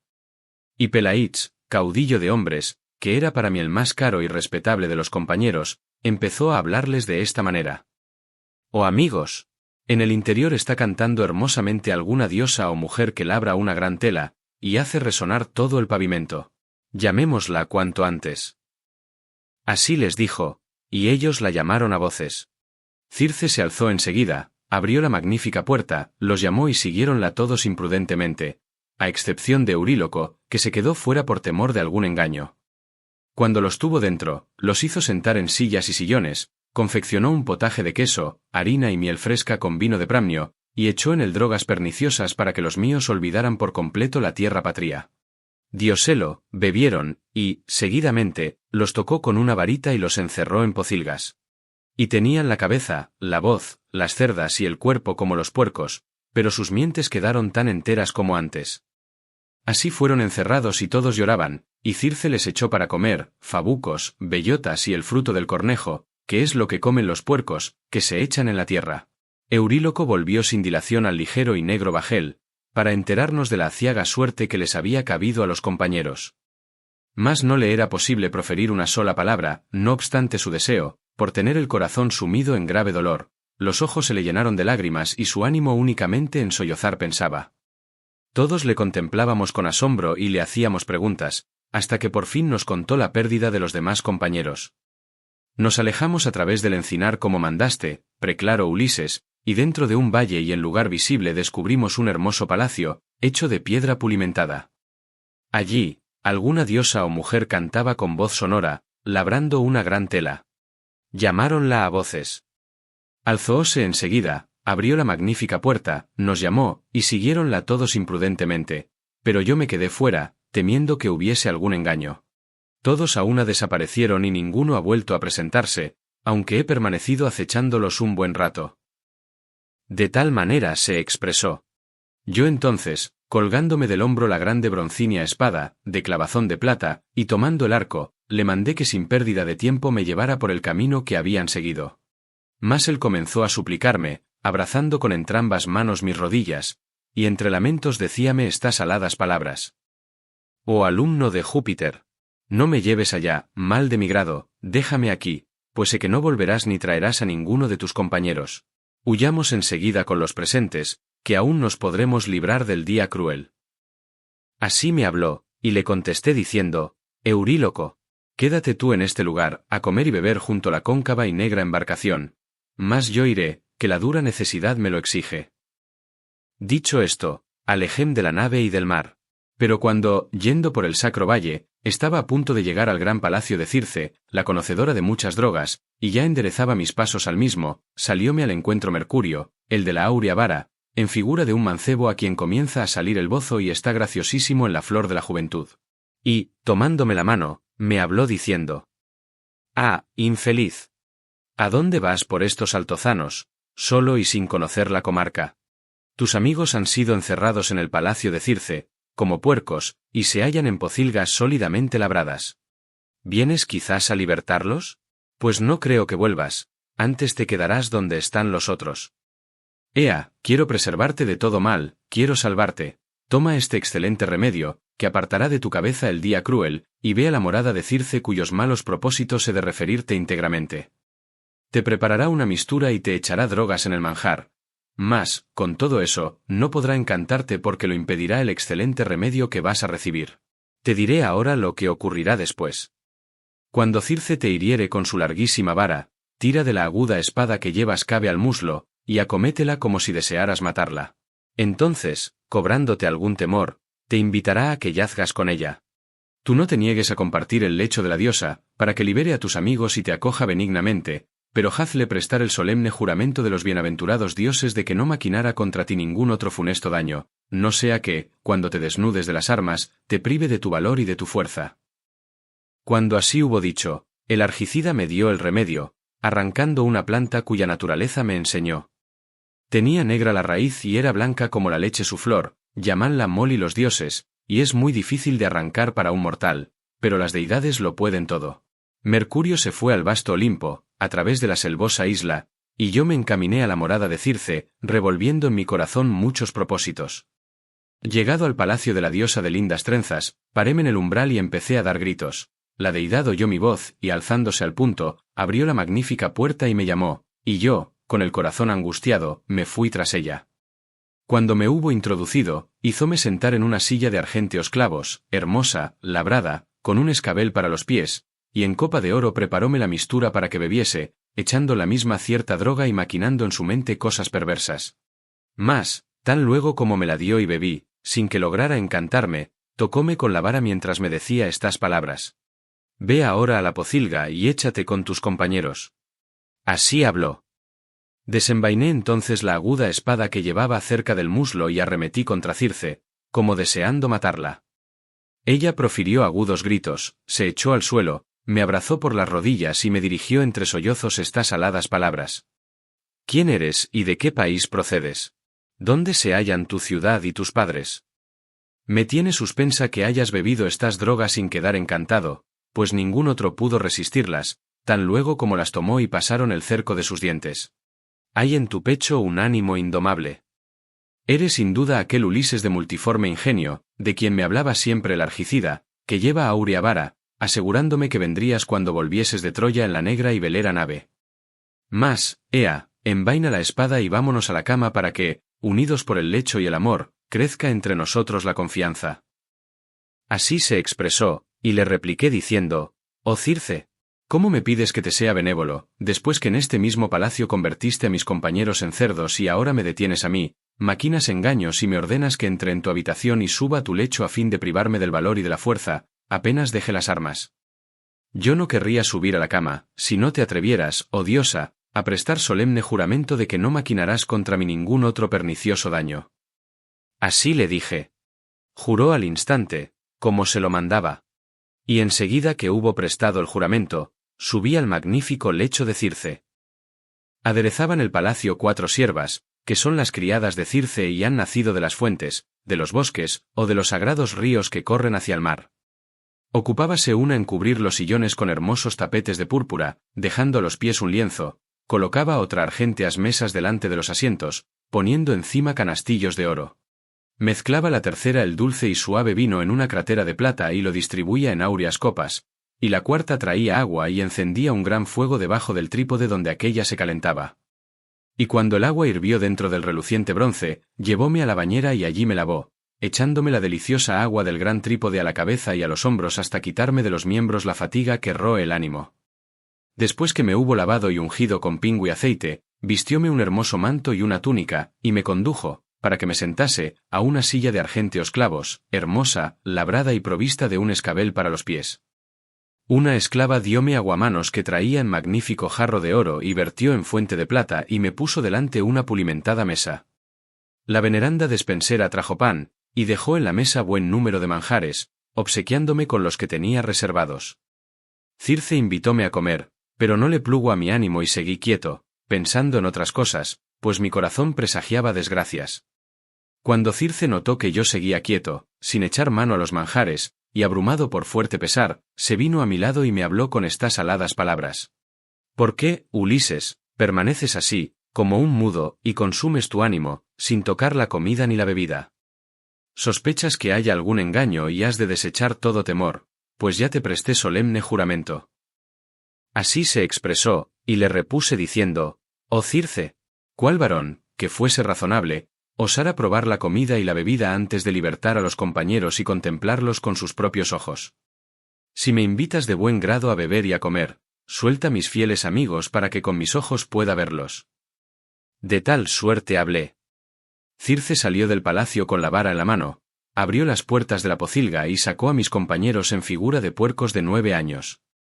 Colocáronse delante y ella anduvo por entre los mismos, untándolos con una nueva droga. En el acto cayeron de los miembros las cerdas que antes les hizo crecer la perniciosa droga suministrada por la veneranda Circe, y mis amigos tornaron a ser hombres, pero más jóvenes aún y mucho más hermosos y más altos. Conociéronme y uno por uno me estrecharon la mano. Alzóse entre todos un dulce llanto, la casa resonaba fuertemente y la misma deidad hubo de apiadarse. Y deteniéndose junto a mí, dijo de esta suerte la divina entre las diosas. Laertíada, de jovial linaje. Ulises, fecundo en recursos. Ve ahora a dónde tienes la velera nave en la orilla del mar y ante todo sacadla a tierra firme. Llevad a las grutas las riquezas y los aparejos todos, y trae enseguida tus fieles compañeros. Tales fueron sus palabras y mi ánimo generoso se dejó persuadir.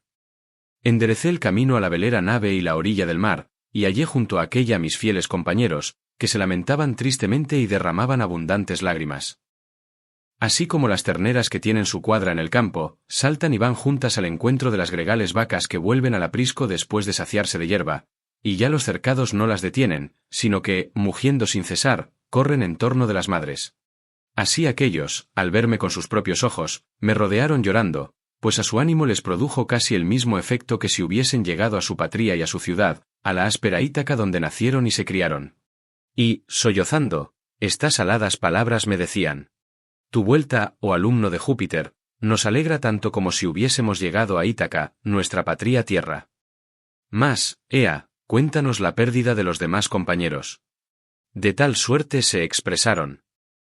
Entonces les dije con suaves palabras: primeramente saquemos la nave a tierra firme y llevemos a las grutas nuestras riquezas y los aparejos todos, y después apresuraos a seguirme juntos para que veáis cómo los amigos beben y comen en la sagrada mansión de Circe, pues todo lo tienen en gran abundancia. Así les hablé, y al instante obedecieron mi mandato. Euríloco fue el único que intentó detener a los compañeros, diciéndoles estas aladas palabras. ¡Ah, infelices! ¿Y a dónde vamos? ¿Por qué buscáis vuestro daño, yendo al palacio de Circe que a todos nos transformará en puercos, lobos o leones para que le guardemos, mal de nuestro grado, su espaciosa mansión? Se repetirá lo que ocurrió con el cíclope cuando los nuestros llegaron a su cueva con el audaz Ulises y perecieron por la loca temeridad del mismo. De tal modo habló. Yo revolvía en mi pensamiento desenvainar la espada de larga punta, que llevaba a un lado del vigoroso muslo y de un golpe echarle la cabeza al suelo, aunque Euríloco era deudo mío muy cercano, pero me contuvieron los amigos, unos por un lado y otros por el opuesto, diciéndome con dulces palabras: alumno de Júpiter, a éste lo dejaremos aquí, si tú lo mandas, y se quedará a guardar la nave, pero a nosotros llévanos a la sagrada mansión de Circe. Hablando así, alejarónse de la nave y del mar. Y Euríloco no se quedó cerca del cóncavo bajel, pues fue siguiéndonos, amedrentado por mi terrible amenaza. En tanto Circe lavó cuidadosamente en su morada a los demás compañeros, los ungió con pingo y aceite, les puso lanosos mantos y túnicas, y ya los hallamos celebrando alegre banquete en el palacio. Después que se vieron los unos a los otros y contaron lo ocurrido, comenzaron a sollozar y la casa resonaba en torno suyo. La divina entre las diosas se detuvo entonces a mi lado y me habló de esta manera. Laertíada, de jovial linaje. Ulises, fecundo en recursos. Ahora dad tregua al copioso llanto, sé yo también cuántas fatigas habéis soportado en el Ponto, abundante en peces, y cuántos hombres enemigos os dañaron en la tierra. Mas, ea, comed viandas y bebed vino hasta que recobréis el ánimo que teníais en el pecho cuando dejasteis vuestra patria, la escabrosa Ítaca. Actualmente estáis flacos y desmayados, trayendo de continuo a la memoria la peregrinación molesta, y no cabe en vuestro ánimo la alegría por lo mucho que habéis padecido. Tales fueron sus palabras, y nuestro ánimo generoso se dejó persuadir. Allí nos quedamos día tras día un año entero y siempre tuvimos en los banquetes carne en abundancia y dulce vino. Mas cuando se acabó el año y volvieron a sucederse las estaciones, después de transcurrir los meses y de pasar muchos días, llamaronme los fieles compañeros y me hablaron de este modo. Ilustre, acuérdate ya de la patria tierra, si el destino ha decretado que te salves y llegues a tu casa, de alta techumbre, y a la patria tierra. Así dijeron y mi ánimo generoso se dejó persuadir. Y todo aquel día hasta la puesta del sol, estuvimos sentados, comiendo carne en abundancia y bebiendo dulce vino. Cuando el sol se puso y sobrevino la noche, acostarónse los compañeros en las obscuras salas. Mas yo subí a la magnífica cama de Circe y empecé a suplicar a la deidad, que oyó mi voz y a la cual abracé las rodillas. Y, hablándole, estas aladas palabras le decía, «Oh Circe, cúmpleme tu promesa de mandarme a mi casa. Ya mi ánimo me incita a partir y también el de los compañeros, quienes aquejan mi corazón, rodeándome llorosos, cuando tú estás lejos». Así le hablé. Y la divina entre las diosas contestóme acto seguido, Laertíada, de jovial linaje. Ulises, fecundo en recursos. No os quedéis por más tiempo en esta casa, mal de vuestro grado. Pero ante todo habéis de emprender un viaje a la morada de Plutón y de la veneranda Proserpina, para consultar el alma del tebano Tiresias, adivino ciego, cuyas mientes se conservan íntegras. A él tan solo, después de muerto, dióle Proserpina inteligencia y saber, pues los demás revolotean como sombras. Tal dijo.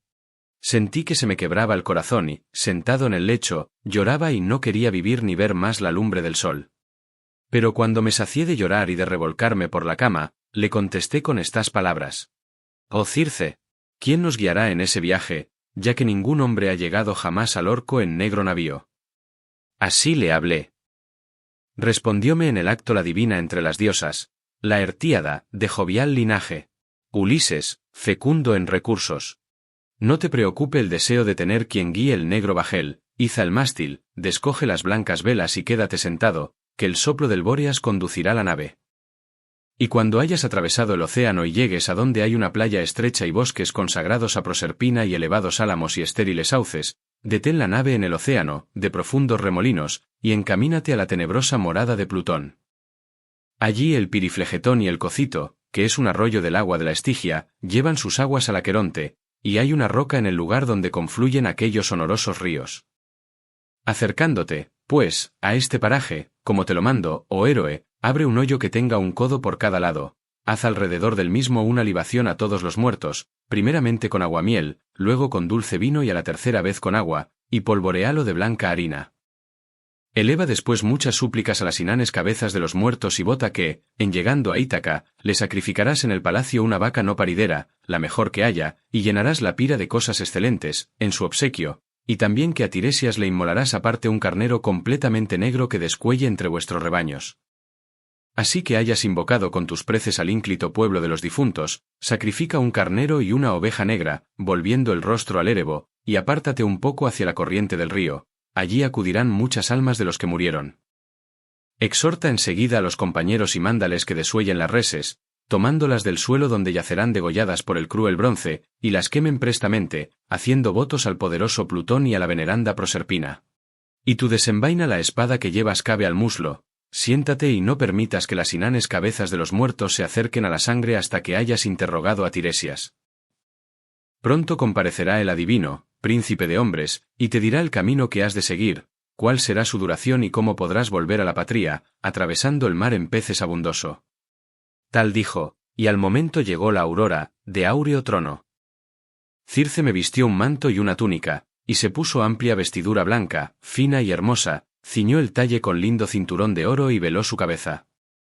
Yo anduve por la casa y amonesté a los compañeros, acercándome a los mismos y hablándoles con dulces palabras. No permanezcáis acostados, disfrutando del dulce sueño. Partamos ya, pues la veneranda Circe me lo aconseja. Así les dije, y su ánimo generoso se dejó persuadir.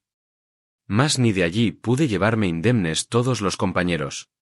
Un tal Elpenor, el más joven de todos, que ni era muy valiente en los combates, ni estaba muy en juicio, yendo a buscar la frescura después que se cargara de vino, habíase acostado separadamente de sus compañeros en la sagrada mansión de Circe. Y al oír el vocerío y estrépito de los camaradas que empezaban a moverse, se levantó de súbito, olvidándose volver atrás a fin de bajar por la larga escalera, cayó desde el techo, se le rompieron las vértebras del cuello y su alma descendió al orco. Cuando ya todos se hubieron reunido, les dije estas palabras: «Creéis sin duda que vamos a casa, a nuestra querida patria tierra. Pues bien, Circe nos ha indicado que hemos de hacer un viaje a la morada de Plutón y de la veneranda Proserpina para consultar el alma del tebano Tiresias». Así les hablé. A todos se les quebraba el corazón y, sentándose allí mismo, lloraban y se mesaban los cabellos. Mas, ningún provecho sacaron de sus lamentaciones. Tan luego como nos encaminamos, afligidos, a la velera nave y a la orilla del mar, vertiendo copiosas lágrimas, acudió Circe y ató al obscuro bajel un carnero y una oveja negra. Y al hacerlo logró pasar inadvertida muy fácilmente. Pues ¿quién podrá ver con sus propios ojos a una deidad que va o viene, si a ella no le pléis? Canto 11. Evocación de los muertos. En llegando a la nave y al divino mar, echamos en el agua la negra embarcación, izamos el mástil y descogimos el velamen, cargamos luego las reses, y por fin nos embarcamos nosotros, muy tristes y vertiendo copiosas lágrimas. Por detrás de la nave de azulada proa soplaba favorable viento, que hinchaba las velas, buen compañero que nos mandó Circe, la de lindas trenzas, deidad poderosa, dotada de voz. Colocados cada uno de los aparejos en su sitio, nos sentamos en la nave. A esta conducíanla el viento y el piloto, y durante el día fue andando a velas desplegadas, hasta que se puso el sol y las tinieblas ocuparon todos los caminos. Entonces arribamos a los confines del océano, de profunda corriente. Allí están el pueblo y la ciudad de los cimerios entre nieblas y nubes, sin que jamás el sol resplandeciente los ilumine con sus rayos, ni cuando sube al cielo estrellado, ni cuando vuelve del cielo a la tierra, pues una noche perniciosa se extiende sobre los míseros mortales. A tal paraje fue nuestro bajel, que sacamos a la playa, y nosotros, asiendo las ovejas, anduvimos a lo largo de la corriente del océano hasta llegar al sitio que nos indicara Circe. Allí Perimedes y Euríloco sostuvieron las víctimas y yo, desenvainando la aguda espada que cabe al muslo llevaba, abrí un hoyo de un codo por lado, hice alrededor del mismo una libación a todos los muertos, primeramente con aguamiel, luego con dulce vino y a la tercera vez con agua, y lo polvoreé todo de blanca harina. Acto seguido supliqué con fervor a las inanes cabezas de los muertos, y voté que, cuando llegara a Ítaca, le sacrificaría en el palacio una vaca no paridera, la mejor que hubiese, y que en su obsequio llenaría la pira de cosas excelentes, y también que a Tiresias le inmolaría aparte un carnero completamente negro que descollase entre nuestros rebaños. Después de haber rogado con votos y súplicas al pueblo de los difuntos, tomé las reses, las degollé encima del hoyo, corrió la negra sangre y al instante se congregaron, saliendo del érebo, las almas de los fallecidos. Mujeres jóvenes, mancebos, ancianos que en otro tiempo padecieron muchos males, tiernas doncellas con el ánimo angustiado por reciente pesar, y muchos varones que habían muerto en la guerra, heridos por broncíneas lanzas, y mostraban ensangrentadas armaduras. Agitábanse todas con grandísimo clamoreo alrededor del hoyo, unas por un lado y otras por otro, y, al verlas, enseñoreóse de mí el pálido terror. Incontinenti exhorté a los compañeros y les di orden de que desollaran las reses, tomándolas del suelo donde yacían degolladas por el cruel bronce, y las quemaran inmediatamente, haciendo votos al poderoso Plutón y a la veneranda Proserpina. Y yo, desenvainando la aguda espada que cabe al muslo llevaba, me senté y no permití que las inanes cabezas de los muertos se acercaran a la sangre antes que hubiese interrogado a Tiresias. La primera alma que vino fue la del Penor, el cual aún no había recibido sepultura en la tierra inmensa, que dejamos su cuerpo en la mansión de Circe sin enterrarlo ni llorarlo porque nos apremiaban otros trabajos. Al verlo lloré, le compadecí en mi corazón, y, hablándole, le dije estas aladas palabras. Oh Elpenor, ¿cómo viniste a estas tinieblas caliginosas? Tú has llegado a pie, antes que yo en la negra nave. Así le hablé, y él, dando un suspiro, me respondió con estas palabras. Laertíada, de jovial linaje. Ulises, fecundo en recursos. Dañarónme la mala voluntad de algún dios y el exceso de vino. Habiéndome acostado en la mansión de Circe, no pensé en volver atrás, a fin de bajar por la larga escalera, y caí desde el techo, se me rompieron las vértebras del cuello, y mi alma descendió al orco. Ahora te suplico en nombre de los que se quedaron en tu casa y no están presentes, de tu esposa, de tu padre, que te crió cuando eras niño, y de Telémaco, el único vástago que dejaste en el palacio. Sé que, partiendo de acá, de la morada de Plutón, detendrás la bien construida nave en la isla Eea, pues yo te ruego, oh rey, que al llegar a la misma te acuerdes de mí. No te vayas, dejando mi cuerpo sin llorarle ni enterrarle, a fin de que no excite contra ti la cólera de los dioses. Por el contrario, quema mi cadáver con las armas de que me servía y erígeme un túmulo en la ribera del espumoso mar, para que de este hombre desgraciado tengan noticia los venideros. Hazlo así y clava en el túmulo aquel remo con que, estando vivo, bogaba yo con mis compañeros. Tales fueron sus palabras, y le respondí diciendo, todo lo haré, oh infeliz, todo te lo llevaré a cumplimiento. De tal suerte, sentados ambos, nos decíamos estas tristes razones. Yo tenía la espada levantada sobre la sangre, y mi compañero, desde la parte opuesta, hablaba largamente. Vino luego el alma de mi difunta madre Antíclea, hija del magnánimo Autólico, a la cual dejara yo viva cuando partí para la sagrada Ilión. Lloré al verla, compadeciéndola en mi corazón, mas con todo eso, a pesar de sentirme muy afligido, no permití que se acercara a la sangre antes de interrogar a Tiresias. Vino después el alma de Tiresias, el tebano, que empuñaba áureo cetro. Conocióme, y me habló de esta manera. Laertíada, de jovial linaje. Ulises, fecundo en recursos. ¿Por qué, oh infeliz, has dejado la luz del sol y vienes a ver a los muertos y esta región desapacible? Apártate del hoyo y retira la aguda espada, para que, bebiendo sangre, te revele la verdad de lo que quieras. Tal dijo. Me aparté y metí en la vaina la espada guarnecida de argénteos clavos.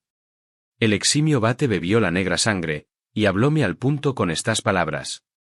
Buscas la dulce vuelta, preclaro Ulises, y un dios te la hará difícil, pues no creo que le pases inadvertido al que sacude la tierra, quien te guarda rencor en su corazón, porque se irritó cuando le cegaste el hijo.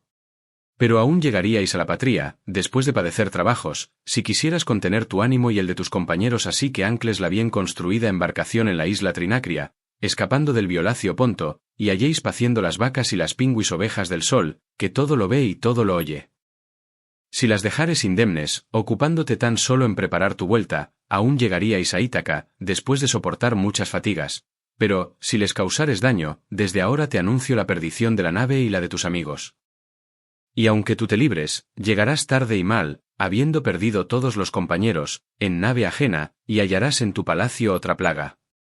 Unos hombres soberbios, que se comen tus bienes y pretenden a tu divinal consorte, a la cual ofrecen regalos de bodas. Tú, en llegando, vengarás sus demasías. Mas, luego que en tu mansión hayas dado muerte a los pretendientes, ya con astucia, ya cara a cara con el agudo bronce, toma un manejable remo y anda hasta que llegues a aquellos hombres que nunca vieron el mar, ni comen manjares sazonados con sal, ni conocen las naves de encarnadas proas, ni tienen noticia de los manejables remos que son como las alas de los buques.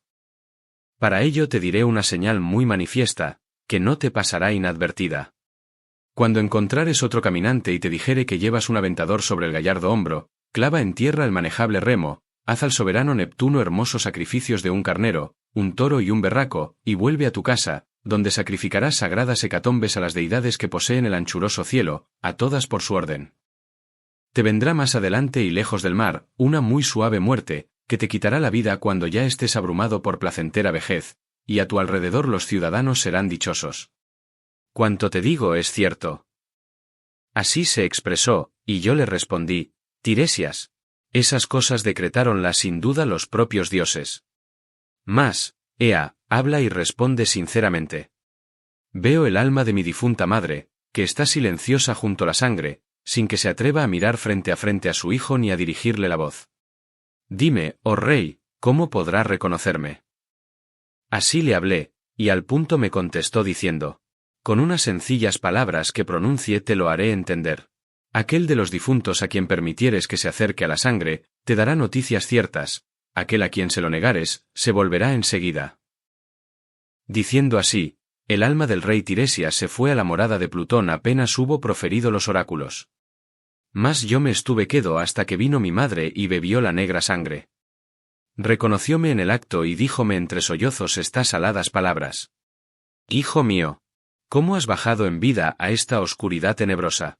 Difícil es que los vivientes puedan contemplar estos lugares, separados como están por grandes ríos, por impetuosas corrientes y antes que todo, por el océano, que no se puede atravesar a pie sino en una nave bien construida. ¿Vienes acaso de Troya, después de vagar mucho tiempo con la nave y los amigos? ¿Aún no llegaste a Ítaca, ni viste a tu mujer en el palacio? Tal dijo, y yo le respondí de esta suerte: Madre mía, la necesidad me trajo a la morada de Plutón, a consultar el alma de Tiresias el tebano, pero aún no me acerqué a la Acaya, ni entré en mi tierra, pues voy errante y padeciendo desgracias desde el punto que seguía al divino Agamenón hasta Ilión, la de hermosos corceles, para combatir con los troyanos. Mas, ea, habla y responde sinceramente. ¿Qué hado de la aterradora muerte te hizo sucumbir? ¿Fue una larga enfermedad, oh Diana, que se complace en tirar flechas, te mató con sus suaves tiros? Háblame de mi padre y del hijo que dejé, y cuéntame si mi dignidad real la conservan ellos o la tiene algún otro varón, porque se figuran que ya no he de volver. Revélame también la voluntad y el pensamiento de mi legítima esposa, si vive con mi hijo y todo lo guarda y mantiene en pie, o ya se casó con el mejor de los aqueos. Así le hablé, y respondióme enseguida mi veneranda madre: aquella continúa en tu palacio, con el ánimo afligido, y pasa los días y las noches tristemente, llorando sin cesar. Nadie posee aún tu hermosa autoridad real. Telémaco cultiva en paz tus heredades y asiste a decorosos banquetes, como debe hacerlo el varón que administra justicia, pues todos le convidan. Tu padre se queda en el campo, sin bajar a la ciudad, y no tiene lecho, ni cama, ni mantas, ni colchas espléndidas, sino que en el invierno duerme entre los esclavos de la casa, en la ceniza, junto al hogar, llevando miserables vestiduras. Y, no bien llega el verano y el fructífero otoño, se le ponen por todas partes, en la fértil viña humildes lechos de hojas secas, donde yace afligido y acrecienta sus penas deplorando tu suerte, además de sufrir las molestias de la senectud a que ha llegado. Así morí yo también, cumpliendo mi destino, ni la que con certera vista se complace en arrojar saetas, me hirió con sus suaves tiros en el palacio, ni me acometió enfermedad alguna de las que se llevan el vigor de los miembros por una odiosa consunción. Antes bien la soledad que de ti sentía y el recuerdo de tus cuidados y de tu ternura, preclaro Ulises, me privaron de la dulce vida. De tal modo se expresó. Quise entonces realizar el propósito que formara en mi espíritu, de abrazar el alma de mi difunta madre. 3 veces me acerqué a ella, pues el ánimo incitábame a abrazarla, 3 veces se me fue volando de entre las manos como una sombra o un sueño. Entonces sentí en mi corazón un dolor que iba en aumento, y dije a mi madre estas aladas palabras: Madre mía, ¿por qué huyes cuando a ti me acerco, ansioso de asirte, a fin de que en la misma morada de Plutón nos echemos en brazos el uno del otro y nos saciemos de triste llanto? Por ventura envióme esta vana imagen la ilustre Proserpina, para que se acrecienten mis lamentos y suspiros. Así le dije, y al momento me contestó la veneranda madre: Ay de mí, hijo mío, el más desgraciado de todos los hombres. No te engaña Proserpina, hija de Júpiter, sino que esta es la condición de los mortales cuando fallecen. Los nervios ya no mantienen unidos la carne y los huesos, pues los consume la viva fuerza de las ardientes llamas tan pronto como la vida desampara la blanca osamenta, y el alma se va volando, como un sueño. Mas, procura volver lo antes posible a la luz y sabe todas estas cosas para que luego las refieras a tu consorte. Mientras así conversábamos, vinieron, enviadas por la ilustre Proserpina, cuantas mujeres fueron esposas o hijas de eximios varones. Reuniéronse en tropel alrededor de la negra sangre, y yo pensaba de qué modo podría interrogarlas por separado. Al fin parecióme que la mejor resolución sería la siguiente: desenvainé la espada de larga punta que llevaba al lado del muslo y no permití que bebieran a un tiempo la denegrida sangre. Entonces se fueron acercando sucesivamente, me declararon su respectivo linaje, y a todas les hice preguntas. La primera que vi fue Tiro, de ilustre nacimiento, la cual manifestó que era hija del insigne Salmoneo y esposa de Creteo Eólida. Habíase enamorado de un río que es el más bello de los que discurren por el orbe, el divinal Enipeo, y frecuentaba los sitios próximos a su hermosa corriente. Pero Neptuno, que ciñe y bate la tierra, tomando la figura de Enipeo, se acostó con ella en la desembocadura del vorticoso río. La ola purpúrea, grande como una montaña, se encorvó alrededor de entrambos, y ocultó al dios y a la mujer mortal. Neptuno desatóle a la doncella el virginio cinto y le infundió sueño. Mas, tan pronto como hubo realizado sus amorosos deseos, le tomó la mano y le dijo estas palabras: «Huélgate, mujer, con este amor. En el transcurso del año parirás hijos ilustres, que nunca son estériles las uniones de los inmortales. Cuídalos y críalos. Ahora vuelve a tu casa y abstente de nombrarme, pues solo para ti soy Neptuno, que sacude la tierra». Cuando esto hubo dicho, sumergióse en el agitado Ponto. Tiro quedó encinta y parió a Pelias y a Neleo, que habían de ser esforzados servidores del gran Júpiter, y vivieron Pelias, rico en ganado, en la extensa Yaolco, y Neleo, en la arenosa Pilos. Además, la reina de las mujeres tuvo de Creteo otros hijos, Esón, Feres y Amitaón, que combatía en carro. Después vi a Antíope, hija de Asopo, que se gloriaba de haber dormido en brazos de Júpiter. Parió dos hijos, Anfión y Ceto, los primeros que fundaron y torrearon a Tebas, la de las 7 puertas, pues no hubiesen podido habitar aquella vasta ciudad desguarnecida de torres, no obstante ser ellos muy esforzados. Después vi a Alcmena, esposa de Anfitrión, la cual del abrazo de Júpiter tuvo al fornido Hércules, de corazón de león, y luego parió a Megara, hija del animoso Creonte, que fue la mujer del Anfitriónida, de valor indómito. Vi también a la madre de Edipo, la bella Epicasta, que cometió inconscientemente una gran falta, casándose con su hijo, pues éste, luego de matar a su propio padre, la tomó por esposa. No tardaron los dioses en revelar a los hombres lo que había ocurrido. Con todo, Edipo siguió reinando sobre los cadmeos en la agradable Tebas, por los funestos designios de las deidades, mas ella, abrumada por el dolor, descendió a la morada de Plutón, de sólidas puertas, atando un lazo al elevado techo, y dejóle tantos dolores como causan las furias de una madre. Vi igualmente a la bellísima Cloris, quien por su hermosura tomara a Neleo por esposa, constituyéndole una dote inmensa, hija menor de Anfión y Sida, el que imperaba en Orcómeno Minieo. Esta reinó en Pilos y tuvo de Neleo hijos ilustres, Néstor, Cromio y el arrogante Periclímeno. Parió después a la ilustre Pero, encanto de los mortales, que fue pretendida por todos sus vecinos, mas Neleo se empeñó en no darla sino al que le trajese de Fílace las vacas de retorcidos cuernos y espaciosa frente del robusto Ificlo, empresa difícil de llevar al cabo. Tan solo un eximio vate prometió traérselas, pero el hado funesto de los dioses, juntamente con unas fuertes cadenas y los boyeros del campo, se lo impidieron. Mas, después que pasaron días y meses y, transcurrido el año, volvieron a sucederse las estaciones, el robusto Ificlo soltó al adivino, que le había revelado todos los oráculos, y cumplióse entonces la voluntad de Júpiter.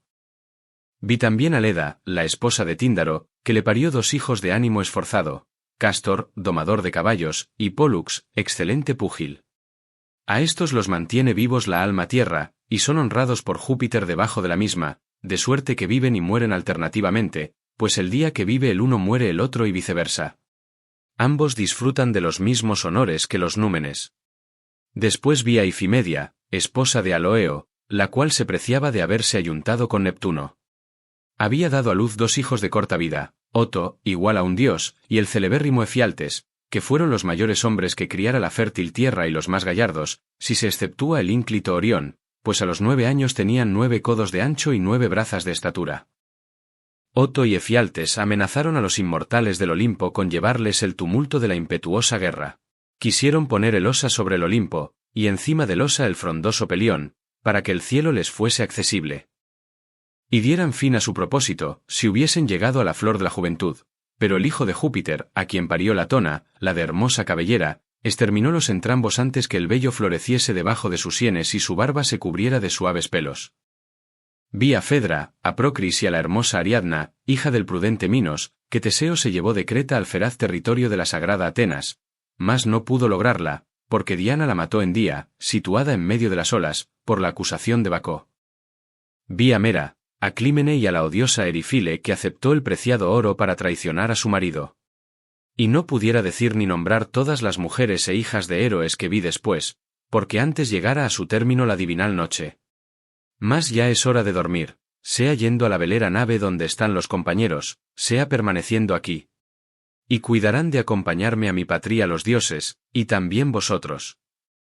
Tal fue lo que contó Ulises. Enmudecieron los oyentes en el oscuro palacio, y quedaron silenciosos, arrobados por el placer de oírle. Pero Arete, la de los níveos brazos, rompió el silencio y les dijo: Feacios, ¿qué os parece este hombre por su aspecto, estatura y sereno juicio? Es mi huésped, pero de semejante honra participáis todos. Por tanto, no apresuréis su partida, ni le escatiméis las dádivas, ya que se halla en la necesidad y existen en vuestros palacios tamañas riquezas, por la voluntad de los dioses. Entonces el anciano héroe Equeneo, que era el de más edad de los feacios, hablóles de esta suerte: Amigos, nada nos ha dicho la sensata reina que no sea a propósito y conveniente. Obedecedla, pues, aunque Alcínoo es quien puede, con sus palabras y obras, dar el ejemplo. Alcínoo le contestó de esta manera: Se cumplirá lo que decís en cuanto yo viva y reine sobre los feacios, amantes de manejar los remos. El huésped, más que esté deseoso de volver a su patria, resígnese a permanecer aquí hasta mañana, a fin de que le prepare todos los regalos. Y de su partida se cuidarán todos los varones y principalmente yo, cuyo es el mando en este pueblo. El ingenioso Ulises respondióle diciendo: Rey Alcínoo, el más esclarecido de todos los ciudadanos, si me mandarais permanecer aquí un año entero y durante el mismo dispusierais mi vuelta y me hicierais espléndidos presentes, me quedaría de muy buena gana. Pues fuera mejor llegar a la patria con las manos llenas y verme así más honrado y querido de cuantos hombres presenciasen mi tornada a Ítaca. Entonces Alcínoo le contestó, hablándole de esta guisa: Oh Ulises, al verte no sospechamos que seas un impostor ni un embustero, como otros muchos que cría la obscura tierra, los cuales, dispersos por doquier, forjan mentiras que nadie lograra descubrir. Tú das belleza a las palabras, tienes excelente ingenio e hiciste la narración con tanta habilidad como una Edo, contándonos los deplorables trabajos de todos los argivos y de ti mismo. Mas, ea, habla y dime sinceramente si viste a algunos de los deiformes amigos que te acompañaron a Ilión y allí recibieron la fatal muerte. La noche es muy larga, inmensa, y aún no llegó la hora de recogerse en el palacio. Cuéntame, pues, esas hazañas admirables, que yo me quedaría hasta la divinal aurora, si te decidieras a referirme en esta sala tus desventuras. Respondióle el ingenioso Ulises: Rey Alcínoo, el más esclarecido de todos los ciudadanos, hay horas oportunas para largos relatos y horas destinadas al sueño, mas si tienes todavía voluntad de escucharme, no me niego a referirte otros hechos aún más miserandos. Los infortunios de mis compañeros que, después de haber escapado de la luctuosa guerra de los teucros, murieron al volver a su patria porque así lo quiso una mujer perversa. Después que la casta Proserpina hubo dispersado acá y allá las almas de las mujeres, presentóse muy angustiada la de Agamenón Atrida, a cuyo alrededor se congregaban las de cuantos en la mansión de Egisto perecieron con el héroe, cumpliendo su destino. Reconocióme así que bebió la negra sangre y al punto comenzó a llorar ruidosamente, derramaba copiosas lágrimas y me tendía las manos con el deseo de abrazarme, mas ya no disfrutaba del firme vigor, ni de la fortaleza que antes tenían los flexibles miembros.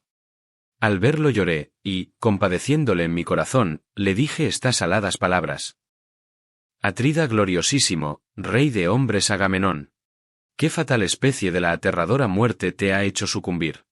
¿Acaso Neptuno te mató en tus naves, desencadenando el fuerte soplo de terribles vientos, o unos hombres enemigos acabaron contigo en la tierra firme, porque te llevaba sus bueyes y sus hermosos rebaños de ovejas o porque combatías para apoderarte de su ciudad y de sus mujeres?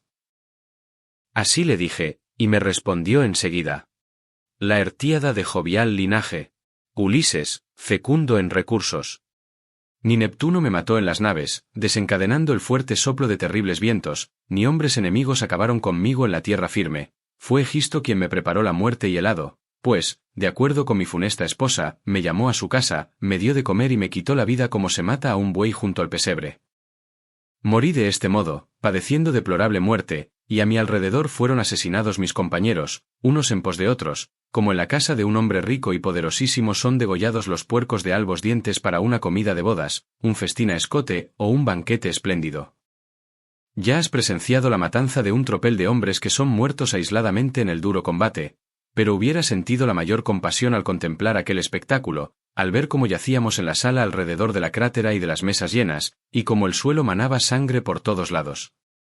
Oí la misérrima voz de Casandra, hija de Príamo, a la cual estaba matando, junto a mí, la dolosa Clitemnestra, y yo, en tierra y moribundo, alzaba los brazos para asirle la espada. Mas la sinvergüenza fuese luego, sin que se dignara bajarme los párpados ni cerrarme la boca, aunque me veía descender a la morada de Plutón.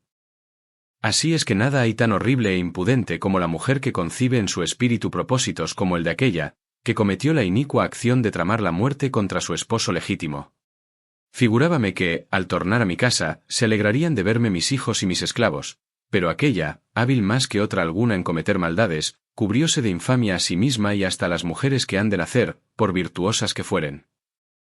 Así se expresó, y le contesté diciendo: «Oh dioses, en verdad que el longividente Júpiter aborreció de extraordinaria manera la estirpe de Atreo, ya desde sus orígenes, a causa de la perfidia de las mujeres.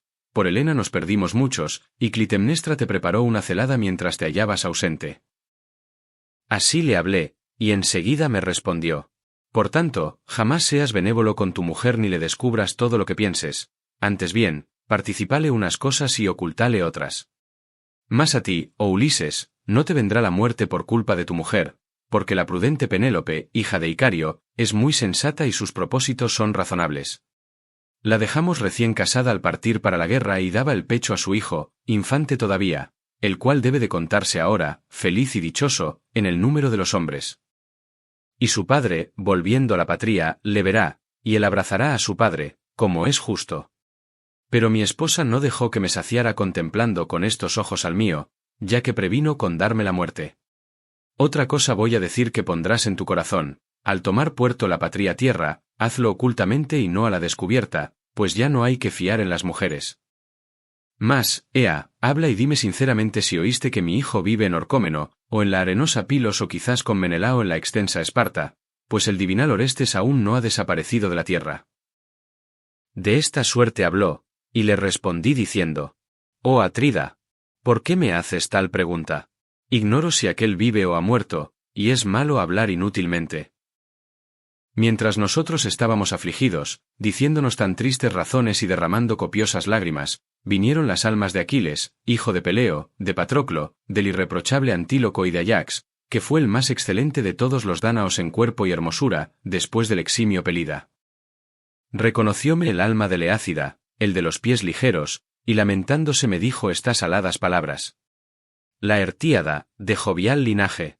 Ulises, fecundo en recursos. Desdichado. ¿Qué otra empresa mayor que las pasadas revuelves en tu espíritu? ¿Cómo te atreves a bajar al orco donde residen los muertos, que están privados de sentido y son imágenes de los hombres que ya fallecieron?» Así se expresó, y le respondí diciendo: «Oh Aquiles, hijo de Peleo, el más valiente de los aquivos. Vine por el oráculo de Tiresias, por si me diese algún consejo para llegar a la escabrosa Ítaca, que aún no me acerqué a la Acaya, ni entré en mi tierra, sino que padezco infortunios continuamente. Pero tú, oh Aquiles, eres el más dichoso de todos los hombres que nacieron y han de nacer, puesto que antes, cuando vivías, los argivos te honrábamos como a una deidad, y ahora, estando aquí, imperas poderosamente sobre los difuntos. Por lo cual, oh Aquiles, no has de entristecerte porque estés muerto». Así le dije, y me contestó enseguida: «No intentes consolarme de la muerte, esclarecido Ulises. Preferiría ser labrador y servir a otro, a un hombre indigente que tuviera pocos recursos para mantenerse, a reinar sobre todos los muertos. Mas, Ea, háblame de mi ilustre hijo, dime si fue a la guerra para ser el primero en las batallas, o se quedó en casa. Cuéntame también si oíste algo del eximio Peleo y si conserva la dignidad real entre los numerosos mirmidones, o le menosprecian en la Hélade y en Tía porque la senectud debilitó sus pies y sus manos. Así pudiera valerle, a los rayos del sol, siendo yo cual era en la vasta Troya, cuando mataba guerreros muy fuertes, combatiendo por los argivos. Si, siendo tal, volviese, aunque por breve tiempo, a la casa de mi padre, daríales terrible prueba de mi valor y de mis invictas manos a cuantos le hagan violencia o intenten quitarle la dignidad regia». Así habló, y le contesté diciendo: «Nada ciertamente he sabido del irreprochable Peleo, mas de tu hijo Neoptólemo te diré toda la verdad, como lo mandas, pues yo mismo lo llevé, en una cóncava y bien proporcionada nave, desde Esciro al campamento de los aqueos, de hermosas grebas. Cuando teníamos consejo en los alrededores de la ciudad de Troya, hablaba siempre antes que ninguno y sin errar, y de ordinario tan solo el divino Néstor y yo le aventajábamos.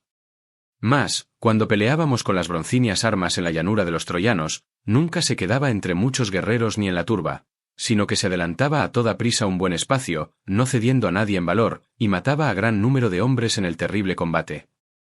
Yo no pudiera decir ni nombrar a cuántos guerreros dio muerte, luchando por los argivos, pero referiré que mató con el bronce a un varón como el héroe Eurípilo Teléfida, en torno del cual fueron muertos muchos de sus compañeros céteos a causa de los presentes que se habían enviado a una mujer. Aún no he conseguido ver un hombre más gallardo, fuera del divinal Memnón. Y cuando los más valientes argivos penetramos en el caballo que fabricó Epeo y a mí se me confió todo, así el abrir como el cerrar la sólida emboscada, los caudillos y príncipes de los dánaos se enjugaban las lágrimas y les temblaban los miembros. Pero nunca vi con estos ojos que al se le mudara el color de la linda faz, ni que se secara las lágrimas de las mejillas, sino que me suplicaba con insistencia que le dejase salir del caballo, y acariciaba el puño de la espada y la lanza que el bronce hacía ponderosa, meditando males contra los teucros. Y así que devastamos la excelsa ciudad de Príamo y hubo recibido su parte de botín y además una señalada recompensa, embarcóse sano y salvo, sin que le hubiesen herido con el agudo bronce ni de cerca ni de lejos, como ocurre frecuentemente en las batallas, pues Marte se enfurece contra todo sin distinción alguna. Así le dije, y el alma de Leácida, el de pies ligeros, se fue a buen paso por la pradera de Asfódelos, gozosa de que le hubiese participado que su hijo era insigne. Las otras almas de los muertos se quedaron aún y nos refirieron, muy tristes, sus respectivas cuitas. Solo el alma de Ayax Telamonio permanecía algo distante, enojada porque le vencí en el juicio que se celebrara cerca de las naves para adjudicar las armas de Aquiles, juicio propuesto por la veneranda madre del héroe y fallado por los teucros y por Palas Minerva. Ojalá no le hubiese vencido en el mismo. Por tales armas guarda la tierra en su seno una cabeza cual la de Ayax, quien, por su gallardía y sus proezas, descollaba entre los dánaos después del irreprochable Pelida. Mas entonces le dije con suaves palabras: «Oh Ayax, hijo del egregio Telamón, ¿no debías, ni aun después de muerto, deponer la cólera que contra mí concebiste con motivo de las perniciosas armas? Los dioses las convirtieron en una plaga contra los argivos, ya que pereciste tú que tal baluarte eras para todos. A los aqueos nos ha dejado tu muerte constantemente afligidos, tanto como la del Pelida Aquiles. Mas nadie tuvo culpa sino Júpiter que, en su grande odio contra los belicosos dánaos, te impuso semejante destino. Ea, ven aquí, oh rey, a escuchar mis palabras, y reprime tu ira y tu corazón valeroso». Así le hablé, pero nada me respondió y se fue hacia el Érebo a juntarse con las otras almas de los difuntos. Desde allí quizás me hubiese dicho algo, aunque estaba irritado, o por lo menos yo a él, pero en mi pecho incitábame el corazón a ver las almas de los demás muertos. Allí vi a Minos, ilustre vástago de Jove, sentado y empuñando áureo cetro, pues administraba justicia a los difuntos.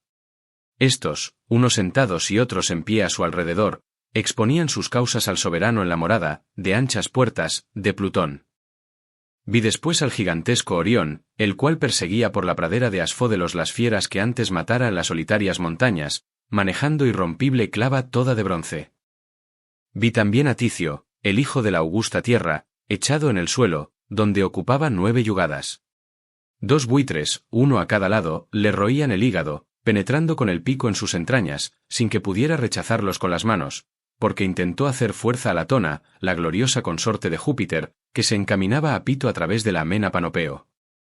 Vi asimismo a Tántalo, el cual padecía crueles tormentos, de pie en un lago cuya agua le llegaba a la barba. Tenía sed y no conseguía tomar el agua y beber. Cuantas veces se bajaba el anciano con la intención de beber, otras tantas desaparecía el agua absorbida por la tierra, la cual se mostraba negruzca en torno a sus pies y un dios la secaba. Encima de él colgaban las frutas de altos árboles, perales, manzanos de espléndidas pomas, higueras y verdes olivos, y cuando el viejo levantaba los brazos para cogerlas, el viento se las llevaba a las sombrías nubes. Vi de igual modo a Sísifo, el cual padecía duros trabajos empujando con entrambas manos una enorme piedra. Forcejaba con los pies y las manos e iba conduciendo la piedra hacia la cumbre de un monte. Pero, cuando ya le faltaba poco para doblarla, una fuerza poderosa hacía retroceder la insolente piedra que caía rodando a la llanura. Tornaba entonces a empujarla, haciendo fuerza, y el sudor le corría de los miembros y el polvo se levantaba sobre su cabeza. Vi después al fornido Hércules o, por mejor decir, su imagen, pues él está con los inmortales dioses, se deleita en sus banquetes, y tiene por esposa a Hebe, la de los pies hermosos, hija de Júpiter y de Juno, la de las áureas sandalias. En contorno suyo dejábase oír la gritería de los muertos, cual si fueran aves, que huían espantados a todas partes, y Hércules, semejante a tenebrosa noche, llevaba desnudo el arco con la flecha sobre la cuerda, y volvía los ojos atrozmente como si fuese a disparar. Llevaba alrededor del pecho un tahalí de oro, de horrenda vista, en el cual se habían labrado obras admirables: osos, agrestes jabalíes, leones de relucientes ojos, luchas, combates, matanzas y homicidios. Ni el mismo que con su arte construyó aquel tahalí hubiera podido hacer otro igual. Reconocióme Hércules, apenas me vio con sus ojos, y lamentándose me dijo estas aladas palabras: La Hertíada, de jovial linaje. Ulises, fecundo en recursos. A mísero. Sin duda te persigue algún hado funesto, como el que yo sufría mientras me alumbraban los rayos del sol. Aunque era hijo de Júpiter Saturnio, hube de padecer males sin cuento por encontrarme sometido a un hombre muy inferior que me ordenaba penosos trabajos. Una vez me envió aquí para que sacara al can, figurándose que ningún otro trabajo sería más difícil, y yo me lo llevé y lo saqué del orco, guiado por Mercurio y por Minerva, la de los brillantes ojos. Cuando así hubo dicho, volvió a internarse en la morada de Plutón, y yo me quedé inmóvil, por si viniera algún héroe de los que murieron anteriormente. Y hubiese visto a los hombres antiguos a quienes deseaba conocer, Teseo y Apirítoo, hijos gloriosos de las deidades, pero congregóse, antes que llegaran, un sinnúmero de difuntos con gritería inmensa y el pálido terror se apoderó de mí, temiendo que la ilustre Proserpina no me enviase del orco la cabeza de la Gorgona, horrendo monstruo. Volví enseguida al bajel y ordené a mis compañeros que subieran al mismo y desatasen las amarras. Embarcaronse acto continuo y se sentaron en los bancos. Y la onda de la corriente llevaba nuestra embarcación por el río Océano, empujada al principio por el remo y más tarde por próspero viento.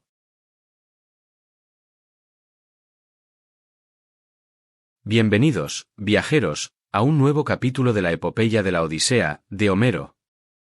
En nuestro episodio anterior, acompañamos a Odiseo en el que quizás fue el viaje más trascendental de su Odisea, su descenso al Hades, el reino de los muertos. Allí, nuestro ingenioso héroe consultó al ciego adivino Tiresias para conocer su destino y encontrar el camino de regreso a Ítaca, enfrentándose a las almas de difuntos y figuras trágicas.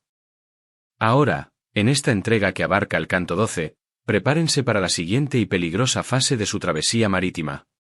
Acompañaremos a Odiseo y a su tripulación mientras se enfrentan a los seductores y mortales cantos de las sirenas, y luego, a la aterradora elección entre dos monstruos marinos legendarios, la voraz Escila de 6 cabezas y el destructivo remolino de Caribdis.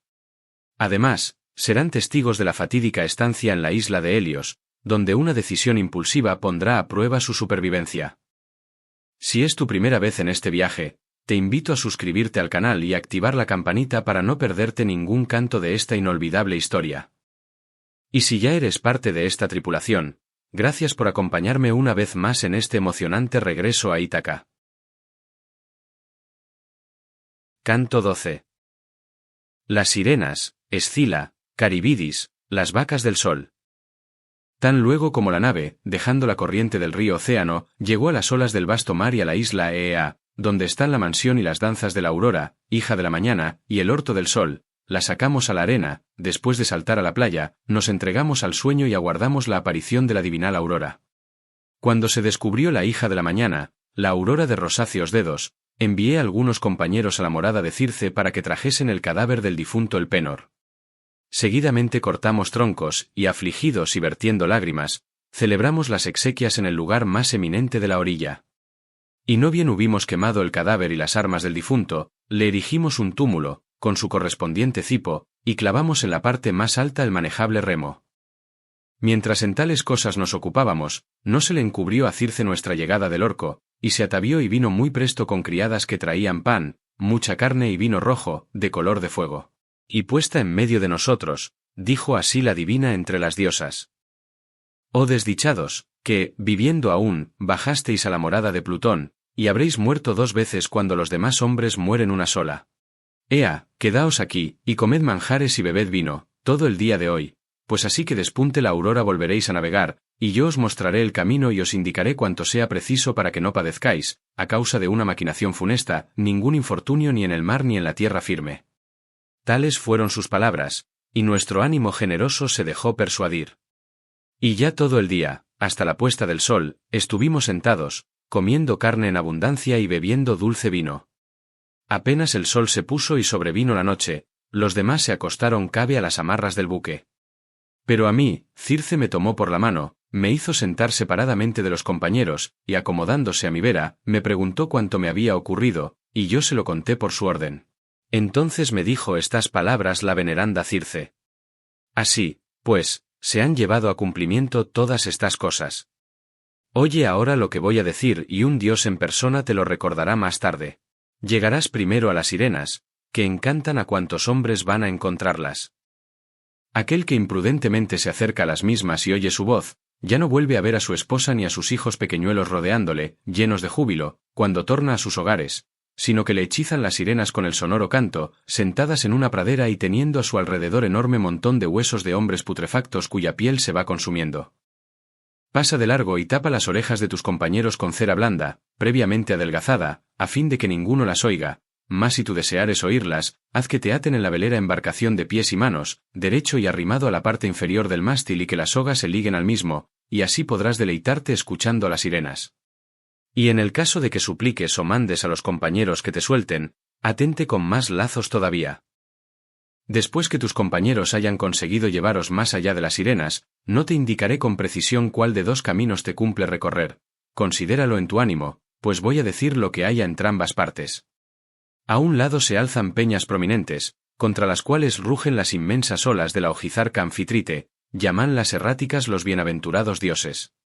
Por allí no pasan las aves sin peligro, ni aun las tímidas palomas que llevan la ambrosía al padre Júpiter, pues cada vez la lisa peña arrebata alguna y el padre manda a otra para completar el número.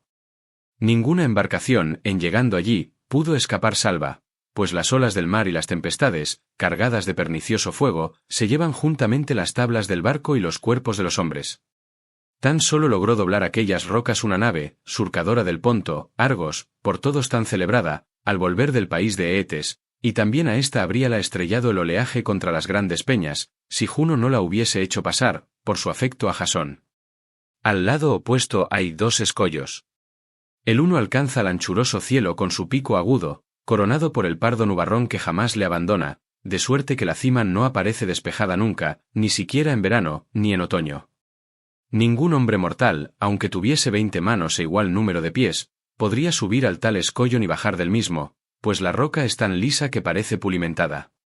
En medio del escollo hay un antro sombrío que mira al ocaso, hacia el Érebo, y a él enderezaréis el rumbo de la cóncava nave, preclaro Ulises.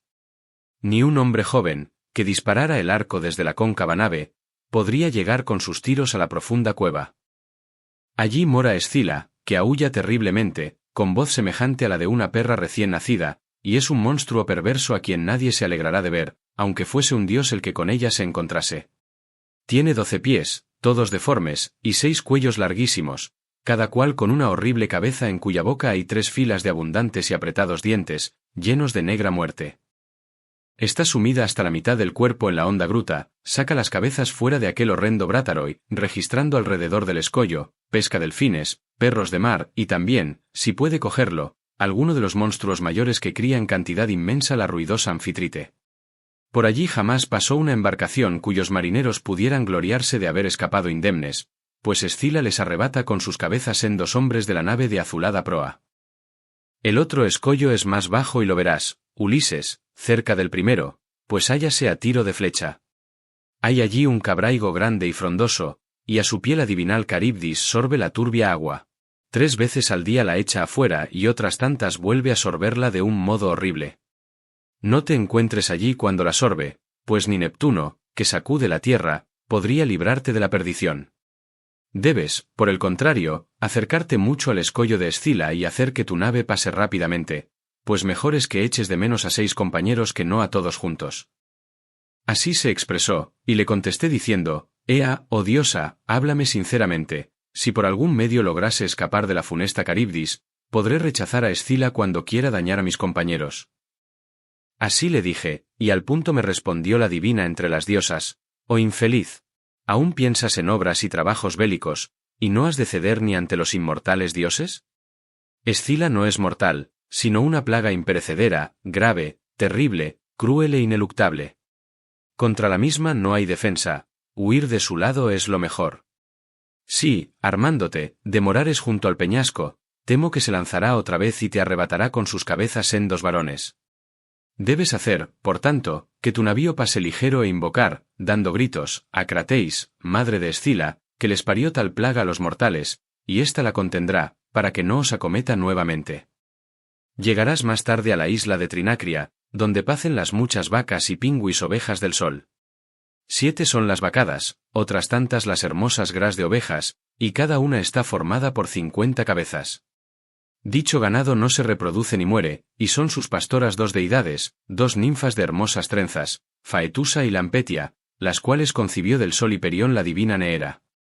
La veneranda madre, después que las dio a luz y las hubo criado, llevólas a la isla de Trinacria, allá muy lejos, para que guardaran las ovejas de su padre y las vacas de retorcidos cuernos.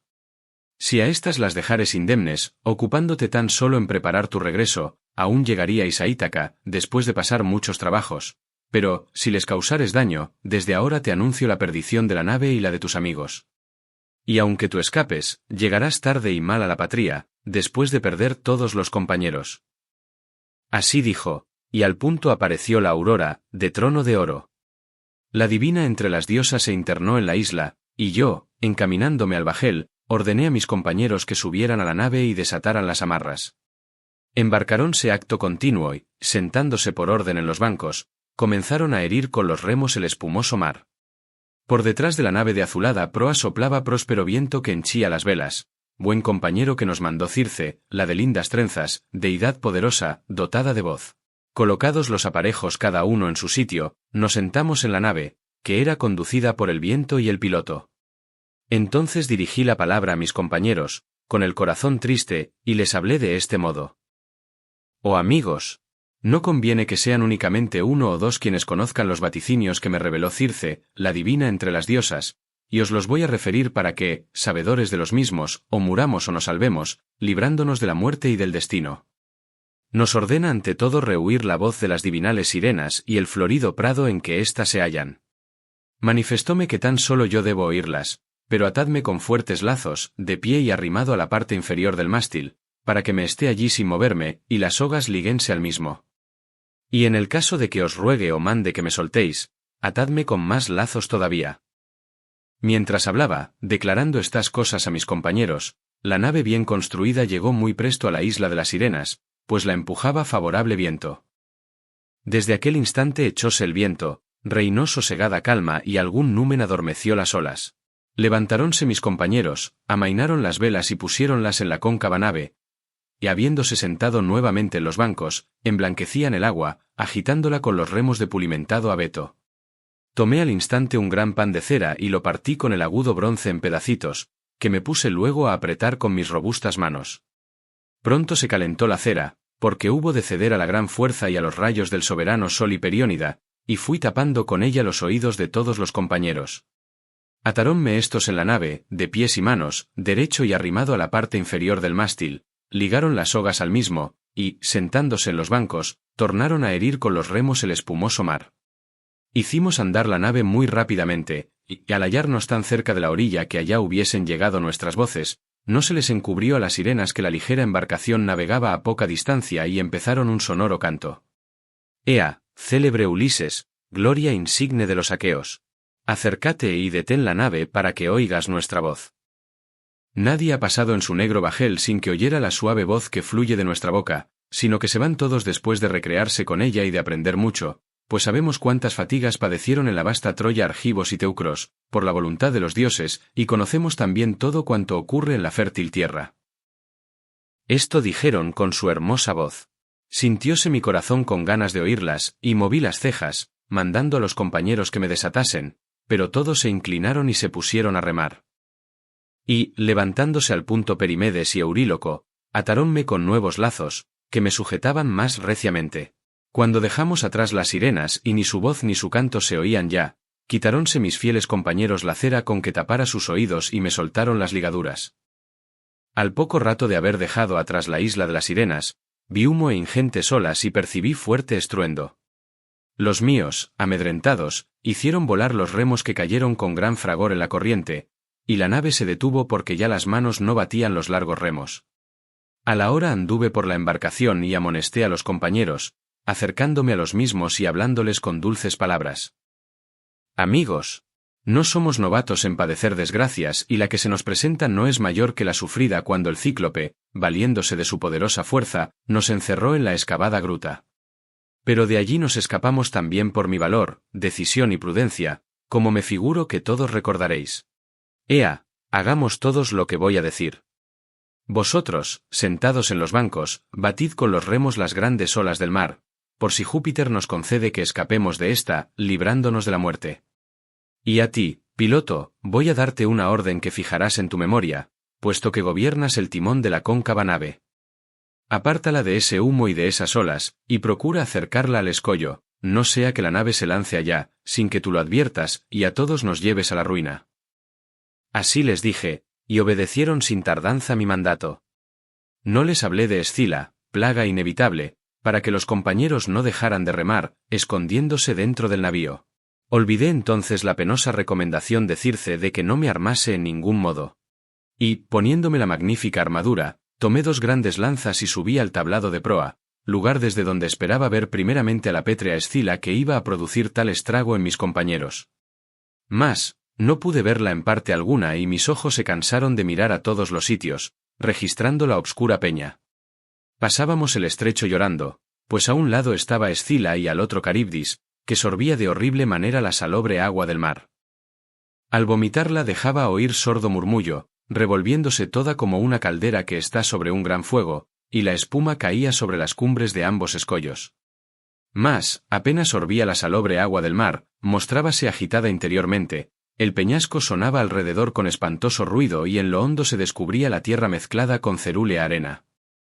El pálido temor se enseñoreó de los míos, y mientras contemplábamos a Caribdis, temerosos de la muerte, Escila me arrebató de la cóncava embarcación los 6 compañeros que más sobresalían por sus manos y por su fuerza.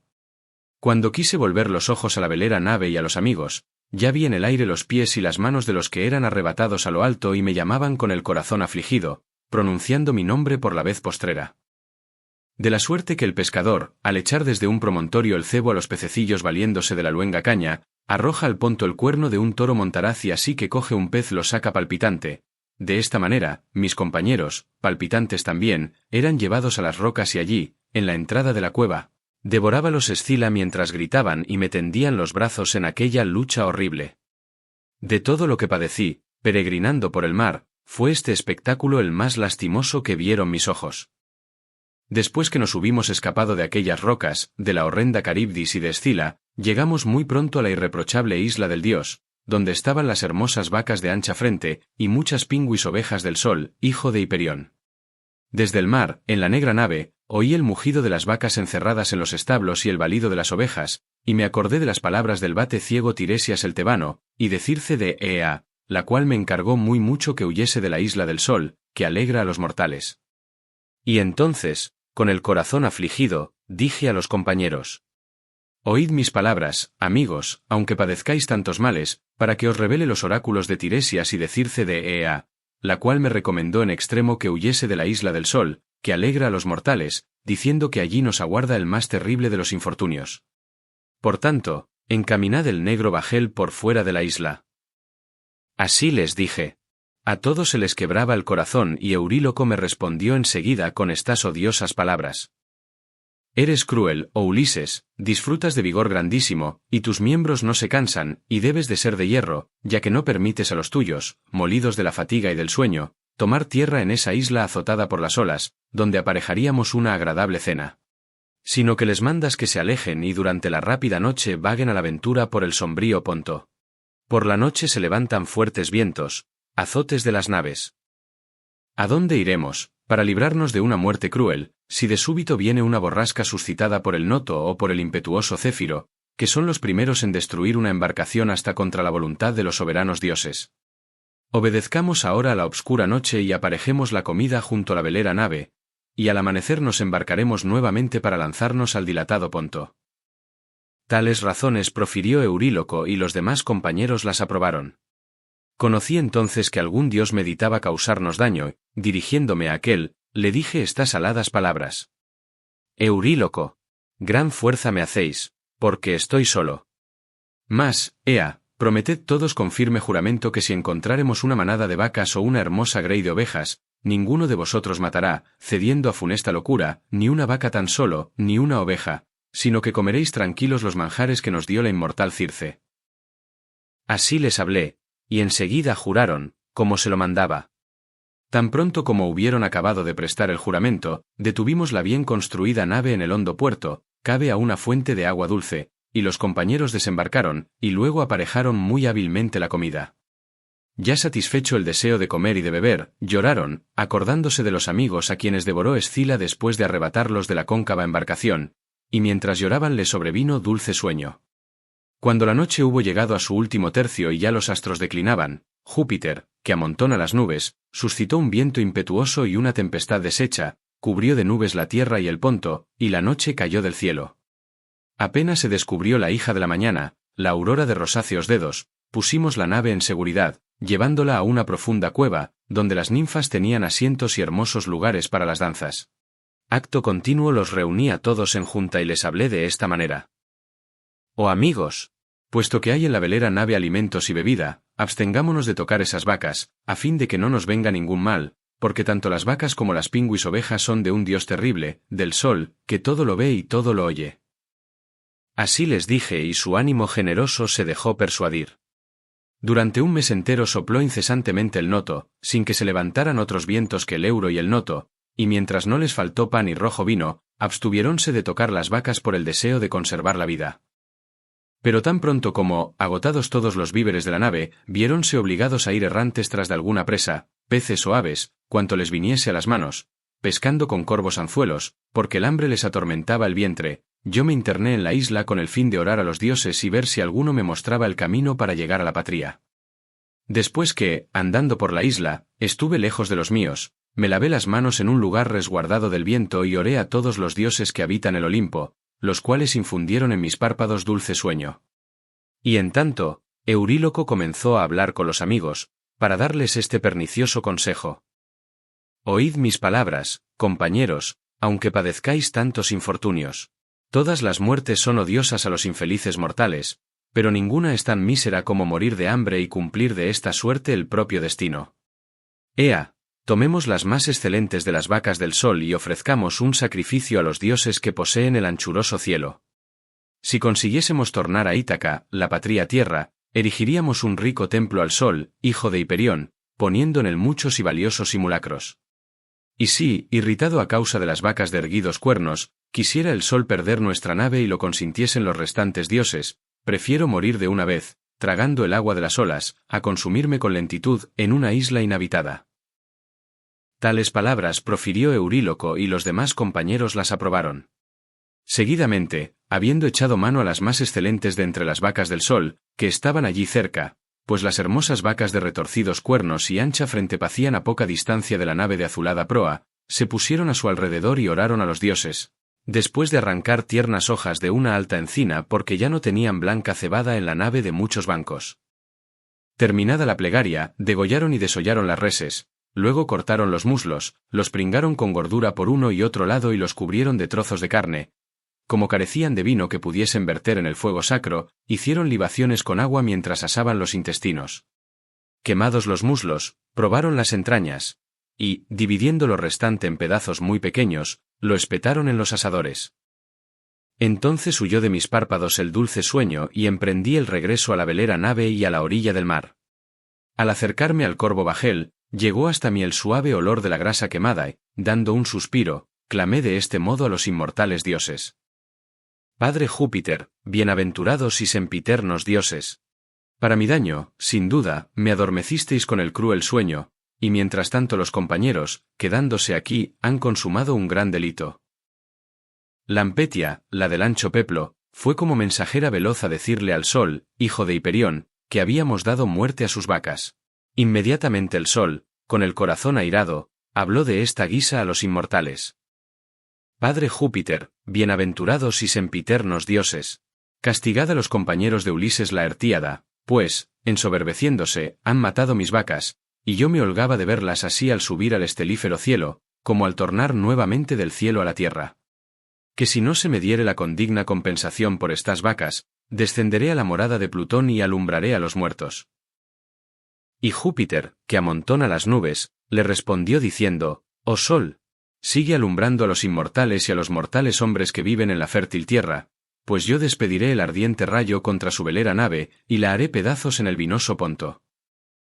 Esto me lo refirió Calipso, la de hermosa cabellera, y afirmaba que se lo había oído contar a Mercurio, el mensajero.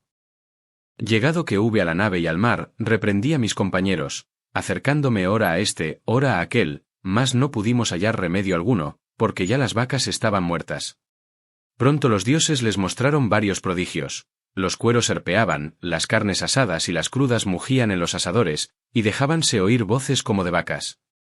Durante 6 días mis fieles compañeros celebraron banquetes, para los cuales echaban mano a las mejores vacas del sol. Mas, así que Júpiter Saturnio nos trajo el 7º día, cesó la violencia del vendaval que causaba la tempestad y nos embarcamos, lanzando la nave al vasto Ponto después de izar el mástil y de descoger las blancas velas. Cuando hubimos dejado atrás aquella isla y ya no se divisaba tierra alguna, sino tan solamente el cielo y el mar, Júpiter colocó por cima de la cóncava nave una parda nube debajo de la cual se obscureció el Ponto. No anduvo la embarcación largo rato, pues sopló enseguida el estridente céfiro, y desencadenándose, produjo gran tempestad, un torbellino rompió los 2 cables del mástil, que se vino hacia atrás, y todos los aparejos se juntaron en la sentina. El mástil, al caer en la popa, hirió la cabeza del piloto, aplastándole todos los huesos, cayó el piloto desde el tablado, como salta un buzo, y su alma generosa se separó de los miembros. Júpiter despidió un trueno y simultáneamente arrojó un rayo en nuestra nave. Esta se estremeció, al ser herida por el rayo de Júpiter, llenándose del olor del azufre, y mis hombres cayeron en el agua. Llevábalos el oleaje alrededor del negro bajel y un dios les privó de la vuelta a la patria. Seguí andando por la nave, hasta que el ímpetu del mar separó los flancos de la quilla, la cual flotó sola en el agua. Y el mástil se rompió en su unión con la misma. Sobre el mástil hallábase una soga hecha del cuero de un buey, até con ella mástil y quilla y, sentándome en ambos, dejéme llevar por los perniciosos vientos. Pronto cesó el soplo violento del céfiro, que causaba la tempestad, y de repente sobrevino el noto, el cual me afligió el ánimo con llevarme de nuevo hacia la perniciosa Caribdis. Toda la noche anduve a merced de las olas, y al salir el sol llegué al escollo de Escila y a la horrenda Caribdis que estaba sorbiendo la salobre agua del mar. Pero yo me lancé al cabraigo y me agarré como un murciélago, sin que pudiera afirmar los pies en sitio alguno ni tampoco encaramarme en el árbol, porque estaban lejos las raíces y a gran altura los largos y gruesos ramos que daban sombra a Caribdis.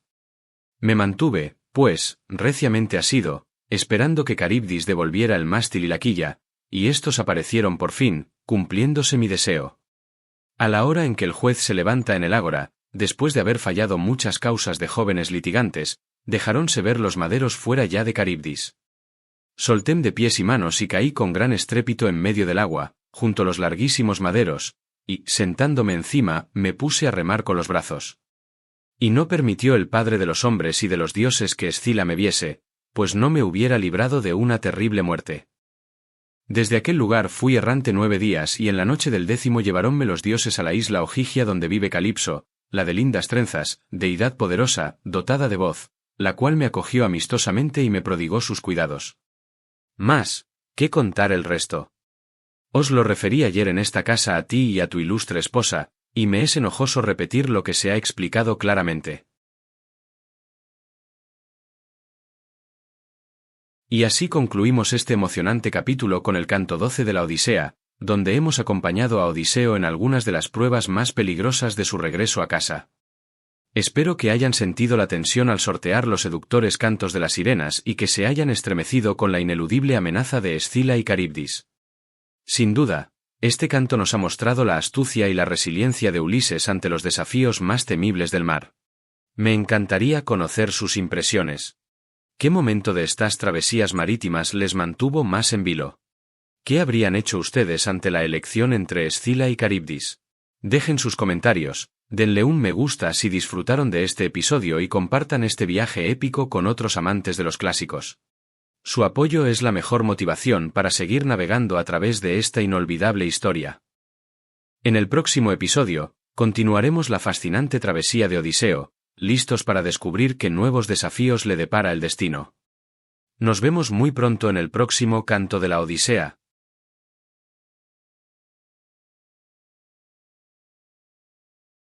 Canto 13. Partida de Ulises del país de los Feacios y su llegada a Ítaca. Tal fue lo que Ulises contó. Enmudecieron los oyentes, y arrobados por el placer de escucharle, se quedaron silenciosos en el obscuro palacio. Mas Alcínoo le respondió diciendo: «Oh Ulises, pues llegaste a mi mansión de pavimento de bronce y elevada techumbre, creo que tornarás a tu patria sin tener que vagar más, aunque sean en tan gran número los males que hasta ahora has padecido. Y dirigiéndome a vosotros todos, los que siempre bebéis en mi palacio el negro vino de honor y oís a la Edo, he aquí lo que os encargo. Ya tiene el huésped en pulimentada arca vestiduras y oro labrado y los demás presentes que los consejeros feacios le han traído. Ea, démosle sendos trípodes grandes y calderos, y reunámonos después para hacer una colecta por la población, porque nos sería difícil a cada uno de nosotros obsequiarle con tal regalo, valiéndose exclusivamente de nuestros recursos».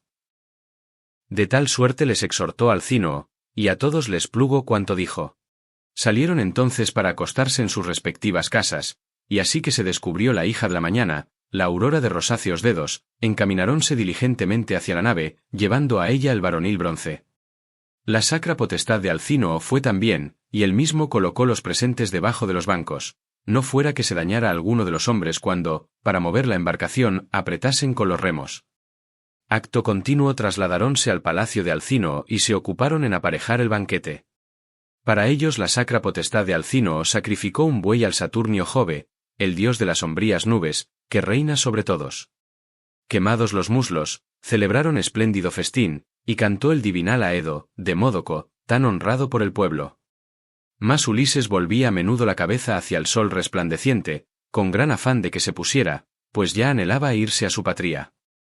Como el labrador apetece la cena después de pasar el día rompiendo con la yunta de negros bueyes y el sólido arado una tierra noval, se le pone el sol muy a su gusto para ir a comer, y al andar, siente el cansancio en las rodillas. Así, tan agradablemente, vio Ulises que se ponía el sol. Y al momento, dirigiéndose a los feacios, amantes de manejar los remos, y especialmente a Alcínoo, les habló de esta manera: «Rey Alcínoo, el más esclarecido de todos los ciudadanos, ofreced las libaciones, despedime sano y salvo, y vosotros quedad con alegría. Ya se ha cumplido cuanto mi ánimo deseaba, mi conducción y las amistosas dádivas. Hagan los dioses que éstas sean para mi dicha y que halle en mi palacio a mi irreprochable consorte e incólumes a los amigos. Y vosotros, que os quedáis, sed el gozo de vuestras legítimas mujeres y de vuestros hijos. Los dioses os concedan toda clase de bienes, y jamás a esta población le sobrevenga mal alguno». Así se expresó. Todos aplaudieron sus palabras y aconsejaron que se llevase al huésped a su patria, puesto que hablaba razonablemente. Y entonces la potestad de Alcínoo dijo al heraldo: «Pontónoo, mezcla el vino en la crátera y distribúyelo a cuantos se hallan en la sala, a fin de que, después de orar al padre Júpiter, enviemos al huésped a su patria tierra». Así habló. Pontónoo mezcló el vino dulce como la miel y lo sirvió a todos, ofreciéndoselo sucesivamente. Ellos lo libaban, desde sus mismos asientos, a los bienaventurados dioses que poseen el anchuroso cielo, y el divinal Ulises, levantándose, puso en las manos de Arete una copa doble, mientras le decía estas aladas palabras: «Sé constantemente dichosa, oh reina, hasta que vengan la senectud y la muerte, de las cuales no se libran los humanos. Yo me voy. Tú continúa holgándote en esta casa con tus hijos, el pueblo y el rey Alcínoo». Dicho esto, el divino Ulises traspuso el umbral. La potestad de Alcínoo le hizo acompañar por un heraldo que lo condujese a la velera nave, a la orilla del mar. Y Arete le envió también algunas esclavas, cuál le llevaba un manto muy limpio y una túnica, cuál una sólida arca, y cuál otra pan y rojo vino. Cuando hubieron llegado a la nave y al mar, los ilustres marineros, tomando tales cosas juntamente con la bebida y los víveres, lo colocaron todo en la cóncava embarcación y tendieron una colcha y una tela de lino sobre las tablas de la popa a fin de que Ulises pudiese dormir profundamente. Subió éste y acostóse en silencio. Los otros se sentaron por orden en sus bancos, desataron de la piedra agujereada la amarra del barco e inclinándose, azotaron el mar con los remos, mientras caía en los párpados de Ulises un sueño profundo, suave, dulcísimo, muy semejante a la muerte. Del modo que los caballos de una cuadriga se lanzan a correr en un campo, a los golpes del látigo y levantándose sobre sus pies, terminan prontamente la carrera, así se alzaba la popa del navío y dejaba tras sí muy agitadas las olas purpúreas del estruendoso mar. Corría el bajel con un andar seguro e igual, y ni el gavilán, que es el ave más ligera, lo hubiese acompañado. Así, corriendo con tal rapidez, cortaba las olas del mar y llevaba un varón que en el consejo se parecía a los dioses. El cual tuvo el ánimo acongojado muchas veces, ya combatiendo con los hombres, ya surcando las temibles ondas, pero entonces dormía plácidamente, olvidado de cuanto padeciera. Cuando salía la más rutilante estrella, la que de modo especial anuncia la luz de la aurora, hija de la mañana, entonces la nave, surcadora del Ponto, llegó a la isla. Hay en el país de Ítaca el puerto de Forcis, el anciano del mar, formado por dos orillas prominentes y escarpadas que convergen hacia las puntas y protegen exteriormente las grandes olas contra los vientos de funesto soplo, y en el interior las corvas naves, de muchos bancos, permanecen sin amarras así que llegan al fondeadero. Al cabo del puerto está un olivo de largas hojas y muy cerca una gruta agradable, sombría, consagrada a las ninfas que náyades se llaman. Allí existen crateras y ánforas de piedra donde las abejas fabrican los panales. Allí pueden verse unos telares también de piedra, muy largos, donde tejen las ninfas mantos de color de púrpura. Allí el agua constantemente nace. Dos puertas tiene el antro, la una mira al Bóreas y es accesible a los hombres, la otra, situada frente al Noto, es más divina, pues por ella no entran los humanos, siendo el camino de los inmortales. A este sitio, que ya con anterioridad conocían, fueron a llegarse, y la embarcación andaba velozmente y varó en la playa, saliendo del agua hasta la mitad. Tales eran los remeros por cuyas manos era conducida.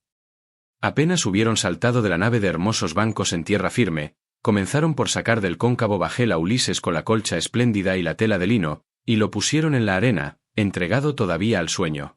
Y seguidamente, desembarcando las riquezas que los feacios le habían dado al volver a su patria, gracias a la magnánima Minerva, las amontonaron todas al pie del olivo, algo apartadas del camino, no fuera que algún viandante se acercara a las mismas en tanto que Ulises dormía y le hurtara algo. Después de esto, volviéronse los feacios a su país. Pero Neptuno, que sacude la tierra, no olvidó las amenazas que desde un principio hiciera a Ulises, semejante a un dios, y quiso explorar la voluntad de Júpiter. Padre Júpiter, ya no seré honrado nunca entre los inmortales dioses, puesto que no me honran en lo más mínimo ni tan siquiera los mortales, los feacios, que son de mi propia estirpe.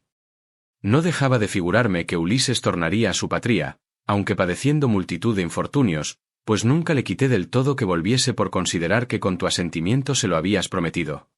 Mas los feacios, llevándole por el Ponto en velera nave, lo han dejado en Ítaca, dormido, después de hacerle innumerables regalos, bronce, oro en abundancia, vestiduras tejidas, y tantas cosas como nunca sacara de Troya si volviese indemne y habiendo obtenido la parte que del botín le correspondiera. Respondióle Júpiter, que amontona las nubes. Ah, poderoso Dios que bates la tierra. ¿Qué dijiste?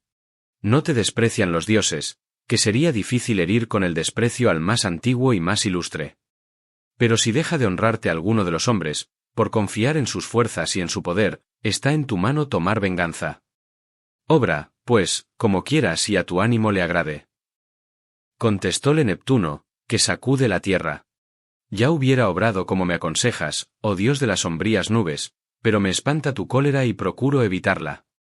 Ahora quiero hacer naufragar en el obscuro Ponto la bellísima nave de los feacios que vuelve de conducir a aquel, con el fin de que en adelante se abstengan y cesen de llevar a los hombres, y cubrir luego la vista de la ciudad con una gran montaña. Repuso Júpiter, que amontona las nubes, oh querido, tengo para mí que lo mejor será que, cuando todos los ciudadanos estén mirando desde la población como el barco llega, lo tornes un peñasco, junto a la costa, de suerte que guarde la semejanza de una velera nave para que todos los hombres se maravillen, y cubras luego la vista de la ciudad con una gran montaña.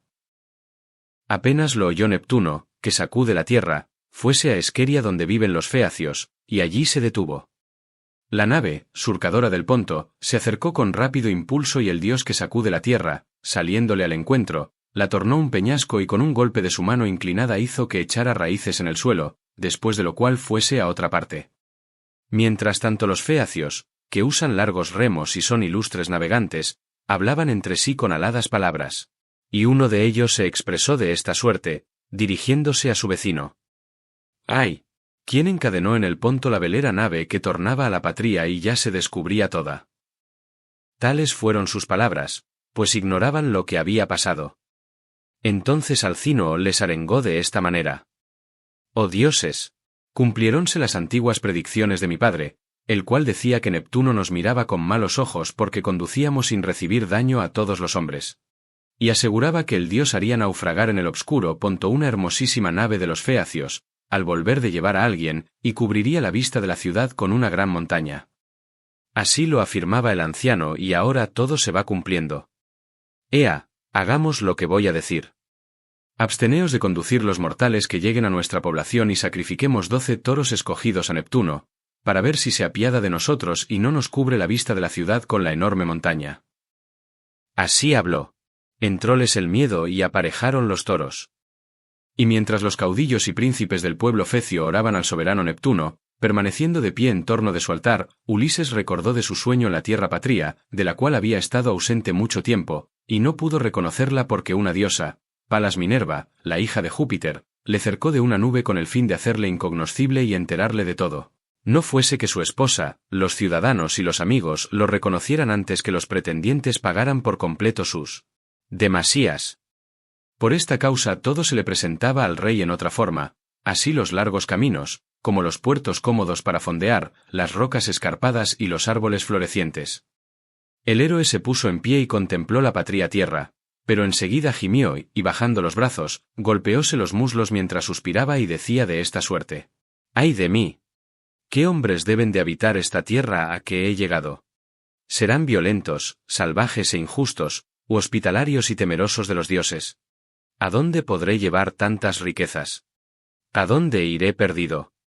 Ojalá me hubiese quedado allí, con los feacios, pues entonces me llegara a otro de los magnánimos reyes, que, recibiéndome amistosamente, me hubiera enviado a mi patria.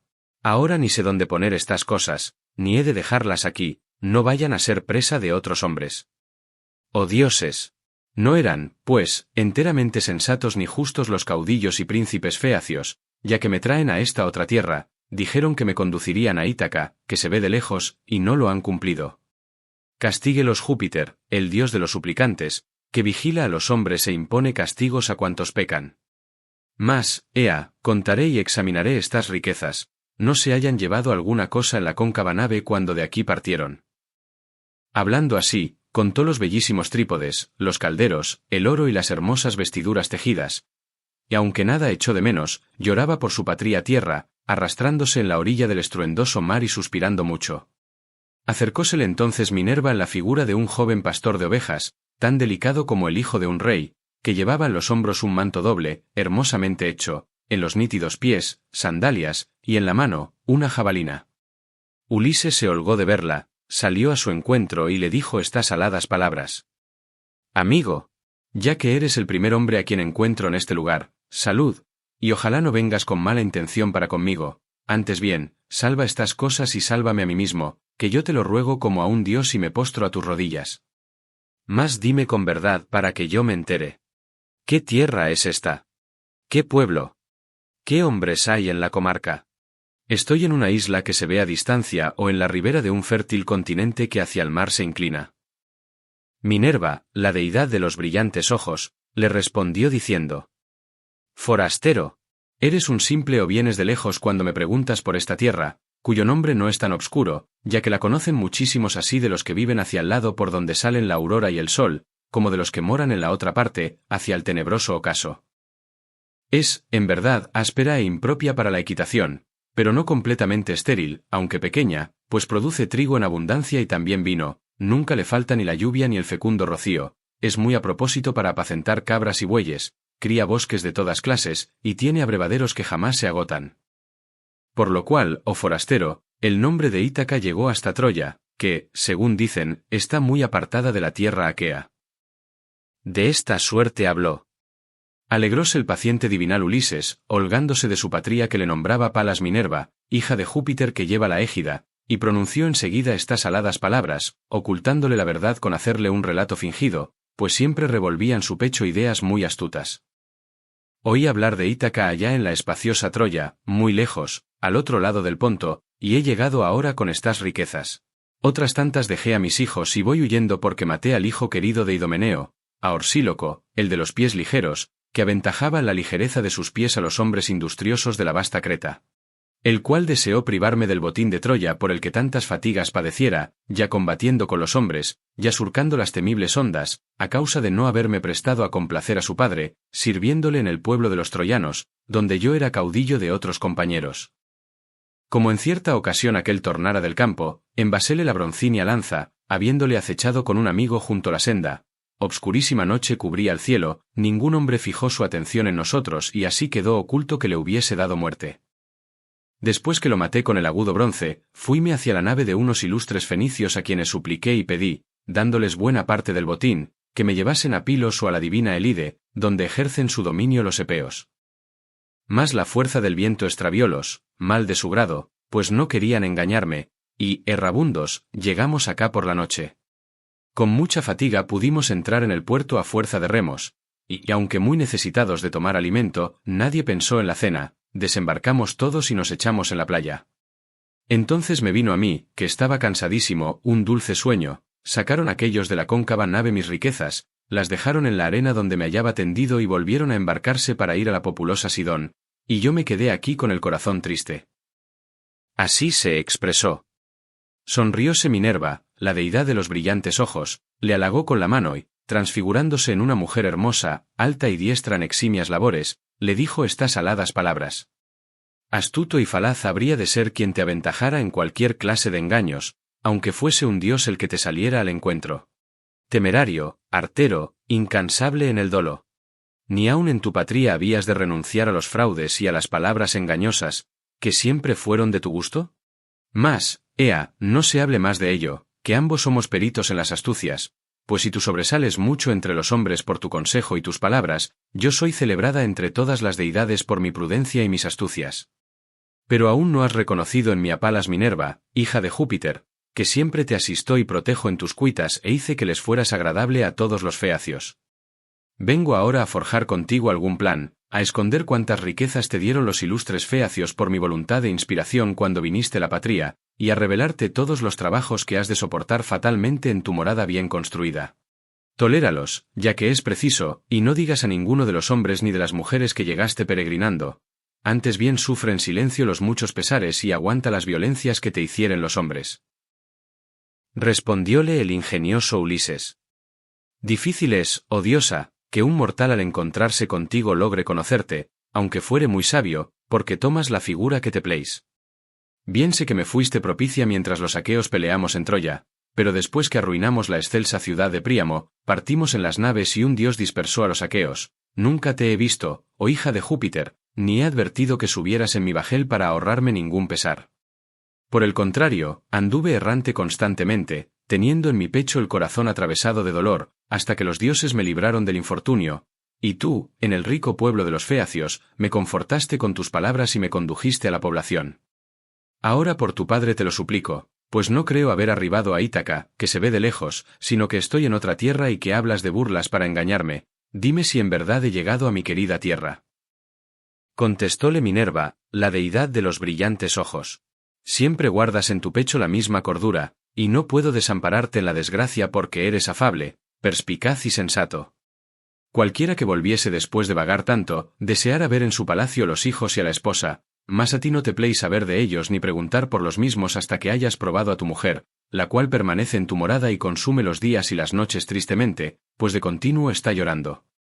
Yo jamás puse en duda, pues me constaba con certeza, que volverías a tu patria después de perder todos los compañeros, mas no quise luchar con Neptuno, mi tío paterno, cuyo ánimo se encolerizó e irritó contigo porque le cegaste su caro hijo. Pero, ea, voy a mostrarte el suelo de Ítaca para que te convenzas. Este es el puerto de Forcis, el anciano del mar, aquel, el olivo de largas hojas que existe al cabo del puerto. Cerca del mismo se halla la gruta deliciosa, sombría, consagrada a las ninfas que náyades se llaman. Aquí tienes la abovedada cueva donde sacrificabas a las ninfas gran número de perfectas hecatombes, y allí puedes ver el Nérito, el frondoso monte. Cuando así hubo hablado, la deidad disipó la nube, apareció el país y el paciente divinal Ulises se alegró, holgándose de su tierra, y besó el fértil suelo. Y acto continuo oró a las ninfas, con las manos levantadas. Ninfas náyades, hijas de Júpiter. Ya me figuraba que no os vería más. Ahora os saludo con dulces votos y os haremos ofrendas, como antes, si la hija de Júpiter, la que impera en las batallas, permite benévola que yo viva y vea crecer a mi hijo. Díjole entonces Minerva, la deidad de los brillantes ojos. Cobra ánimo y no te preocupes por esto. Pero metamos ahora mismo las riquezas en lo más hondo del divino antro a fin de que las tengas seguras, y deliberemos para que todo se haga de la mejor manera. Cuando así hubo hablado, penetró la diosa en la sombría cueva y fue en busca de los escondrijos, y Ulises le llevó todas las cosas, el oro, el duro bronce y las vestiduras bien hechas, que le regalaran los feacios. Así que estuvieron colocadas del modo más conveniente. Minerva, hija de Júpiter que lleva la égida, obstruyó la entrada con una piedra. Sentarónse después en las raíces del sagrado olivo y deliberaron acerca del exterminio de los orgullosos pretendientes. Minerva, la deidad de los brillantes ojos, fue quien rompió el silencio pronunciando estas palabras. La Hertíada, de jovial linaje. Ulises, fecundo en recursos. Piensa cómo pondrás las manos en los desvergonzados pretendientes, que 3 años amandan en tu palacio y solicitan a tu divinal consorte a la que ofrecen regalos de boda. Mas ella, suspirando en su ánimo por tu regreso, si bien a todos les da esperanzas y a cada uno le hace promesas, enviándoles mensajes, revuelve en su espíritu muy distintos pensamientos. El ingenioso Ulises le respondió diciendo: «Oh Númenes, sin duda iba a perecer en el palacio, con el mismo hado funesto de Agamenón Atrida, si tú, oh diosa, no me hubieses instruido convenientemente acerca de estas cosas. Mas, ea, traza un plan para que los castigue y ponte a mi lado, infundiéndome fortaleza y audacia, como en aquel tiempo en que destruíamos las lucientes almenas de la ciudad de Troya. Si con el mismo ardor de entonces me acompañares, oh deidad de los brillantes ojos, yo combatiría contra 300 hombres, pero con tu ayuda, veneranda diosa, siempre que benévola me socorrieres». Contestóle Minerva, la deidad de los brillantes ojos: «Te asistiré ciertamente, sin que me pases inadvertido cuando en tales cosas nos ocupemos, y creo que alguno de los pretendientes que devoran tus bienes manchará con su sangre y sus sesos el extensísimo pavimento. Mas, ea, voy a hacerte incognoscible para todos los mortales, arrugaré el hermoso cutis de tus ágiles miembros, raeré de tu cabeza los blondos cabellos, te pondré unos harapos que causen horror al que te vea y haré sarnosos tus ojos, antes tan lindos, para que les parezcas un ser despreciable a todos los pretendientes y a la esposa y al hijo que dejaste en tu palacio. Llégate ante todo al porquerizo, al guardián de tus puercos, que te quiere bien y adora a tu hijo y a la prudente Penélope. Lo hallarás sentado entre los puercos, los cuales pacen junto a la roca del Cuervo, en la fuente de Aretusa, comiendo abundantes bellotas y bebiendo aguas turbias, cosas ambas que hacen crecer en los mismos la floreciente grosura.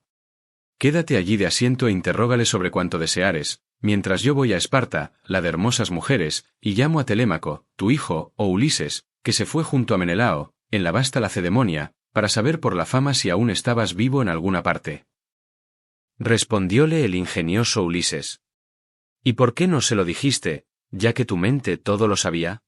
¿Acaso para que también pase trabajos, vagando por el estéril Ponto, y los demás se le coman los bienes?» Contestóle Minerva, la deidad de los brillantes ojos: «Muy poco has de inquietarte por él.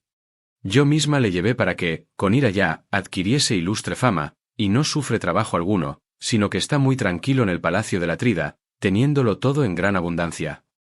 Cierto que los jóvenes le acechan, embarcados en negro bajel, y quieren matarle cuando vuelva al patrio suelo, pero me parece que no sucederá así y que antes la tierra tendrá en su seno a alguno de los pretendientes que devoran lo tuyo». Dicho esto, tocóle Minerva con una varita.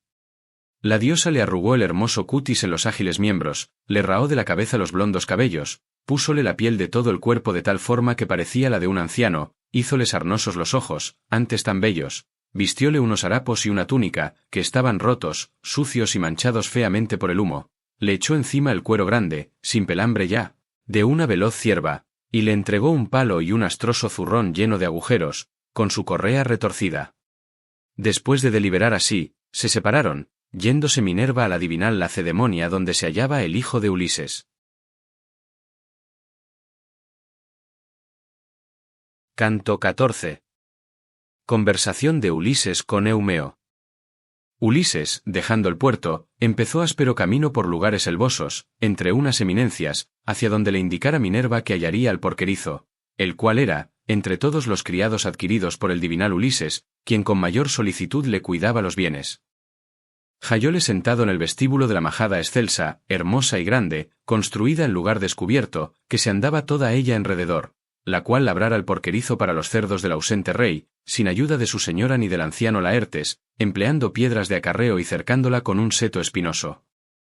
Puso fuera de la majada, acá y allá, una larga serie de espesas estacas, que había cortado del corazón de unas encinas, y construyó dentro 12 pocilgas muy juntas en que se echaban los puercos.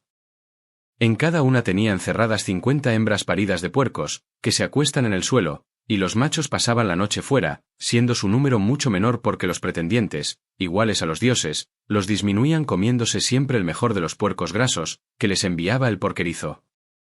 Eran los cerdos 360.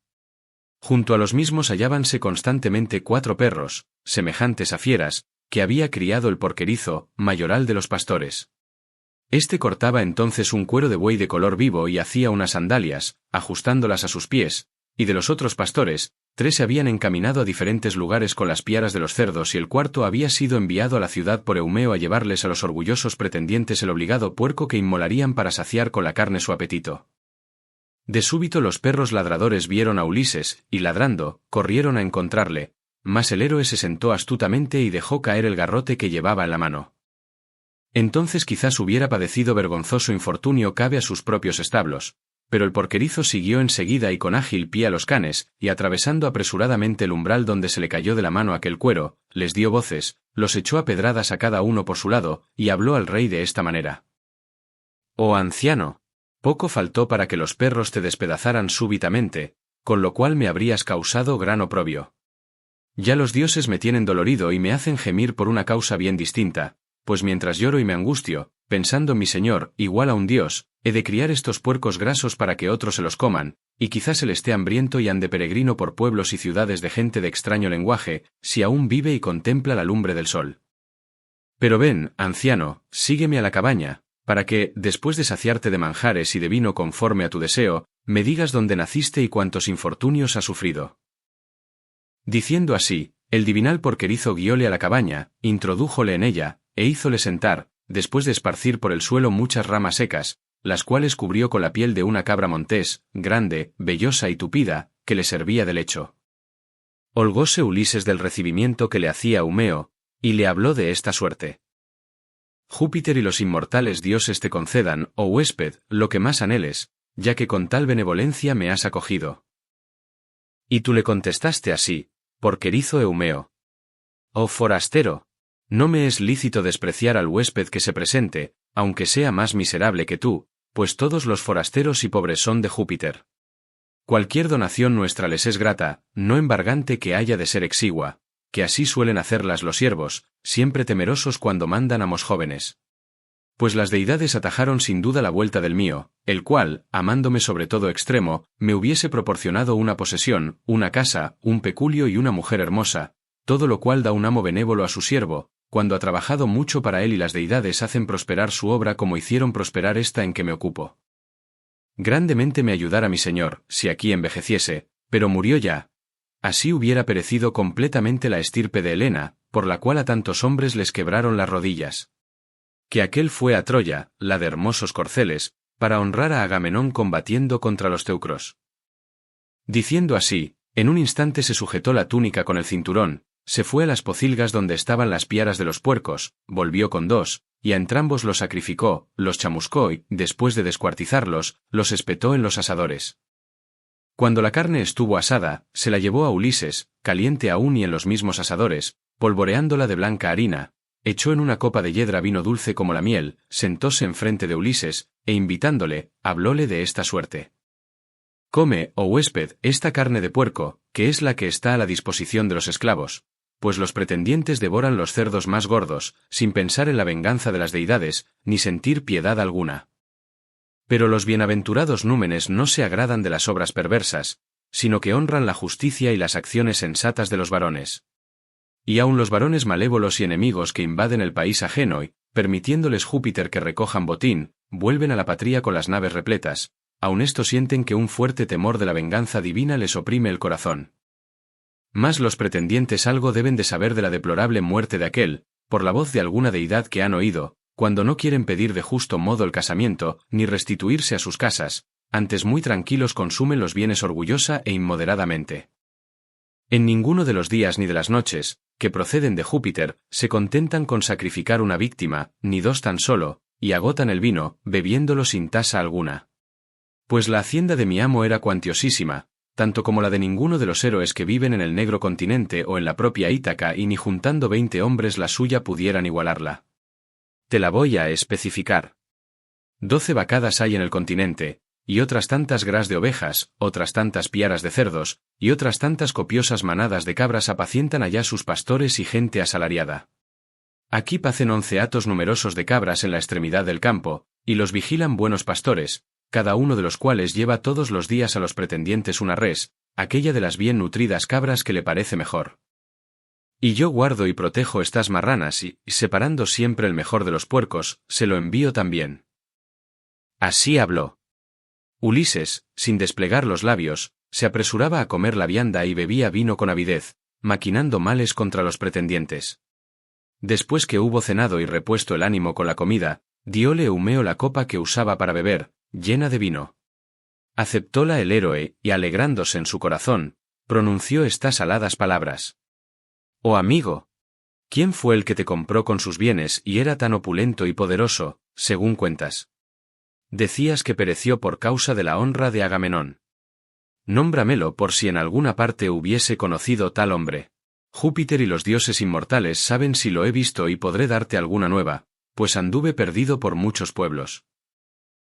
Respondióle el porquerizo, mayoral de los pastores. Oh viejo, a ningún vagabundo que llegue con noticias de mi amo, le darán crédito ni la mujer de éste ni su hijo, pues los que van errantes y necesitan socorro mienten sin reparo y se niegan a hablar sinceramente. Todo aquel que, peregrinando, llega al pueblo de Ítaca, va a referirle patrañas a mi señora, y ésta le acoge amistosamente, le hace preguntas sobre cada punto, y al momento solloza y destila lágrimas de sus párpados, como es costumbre de la mujer cuyo marido ha muerto en otra tierra. Tú mismo, oh anciano, inventarías muy pronto cualquier relación, si te diesen un manto y una túnica con que vestirte. Mas ya los perros y las veloces aves han debido de separarle la piel de los huesos, y el alma le habrá dejado, o quizás los peces lo devoraron en el ponto y sus huesos yacen en la playa, dentro de un gran montón de arena. De tal suerte murió aquel y nos ha dejado pesares a todos sus amigos y especialmente a mí, que ya no hallaré un amo tan benévolo en ningún lugar a que me encamine, ni aun si me fuere a la casa de mi padre y de mi madre donde nací y ellos me criaron. Y lloro no tanto por los mismos, aunque deseara verlos con mis ojos en la patria tierra, como porque me aqueja el deseo del ausente Ulises, a quien, oh huésped, temo nombrar, no hallándose acá, pues me amaba mucho y se preocupaba por mí en su corazón, y yo le llamo hermano del alma por más que esté lejos. Hablóle entonces el paciente divinal Ulises. Oh amigo, ya que a todo te niegas, asegurando que aquel no ha de volver, y tu ánimo permanece incrédulo, no solo quiero repetirte sino hasta jurarte que Ulises volverá. Por albricias de la buena nueva revestime de un manto y una túnica, que sean hermosas vestiduras, tan presto como aquel llegue a su palacio, pues antes nada aceptaría, no obstante la gran necesidad en que me encuentro. Me es tan odioso como las puertas del orco, aquel que, cediendo a la miseria, refiere embustes. Sean testigos primeramente Júpiter entre los dioses y luego la mesa hospitalaria y el hogar del irreprochable Ulises a que he llegado, de que todo se cumplirá como lo digo. Ulises vendrá aquí este mismo año. Al terminar el corriente mes y comenzar el otro volverá a su casa, y se vengará de quien ultraje a su mujer y a su preclaro hijo. Y tú le contestaste así, porquerizo Eumeo. Oh anciano, ni tendré que pagar albricias por la buena nueva, ni Ulises tornará a su casa, pero bebe tranquilo, cambiemos de conversación y no me traigas tal asunto a la memoria, que el ánimo se me aflige en el pecho cada vez que oigo mentar a mi venerable señor. Prescindamos, pues, del juramento y preséntese Ulises, como yo quisiera y también Penélope, el anciano Laertes y Telémaco, semejante a los dioses. Por este niño me lamento ahora sin cesar, por Telémaco, a quien engendró Ulises, como las deidades le criaran lo mismo que un pimpollo, pensé que más adelante no sería entre los hombres inferior a su padre, sino tan digno de admiración por su cuerpo y su gentileza. Mas, habiéndole trastornado alguno de los inmortales o de los hombres el buen juicio de que disfrutaba, se ha ido a la divina Pilos en busca de noticias de su progenitor, y los ilustres pretendientes le preparan asechanzas para cuando torne, a fin de que desaparezca de Ítaca sin gloria alguna el linaje de Arcesio, semejante a los dioses. Pero dejémoslo, ora sea capturado, ora logre escapar porque el Saturnio extienda su brazo encima del mismo. Ea, anciano, refiéreme tus cuitas, y dime la verdad de esto para que yo me entere. ¿Quién eres y de qué país procedes? ¿Dónde se hallan tu ciudad y tus padres? ¿En cuál embarcación llegaste? ¿Cómo los marineros te trajeron a Ítaca? ¿Quiénes se precian de ser? Pues no me figuro que hayas venido andando. Respondióle el ingenioso Ulises. De todo esto voy a informarte circunstanciadamente. Si tuviéramos comida y dulce vino para mucho tiempo, y nos quedásemos a celebrar festines en esta cabaña mientras los demás fueran al trabajo, no me sería fácil referirte en todo el año cuántos pesares ha sufrido mi espíritu por la voluntad de los dioses. Por mi linaje, me precio de ser natural de la espaciosa Creta, donde tuve por padre un varón opulento. Otros muchos hijos le nacieron también y se criaron en el palacio, todos legítimos, de su esposa, mientras que a mí me parió una mujer comprada que fue su concubina, pero guardábame igual consideración que a sus hijos legítimos Cástor y Lácida, cuyo vástago me glorío de ser, y a quien honraban los cretenses como a un dios por su felicidad, por sus riquezas y por su gloriosa prole. Cuando las mortales parcas se lo llevaron a la morada de Plutón, sus hijos magnánimos partieron entre sí las riquezas, echando suerte sobre las mismas, y me dieron muy poco, asignándome una casa. Tomé una mujer de gente muy rica, por solo mi valor, que no era yo despreciable, ni tímido en la guerra. Ahora ya todo lo he perdido, esto no obstante, viendo la paja conocerás la mies, aunque me tiene abrumado un gran infortunio. Diéronme Marte y Minerva audacia y valor para destruir las huestes de los contrarios, y en ninguna de las veces que hube de elegir los hombres de más bríos y llevarlos a una emboscada, maquinando males contra los enemigos, mi ánimo generoso me puso la muerte ante los ojos, sino que, arrojándome a la lucha mucho antes que nadie, era quien primero mataba con la lanza al enemigo que no me aventajase en la ligereza de sus pies. De tal modo me conducía en la guerra. No me gustaban las labores campestres, ni el cuidado de la casa que cría hijos ilustres, sino tan solamente las naves con sus remos, los combates, los pulidos dardos y las saetas, cosas tristes y horrendas para los demás y gratas para mí, por haberme dado algún dios tal inclinación, que no todos hallamos deleite en las mismas acciones.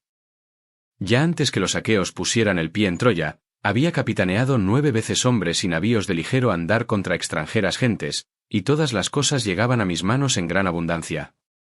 De ellas me reservaba las más agradables y luego me tocaban muchas por suerte, de manera que, creciendo mi casa con rapidez, fui poderoso y respetado entre los cretenses. Mas cuando dispuso el longividente Júpiter aquella expedición odiosa, en la cual a tantos varones les quebraron las rodillas, se nos mandó a mí y al Perínclito Idomeneo que fuéramos capitanes de los bajeles que iban a Ilión, y no hubo medio de negarse por el temor de adquirir mala fama entre el pueblo. Allí peleamos los aqueos 9 años y al 10º, asolada por nosotros la ciudad de Príamo, partimos en las naves hacia nuestras casas, pero un dios dispersó a los aqueos. Y el próvido Júpiter meditó males contra mí, desgraciado, que estuve holgando un mes tan solo con mis hijos, mi legítima esposa y mis riquezas, pues luego llevóme el ánimo a navegar hacia Egipto, preparando debidamente los bajeles con los compañeros iguales a los dioses. Equipé 9 barcos y pronto se reunió la gente necesaria. 6 días pasaron mis fieles compañeros celebrando banquetes, y yo les proporcioné muchas víctimas para los sacrificios y para su propia comida. Al 7º subimos a los barcos y, partiendo de la espaciosa Creta, navegamos al soplo de un próspero y fuerte Bóreas, con igual facilidad que si nos llevara la corriente. Ninguna de las naves recibió daño y todos estábamos en ellas sanos y salvos, pues el viento y los pilotos las conducían. En 5 días llegamos al río Egipto, de hermosa corriente, en el cual detuve las corvas galeras. Entonces, después de mandar a los fieles compañeros que se quedasen a custodiar las embarcaciones, envié espías a los lugares oportunos para explorar la comarca. Pero los míos, cediendo a la insolencia por seguir su propio impulso, empezaron a devastar los hermosos campos de los egipcios, y se llevaban las mujeres y los niños, y daban muerte a los varones. No tardó el clamoreo en llegar a la ciudad. Sus habitantes, habiendo oído los gritos, vinieron al amanecer, el campo se llenó de infantería, de jinetes y de reluciente bronce. Júpiter, que se huelga con el rayo, envió a mis compañeros la perniciosa fuga, y ya, desde aquel momento nadie se atrevió a resistir, pues los males nos cercaban por todas partes. Allí nos mataron con el agudo bronce muchos hombres, y a otros se los llevaron para obligarles a trabajar en pro de los ciudadanos. A mí el mismo Júpiter púsome en el alma esta resolución: ojalá me hubiese muerto entonces y se hubiera cumplido mi hado allí, en Egipto, pues la desgracia tenía que perseguirme aún. Al instante me quité de la cabeza el bien labrado yelmo y de los hombros el escudo, arrojé la lanza lejos de las manos y me fui hacia los corceles del rey, a quien abracé por las rodillas, besándoselas. El rey me protegió y salvó, pues, haciéndome subir al carro en que iba montado, me condujo a su casa mientras mis ojos despedían lágrimas. Acometiéronme muchísimos con sus lanzas de fresno e intentaron matarme, porque estaban muy irritados, pero aquél los apartó, temiendo la cólera de Júpiter hospitalario, el cual se indigna en gran manera por las malas acciones. Allí me detuve 7 años y junté muchas riquezas entre los egipcios, pues todos me daban alguna cosa. Mas, cuando llegó el 8º, presentóse un fenicio muy trapacero y falaz, que ya había causado a otros hombres multitud de males, y, persuadiéndome con su ingenio, llevóme a Fenicia, donde se hallaban su casa y sus bienes. Estuve con él 1 año entero, y tan pronto como, transcurriendo el año, los meses y los días del mismo se acabaron y las estaciones volvieron a sucederse, urdió otros engaños y me llevó a la Libia en su nave, surcadora del Ponto, con el aparente fin de que le ayudase a conducir sus mercancías, pero en realidad, para venderme allí por un precio cuantioso. Tuve que seguirle, aunque ya sospechaba algo, y me embarqué en su bajel. Corría éste por el mar al soplo de un próspero y fuerte Bóreas, a la altura de Creta, y en tanto meditaba Júpiter cómo a la perdición lo llevaría. Cuando hubimos dejado a Creta y ya no se divisaba tierra alguna, sino tan solamente el cielo y el mar, Júpiter colocó por cima de la cóncava embarcación una parda nube, debajo de la cual se obscureció el Ponto, despidió un trueno y simultáneamente arrojó un rayo en nuestra nave. Esta se estremeció al ser herida por el rayo de Júpiter, llenándose del olor del azufre, y mis hombres cayeron en el agua. Llevábalos el oleaje alrededor del negro bajel y un dios les privó de la vuelta a la patria. Pero a mí, aunque afligido en el ánimo, el propio Júpiter echóme en las manos el mástil larguísimo de la nave de azulada proa, para que aún entonces escapase de la desgracia. Abrazado con él fui juguete de los perniciosos vientos durante 9 días, y al 10º, en una noche obscura, ingente ola me arrojó a la tierra de los Tesprotos. Allí el héroe Fidón, rey de los Tesprotos, acogióme graciosamente, pues habiéndose presentado su hijo donde yo me encontraba, me llevó a la mansión del padre, cuando ya me rendían el frío y el cansancio, y me entregó un manto y una túnica para que me vistiera. Allí me hablaron de Ulises, participóme el rey que le estaba dando amistoso acogimiento y que ya el héroe iba a volver a su patria tierra. Y me mostró todas las riquezas que Ulises había juntado en bronce, oro y labrado hierro, con las cuales pudieran mantenerse un hombre y sus descendientes hasta la 10ª generación. Tantos objetos preciosos tenía en el palacio de aquel monarca. Añadió que Ulises se hallaba en Dodona para saber por la alta encina la voluntad de Júpiter sobre si convendría que volviese manifiesta o encubiertamente al rico país de Ítaca, del cual habíase ausentado hacía mucho tiempo. Y juró en mi presencia, ofreciendo libaciones en su casa, que ya habían botado al mar la nave y estaban a punto los compañeros para conducirlo a su patria tierra. Pero antes despidióme a mí, porque se ofreció casualmente una nave de marineros tesprotos que iba a Duliquio, la abundosa en trigo. Mandóles que me llevasen con toda solicitud al rey Acasto, mas ellos les plugo tomar una perversa resolución, para que aún me cayeran encima toda suerte de desgracias e infortunios. Así que la nave surcadora del Ponto estuvo muy distante de la tierra, decidieron que hubiese llegado para mí el día de la esclavitud. Desnudándome del manto y de la túnica que llevaba puestos, vistiéronme estos miserables harapos y esta túnica, llenos de agujeros, que ahora contemplas con tus ojos. Por la tarde vinimos a los campos de Ítaca, que se ve de lejos. En llegando, atarónme fuertemente a la nave de muchos bancos con una soga retorcida, y acto continuo saltaron en tierra y tomaron la cena a orillas del mar. Pero los propios dioses desligaronme fácilmente las ataduras, y entonces, liándome yo los harapos a la cabeza, me deslicé por el pulido timón, di a la mar el pecho, nadé con ambas manos, y muy pronto me hallé alejado de aquellos y fuera de su alcance. Salí del mar adonde hay un bosque de florecientes encinas y me quedé echado en tierra. Ellos no cesaban de agitarse y de proferir hondos suspiros, pero al fin no les pareció ventajoso continuar la busca y tornaron a la cóncava nave, y los dioses me encubrieron con facilidad y me trajeron a la majada de un varón prudente porque quiere el hado que mi vida sea más larga. Y tú le respondiste así, porquerizo Eumeo. Ah, huésped sin ventura. Me has conmovido hondamente el ánimo al relatarme tan en particular cuánto padeciste y cuánto erraste de una parte a otra. Pero no me parece que hayas hablado como debieras en lo referente a Ulises, ni me convencerás con tus palabras. ¿Qué es lo que te obliga, siendo cual eres, a mentir inútilmente? Sé muy bien a qué atenerme con respecto a la vuelta de mi señor, el cual debió de serles muy odioso a todas las deidades cuando éstas no quisieron que acabara sus días entre los teucros, ni en brazos de sus amigos después que terminó la guerra, pues entonces todos los aqueos le habrían erigido un túmulo y hubiese legado a su hijo una gloria inmensa. Ahora desapareció sin fama, arrebatado por las arpías. Mas yo vivo apartado, cabe a los puercos, y solo voy a la ciudad cuando la prudente Penélope me llama porque le traen de alguna parte cualquier noticia. Sentados los de allá junto al recién venido, hácenle toda suerte de preguntas, así los que se entristecen por la prolongada ausencia del rey, como los que de ella se regocijan porque devoran impunemente sus bienes. Pero a mí no me pléis escudriñar ni preguntar cosa alguna desde que me engañó con sus palabras un hombre tolo, el cual, habiendo vagado por muchas regiones a causa de un homicidio, llegó a mi morada y le traté afectuosamente. Aseguró que había visto a Ulises en Creta, junto a Idomeneo, donde reparaba el daño que en sus embarcaciones causaran las tempestades, y dijo que llegaría hacia el verano o el otoño con muchas riquezas, y juntamente con los compañeros iguales a los dioses. Y tú, oh viejo que tantos males padeciste, ya que un dios te ha traído a mi casa, no quieras congraciarte ni halagarme con embustes, que no te respetaré ni te querré por esto, sino por el temor de Júpiter hospitalario y por la compasión que me inspiras. Respondióle el ingenioso Ulises. Muy incrédulo es, en verdad, el ánimo que en tu pecho se encierra, cuando ni con el juramento he podido lograr que de mí te fíases y creyeses cuanto te dije. Mas, ea, hagamos un convenio y por cima de nosotros sean testigos los dioses, que en el Olimpo tienen su morada. Si tu señor volviere a esta casa, me darás un manto y una túnica para vestirme y me enviarás a Duliquio, que es el lugar a donde a mi ánimo le place ir, y si no volviere como te he dicho, incita contra mí a tus criados, y arrójenme de elevada peña, a fin de que los demás pordioseros se abstengan de engañarte. Respondióle el divinal porquerizo. Oh huésped, buena fama y opinión de virtud ganara entre los hombres ahora y en lo sucesivo, si, después de traerte a mi cabaña y de presentarte los dones de la hospitalidad, te fuera a matar, privándote de la existencia. ¿Con qué disposición rogaría al Saturnio Jove? Pero ya es hora de cenar. Ojalá viniesen pronto los compañeros, para que aparejáramos dentro de la cabaña una agradable cena.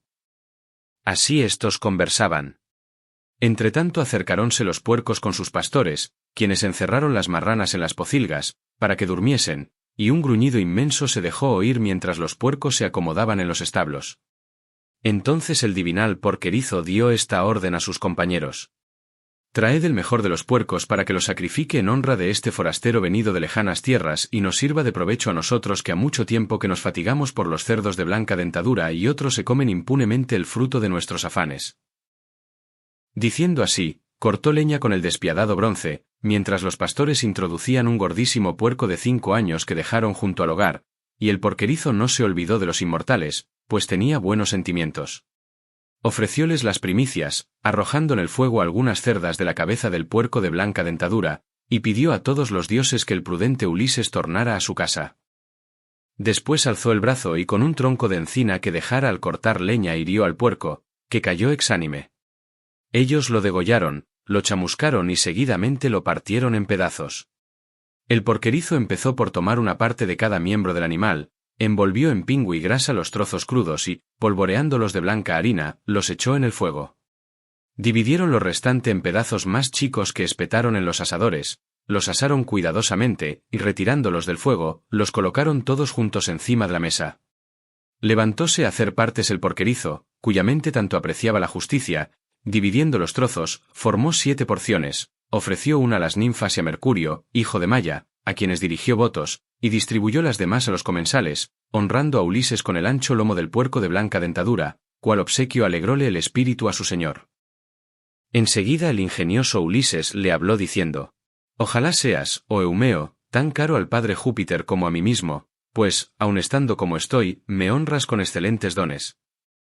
Y tú le respondiste así: «Porquerizo Eumeo, come, oh el más infortunado de los huéspedes, y disfruta de lo que tienes delante, pues la divinidad te dará esto y te rehusará aquello, según le plazca a su ánimo, puesto que es todopoderosa». Dijo, sacrificó las primicias a los empiternos númenes, y libando el negro vino, puso la copa en manos de Ulises, asolador de ciudades, que junto a su porción estaba sentado. Repartióles el pan Mesaulio, a quien el porquerizo había adquirido por sí solo, en la ausencia de su amo y sin ayuda de su señora ni del anciano Laertes, comprándolo a unos tafios con sus propios bienes. Todos echaron mano a las viandas que tenían delante. Y así que hubieron satisfecho el deseo de comer y de beber, Mesaulio quitó el pan y ellos, hartos de pan y de carne, fuéronse sin dilación a la cama. Sobrevino una noche mala y sin luna, en la cual Júpiter llovió sin cesar, y el lluvioso Céfiro sopló constantemente y con gran furia. Y Ulises habló del siguiente modo, tentando el porquerizo a fin de ver si se quitaría el manto para dárselo o exhortaría a alguno de los compañeros a que así lo hiciese, ya que tan gran cuidado por él se tomaba. «Oídme ahora, Eumeo y demás compañeros. Voy a proferir algunas palabras para gloriarme, que a ello me impulsa el perturbador vino, pues hasta el más sensato le hace cantar y reír blandamente, le incita a bailar y le mueve a revelar cosas que más conviniera tener calladas. Pero, ya que empecé a hablar, no callaré lo que me resta decir.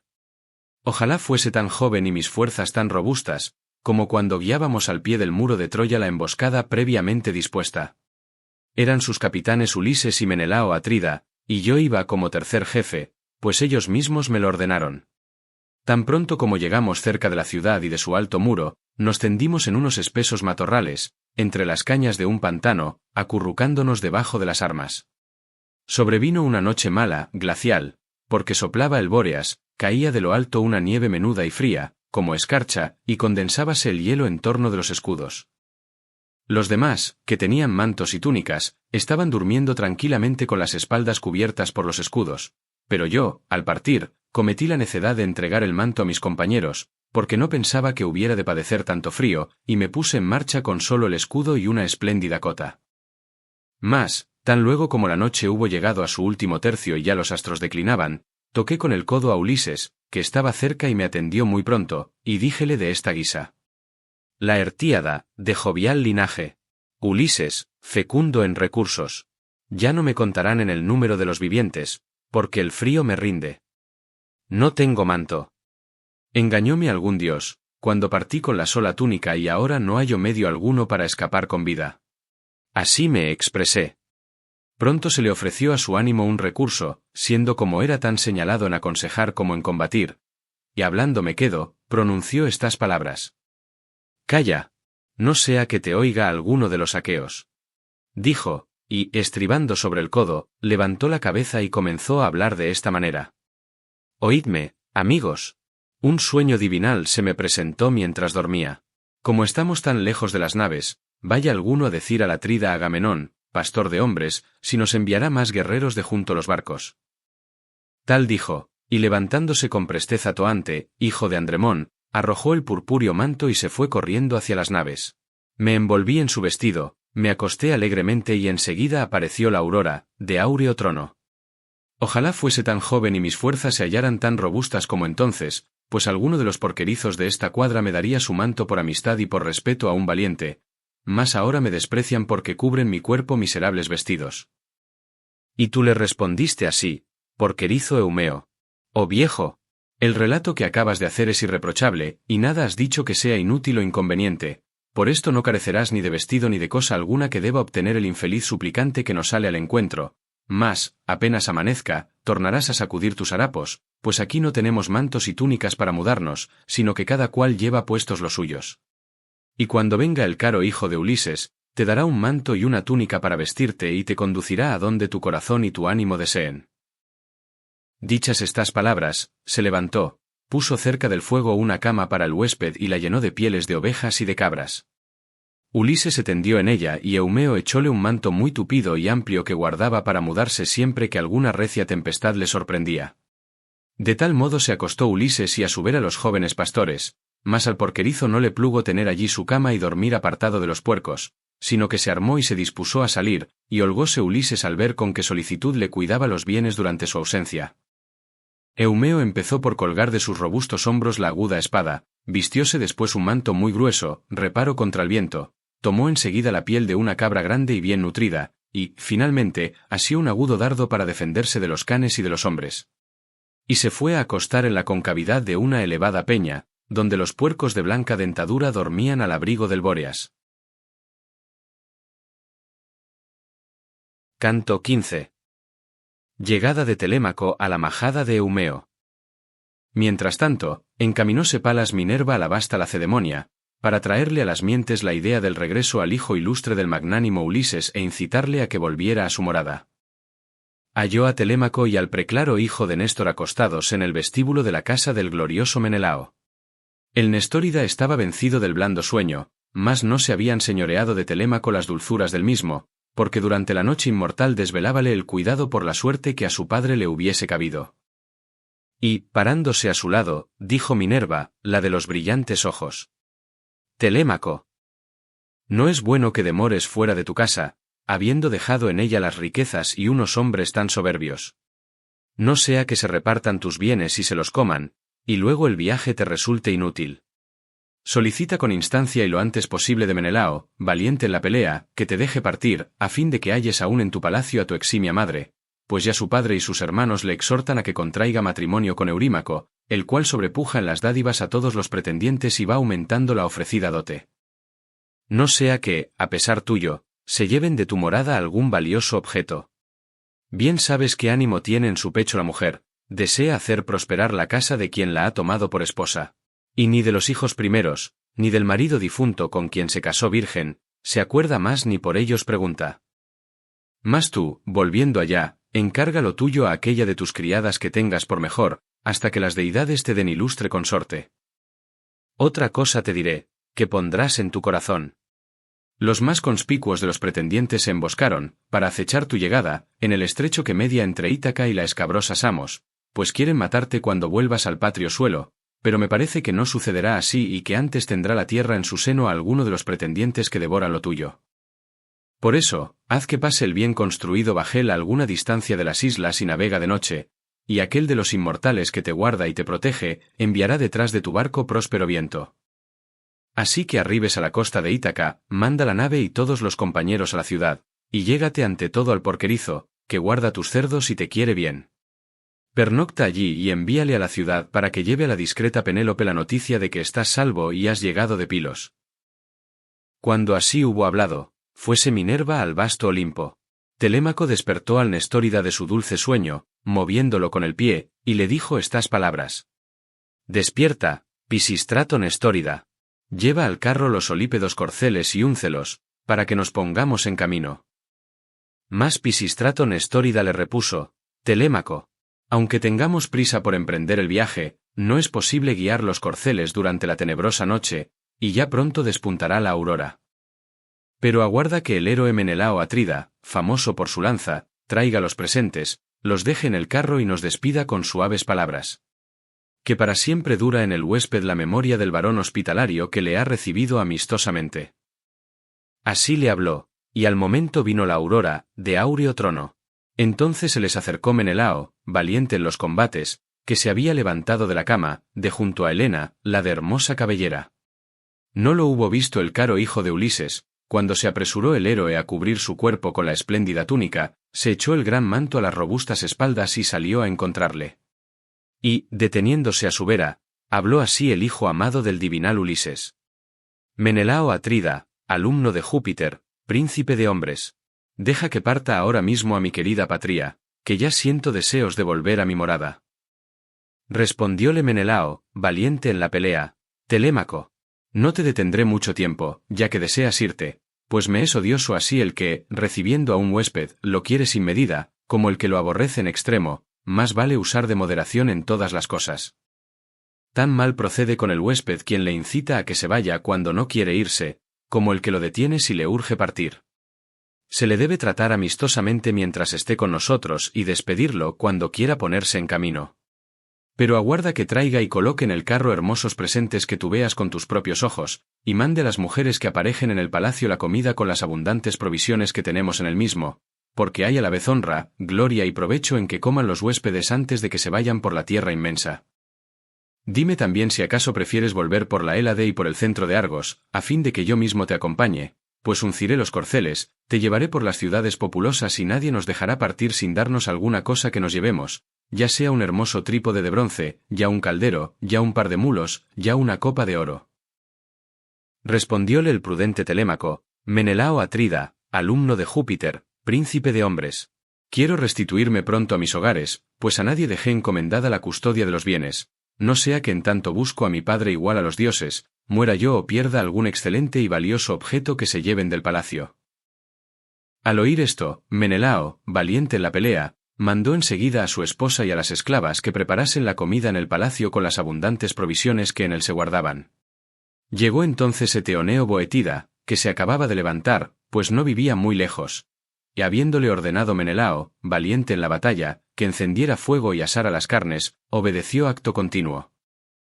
Menelao bajó entonces a una estancia perfumada, sin que fuera solo, pues le acompañaron Helena y Megapentes. En llegando a donde estaban los objetos preciosos, el Atrida tomó una copa doble y mandó a su hijo Megapentes que se llevase una crátera de plata, y Helena se detuvo cabe a las arcas en que se hallaban los peplos de muchas bordaduras, que ella en persona había labrado. La propia Helena, la divina entre las mujeres, escogió y se llevó el peplo mayor y más hermoso por sus bordados, que resplandecía como una estrella y estaba debajo de los otros. Y anduvieron otra vez por el palacio hasta juntarse con Telémaco, a quien el rubio Menelao habló de esta manera: Telémaco, Júpiter, el tonante esposo de Juno, te permita hacer el viaje como tu corazón desee. De cuántas cosas se guardan en mi palacio, voy a darte la más bella y preciosa. Te haré el presente de una crátera labrada, toda de plata con los bordes de oro, que es obra de Vulcano y Diomela el héroe Fédimo, rey de los Sidonios, cuando me acogió en su casa al volver yo a la mía. Tal es lo que deseo regalarte. Diciendo así, el héroe Atrida le puso en la mano la copa doble, el fuerte Megapentes le trajo la espléndida crátera que dejó delante del mismo, y Helena, la de hermosas mejillas, presentósele con el peplo en las manos y hablóle de esta suerte: También yo, hijo querido, te haré este regalo, que será un recuerdo de las manos de Helena, para que lo lleve tu esposa en la ansiada hora del casamiento, y hasta entonces guárdelo tu madre en el palacio. Y ojalá vuelvas alegre a tu casa bien construida y a tu patria tierra. Diciendo así, se lo puso en las manos y él lo recibió con alegría. El héroe Pisístrato tomó los presentes y fue colocándolos en la cesta del carro, después de contemplarlos todos con admiración. Luego el rubio Menelao se los llevó a entrambos al palacio, donde se sentaron en sillas y sillones. Una esclava dióles aguamanos, que traía en magnífico jarro de oro y vertió en fuente de plata, y puso delante de ellos una pulimentada mesa. La veneranda despensera trójoles pan y dejó en la mesa buen número de manjares, obsequiándolos con los que tenía reservados. Junto a ellos, el Boetida cortaba la carne y repartía las porciones, y el hijo del glorioso Menelao escanciaba el vino. Todos echaron mano a las viandas que tenían delante. Y apenas hubieron satisfecho el deseo de comer y de beber, Telémaco y el preclaro hijo de Néstor engancharon los corceles, subieron al labrado carro y lo guiaron por el vestíbulo y el pórtico sonoro. Tras ello se fue el rubio Menelao Atrida, llevando en su diestra una copa de oro, llena de dulce vino, para que hicieran la libación antes de partir, y, deteniéndose ante el carro, se la presentó y les dijo: Salud, oh jóvenes, y llevad también mi saludo a Néstor, pastor de hombres, que me fue benévolo, como un padre, mientras los aqueos peleamos en Troya. Respondióle el prudente Telémaco: En llegando allá, oh alumno de Júpiter, le diremos a Néstor cuanto nos encargas.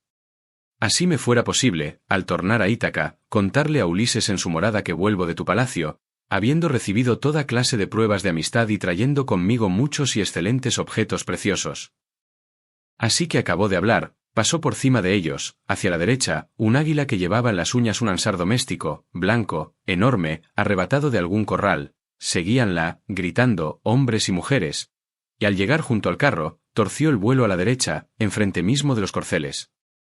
Al verla se holgaron, A todos se les regocijó el ánimo en el pecho, y Pisístrato Nestórida dijo de esta suerte: Considera, oh Menelao, alumno de Júpiter, príncipe de hombres, si el dios que nos mostró este presagio lo hizo aparecer para nosotros o para ti mismo. Así habló. Menelao, caro a Marte, se puso a meditar cómo le respondería convenientemente, mas Helena, la de largo peplo, adelantósele pronunciando estas palabras: Oídme, pues os voy a predecir lo que sucederá, según los dioses me lo inspiran en el ánimo y yo me figuro que ha de llevarse a cumplimiento. Así como esta águila, viniendo del monte donde nació y tiene su cría, ha arrebatado el ansar criado dentro de una casa, así Ulises, después de padecer mucho y de ir errante largo tiempo, volverá a la suya y conseguirá vengarse, si ya no está en ella, maquinando males contra los pretendientes. Respondióle el prudente Telémaco: Así lo haga Júpiter, el tonante esposo de Juno, y allá te invocaré todos los días, como a una diosa. Dijo, e hirió con el azote a los corceles. Estos, que eran muy fogosos, arrancaron al punto hacia el campo, a través de la ciudad, y en todo el día no cesaron de agitar el yugo. Poníase el sol y las tinieblas empezaban a ocupar los caminos cuando llegaron a Feras, a la morada de Diocles, hijo de Orsíloco, a quien engendrara Alfeo. Allí durmieron aquella noche, aceptando la hospitalidad que Diocles se apresuró a ofrecerles. Mas, así que se descubrió la hija de la mañana, la aurora de rosáceos dedos, engancharon los corceles, subieron al labrado carro y guiáronlo por el vestíbulo y el pórtico sonoro. Pisístrato azotó a los corceles para que arrancaran, y éstos volaron gozosos. Prestamente llegaron a la excelsa ciudad de Pilos, y entonces Telémaco habló de esta suerte al hijo de Néstor. Nestórida, ¿cómo llevarías a cumplimiento, conforme prometiste, lo que te voy a decir? Nos gloriamos de ser para siempre y recíprocamente huéspedes el uno del otro, por la amistad de nuestros padres, tenemos la misma edad, y este viaje habrá acrecentado aún más la concordia entre nosotros. Pues no me lleves, oh alumno de Júpiter, más adelante de donde está mi bajel, déjame aquí, en este sitio, no sea que el anciano me detenga en su casa, contra mi voluntad, por el deseo de tratarme amistosamente, y a mí me urge llegar allá lo antes posible. Tal dijo. El Nestórida pensó en su alma cómo llevaría al cabo, de una manera conveniente, lo que había prometido. Y considerándolo bien, le pareció que lo mejor sería lo siguiente: dio la vuelta a los caballos hacia donde estaba la veloz nave en la orilla del mar, tomó del carro los hermosos presentes, los vestidos y el oro, que había entregado Menelao, y los dejó en la popa del barco. Exhortando a Telémaco, le dijo estas aladas palabras: Corre a embarcarte y manda que lo hagan asimismo tus compañeros, antes que llegue a mi casa y se lo refiera al anciano. Bien sabe mi entendimiento y presiente mi corazón que, dada su vehemencia de ánimo, no dejará que te vayas, antes vendrá él en persona a llamarte, y yo te aseguro que no se volverá de vacío, pues entonces fuera grande su cólera. Diciendo de esta manera, volvió los caballos de hermosas crines hacia la ciudad de los Pilios, y muy pronto llegó a su casa. Mientras tanto, Telémaco daba órdenes a sus compañeros y les exhortaba diciendo: Poned en su sitio los aparejos de la negra nave, compañeros, y embarquémonos para emprender el viaje. Así les dijo, y ellos le escucharon y obedecieron, pues, entrando inmediatamente en la nave, tomaron asiento en los bancos. Ocupábase Telémaco en tales cosas, hacía votos y sacrificaba en honor de Minerva junto a la popa de la nave, cuando se le presentó un extranjero que venía huyendo de Argos, donde matara a un hombre, y era adivino, del linaje de Melampo. Este último vivió anteriormente en Pilos, criadora de ovejas, y allí fue opulento entre sus habitantes y habitó una magnífica morada, pero trasladóse después a otro país, huyendo de su patria y del magnánimo Neleo, el más esclarecido de los vivientes, quien le retuvo por fuerza muchas y ricas cosas un año entero.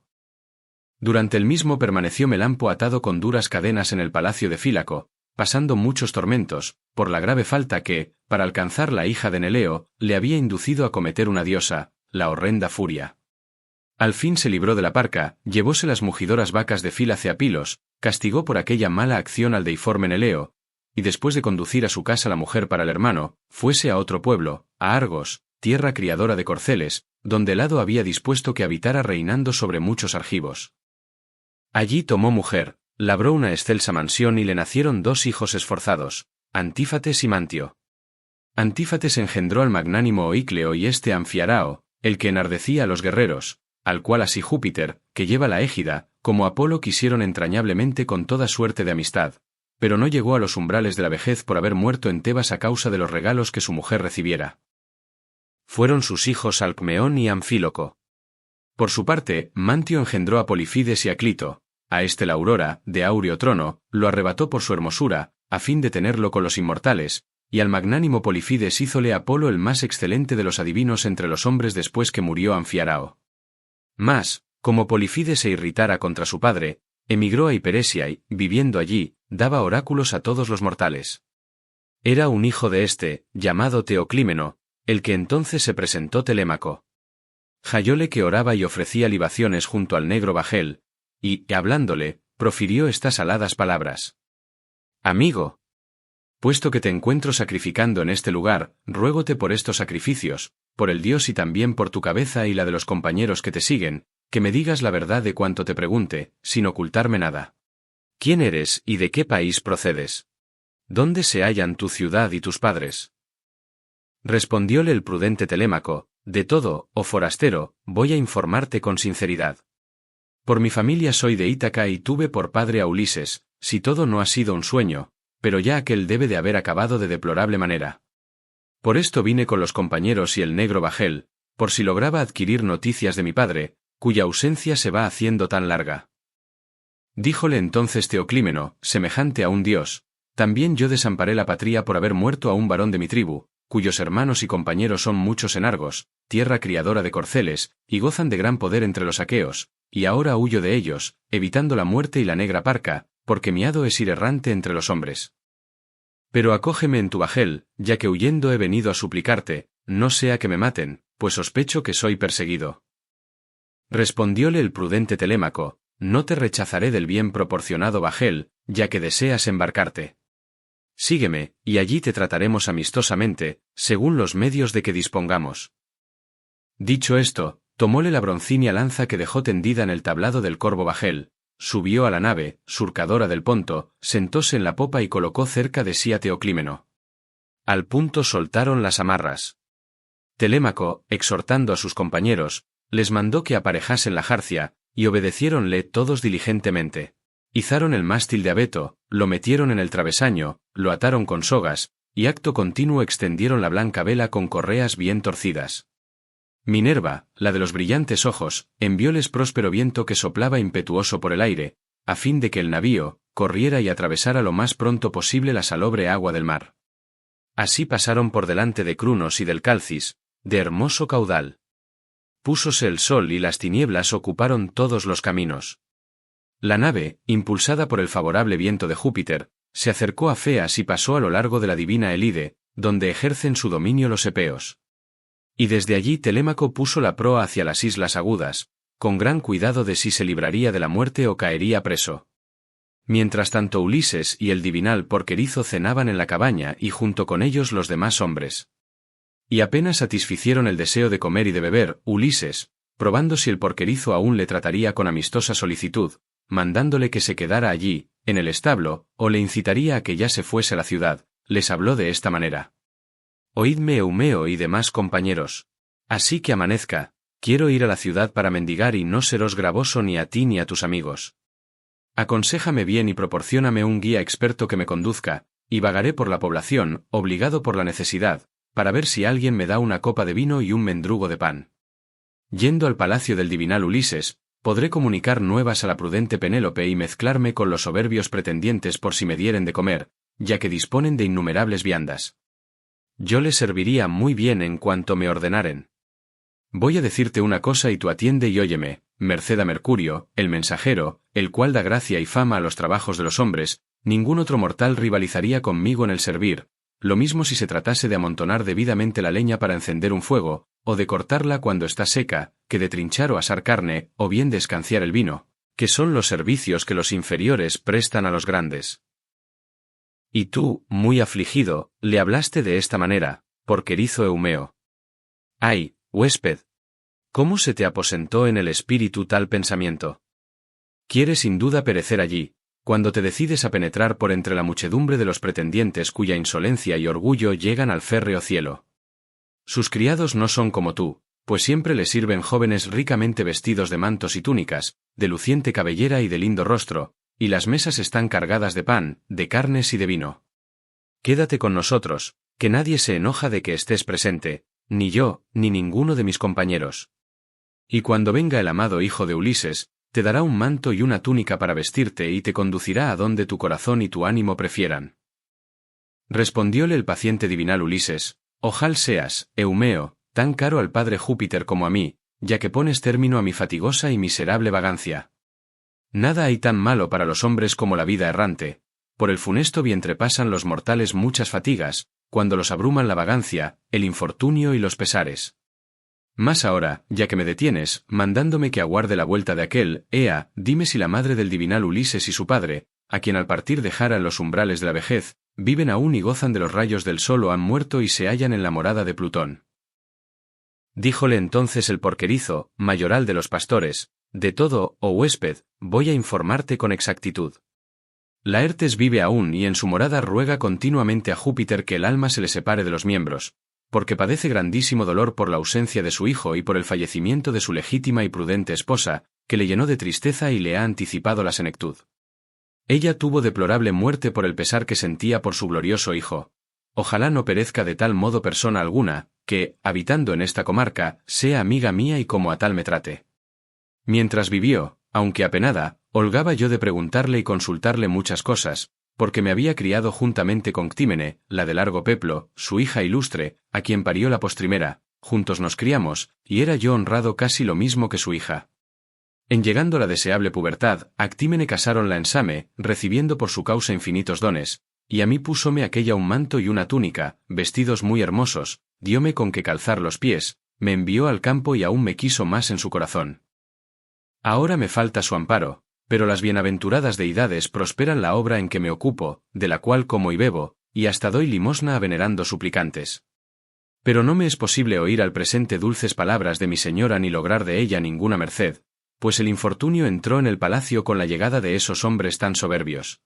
Y, con todo, tienen los criados gran precisión de hablar con su dueña y hacerle preguntas sobre cada asunto, y comer y beber, y llevarse al campo alguno de aquellos presentes que alegran el ánimo de los servidores.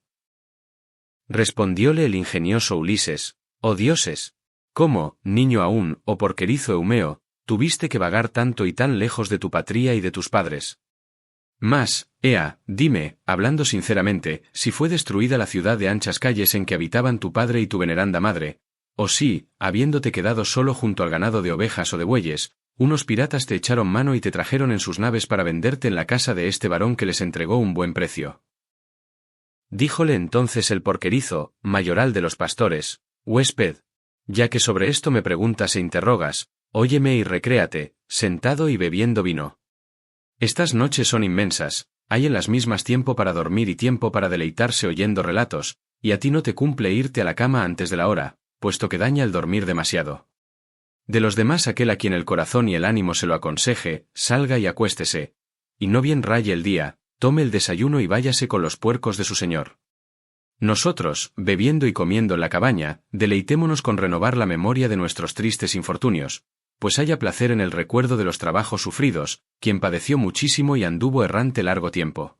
Voy, pues, a hablarte de aquello acerca de lo cual me preguntas e interrogas. Hay una isla que se llama Siria, quizás la oíste nombrar, sobre Ortigia, donde el sol vuelve su giro, no está muy poblada, pero es fértil y abundosa en bueyes, en ovejas, en vino y en trigales. Jamás se padece hambre en aquel pueblo y ninguna dolencia aborrecible le sobreviene a los míseros mortales. Cuando envejecen los hombres de una generación, preséntanse Apolo, que lleva arco de plata, y Diana, y los van matando con suaves flechas. Existen en la isla 2 ciudades, que se han repartido todo el territorio, y en ambas reinaba mi padre, Tesio Orménida, semejante a los inmortales. Allí vinieron unos fenicios, hombres ilustres en la navegación pero falaces, que traían innumerables joyeles en su negra nave. Había entonces en casa de mi padre una mujer fenicia, hermosa, alta y diestra en irreprochables labores, y los astutos fenicios la sedujeron. Uno, que la encontró lavando, unióse con ella, junto a la cóncava nave, en amor y concúbito, lo cual les turba la razón a las débiles mujeres, aunque sean laboriosas. Preguntóle luego quién era y de dónde había venido, y la mujer, señalándole al punto la alta casa de mi padre, le respondió de esta guisa: me jacto de haber nacido en Sidón, que abunda en bronce, y soy hija del opulento Aribante. Robáronme unos piratas tafios un día que tornaba del campo, y, habiéndome traído aquí, me vendieron al amo de esa morada, quien les entregó un buen precio. Díjole a su vez el hombre que con ella se había unido secretamente. ¿Querrías tornar a tu patria con nosotros, para ver la alta casa de tu padre y de tu madre y a ellos mismos? Pues aún viven y gozan fama de ricos. La mujer le respondió con estas palabras: Así lo hiciera si vosotros, oh navegantes, os obligaseis de buen grado y con juramento a conducirme sana y salva a mi patria. Así les habló, y todos juraron, como se lo mandaba. Tan pronto como hubieron acabado de prestar el juramento, la mujer les dirigió nuevamente la palabra y les dijo: Silencio ahora, y ninguno de vuestros compañeros me hable si me encuentra en la calle o en la fuente, no sea que vayan a decírselo al viejo, allí en su morada, y éste, poniéndose receloso, me ate con duras cadenas y maquine como exterminaros a vosotros. Guardad en vuestra mente lo convenido y apresurad la compra de las provisiones para el viaje. Y así que el bajel esté lleno de vituallas, penetre alguien en el palacio para anunciármelo, y traeré cuanto oro me venga a las manos. Encima de esto quisiera daros otra recompensa por mi pasaje. En la casa cuídome de un hijo de ese noble señor, y es tan despierto que ya corre conmigo fuera del palacio. Lo traeré a vuestra nave y os reportará una suma inmensa donde quiera que en el país de otras gentes lo vendiereis. Cuando así hubo dicho, fuese al hermoso palacio. Quedáronse los fenicios un año entero con nosotros y compraron muchas vituallas para la cóncava nave. Mas, así que estuvo cargada y en disposición de partir, enviaron un propio para decírselo a la mujer. Presentóse en casa de mi padre un hombre muy sagaz, que traía un collar de oro engastado con ámbar. Mientras las esclavas y mi veneranda madre lo tomaban en las manos, lo contemplaban con sus ojos y ofrecían precio, aquel hizo a la mujer silenciosa señal y se volvió acto continuo a la cóncava nave. La fenicia, tomándome por la mano, me sacó del palacio y, como hallara en el vestíbulo las copas y las mesas de los convidados que frecuentaban la casa de mi padre y que entonces habían ido a sentarse en la junta del pueblo, llevóse 3 copas que escondió en su seno, y yo la fui siguiendo simplemente.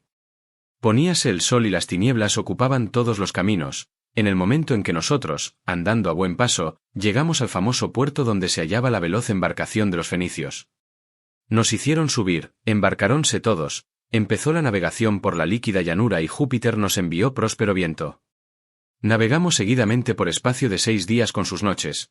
Mas, cuando el Saturnio joven nos trajo el 7º día, Diana, que se complace en tirar flechas, hirió a la mujer, y ésta cayó con estrépito en la sentina, cual si fuese una gaviota.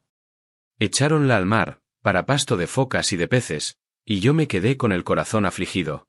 El viento y las olas los trajeron a Ítaca, y acá Laertes me compró con sus bienes. Así fue como mis ojos vieron esta tierra. Ulises, el de jovial linaje, le respondió a Eumeo con estas palabras: Eumeo, has conmovido hondamente mi corazón al contarme por menudo los males que padeciste. Mas Júpiter te ha puesto cerca del mal un bien, ya que, aunque a costa de muchos trabajos, llegaste a la morada de un hombre benévolo que te da solícitamente de comer y de beber, y disfrutas de buena vida, mientras que yo tan solo he podido llegar aquí, después de peregrinar por gran número de ciudades. Así estos conversaban. Echaronse después a dormir, mas no fue por mucho tiempo, que enseguida vino la aurora, de hermoso trono. Los compañeros de Telémaco, cuando ya la nave se acercó a la tierra, amainaron las velas, abatieron rápidamente el mástil, y llevaron el buque, a fuerza de remos, al fondeadero. Echaron anclas y ataron las amarras, saltaron a la playa y aparejaron la comida, mezclando el negro vino. Y así que hubieron satisfecho el deseo de comer y de beber, el prudente Telémaco empezó a decirles: Llevad ahora el negro bajel a la ciudad, pues yo me iré hacia el campo y los pastores, y al caer de la tarde, cuando haya visto mis tierras, bajaré a la población. Y mañana os daré, como premio de este viaje, un buen convite de carnes y dulce vino. Díjole entonces Teoclímeno, semejante a un dios: Y yo, hijo amado, ¿a dónde iré? ¿A cuya casa de los varones que imperan en la áspera Ítaca? ¿O habré de encaminarme a donde está tu madre, a tu morada? Respondióle el prudente Telémaco: En otras circunstancias te mandaría a mi casa, donde no faltan recursos para hospedar al forastero, mas ahora fuera lo peor para ti, porque yo no estaré y mi madre tampoco te ha de ver, que en el palacio no se muestra a menudo a los pretendientes, antes vive muy apartada en la estancia superior, labrando una tela. Voy a indicarte un varón a cuya casa puedes ir, Eurímaco, preclaro hijo del prudente Pólibo, a quien los itacenses miran ahora como a un numen, pues es, con mucho, el mejor de todos y anhela casarse con mi madre y alcanzar la dignidad real que tuvo Ulises. Mas, Júpiter olímpico, que vive en el éter, sabe si antes de las bodas hará que luzca para los pretendientes un infausto día. No hubo acabado de hablar, cuando voló en lo alto, hacia la derecha, un gavilán, el rápido mensajero de Apolo, el cual desplumaba una paloma que tenía entre sus garras, dejando caer las plumas a tierra entre la nave y el mismo Telémaco. Entonces Teoclímeno le llamó a éste, separadamente de los compañeros, le tomó la mano y así le dijo: Telémaco, no sin ordenarlo un dios, voló el ave a tu derecha, pues, mirándola de frente, he comprendido que es agorera. No hay en la población de Ítaca un linaje más real que el vuestro y mandaréis allí perpetuamente. Respondióle el prudente Telémaco: ojalá se cumpliese lo que dices, oh forastero, que bien pronto conocerías mi amistad, pues te hiciera tantos presentes que te consideraría dichoso quien contigo se encontrase. Dijo, y habló así a Pireo, su fiel amigo, Pireo Clítida. Tú, que en las restantes cosas eres el más obediente de los compañeros que me han seguido a Pilos, llévate ahora mi huésped a tu casa, trátale con solícita amistad y honrale hasta que yo llegue. Respondióle Pireo, señalado por su lanza: Telémaco, aunque fuere mucho el tiempo que aquí te detengas, yo me cuidaré de él y no echar de menos los dones de la hospitalidad. Cuando así hubo hablado, subió a la nave y ordenó a los compañeros que le siguieran y desataran las amarras. Estos se embarcaron enseguida, sentándose por orden en los bancos. Telémaco se calzó las hermosas sandalias y tomó del tablado del bajel la lanza fuerte y de broncínea punta, mientras los marineros soltaban las amarras. Hiciéronse a la vela y navegaron con rumbo a la población, como se lo mandara Telémaco, hijo amado del divinal Ulises. Y él se fue a buen paso hacia la majada donde tenía innumerables puercos, junto a los cuales pasaba la noche el porquerizo, que tan afecto era a sus señores. Minerva toca a Ulises con la vara y le devuelve su primitiva figura. Canto 16. Reconocimiento de Ulises por Telémaco. Al rayar la luz de la aurora, Ulises y el divinal porquerizo encendieron fuego en la cabaña y prepararon el desayuno, después de despedir a los pastores que se fueron con los cerdos agrupados en piaras. Cuando Telémaco llegó a la majada, los perros ladradores le halagaron, sin que ninguno ladrase. Advirtió Ulises que los perros movían la cola, percibió el ruido de las pisadas, y enseguida dijo a Eumeo estas aladas palabras: Eumeo, sin duda viene algún compañero tuyo u otro conocido, porque los perros en vez de ladrar mueven la cola y oigo ruido de pasos. Aún no había terminado de proferir estas palabras, cuando su caro hijo se detuvo al umbral. Levantóse atónito el porquerizo, se le cayeron las tazas con las que se ocupaba en mezclar el negro vino, fuese al encuentro de su señor, y le besó la cabeza, los bellos ojos y ambas manos, vertiendo abundantes lágrimas. De la suerte que el padre amoroso abraza al hijo unigénito que le nació en la senectud y por quien ha pasado muchas fatigas, cuando éste torna de lejanos países después de una ausencia de 10 años. Así el divinal porquerizo estrechaba al deiforme Telémaco y le besaba, como si el joven se hubiera librado de la muerte. Y sollozando, estas aladas palabras le decía: Has vuelto, Telémaco, mi dulce luz. No pensaba verte más, desde que te fuiste en la nave a Pilos. Mas, ea, entra, hijo querido, para que se huelgue mi ánimo en contemplarte, ya que estás en mi cabaña recién llegado de otras tierras. Pues no vienes a menudo a ver el campo y los pastores, sino que te quedas en la ciudad, tanto te pléis fijar la vista en la multitud de los funestos pretendientes. Respondióle el prudente Telémaco: Así lo haré, abuelo, que por ti vine, por verte con mis ojos y saber si mi madre permanece todavía en el palacio o ya alguno de aquellos varones se casó con ella y el lecho de Ulises, no habiendo quien yazga en él, está por las telarañas ocupado. Le dijo entonces el porquerizo, mayoral de los pastores: Aquella permanece en tu palacio, con el ánimo afligido, y consume tristemente los días y las noches, llorando sin cesar. Cuando así hubo hablado, tomóle la broncínea lanza, y Telémaco entró por el umbral de piedra. Su padre Ulises quiso ceder el asiento al que llegaba, pero Telémaco prohibióselo con estas palabras: Siéntate, huésped, que ya hallaremos asiento en otra parte de nuestra majada, y está muy próximo el varón que ha de prepararlo. Así le dijo, y el héroe tornó a sentarse. Para Telémaco, El porquerizo esparció por tierra ramas verdes y cubriólas con una pelleja, en la cual se acomodó el caro hijo de Ulises. Luego sirvióles el porquerizo platos de carne asada que habían sobrado de la comida de la víspera, amontonó diligentemente el pan en los canastillos, vertió en una copa de yedra vino dulce como la miel, y sentóse enfrente del divinal Ulises. Todos echaron mano a las viandas que tenían delante. Y ya satisfecho el deseo de comer y de beber, Telémaco habló de este modo al divinal porquerizo. Abuelo, ¿de dónde te ha llegado este huésped? ¿Cómo los marineros lo trajeron a Ítaca?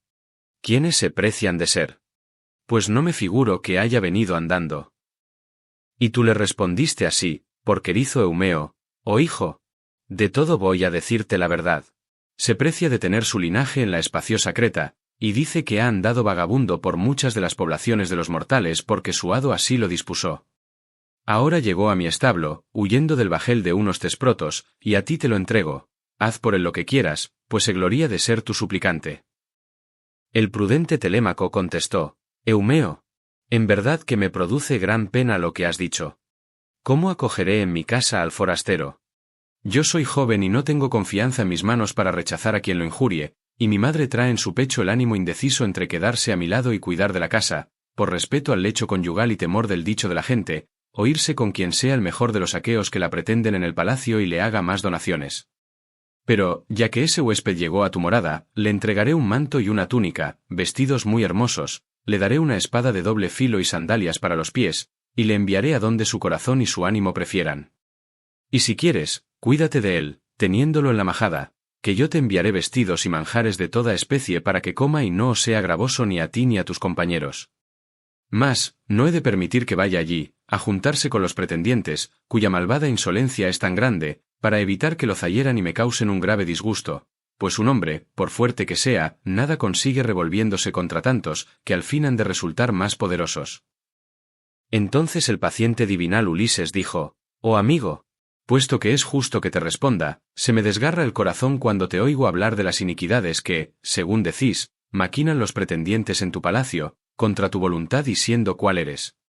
Dime si te sometes voluntariamente, o te odia quizás la gente del pueblo a causa de lo revelado por una deidad, o por acaso te quejas de tus hermanos, pues con la ayuda de estos, cualquier hombre pelea confiadamente, aunque sea grande la lucha que se suscite. Ojalá que, con el ánimo que tengo, gozara de tu juventud y fuera hijo del eximio Ulises o Ulises en persona que, vagando, tornase a su patria, pues aún hay esperanza de que así suceda. Cortárame la cabeza un varón enemigo, si no me convertía entonces en una calamidad para todos aquellos, encaminándome al palacio de Ulises Laertíada. Y si, con estar yo solo, hubiera de sucumbir ante la multitud de los mismos, más querría recibir la muerte en mi palacio que presenciar continuamente esas acciones inicuas.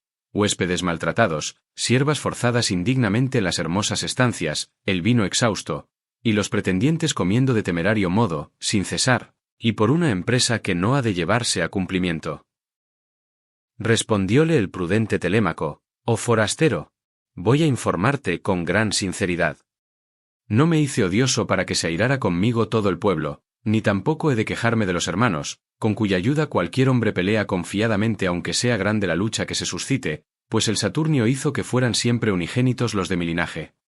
Arcesio engendró a Laertes, su hijo único, este no engendró más que a mi padre Ulises, y Ulises, después de haberme engendrado a mí tan solamente, dejóme en el palacio y no disfrutó de mi compañía. Por esto hay en mi mansión innumerables enemigos. Cuantos próceres mandan en las islas, en Duliquio, en Same y en la selvosa Zacinto, y cuantos imperan en la áspera Ítaca, todos pretenden a mi madre y arruinan nuestra casa. Mi madre ni rechaza las odiosas nupcias, ni sabe poner fin a tales cosas, y aquellos comen y agotan mi hacienda, y pronto acabarán conmigo mismo. Mas el asunto está en mano de los dioses. Y ahora tú, abuelo, ve a prisa y dile a la discreta Penélope que estoy en salvo y que he llegado de Pilos. Yo me quedaré aquí y tú vuelve inmediatamente que se lo hayas participado, pero a ella sola y sin que ninguno de los aqueos se entere, pues son muchos los que maquinan en mi daño cosas malas. Y tú le respondiste así: porquerizo Eumeo, entiendo, hágome cargo, lo mandas a quien te comprende. Mas, ea, habla y dime con sinceridad si me iré de camino a participárselo al infortunado Laertes, el cual, aunque pasaba gran pena por la ausencia de Ulises, iba a vigilar las labores y dentro de su casa comía y bebía con los siervos cuando su ánimo se lo aconsejaba. Pero dicen que ahora, desde que te fuiste en la nave a Pilos, no come ni bebe como acostumbraba, ni vigila las labores, antes está sollozando y lamentándose, y la piel se le seca en torno a los huesos. Contestó el prudente Telémaco, muy triste es, pero dejémoslo aunque nos duela, que si todo se hiciese al arbitrio de los mortales, escogeríamos primeramente que luciera el día del regreso de mi padre. Tú vuelve así que hayas dado la noticia y no vagues por los campos en busca de aquel, pero encarga a mi madre que le envíe escondidamente y sin perder tiempo la esclava despensera, y ésta se lo participará al anciano. Dijo Ulises, y dio prisa al porquero, quien tomó las sandalias y atándoselas a los pies, se fue a la ciudad. Minerva no dejó de advertir que el porquerizo Eumeo salía de la majada, y se acercó a ésta, transfigurándose en una mujer hermosa, alta y entendida en primorosas labores.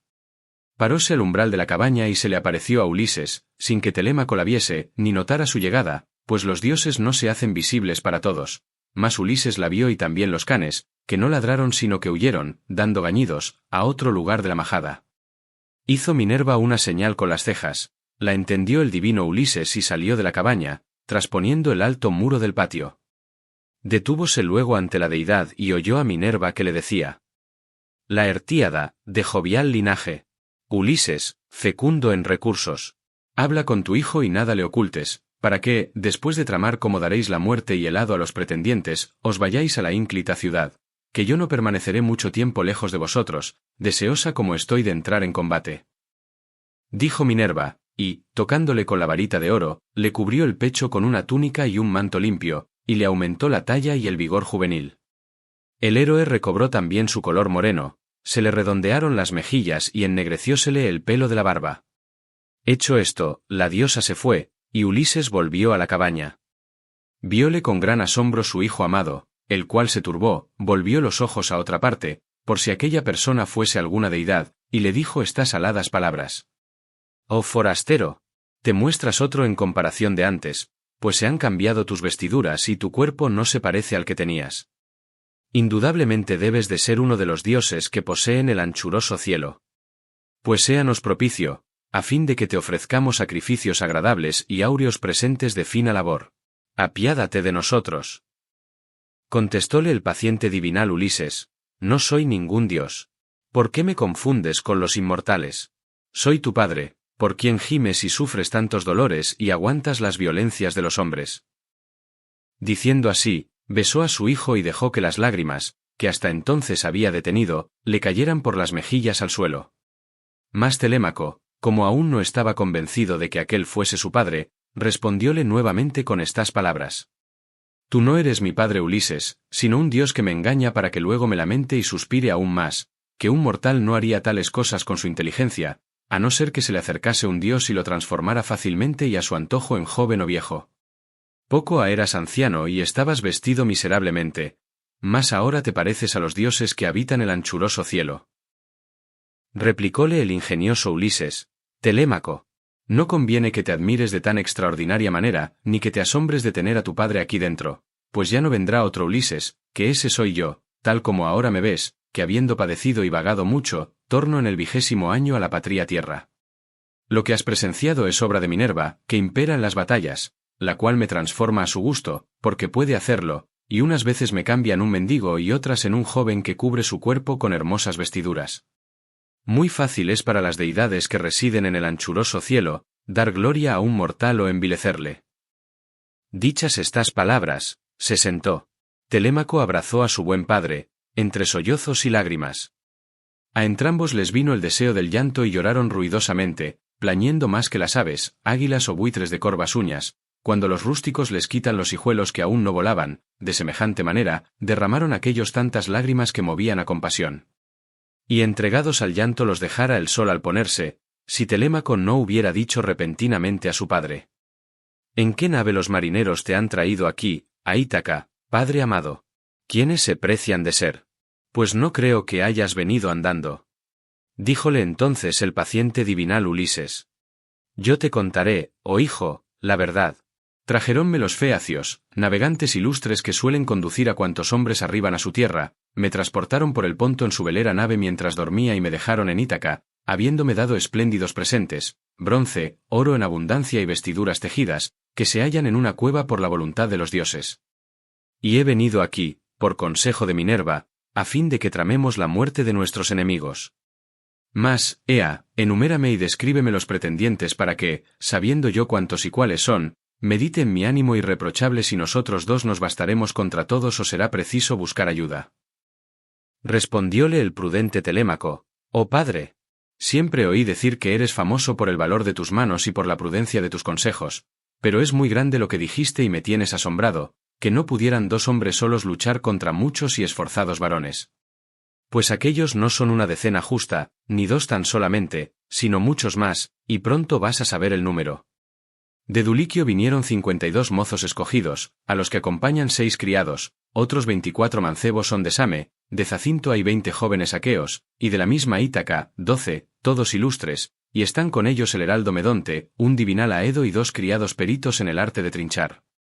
Si cerramos con todos los que se hallan dentro, no sea que ahora que has llegado pagues de una manera bien amarga y terrible el propósito de castigar sus demasías. Pero tú piensas si es posible hallar algún defensor que nos ayude con ánimo benévolo. Contestóle el paciente divinal Ulises: voy a decirte una cosa, atiende y óyeme. Reflexiona si nos bastarán Minerva y el padre Júpiter, o he de buscar algún otro defensor. Respondióle el prudente Telémaco: buenos son los defensores de que me hablas, aunque residen en lo alto, en las nubes, que ellos imperan sobre los hombres y los inmortales dioses. Díjole a su vez el paciente divinal Ulises: no permanecerán mucho tiempo apartados de la encarnizada lucha, así que la fuerza de Marte ejerza el oficio de juez en el palacio entre los pretendientes y nosotros. Ahora tú, apenas se descubra la aurora, vete a casa y mézclate con los soberbios pretendientes, y a mí el porquerizo me llevará más tarde a la población, transformado en viejo y miserable mendigo. Si me ultrajaren en el palacio, sufre en el corazón que tienes en el pecho que yo padezca malos tratamientos. Y si vieres que me echan, arrastrándome en el palacio por los pies, o me hieren con saetas, soportalo también. Mándales únicamente, amonestándolos con dulces palabras, que pongan fin a sus locuras, mas ellos no te harán caso, que ya les llegó el día fatal. Otra cosa te diré que guardarás en tu corazón, tan luego como la sabia Minerva me lo inspire, te haré una señal con la cabeza, así que la notes, llévate las marciales armas que hay en el palacio, colócalas en lo hondo de mi habitación de elevado techo y engaña a los pretendientes con suaves palabras cuando, echándolas de menos, te pregunten por las mismas. Las he llevado lejos del humo, porque ya no parecen las que dejara Ulises al partir para Troya, sino que están afeadas en la parte que alcanzó el ardor del fuego. Además, el Saturnio sugirióme en la mente esta otra razón más poderosa: no sea que, embriagándoos, trabéis una disputa, os iráis los unos a los otros, y mancilléis el convite y el noviazgo, que ya el hierro por sí solo atrae al hombre. Tan solamente dejarás para nosotros 2 espadas, 2 lanzas y 2 escudos de boyuno cuero, que podamos tomar al acometer a los pretendientes, y a estos los ofuscarán después Palas Minerva y el próvido Júpiter. Otra cosa te diré que pondrás en tu corazón: si en verdad eres hijo mío y de mi sangre, ninguno oiga decir que Ulises está dentro, ni lo sepa Laertes, ni el porquerizo, ni los domésticos, ni la misma Penélope, sino solos tú y yo procuremos conocer la disposición en que se hallan las mujeres y pongamos a prueba los esclavos, para averiguar cuáles nos honran y nos temen en su corazón y cuáles no se cuidan de nosotros y te desprecian a ti siendo cuál eres. Repúsole su preclaro hijo: oh padre, figúrome que pronto te será conocido mi ánimo, que no es la pobreza de espíritu lo que me domina, mas no creo que lo que propones haya de sernos ventajoso y te invito a meditarlo. Andarás mucho tiempo y en vano si quieres probar a cada uno, yéndote por los campos, mientras aquellos, muy tranquilos en el palacio, devoran nuestros bienes orgullosa e inmoderadamente. Yo te exhorto a que averigües cuáles mujeres te hacen poco honor y cuáles están sin culpa, pero no quisiera ir a probar a los hombres por las majadas, sino dejarlo para más tarde, en el supuesto de que hayas visto verdaderamente alguna señal enviada por Júpiter, que lleva la égida. Así estos conversaban. En tanto, arribaba a Ítaca la bien construida nave que trajera de Pilos a Telémaco y a todos sus compañeros, los cuales, así que llegaron al profundo puerto, sacaron la negra embarcación a tierra firme, y después de llevarse los aparejos unos diligentes servidores, transportaron los magníficos presentes a la morada de Clitio. Luego enviaron un heraldo a la casa de Ulises, que diese nuevas a la prudente Penélope de cómo Telémaco estaba en el campo y había ordenado que el bajel navegase hacia la ciudad, para evitar que la ilustre reina, sintiendo temor en su corazón, derramara tiernas lágrimas. Encontráronse el heraldo y el divinal porquerizo, que iban a dar la misma nueva, y tan pronto como llegaron a la casa del divino rey, dijo el heraldo en medio de las esclavas: «Oh reina, ya llegó de Pilos tu hijo amado». El porquerizo se acercó a Penélope, le refirió cuanto su hijo ordenaba que se le dijese y, hecho el mandado, volvióse a sus puercos, dejando atrás la cerca y el palacio. Los pretendientes, afligidos y confusos, salieron del palacio, traspusieron el alto muro del patio y sentáronse delante de la puerta.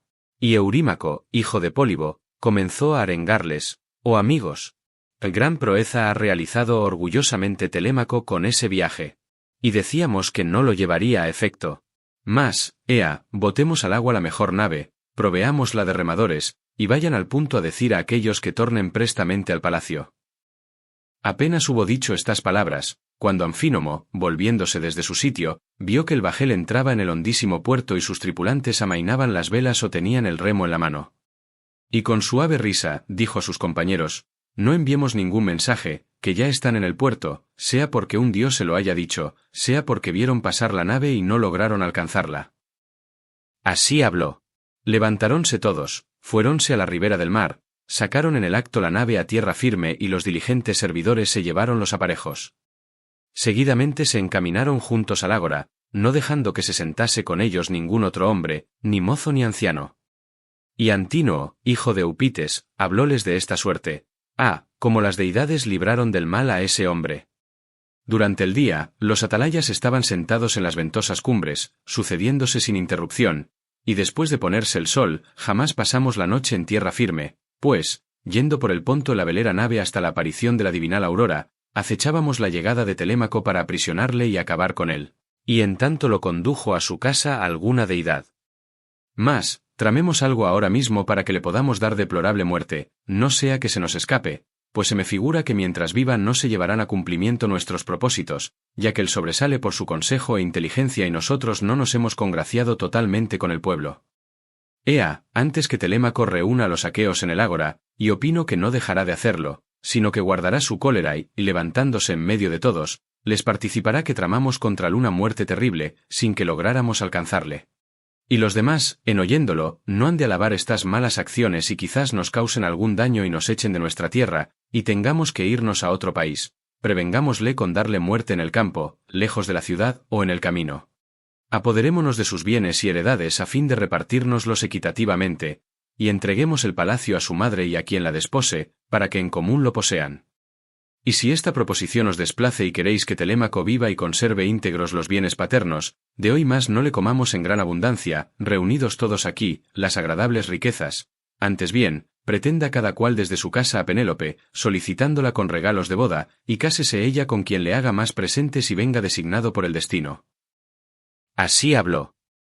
Todos enmudecieron y quedaron silenciosos, hasta que les arengó el preclaro hijo del rey Niso Aretíada, Anfínomo, que había venido de la herbosa Duliquio, abundante en trigo, estaba a la cabeza de los pretendientes y era el más grato a Penélope porque sus palabras revelaban buenos sentimientos. Este, pues, les arengó con benevolencia diciendo: «Oh amigos, yo no quisiera matar de tal suerte a Telémaco, que es grave cosa destruir el linaje de los reyes, sino consultar primeramente la voluntad de las deidades. Si los decretos del gran Júpiter lo aprobaren, yo mismo lo mataría, exhortándoos a todos a que me ayudarais. Mas si los dioses nos apartaren de este propósito, os invitaría a que desistierais». De tal manera se expresó Anfínomo y a todos les plugo lo que dijo. Levantaronse enseguida, fuéronse a la casa de Ulises, y en llegando, tomaron asiento en pulimentadas sillas. Entonces la prudente Penélope decidió otra cosa, mostrarse a los pretendientes, que se portaban con orgullosa insolencia, pues supo por el heraldo Medonte, el cual había escuchado las deliberaciones, que en el palacio se tramaba la muerte de su propio hijo. Fuese hacia la sala, acompañándola sus esclavas. Cuando la divina entre las mujeres hubo llegado a donde estaban los pretendientes, paróse ante la columna que sostenía el techo sólidamente construido, con las mejillas cubiertas por espléndido velo, e increpó a Antínoo, diciéndole de esta suerte: «Antínoo, poseído de insolencia, urdidor de maldades. Dicen en el pueblo de Ítaca que descuellas sobre los de tu edad en el consejo, y en la palabra, mas no eres ciertamente cual se figuran. Desatinado. ¿Por qué estás maquinando cómo dar a Telémaco la muerte y el destino, y no te cuidas de los suplicantes, los cuales tienen por testigo a Júpiter? No es justo que traméis males los unos contra los otros. ¿Acaso ignoras que tu padre vino aquí huido, con gran temor del pueblo? Hallábase éste muy irritado contra él, porque había ido en conserva de los piratas tafios a causar daño a los tesprotos, nuestros aliados, y querían matarlo, y arrancarle el corazón, y devorar sus muchos y agradables bienes, pero Ulises los contuvo e impidió que lo hicieran, no obstante su deseo. Y ahora te comes ignominiosamente su casa, pretendes a su mujer, intentas matarle el hijo y me tienes grandemente contristada. Mas, yo te requiero que ceses ya y mandes a los demás que hagan lo propio. Respondióle Eurímaco, hijo de Pólibo, hija de Icario. Y discreta Penélope. Cobra ánimo y no te preocupes por tales cosas. No hay hombre, ni lo habrá, ni nacerá siquiera, que ponga sus manos en tu hijo Telémaco mientras yo viva y vea la luz aquí en la tierra. Lo que voy a decir, llevarse al cabo, presto su negruzca sangre correría en torno de mi lanza. Muchas veces Ulises, el asolador de ciudades, tomándome sobre sus rodillas, me puso en la mano carne asada y me dio a beber rojo vino. Por esto Telémaco me es caro sobre todos los hombres y le exhorto a no temer la muerte que pueda venirle de los pretendientes, que la enviada por los dioses es inevitable. Así le habló para tranquilizarla, pero también maquinaba la muerte de Telémaco. Y Penélope se fue nuevamente a la espléndida habitación superior, donde lloró por Ulises, su querido esposo, hasta que Minerva, la de los brillantes ojos, le difundió en los párpados el dulce sueño. Al caer de la tarde, el divinal porquerizo volvió junto a Ulises y su hijo, los cuales habían sacrificado un puerco añal y aparejaban la cena. Entonces se les acercó Minerva y, tocando con su vara a Ulises la Artíada, lo convirtió otra vez en anciano y le cubrió el cuerpo con miserables vestiduras, no fuera que el porquerizo, al verle cara a cara, lo reconociese, y en vez de guardar la noticia en su pecho, partiera para anunciársela a la discreta Penélope.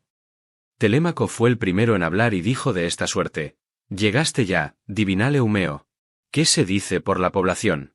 Están en ella, de regreso de la emboscada, los soberbios pretendientes o me acechan aún, esperando que torne a mi casa». Y tú le respondiste así: «Porquerizo Eumeo, no me cuidé de inquirir ni de preguntar tales cosas mientras anduve por la ciudad, pues tan luego como di la noticia, incitóme el ánimo a venirme a toda diligencia. Encontróse conmigo un heraldo, diligente nuncio de tus compañeros, que fue el primero que le habló a tu madre. También sé otra cosa, que he visto con mis ojos. Al volver, cuando ya me hallaba más alto que la ciudad, en el cerro de Mercurio, vi que una velera nave bajaba a nuestro puerto, y en ella había multitud de hombres, y estaba cargada de escudos y de lanzas de doble filo. Creí que serían aquellos, mas no puedo asegurarlo». Así se expresó. Sonrióse el esforzado y divinal Telémaco y volvió los ojos a su padre, recatándose de que lo viera el porquerizo. Terminada la faena y dispuesto el banquete, comieron, y a nadie le faltó su respectiva porción.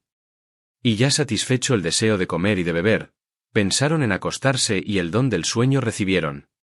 Ulises, al llegar a su palacio, es reconocido por el perro Argos, que muere enseguida.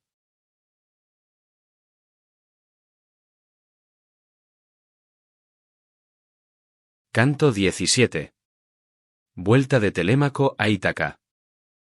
Así que se descubrió la hija de la mañana, la aurora de róseos dedos, Telémaco, hijo amado del divinal Ulises, ató a sus pies hermosas sandalias, asió una fornida lanza que se adaptaba a su mano y, disponiéndose a partir para la ciudad, habló de este modo a su porquerizo: «Abuelo, voyme a la ciudad, para que mi madre me vea, pues no creo que deje el triste llanto, ni el luctuoso gemir, hasta que nuevamente me haya visto. A ti te ordeno que lleves al infeliz huésped a la población, a fin de que mendigue en ella para comer, y el que quiera le dé un mendrugo y una copa de vino. Pues yo tengo el ánimo apesadumbrado y no puedo hacerme cargo de todos los hombres. Y si el huésped se irritase mucho, peor para él, que a mí me agrada decir las verdades». Respondióle el ingenioso Ulises: «Amigo, también yo prefiero que no me detengan, pues más le conviene a un pobre mendigar la comida por la ciudad que por los campos. Me dará el que quiera. Por mi edad ya no estoy para quedarme en la majada y obedecer a un amo en todas las cosas que me ordenare. Vete, pues, que a mí me acompañará ese hombre a quien se lo mandas, tan pronto como me caliente al fuego y venga el calor del día. No fuera que, hallándose en tan mal estado mis vestiduras, el frío de la mañana acabase conmigo, pues decís que la ciudad está lejos». Así se expresó. Salió Telémaco de la majada, andando a buen paso y maquinando males contra los pretendientes. Cuando llegó al cómodo palacio, arrimó su lanza a una alta columna y entróse más adentro, pasando el lapidio umbral. Vióle la primera de todas Euríclea, su nodriza, que se ocupaba en cubrir con pieles los labrados asientos, y corrió a encontrarle derramando lágrimas. Asimismo se juntaron a su alrededor las demás esclavas de Ulises, de ánimo paciente, y todas le abrazaron, besándole la cabeza y los hombros. Salió de su estancia la discreta Penélope, que parecía Diana o la dorada Venus. Y, muy llorosa, echó los brazos sobre el hijo amado, besóle la cabeza y los lindos ojos, y dijo, sollozando, estas aladas palabras. Has vuelto, Telémaco, mi dulce luz. Ya no pensaba verte más desde que te fuiste en la nave a Pilos, ocultamente y contra mi deseo, en busca de noticias de tu padre. Mas, ea, relátame lo que hayas visto.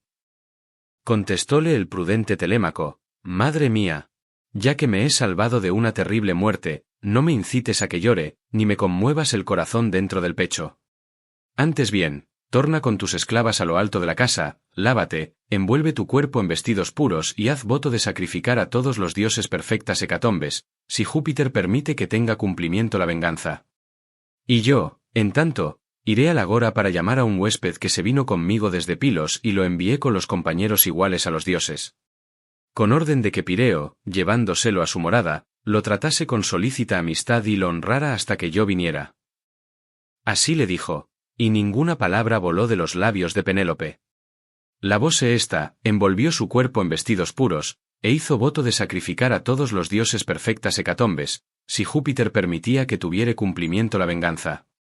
Telémaco salió del palacio con su lanza en la mano y 2 canes de ágiles pies que le siguieron. Y Minerva puso en él tal gracia divinal que, al verle llegar, todo el pueblo lo contemplaba con admiración. Pronto le rodearon los soberbios pretendientes, pronunciando buenas palabras y revolviendo en su espíritu cosas malas. Pero se apartó de la gran muchedumbre de los mismos y fue a sentarse donde estaban Mentor, Antifo y Aliterses, antiguos compañeros de su padre, que le hicieron preguntas sobre muchas cosas. Presentóseles Pireo, señalado por su lanza, que traía el huésped al agora, a través de la ciudad.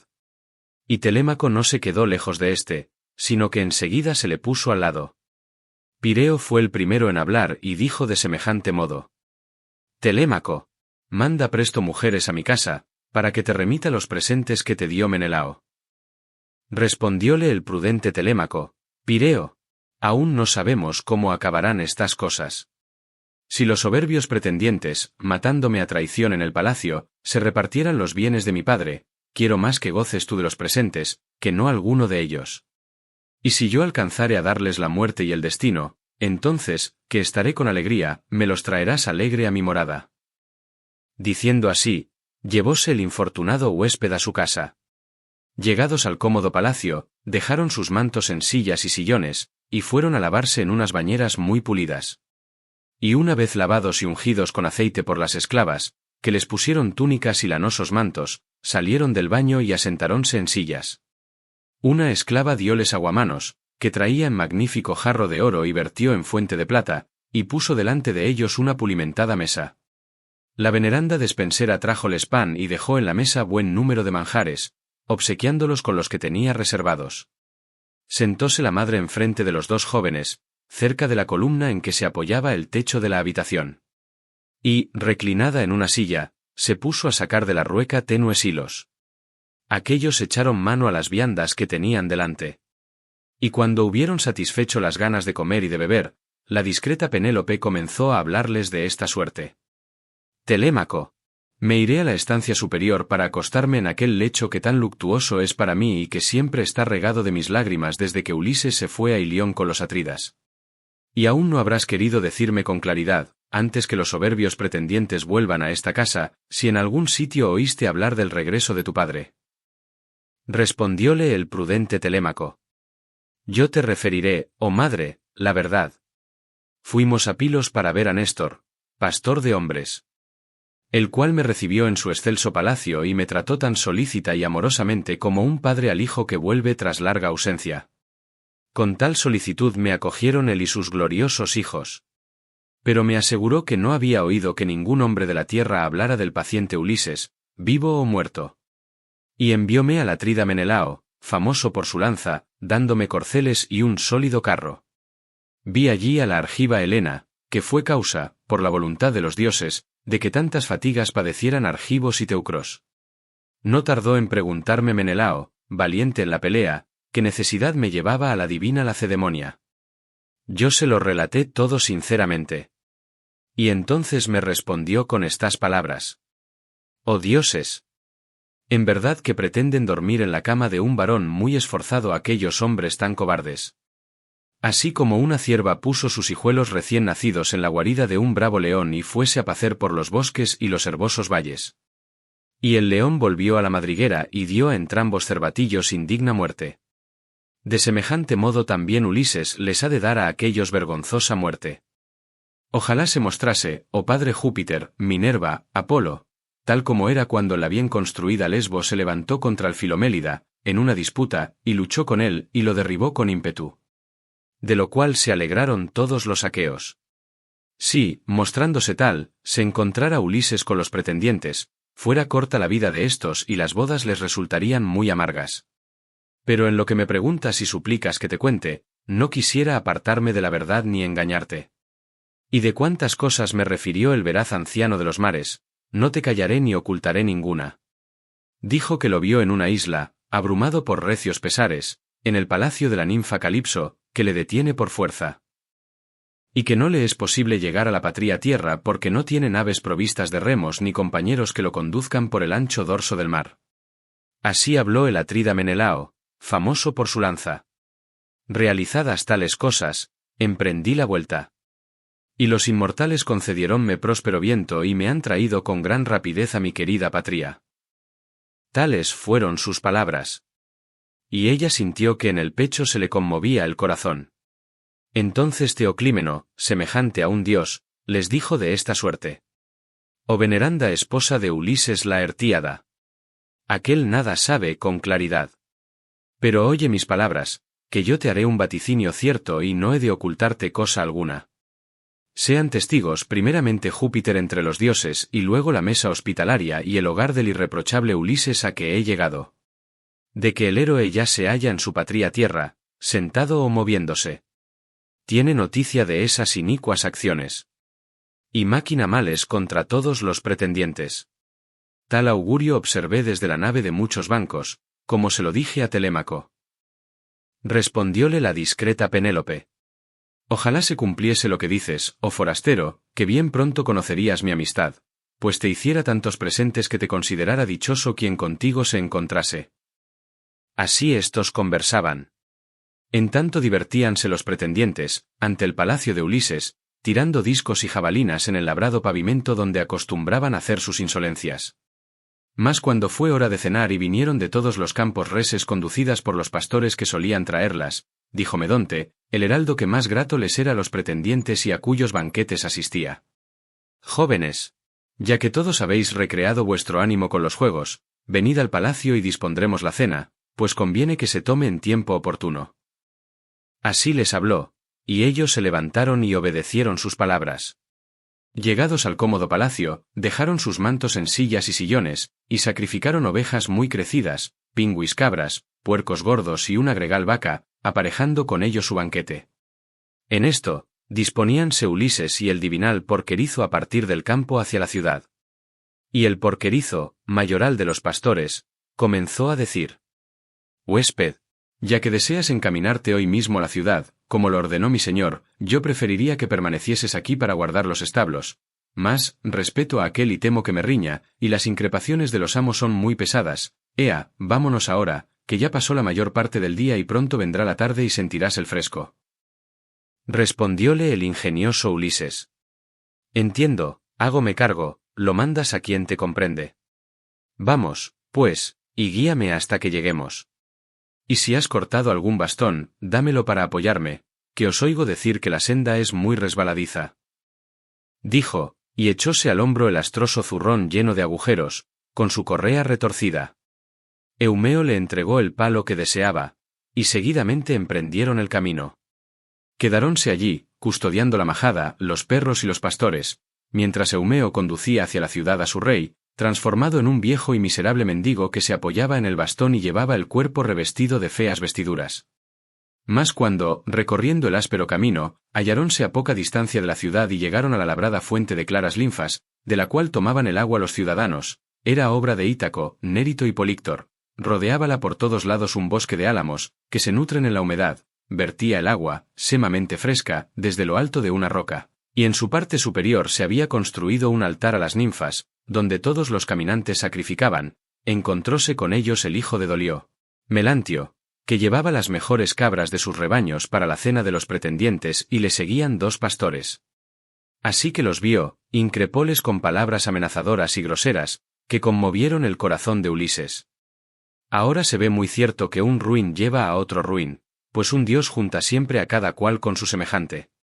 ¿A dónde, no envidiable porquero, conduces ese glotón, ese mendigo importuno, esa peste de los banquetes, que con su espalda frotará las jambas de muchas puertas no pidiendo ciertamente trípodes ni calderos, sino tan solo mendrugos de pan?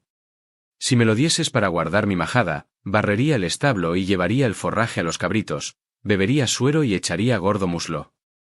Mas, como ya es ducho en malas obras, no querrá aplicarse al trabajo, antes irá mendigando por la población para llenar su vientre insaciable. Lo que voy a decir se cumplirá. Si fuere al palacio del divinal Ulises, rozarán sus costados muchos escabeles que habrán hecho llover sobre su cabeza las manos de aquellos varones.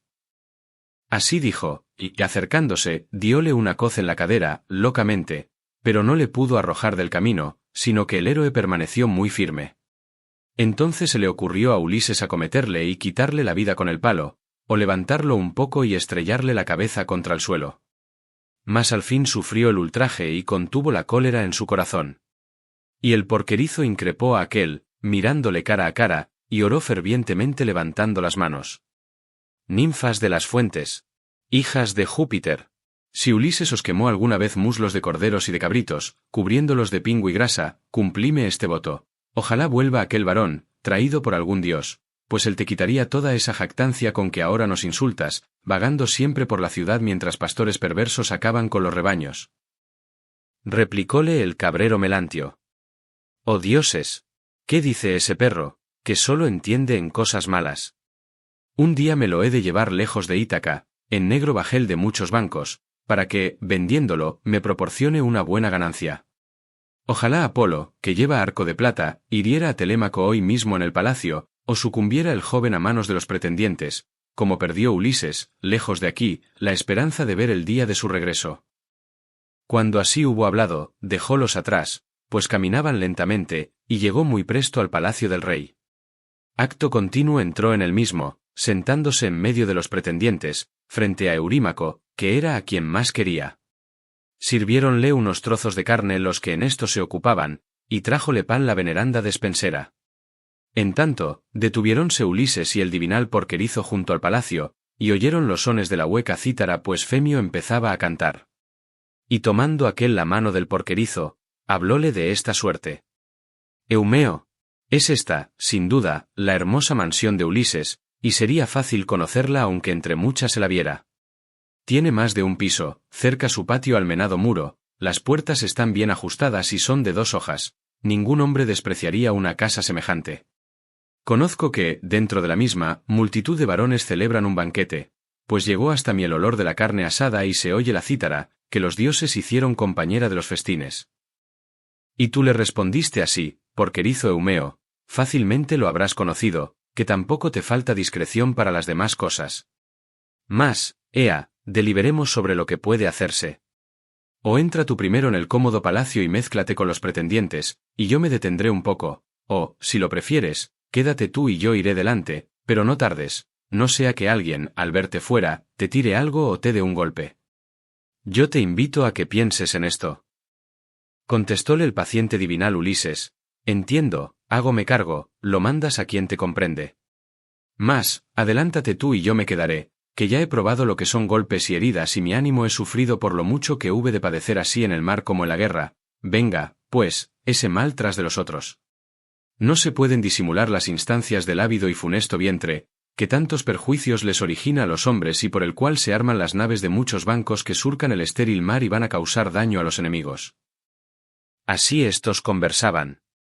Y un perro, que estaba echado, alzó la cabeza y las orejas. Era Argos, el can del paciente Ulises, a quien éste criara, aunque luego no se aprovechó del mismo porque tuvo que partir a la sagrada Ilión.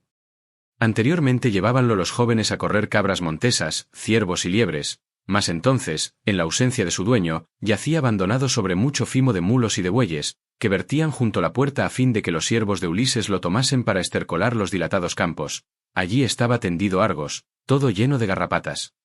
Al advertir que Ulises se aproximaba, le halagó con la cola y dejó caer ambas orejas, mas ya no pudo salir al encuentro de su amo, y éste, cuando lo vio, enjugóse una lágrima que con facilidad logró ocultar a Eumeo, a quien hizo después esta pregunta. Eumeo, es de admirar que este can yazga en el fimo, pues su cuerpo es hermoso, aunque ignoro si, con tal belleza fue ligero para correr o como los que algunos tienen en su mesa y solo por gusto los crían sus señores. Y tú le respondiste así, porquerizo Eumeo, ese can perteneció a un hombre que ha muerto lejos de nosotros. Si fuese tal como era en el cuerpo y en la actividad cuando Ulises lo dejó al irse a Troya, pronto admiraría su ligereza y su vigor, no se le escapaba ninguna fiera que levantase, ni aun en lo más hondo de intrincada selva, porque era sumamente hábil en seguir un rastro. Mas ahora abrumanle los males a causa de que su amo murió fuera de la patria, y las negligentes mozas no lo cuidan, porque los siervos, así que el amo deja de mandarlos, no quieren trabajar como es debido, que el longividente Júpiter le quita al hombre la mitad de la virtud el mismo día en que cae esclavo. Diciendo así, entróse por el cómodo palacio y se fue derecho a la sala, hacia los ilustres pretendientes. Entonces la parca de la negra muerte se apoderó de Argos, después que tornara a ver a Ulises al 20º año. Advirtió el deiforme Telémaco mucho antes que nadie la llegada del porquerizo, y haciéndole una señal, lo llamó a su vera. Eumeo miró en contorno suyo, tomó una silla desocupada, la que solía utilizar el trinchante al distribuir carne en abundancia a los pretendientes cuando celebraban sus festines en el palacio, y fue a colocarla junto a la mesa de Telémaco, enfrente de éste, que se hallaba sentado. Y luego sirvióle el heraldo vianda y pan, sacándolo de un canastillo. Poco después que Eumeo penetró Ulises en el palacio, transfigurado en un viejo y miserable mendigo que se apoyaba en el bastón y llevaba feas vestiduras. Sentóse en el umbral de fresno, a la parte interior de la puerta, y se recostó en la jamba de ciprés que en otro tiempo el artífice había pulido hábilmente y enderezado valiéndose de un nivel. Y Telémaco llamó al porquerizo y le dijo, después de tomar un pan entero del hermoso canasto y tanta carne como le cupo en sus manos. Dáselo al forastero y mándale que pida a todos los pretendientes, acercándose a los mismos, que al que está necesitado no le conviene ser vergonzoso. Así se expresó. Fue el porquero al oírlo, llegado que hubo a donde estaba Ulises, díjole estas aladas palabras. Oh forastero, Telémaco te da lo que te traigo y te manda que pidas a todos los pretendientes, acercándote a los mismos, pues dice que al mendigo no le conviene ser vergonzoso. Respondióle el ingenioso Ulises, Júpiter soberano, haz que Telémaco sea dichoso entre los hombres y que se cumpla cuanto su corazón desea. Dijo, tomó las viandas con las dos manos, las puso delante de sus pies, encima del astroso zurrón, y comió mientras el Aedo cantaba en el palacio, de suerte que cuando acabó la cena, el divinal Aedo llegaba al fin de su canto. Los pretendientes empezaron a mover alboroto en la sala, y Minerva se acercó a Ulises Laertíada excitándole a que les pidiera algo y fuera recogiendo mendrugos, para que conociese cuáles de aquellos eran justos y cuáles malvados, aunque ninguno tenía que librarse de la ruina. Fue, pues, el héroe a pedirle a cada varón, comenzando por la derecha, y a todos les alargaba la mano como si desde largo tiempo mendigase. Ellos, compadeciéndole, le daban limosna, le miraban con extrañeza y preguntábanse unos a otros quién era y de dónde había venido. Y el cabrero Melantio hablóles de esta suerte. Oídme, oh pretendientes de la ilustre reina, que os voy a hablar del forastero, a quien vi antes de ahora. Guíbalo hacia acá el porquerizo, pero yo no le conozco, ni sé de dónde se precia de ser por su linaje. Así les habló, y Antino increpó al porquerizo con estas palabras. Ah, famoso porquero. ¿Por qué lo trajiste a la ciudad? ¿Acaso no tenemos bastantes vagabundos, que son mendigos importunos y peste de los festines? ¿O te parece poco que los que aquí se juntan devoren los bienes de tu señor y has ido a otra parte a llamar a éste? Y tú le respondiste así, porquerizo Eumeo, Antino, no hablas bien, aunque seas noble. ¿Quién iría a parte alguna a llamar a nadie, como no fuere de los que ejercen su profesión en el pueblo, un adivino, un médico para curar las enfermedades, un carpintero o un divinal aedo que nos deleite cantando. Estos son los mortales a quienes se llama la tierra inmensa, y nadie traería a un pobre para que le arruinase. Siempre ha sido el más áspero de todos los pretendientes para los esclavos de Ulises y en especial para mí, aunque no por ello he de preocuparme, mientras me vivan en el palacio la discreta Penélope y Telémaco, semejante a un dios. Contestóle el prudente Telémaco: calla, no le respondas largamente, que Antínoo suele irritarnos siempre y de mal modo con ásperas palabras, e incita a los demás a hacer lo propio. Dijo, y hablóle a Antínoo con estas aladas palabras: Antínoo, en verdad que te tomas por mi tan buen cuidado como un padre por su hijo, cuando con duras voces me ordenas arrojar del palacio a ese huésped. No permitan los númenes que así suceda. Coge algo y dáselo, que no te lo prohíbo, antes bien te invito a hacerlo, y no temas que lo lleven a mal ni mi madre, ni ninguno de los esclavos que viven en la casa del divinal Ulises. Mas no hay en tu pecho tal propósito, que prefieres comértelo a darlo a nadie. Antínoo le respondió diciendo: Telémaco altílocuo, incapaz de moderar tus ímpetus. ¿Qué has dicho? Si todos los pretendientes le dieran tanto como yo, se estaría 3 meses en su casa, lejos de nosotros. Así habló, y mostróle, tomándolo de debajo de la mesa, el escabel en que apoyaba sus nítidas plantas cuando asistía a los banquetes. Pero todos los demás le dieron algo, de modo que el zurrón se llenó de pan y de carne. Y ya Ulises iba a tornar al umbral para comer lo que le habían regalado los aqueos, pero se detuvo cerca de Antínoo y le dijo estas palabras: Dame algo, amigo, que no me pareces el peor de los aqueos, sino, por el contrario, el mejor, ya que te asemejas a un rey. Por eso te corresponde a ti, más aún que a los otros, darme pan, y yo divulgaré tu fama por la tierra inmensa. En otra época, también yo fui dichoso entre los hombres, habité una rica morada, y di muchas veces limosna al vagabundo, cualquiera que fuese y hallándose en la necesidad en que se hallase, entonces tenía inúmeros esclavos y otras muchas cosas con las cuales los hombres viven en regalo y gozan fama de opulentos. Mas Júpiter Saturnio me arruinó, porque así lo quiso, incitándome a ir al Egipto con errabundos piratas, viaje largo, en el cual había de hallar mi perdición. Así que detuve en el río Egipto los corvos bajeles, después de mandar a los fieles compañeros que se quedaran a custodiar las embarcaciones, envié espías a los parajes oportunos para explorar la comarca. Pero los míos, cediendo a la insolencia por seguir su propio impulso, empezaron a devastar los hermosos campos de los egipcios, y se llevaban las mujeres y los niños, y daban muerte a los varones. No tardó el clamoreo en llegar a la ciudad. Sus habitantes, habiendo oído los gritos, vinieron al amanecer, el campo se llenó de infantería, de jinetes y de reluciente bronce. Júpiter, que se huelga con el rayo, mandó a mis compañeros la perniciosa fuga, y ya, desde entonces, nadie se atrevió a resistir, pues los males nos cercaban por todas partes. Allí nos mataron con el agudo bronce muchos hombres, y a otros se los llevaron para obligarles a trabajar en provecho de los ciudadanos.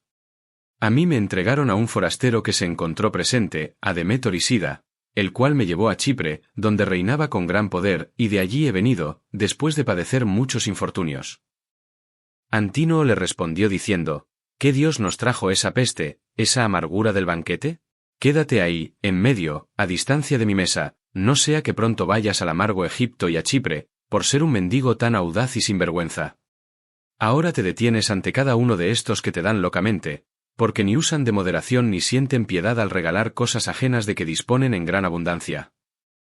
Díjole, retrocediendo, el ingenioso Ulises: Oh dioses, en verdad que el juicio que tienes no se corresponde con tu presencia. No darías de tu casa ni tan siquiera a la quien te suplicara, cuando, sentado a la mesa ajena, no has querido entregarme un poco de pan, con tener a mano tantas cosas. Así se expresó.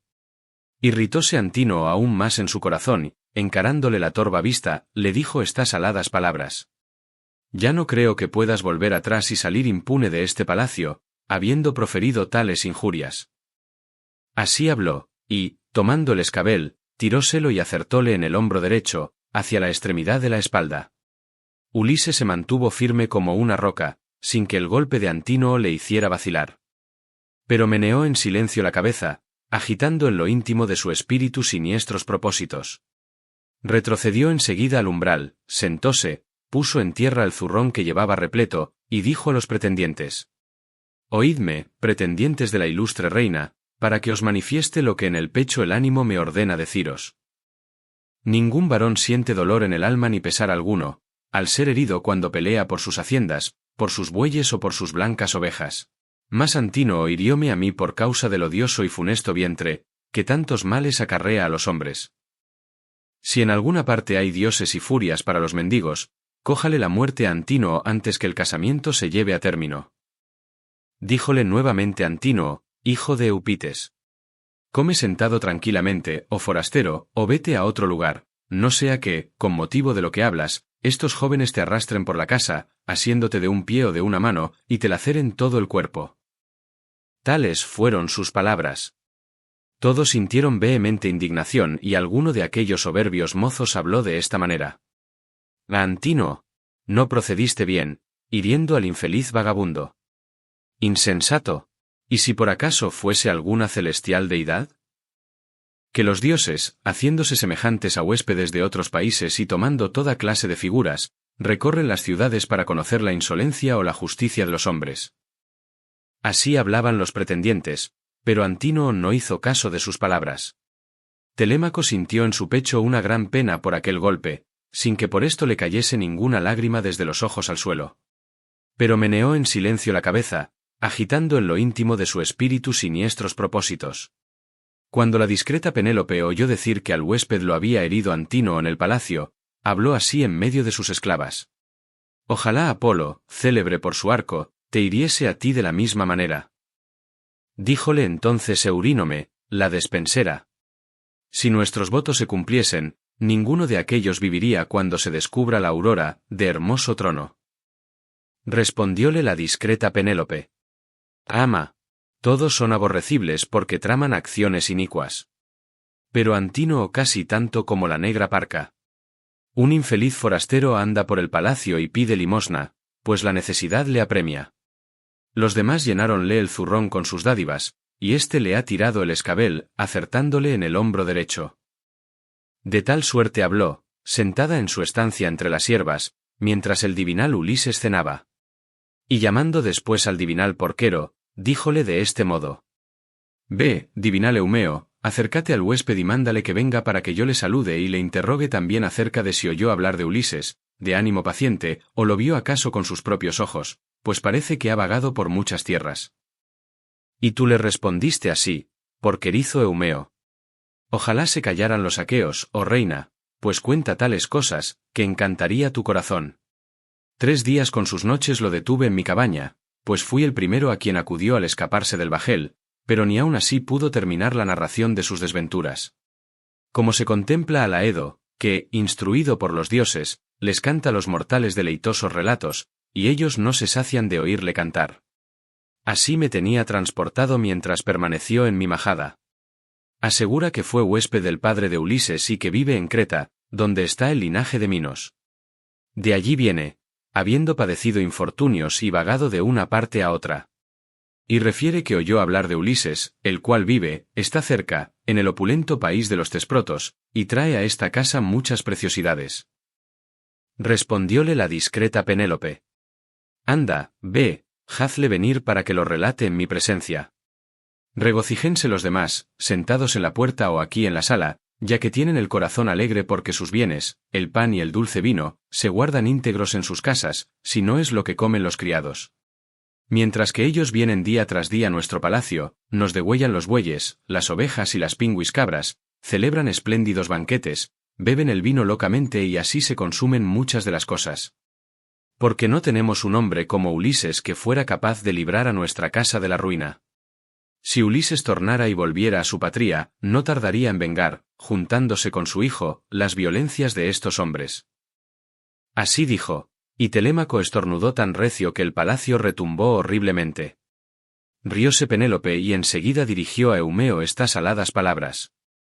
Anda y tráeme ese forastero. ¿No ves que mi hijo estornudó a todas mis palabras?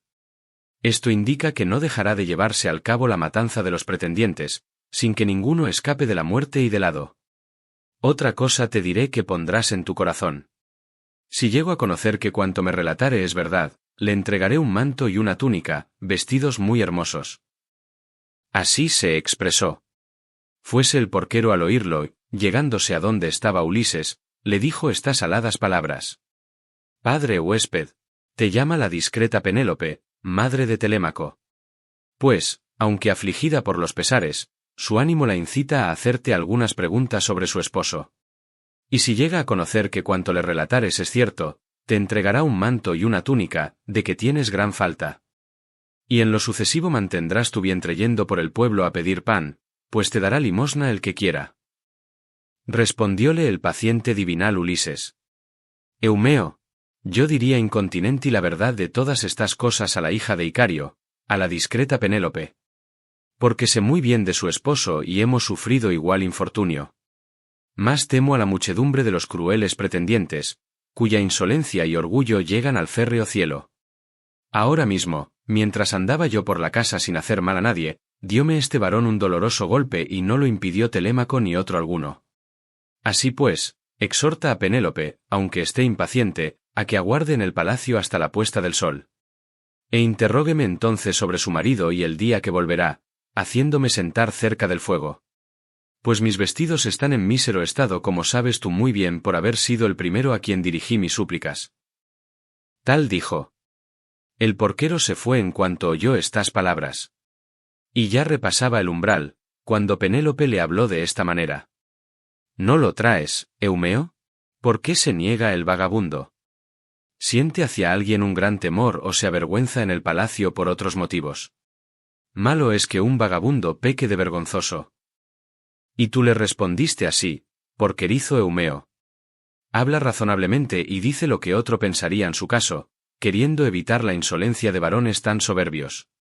Te invita a que aguardes hasta la puesta del sol. Y será mucho mejor para ti, oh reina, que estés sola cuando le hables al huésped y escuche sus respuestas. Contestó la discreta Penélope. No pensó neciamente el forastero, sea quien fuere pues no hay en país alguno, entre los mortales hombres, quienes insulten de esta manera, maquinando inicuas acciones. Así habló. El divinal porquero se fue hacia la turba de los pretendientes, tan pronto como dijo a Penélope cuanto deseaba, y acto seguido dirigió a Telémaco estas aladas palabras, acercando la cabeza para que los demás no se enteraran. Amigo, yo me voy a guardar los puercos y todas aquellas cosas que son tus bienes y los míos, y lo de acá quede a tu cuidado. Mas lo primero de todo sálvate a ti mismo y considera en tu espíritu cómo evitarás que te hagan daño, pues traman maldades muchos de los aqueos, a quienes Júpiter destruya antes que se conviertan en una plaga para nosotros. Respondióle el prudente Telémaco. Así se hará, abuelo. Vete después de cenar, y al romper el alba traerás hermosas víctimas, que de las cosas presentes cuidaré yo y también los inmortales. Tal dijo. Sentóse Eumeo nuevamente en la bien pulimentada silla y después que satisfizo el deseo de comer y de beber volvióse a sus puercos, dejando atrás la cerca y la casa que rebosaban de convidados. Y recreábanse éstos con el baile y el canto, porque ya la tarde había venido. Canto 18. Pugilato de Ulises con Iro. Llegó entonces un mendigo que andaba por todo el pueblo, el cual pedía limosna en la ciudad de Ítaca, se señalaba por su vientre glotón, por comer y beber incesantemente, y hallábase falto de fuerza y de vigor, aunque tenía gran presencia. Arneo era su nombre, el que al nacer le puso su veneranda madre, pero llamábanle Iro todos los jóvenes, porque hacía los mandados que se le ordenaban. Propúsose el tal sujeto, cuando llegó, echar a Ulises de su propia casa e insultóle con estas aladas palabras: retírate del umbral, oh viejo, para que no hayas de verte muy pronto asido de un pie y arrastrado afuera. ¿No adviertes que todos me guiñan el ojo, instigándome a que te arrastre, y no lo hago porque me da vergüenza? Mas, ea, álzate, si no quieres que en la disputa lleguemos a las manos. Mirándole con torva faz, le respondió el ingenioso Ulises: infeliz, ningún daño te causo, ni de palabra ni de obra, ni me opongo a que te den, aunque sea mucho.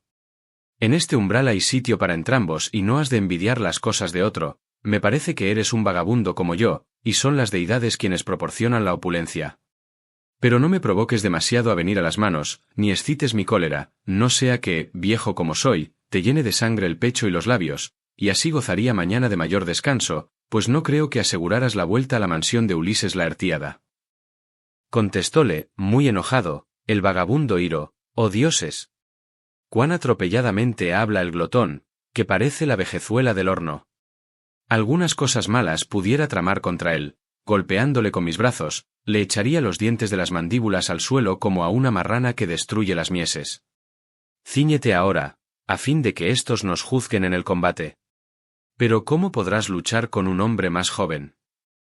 De tal modo se zaherían ambos con gran animosidad en el pulimentado umbral, delante de las elevadas puertas. Advirtiólo la sacra potestad de Antínoo y con dulce risa dijo a los pretendientes: Amigos, jamás hubo una diversión como la que un dios nos ha traído a esta casa. El forastero e Iro riñen y están para venir a las manos.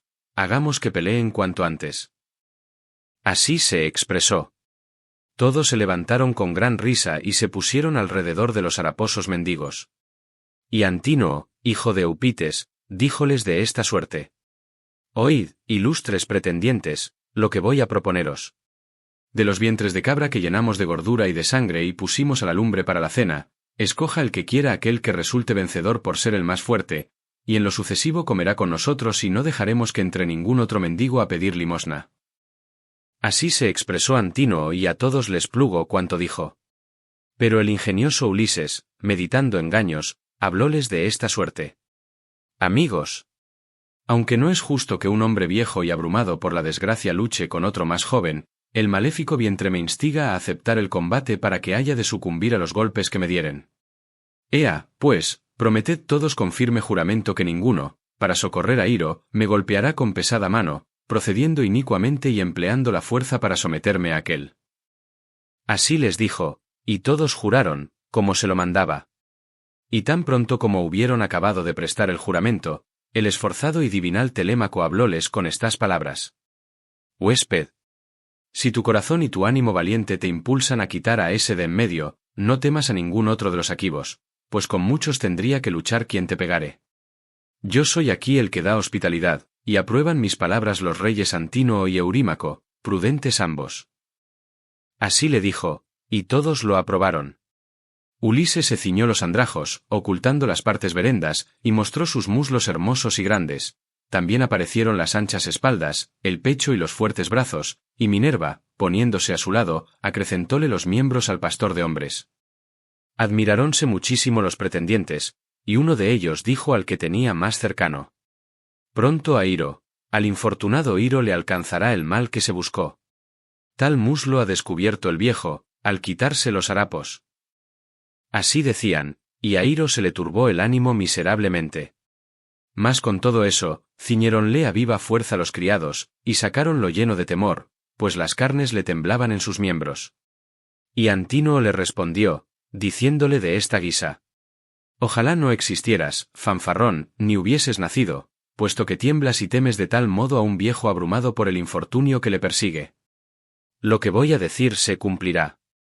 Si ese quedare vencedor por tener más fuerza, te echaré en una negra embarcación y te mandaré al continente, al rey Equeto, plaga de todos los mortales, que te cortará la nariz y las orejas con el cruel bronce y te arrancará las vergüenzas para dárselas crudas a los perros.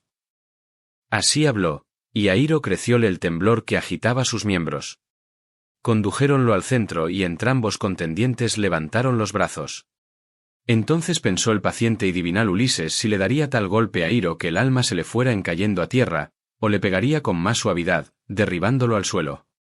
Y después de considerarlo bien, le pareció que lo mejor sería pegarle suavemente, para no ser reconocido por los aquivos. Alzados los brazos, Iro dio un golpe a Ulises en el hombro derecho, y Ulises, tal puñada a Iro en la cerviz, debajo de la oreja, que le quebrantó los huesos allá en el interior y le hizo echar roja sangre por la boca. Cayó Iro y, tendido en el suelo, batió los dientes y golpeó con los pies la tierra. Y en tanto los ilustres pretendientes levantaban los brazos y se morían de risa. Pero Ulises cogió a Iro del pie, y arrastrándolo por el vestíbulo hasta llegar al patio y a las puertas del pórtico, lo asentó recostándolo contra la cerca, le puso un bastón en la mano y le dirigió estas aladas palabras: Quédate ahí sentado para ahuyentar los puercos y los canes, y no quieras, siendo tan ruin, ser el señor de los huéspedes y de los pobres, no sea que te atraigas un daño aún peor que el de ahora. Dijo, y colgándose del hombro el astroso zurrón lleno de agujeros, con su cuerda retorcida, volvióse al umbral y allí tomó asiento. Y entrando los demás, que se reían placenteramente, le festejaron con estas palabras. Júpiter y los inmortales dioses te den, oh huésped, lo que más anheles y a tu ánimo le sea grato, ya que has conseguido que ese pordiosero insaciable deje de mendigar por el pueblo, pues enseguida lo llevaremos al continente, al rey Equeto, plaga de todos los mortales. Así dijeron, y el divinal Ulises holgó del presagio. Antínoe le puso delante un vientre grandísimo, lleno de gordura y de sangre, y Anfínomo le sirvió 2 panes, que tomara del canastillo, ofrecióle vino en copa de oro, y le habló de esta manera. Salve, padre huésped. Sé dichoso en lo sucesivo, ya que ahora te abruman tantos males. Respondióle el ingenioso Ulises, Anfínomo. Me pareces muy discreto, como hijo de tal padre. Llegó a mis oídos la buena fama que el duliquiense Niso gozara de bravo y de rico, dicen que él te ha engendrado, y en verdad que tu apariencia es la de un varón afable. Por esto voy a decirte una cosa, y tú atiende y óyeme. La tierra no cría ser alguno inferior al hombre, entre cuantos respiran y se mueven sobre el suelo. No se figura el hombre que haya de padecer infortunios mientras las deidades le proporcionan la felicidad y sus rodillas se mueven, pero cuando los bienaventurados dioses le mandan la desgracia, ha de soportarla, mal de su grado, con ánimo paciente, pues es tal el pensamiento de los terrestres varones que cambia según el día que les trae el Padre de los hombres y de los dioses. También yo, en otro tiempo, hubiera debido ser feliz entre los hombres, pero cometí repetidas maldades, prevaleciéndome de mi fuerza y de mi poder y confiando en mi padre y en mis hermanos. Nadie, por consiguiente, sea injusto en cosa alguna, antes bien disfrute sin ruido las dádivas que los númenes le deparen. Observo que los pretendientes maquinan muchas iniquidades, consumiendo las posesiones y ultrajando a la esposa de un varón que te aseguro que no estará largo tiempo apartado de sus amigos y de su patria, porque ya se halla muy cerca de nosotros. Ojalá un Dios te conduzca a tu casa y no te encuentres con él cuando torne a la patria tierra, que no ha de ser incruenta la lucha que entable con los pretendientes, tan luego como vuelva a estar debajo de la techumbre de su morada. Así habló, y, hecha la libación, bebió el dulce vino y puso nuevamente la copa en manos del príncipe de hombres. Este se fue por la casa, con el corazón angustiado y meneando la cabeza, pues su ánimo le presagiaba desventuras, aunque no por eso había de librarse de la muerte, pues Minerva lo detuvo, a fin de que cayera vencido por las manos y la robusta lanza de Telémaco. Mas entonces, volvióse a la silla que antes ocupara. Entretanto Minerva, la deidad de los brillantes ojos, puso en el corazón de la discreta Penélope, hija de Icario, el deseo de mostrarse a los pretendientes, para que se les alegrara grandemente el ánimo y fuese ella más honrada que nunca por su esposo y por su hijo. Rióse Penélope sin motivo y profirió estas palabras. Eurínome. Mi ánimo desea lo que antes no apetecía, que me muestre a los pretendientes, aunque a todos los detesto. Quisiera hacerle a mi hijo una advertencia, que le será provechosa, que no trate de continuo a estos soberbios que dicen buenas palabras y maquinan acciones inicuas. Respondióle Eurínome, la despensera, sí, hija, es muy oportuno cuanto acabas de decir. Ve, hazle a tu hijo esa advertencia y nada le ocultes, pero antes lava tu cuerpo y unge tus mejillas, no te presentes con el rostro afeado por las lágrimas, que es malísima cosa afligirse siempre y sin descanso, ahora que tu hijo ya tiene la edad que anhelabas cuando pedías a las deidades que pudieses ver que echara barbas. Respondióle la discreta Penélope, Eurínome.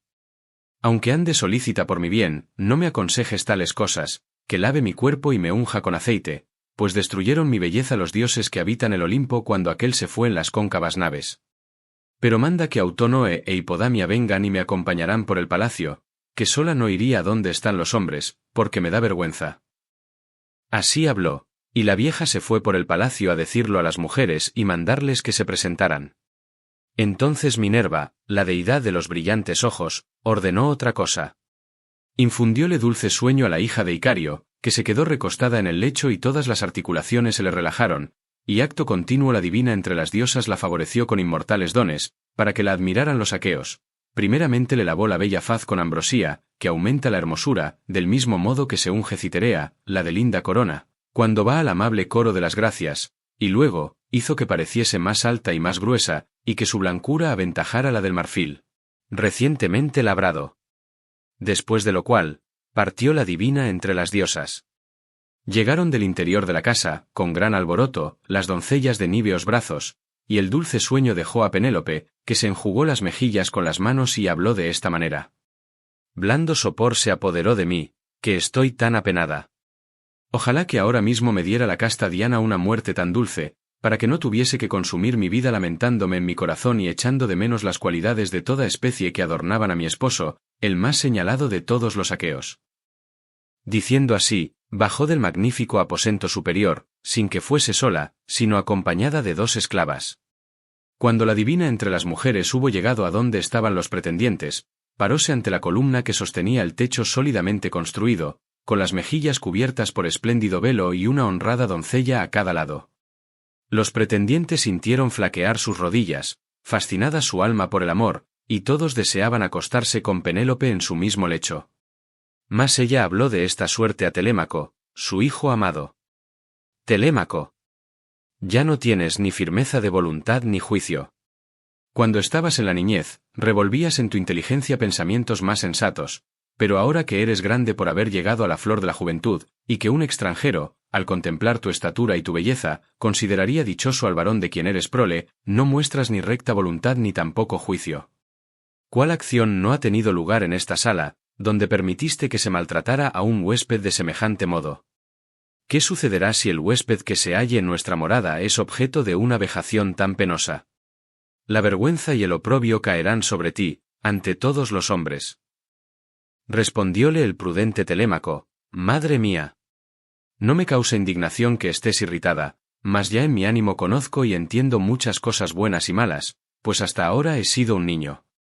Esto no obstante, me es imposible resolverlo todo prudentemente, porque me turban los que se sientan a mis lados, pensando cosas inicuas, y no tengo quien me auxilie. El combate del huésped con Iro no se efectuó por haberlo acordado los pretendientes, y fue aquel quien tuvo más fuerza. Ojalá, oh Padre Júpiter, Minerva, Apolo, que los pretendientes ya hubieran sido vencidos en este palacio y se hallaran, unos en el patio y otros dentro de la sala, con la cabeza caída y los miembros relajados, del mismo modo que Iro, sentado a la puerta del patio, mueve la cabeza como un ebrio y no logra ponerse en pie ni tornar a su morada por donde solía ir, porque tiene los miembros relajados. Así estos conversaban. Y Eurímaco habló con estas palabras a Penélope. Hija de Icario. Y discreta Penélope. Si todos los aqueos te viesen en Argos de Iaso, muchos más serían los pretendientes que desde el amanecer celebrasen banquetes en tu palacio, porque sobresales entre las mujeres por tu belleza, por tu estatura y por tu buen juicio. Contestóle la discreta Penélope. Eurímaco. Mis atractivos, la hermosura y la gracia de mi cuerpo, destruyeronlos los inmortales cuando los argivos partieron para Ilión, y se fue con ellos mi esposo Ulises. Si éste, volviendo, cuidara de mi vida, mayor y más bella sería mi gloria. Ahora estoy angustiada por tantos males como me envió algún dios. Por cierto que Ulises, al dejar la tierra patria, me tomó por la diestra y me habló de esta guisa. Oh mujer. No creo que todos los aquivos de hermosas grebas tornen de Troya sanos y salvos, pues dicen que los teucros son belicosos, sumamente hábiles en tirar dardos y flechas, y peritos en montar carros de veloces corceles, que acostumbran a decidir muy pronto la suerte de un empeñado y dudoso combate. No sé, por tanto, si algún dios me dejará volver o sucumbiré en Troya. Todo lo de aquí quedará a tu cuidado. Acuérdate, mientras estés en el palacio, de mi padre y de mi madre, como lo haces ahora o más aún durante mi ausencia, y así que notes que nuestro hijo Barba, cásate con quien quieras y abandona esta morada. Así habló aquel y todo se va cumpliendo. Vendrá la noche en que ha de celebrarse el casamiento tan odioso para mí, oh infeliz, a quien Júpiter ha privado de toda ventura. Pero un pesar terrible me llega al corazón y al alma, porque antes de ahora no se portaban de tal modo los pretendientes. Los que pretenden a una mujer ilustre, hija de un hombre opulento, y rivalizan entre sí para alcanzarla, traen bueyes y pingüis ovejas para dar un convite a los amigos de la novia, hácenle espléndidos regalos y no devoran impunemente los bienes ajenos. Así dijo, y el paciente divinal Ulises se holgó de que les sacase regalos y les lisonjeara el ánimo con dulces palabras, cuando eran tan diferentes los propósitos que en su inteligencia revolvía. Respondióle Antínoe, hijo de Eupites. Hija de Icario. Prudente Penélope. Admita los regalos que cualquiera de los aqueos te trajere, porque no está bien que se rehúse una dádiva, pero nosotros ni volveremos a nuestros campos ni nos iremos a parte alguna hasta que te cases con quien sea el mejor de los aqueos. Así se expresó Antínoe, a todos les plugo cuanto dijo, y cada uno envió su propio heraldo para que le trajese los presentes. El de Antínoo le trajo un peplo grande, hermosísimo, que tenía 12 hebillas de oro sujetas por sendos anillos hermosamente retorcidos. El de Eurímaco se apresuró a traerle un collar magníficamente labrado, de oro engastado en electro, que parecía un sol. 2 servidores le trajeron a Euridamante unos pendientes de 3 piedras preciosas grandes como ojos, espléndidas, de gracioso brillo. Un siervo trajo de la casa del príncipe Pisandro Polictórida un collar, que era un adorno bellísimo, y otros aqueos hicieron traer a su vez otros regalos. La divina entre las mujeres volvió luego a la estancia superior con las esclavas, que se llevaron los magníficos presentes, y ellos volvieron a solazarse con la danza y el deleitoso canto, en espera de que llegase la noche. Sobrevino la obscura noche cuando aún se divertían, y entonces colocaron en la sala 3 tederos para que alumbrasen, amontonaron a su alrededor leña seca cortada desde mucho tiempo, muy dura, y partida recientemente con el bronce, mezclaron teas con la misma, y las esclavas de Ulises, de ánimo paciente, cuidaban por turno de mantener el fuego. A ellas el ingenioso Ulises, de jovial linaje, les dijo de esta suerte: «Mozas de Ulises, del rey que se halla ausente desde largo tiempo. Idos a la habitación de la venerable reina y dad vueltas a los usos, y alegrarla, sentadas en su cuarto, o cardad lana con vuestras manos, que yo cuidaré de alumbrarles a todos los que aquí se encuentran. Pues aunque deseen quedarse hasta la aurora, de hermoso trono, no me cansarán, que estoy habituado a sufrir mucho».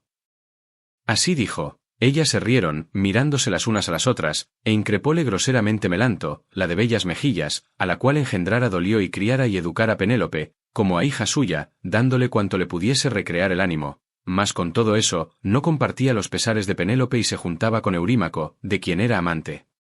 Esta, pues, increpó a Ulises con injuriosas palabras: «Miserable forastero. Tú estás falto de juicio y en vez de irte a dormir a una herrería o a la lesque, hablas aquí largamente y con audacia ante tantos varones, sin que el ánimo se te turbe, o el vino te trastornó el seso, o tienes este carácter, y tal es la causa de que digas necedades. ¿Acaso te desvanece la victoria que conseguiste contra el vagabundo Iro? No sea que se levante de súbito alguno más valiente que Iro, que te golpee la cabeza con su mano robusta y te arroje de la casa, llenándote de sangre». Mirándola con torva faz, exclamó el ingenioso Ulises: «Voy en el acto a contarle a Telémaco lo que dices, perra, para que aquí mismo te despedace». Diciendo así, espantó con sus palabras a las mujeres. Fuéronse estas por la casa y las piernas les flaqueaban del gran temor, pues figurábanse que había hablado seriamente. Y Ulises se quedó junto a los encendidos tederos, cuidando de mantener la lumbre y dirigiendo la mirada a los que allí se encontraban, mientras en su pecho revolvía otros propósitos que no dejaron de llevarse al cabo. Pero tampoco permitió Minerva aquella vez que los ilustres pretendientes se abstuvieran por completo de la dolorosa injuria, a fin de que el pesar atormentara aún más el corazón de Ulises Laertíada. Y Eurímaco, hijo de Pólibo, comenzó a hablar para hacer mofa de Ulises, causándoles gran risa a sus compañeros: «Oídme, pretendientes de la ilustre reina, para que os manifieste lo que en el pecho el ánimo me ordena deciros. No sin la voluntad de los dioses vino ese hombre a la casa de Ulises. Paréceme como si el resplandor de las antorchas saliese de él y de su cabeza, en la cual ya no queda cabello alguno». Dijo, y seguidamente habló de esta manera a Ulises, asolador de ciudades: «Huésped, querría servirme en un rincón de mis campos, si te tomase a sueldo, y te lo diera muy cumplido, atando setos y plantando árboles grandes. Yo te proporcionaría pan todo el año, y vestidos, y calzado para tus pies.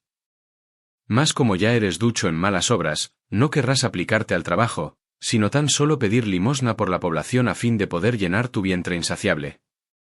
Respondióle el ingenioso Ulises: «Eurímaco, si nosotros hubiéramos de competir sobre el trabajo de la siega en la estación vernal, cuando los días son más largos, y yo tuviese una bien corvada hoz y tu otra tal para probarnos en la faena, y nos quedáramos en ayunas hasta el anochecer, y la hierba no faltara, o si conviniera guiar unos magníficos bueyes de luciente pelaje, grandes, hartos de hierba, parejos en la edad, de una carga, cuyo vigor no fuera chico, para la labranza de un campo de 4 obradas y de tan buen tempero que los terrones cediesen al arado, veríasme rompiendo un no interrumpido surco. Y de igual modo, si el Saturnio suscitara una guerra en cualquier parte y yo tuviese un escudo, 2 lanzas y un casco de bronce que se adaptara a mis sienes, veríasme mezclado con los que mejor y más adelante lucharan, y ya no me reprocharías por mi vientre como ahora.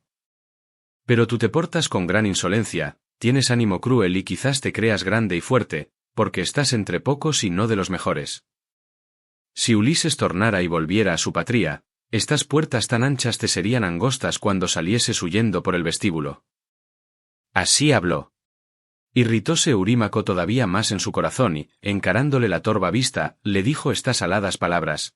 «Ah, miserable. Pronto he de imponerte el castigo que mereces por la audacia con que hablas ante tantos varones y sin que tu ánimo se turbe, o el vino te trastornó el seso, o tienes este carácter, y tal es la causa de que digas necedades. ¿Te desvanece acaso la victoria que conseguiste contra el vagabundo Iro?» En acabando de hablar, cogió un escabel. Pero, como Ulises, temiéndole, se sentara en las rodillas del duliquiense Anfínomo, acertó al copero en la mano derecha. El jarro de éste cayó a tierra con gran estrépito y él mismo fue a dar, gritando, de espaldas en el polvo. Los pretendientes movían alboroto en la obscura sala, y uno de ellos dijo al que tenía más cerca: «Ojalá acabara sus días el forastero, vagando por otros lugares, antes que viniese, y así no hubiera originado este gran tumulto. Ahora disputamos por los mendigos, y ni en el banquete se hallará placer alguno porque prevalece lo peor». Y el esforzado y divinal Telémaco les habló diciendo: «Desgraciados, os volvéis locos y vuestro ánimo ya no puede disimular los efectos de la comida y del vino. Algún dios os excita sin duda. Mas, ya que comisteis bien, vaya cada uno a recogerse en su casa, cuando el ánimo se lo aconseje, que yo no pienso echar a nadie». Esto les dijo, y todos se mordieron los labios, admirándose de que Telémaco les hablase con tanta audacia. Y Anfínomo, el preclaro hijo del rey Niso Aretíada, les arengó de esta manera: «Amigos, nadie se irrite, oponiendo contrarias razones al dicho justo de Telémaco, y no maltratéis al huésped, ni a ninguno de los esclavos que moran en la casa del divinal Ulises. Mas, ea, comience el escanciador a repartir las copas para que, en haciendo la libación, nos vayamos a recoger en nuestras casas, y dejaremos que el huésped se quede en el palacio de Ulises, al cuidado de Telémaco, ya que a la morada de éste enderezó el camino». Así habló, y su discurso les plugo a todos. El héroe Mulio, heraldo duliquiense y criado de Anfínomo, mezcló la bebida en una crátera, y sirvióla a cuantos se hallaban presentes, llevándosela por su orden. Y ellos, después de ofrecer la libación a los bienaventurados dioses, bebieron el dulce vino. Mas después que hubieron libado y bebido cuanto desearan, cada uno se fue a acostar a su respectiva casa. Euríclea reconoce a Ulises al tocarle la cicatriz del muslo. Canto 19. Coloquio de Ulises y Penélope. El lavatorio o reconocimiento de Ulises por Euríclea. Quedóse en el palacio el divinal Ulises, y junto con Minerva, pensaba en la matanza de los pretendientes, cuando de súbito dijo a Telémaco estas aladas palabras: «Telémaco, es preciso llevar adentro las marciales armas y engañar a los pretendientes con suaves frases cuando las echen de menos y te pregunten por las mismas. Las he llevado lejos del humo, porque ya no parecen las que dejó Ulises al partir para Troya, sino que están afeadas en la parte que alcanzó el ardor del fuego. Además, alguna deidad me sugirió en la mente esta otra razón más poderosa: no sea que, embriagándoos, trabéis una disputa, os iráis los unos a los otros, y manchéis el convite y el noviazgo, que ya el hierro por sí solo atrae al hombre». Así se expresó. Telémaco obedeció a su padre, y llamando a su nodriza Euríclea, hablóle de esta suerte: «Ama, ea, tenme encerradas las mujeres en sus habitaciones, mientras llevo a otro cuarto las magníficas armas de mi padre, pues en su ausencia nadie las cuida y el humo las empaña. Hasta aquí he sido un niño. Mas ahora quiero depositarlas donde no las alcance el ardor del fuego». Respondióle su nodriza Euríclea: «Oh hijo, ojalá hayas adquirido la necesaria prudencia para cuidarte de la casa y conservar tus heredades. Pero, ¿quién será la que vaya contigo llevándote la luz, si no dejas venir las esclavas, que te hubiesen alumbrado?» Contestóle el prudente Telémaco: «Este huésped, pues no toleraré que permanezca ocioso quien coma de lo mío, aunque haya llegado de lejas tierras». Así dijo, y ninguna palabra voló de los labios de Euríclea, que cerró las puertas de las cómodas habitaciones. Ulises y su ilustre hijo se apresuraron a llevar adentro los cascos, los abollonados escudos y las agudas lanzas, y precedíales palas Minerva con una lámpara de oro, la cual daba una luz hermosísima. Y Telémaco dijo de repente a su padre: «Oh padre, grande es el prodigio que contemplo con mis propios ojos. Las paredes del palacio, los bonitos intercolumnios, las vigas de abeto y los pilares encumbrados, aparecen a mi vista como si fueran ardiente fuego. Sin duda debe de estar aquí alguno de los dioses que poseen el anchuroso cielo». Respondióle el ingenioso Ulises: «Calla, refrena tu pensamiento y no me interrogues, pero de este modo suelen proceder, en efecto, los dioses que habitan el Olimpo. Ahora acuéstate, y yo me quedaré para provocar todavía a las esclavas y de partir con tu madre, la cual, lamentándose, me preguntará muchas cosas». Así habló, y Telémaco se fue por el palacio, a la luz de las resplandecientes antorchas, y se recogió en el aposento donde acostumbraba dormir cuando el dulce sueño le vencía. Allí se acostó para aguardar que se descubriera la divinal aurora. Empero el divino Ulises se quedó en la sala, y junto con Minerva pensaba en la matanza de los pretendientes.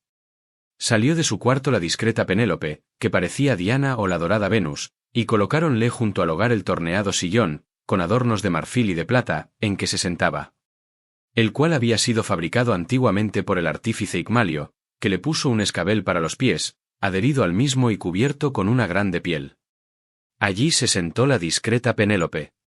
Llegaron de dentro de la casa las doncellas de níveos brazos, retiraron el abundante pan, las mesas, y las copas en que bebían los soberbios pretendientes. Y, echando por tierra las brasas de los tederos, amontonaron en los mismos gran cantidad de leña para que hubiese luz y calor. Y Melanto increpó a Ulises por segunda vez: «Forastero, ¿nos importunarás todavía, andando por la casa durante la noche y espiando a las mujeres? Vete afuera, oh mísero, y conténtate con lo que comiste, o muy pronto te echarán a tizonazos». Mirándola con torva faz, exclamó el ingenioso Ulises: «Desdichada, ¿por qué me acometes de esta manera, con ánimo irritado? Quizás porque voy sucio, llevo miserables vestiduras y pido limosna por la población. La necesidad me fuerza a ello, y así son los mendigos y los vagabundos. Pues en otra época también yo fui dichoso entre los hombres, habité una rica morada y en multitud de ocasiones di limosna al vagabundo, cualquiera que fuese y hallárase en la necesidad en que se hallase. Entonces poseía innumerables siervos y otras muchas cosas con las cuales los hombres viven en regalo y gozan fama de opulentos. Mas Júpiter Saturnio me arruinó, porque así lo quiso.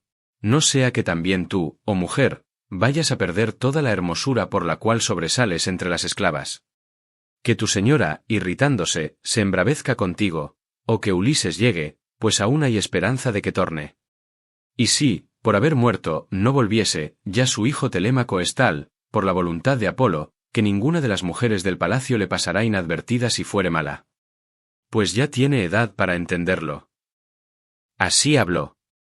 Oyóle la discreta Penélope y respondió a su esclava diciéndole de este modo: «Atrevida, perra desvergonzada. No se me oculta la mala acción que estás cometiendo y que pagarás con tu cabeza. Muy bien te constaba, por haberlo oído de mi boca, que he de interrogar al forastero en esta sala, acerca de mi esposo, pues me hallo sumamente afligida». Dijo, y acto continuo dirigió estas palabras a Eurínome, la despensera: «Eurínome, trae una silla y cúbrela con una piel, a fin de que se acomode el forastero, y hable y me escuche, que deseo interrogarle». Así habló. Apresuróse Eurínome a traer una pulimentada silla, la cubrió con una piel, y en ella tomó asiento el paciente divinal Ulises. Entonces rompió el silencio la discreta Penélope, hablando de esta suerte: «Forastero, ante todo te haré yo misma estas preguntas. ¿Quién eres y de qué país procedes? ¿Dónde se hallan tu ciudad y tus padres?». Respondióle el ingenioso Ulises: «Oh mujer, ninguno de los mortales de la vasta tierra podría censurarte, pues tu gloria llega hasta el anchuroso cielo como la de un rey eximio y temeroso de los dioses, que impera sobre muchos y esforzados hombres, hace triunfar la justicia, y al amparo de su buen gobierno la negra tierra produce trigo y cebada, los árboles se cargan de fruta, las ovejas paren hijuelos robustos, el mar da peces, y son dichosos los pueblos que le están sometidos. Mas ahora, que nos hallamos en tu casa, hazme otras preguntas, y no te propongas averiguar mi linaje, ni mi patria. No sea que con el recuerdo acrecientes los pesares de mi corazón, pues he sido muy desgraciado. Y tampoco conviene que en casa ajena esté llorando y lamentándome, porque es muy malo afligirse siempre y sin descanso. No fuera que alguna de las esclavas se enojara conmigo, o tú misma, y dijerais que derramo lágrimas porque el vino me perturbó el entendimiento. Contestóle enseguida la discreta Penélope. Huésped, mis atractivos, la belleza y la gracia de mi cuerpo, destruyéronlos los inmortales cuando los argivos partieron para Ilión y se fue con ellos mi esposo Ulises. Si éste, volviendo, cuidara de mi vida, mayor y más hermosa fuera mi gloria. Pues estoy angustiada por tantos males como me envió algún dios. Cuantos próceres mandan en las islas, en Duliquio, en Same y en la selvosa Zacinto, y cuantos viven en la propia Ítaca, que se ve de lejos, me pretenden contra mi voluntad y arruinan nuestra casa. Por esto no me curo de los huéspedes, ni de los suplicantes, ni de los heraldos, que son ministros públicos. Sino que, padeciendo soledad de Ulises, se me consume el ánimo. Ellos me dan prisa a que me case, y yo tramo engaños. Primeramente sugirióme un dios que me pusiese a tejer en el palacio una gran tela sutil e interminable, y entonces les hablé de este modo.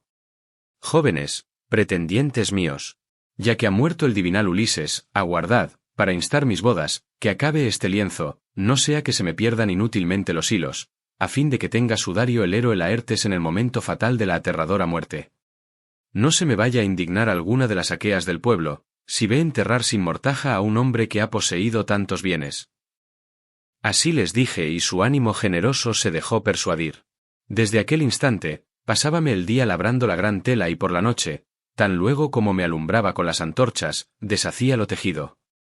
De esta suerte logré ocultar el engaño y que mis palabras fueran creídas por los aqueos durante un trienio.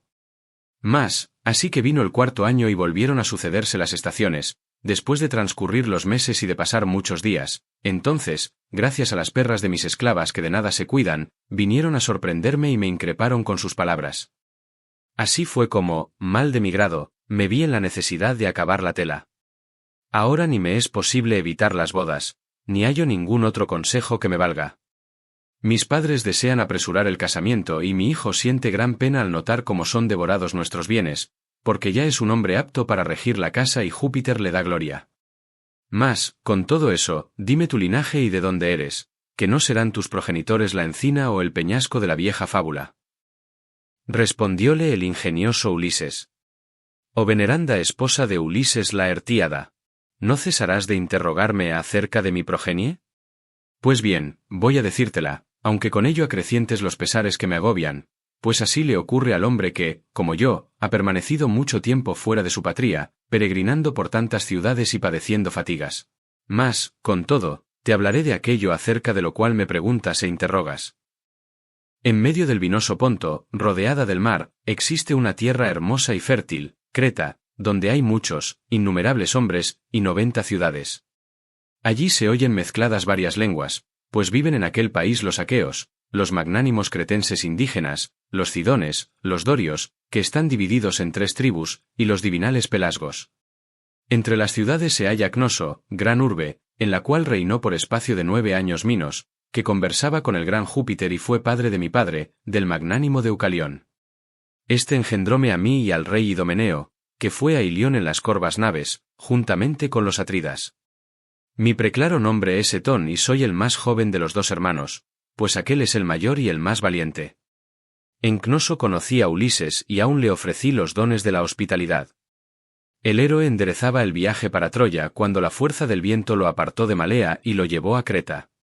Y entonces ancoró sus barcos en un puerto peligroso, en la desembocadura del Amniso, donde está la gruta de Ilitia, y a duras penas pudo escapar de la tormenta.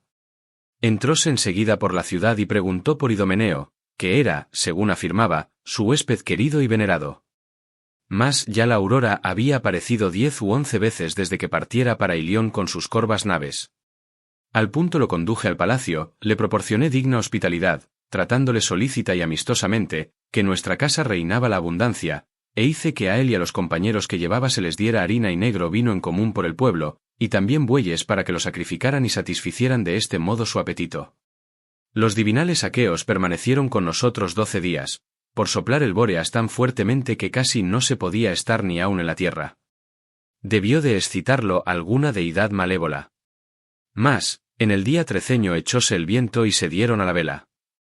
De tal suerte forjaba su relato, refiriendo muchas cosas falsas que parecían verdaderas, y a Penélope, al oírlo, le brotaban las lágrimas de los ojos y se le deshacía el cuerpo.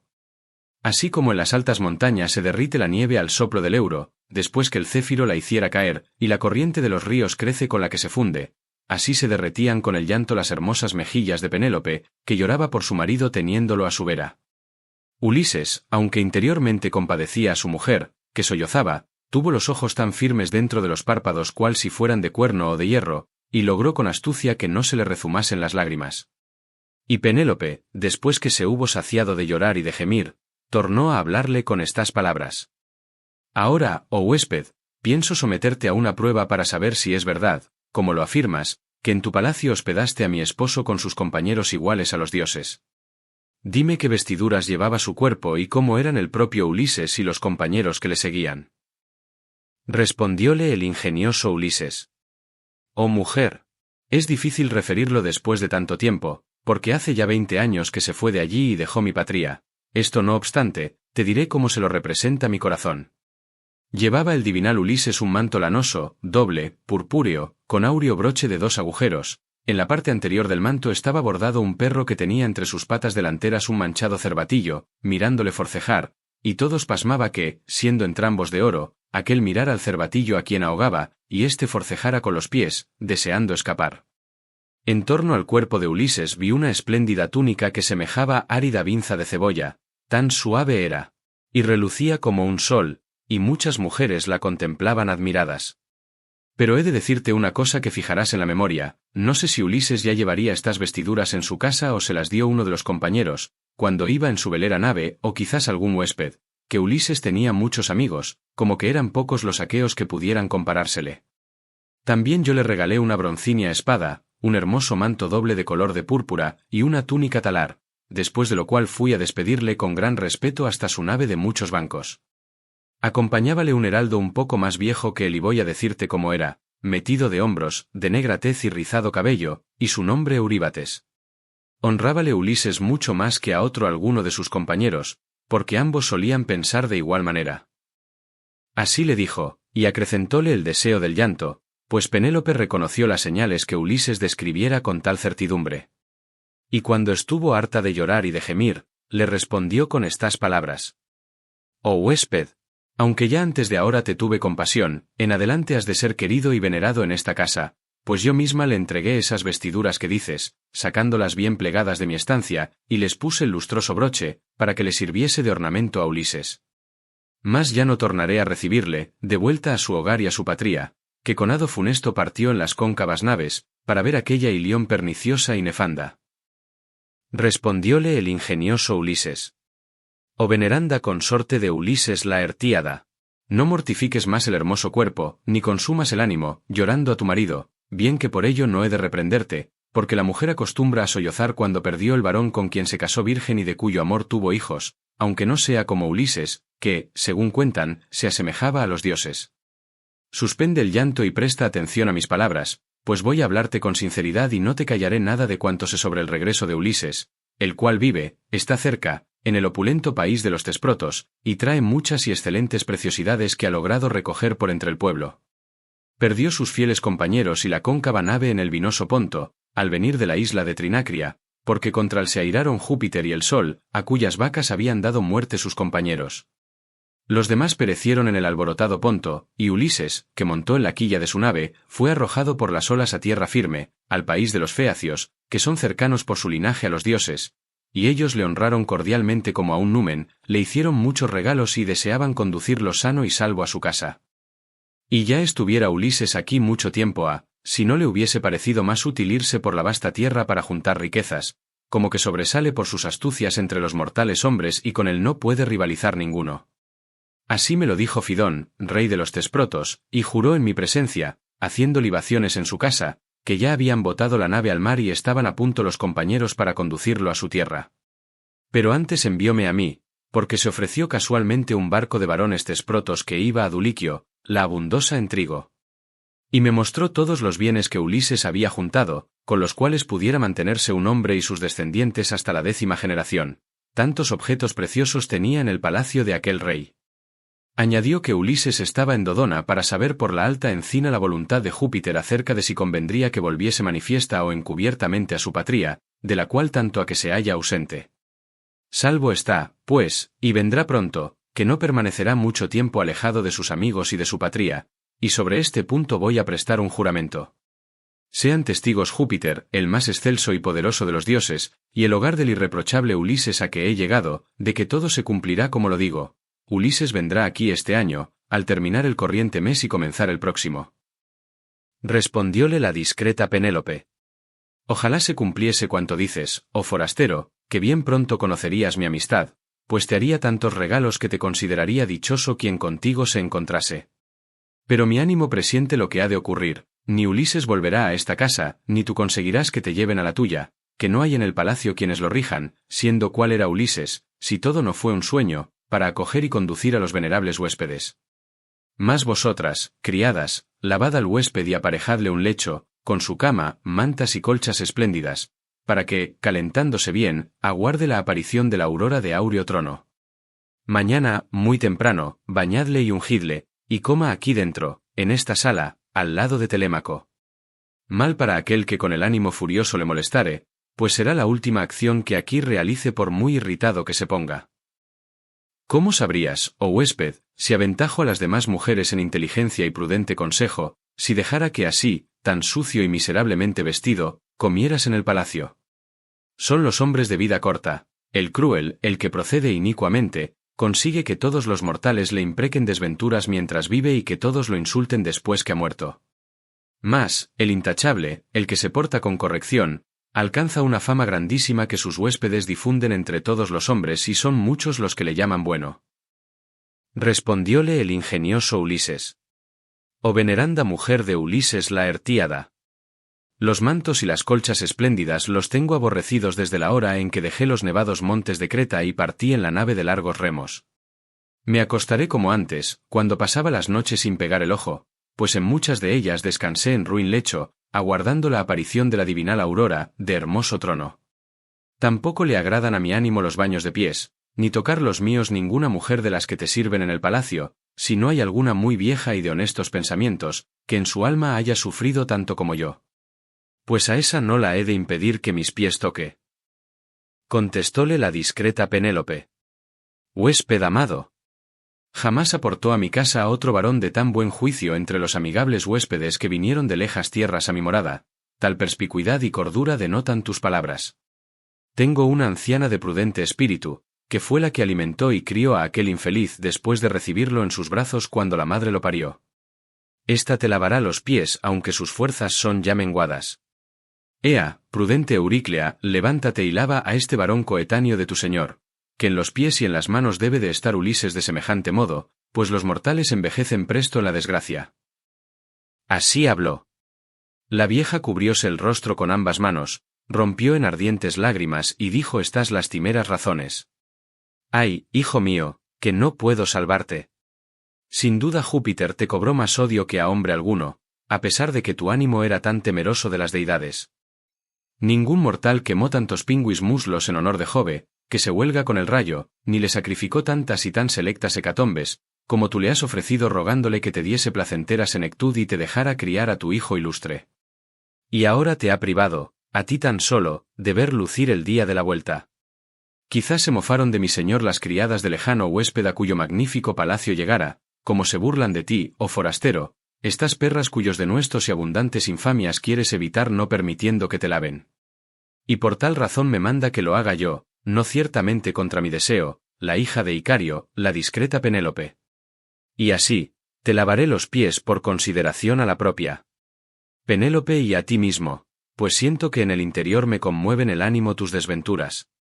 Mas, ea, oye lo que voy a decir, muchos huéspedes infortunados vinieron a esta casa, pero en ninguno he advertido una semejanza tan grande con Ulises en el cuerpo, en la voz y en los pies, como en ti la noto. Respondióle el ingenioso Ulises. Oh anciana. Lo mismo dicen cuantos nos vieron con sus propios ojos, que somos muy semejantes, como tú lo has observado. Tales fueron sus palabras. La vieja tomó un reluciente caldero en el que acostumbraba lavar los pies, echóle gran cantidad de agua fría y derramó sobre ella otra caliente. Mientras tanto, sentóse Ulises cabe al hogar y se volvió hacia el oscuro, pues súbitamente le entró en el alma el temor de que la anciana, al asirle el pie, reparase en cierta cicatriz y todo quedara descubierto.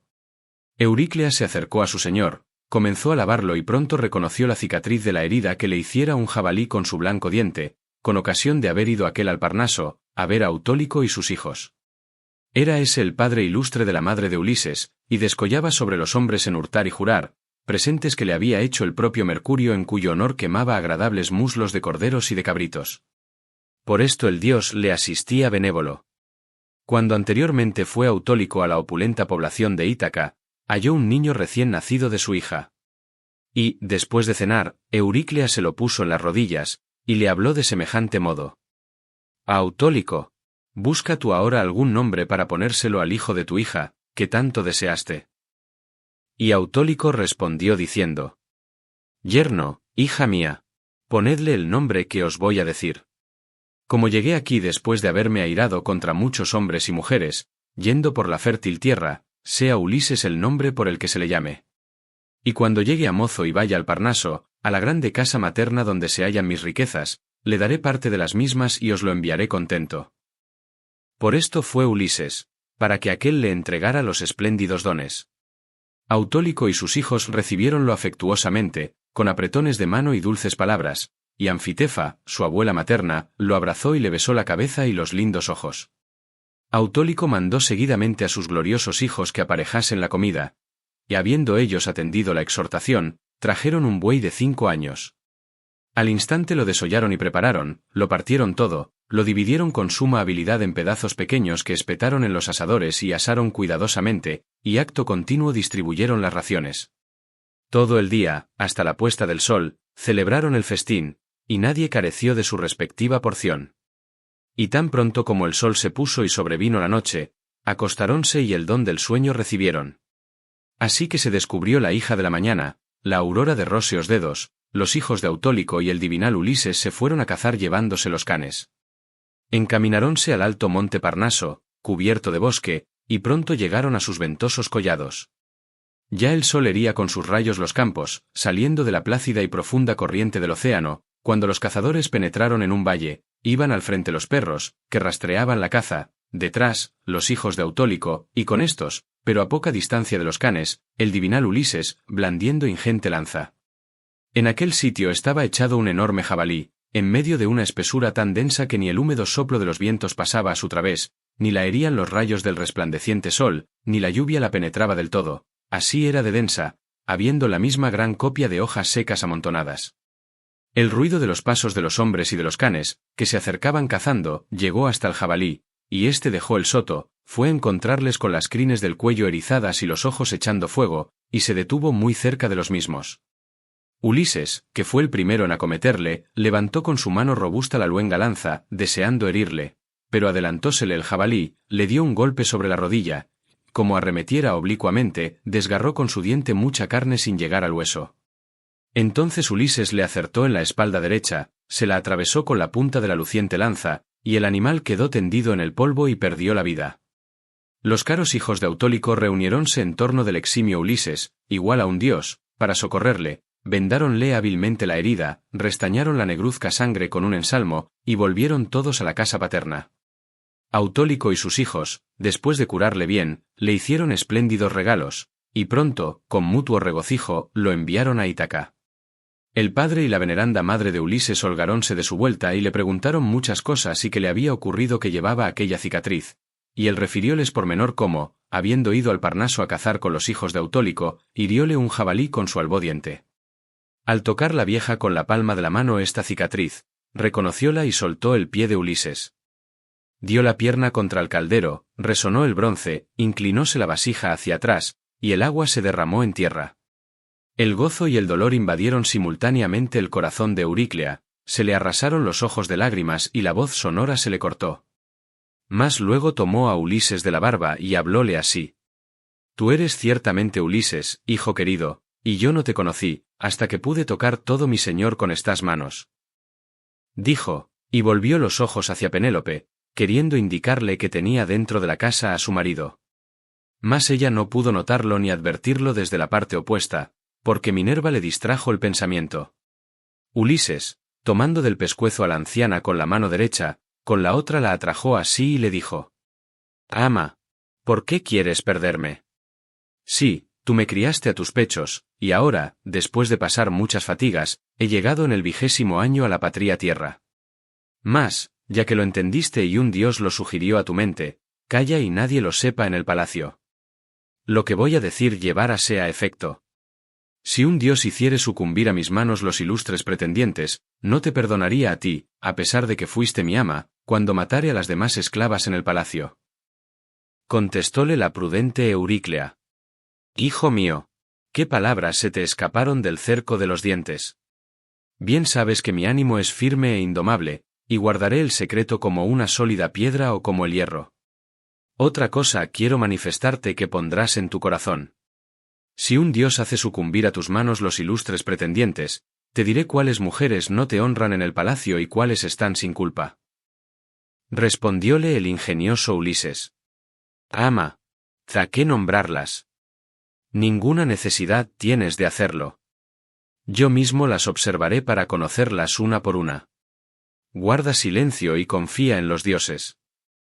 Así dijo, y la vieja se fue por el palacio a buscar agua para lavarle los pies, porque la primera se había derramado toda. Después que lo hubo lavado y ungido con pingo y aceite, Ulises acercó nuevamente la silla al fuego, para calentarse, y cubrióse la cicatriz con los harapos. Entonces rompió el silencio la discreta Penélope, hablando de este modo: «Huésped, aún te haré algunas preguntas, muy pocas, que presto será hora de dormir plácidamente, para quien logre conciliar el dulce sueño aunque esté afligido. A mí me ha dado algún dios un pesar inmenso, pues durante el día me complazco en llorar, gemir y ver mis labores y las de las siervas de la casa, pero, así que viene la noche y todos se acuestan, yago en mi lecho y fuertes y punzantes inquietudes me asedian el oprimido corazón y me excitan los sollozos. De la suerte que Aedón, la hija de Pandreo, canta hermosamente en la verde espesura, al comenzar la primavera, y, posada en el tupido follaje de los árboles, deja oír su voz de variados sones que muda a cada momento.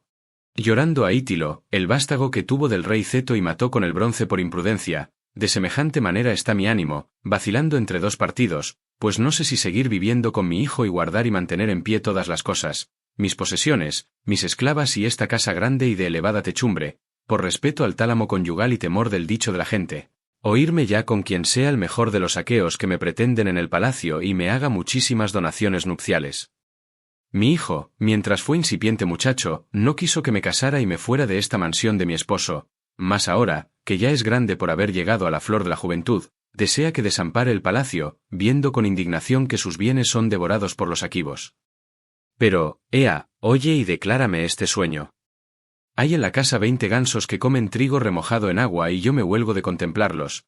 Mas, he aquí que bajó del monte un águila grande, de corvo pico, y, rompiéndoles el cuello, los mató a todos, quedaron estos tendidos en montón y subióse aquella al divino éter. Yo, aunque entre sueños, lloré y di gritos, y las aquivas, de hermosas trenzas, fueron juntándose a mi alrededor, mientras me lamentaba tanto de que el águila hubiese matado mis gansos, que movía a compasión. Entonces el águila tornó a venir, se posó en el borde de la techumbre, y me calmó diciendo con voz humana: «Ánimo, hija del celebérrimo Icario, pues no es sueño, sino visión veraz que ha de cumplirse. Los gansos son los pretendientes, y yo, que era el águila, soy tu esposo que he llegado y daré a todos los pretendientes ignominiosa muerte». Así dijo. Ausentóse de mí el dulce sueño, y mirando en derredor, vi los gansos en el palacio, junto al pesebre, que comían trigo como antes. Respondióle el ingenioso Ulises: «Oh mujer, no es posible declarar el sueño de otra manera, ya que el propio Ulises te manifestó cómo lo llevará al cabo. Aparece clara la perdición de todos los pretendientes y ninguno escapará de la muerte y el hado». Contestóle la discreta Penélope: «Huésped, hay sueños inescrutables y de lenguaje oscuro, y no se cumple todo lo que anuncian a los hombres. Existen dos puertas para los leves sueños, una, construida de cuerno, y otra, de marfil. Los que vienen por el bruñido marfil nos engañan, trayéndonos palabras sin efecto, y los que salen por el pulimentado cuerno anuncian, al mortal que los ve, cosas que realmente han de cumplirse. Mas, no me figuro que mi terrible sueño haya salido por el último, que nos fuera muy grato a mí y a mi hijo. Otra cosa voy a decirte que pondrás en tu corazón. No tardará en lucir la infausta aurora que ha de alejarme de la casa de Ulises, pues ya quiero ofrecer a los pretendientes un certamen. La asegures, que aquél fijaba en línea recta y en número de 12, dentro de su palacio, cual si fuesen los puntales de un navío en construcción, y desde muy lejos hacía pasar una flecha por los anillos. Ahora, pues, los invitaré a esta lucha y aquel que más fácilmente maneje el arco, lo arme y haga pasar una flecha por el ojo de las segures, será con quien yo me vaya, dejando esta casa a la que vine doncella, que es tan hermosa, que está tan abastecida, y de la cual me figuro que habré de acordarme aún entre sueños. Respondióle el ingenioso Ulises. Oh veneranda mujer de Ulises Laertíada. No difieras por más tiempo ese certamen que ha de efectuarse en el palacio, pues el ingenioso Ulises vendrá antes que ellos, manejando el pulido arco, logren tirar de la cuerda y consigan que pase la flecha a través del hierro. Díjole entonces la discreta Penélope. Huésped, si quisieras deleitarme con tus dichos, sentado junto a mí, en esta sala, no caería ciertamente el sueño en mis ojos. Mas no es posible que los hombres estén sin dormir porque los númenes han ordenado que los mortales de la fértil tierra empleen una parte del tiempo en cada cosa. Voyme a la estancia superior y me acostaré en mi lecho tan luctuoso, que siempre está regado de lágrimas desde que Ulises partió para ver aquella Ilión perniciosa y nefanda. Allí descansaré. Acuéstate tú en el interior del palacio, tendiendo algo por el suelo o en la cama que te hicieren. Diciendo así, subió a la espléndida habitación superior sin que fuese sola, pues la acompañaban las esclavas. Y, en llegando con ellas a lo alto de la casa, se puso a llorar por Ulises, su caro marido, hasta que Minerva, la de los brillantes ojos, le difundió en los párpados el dulce sueño.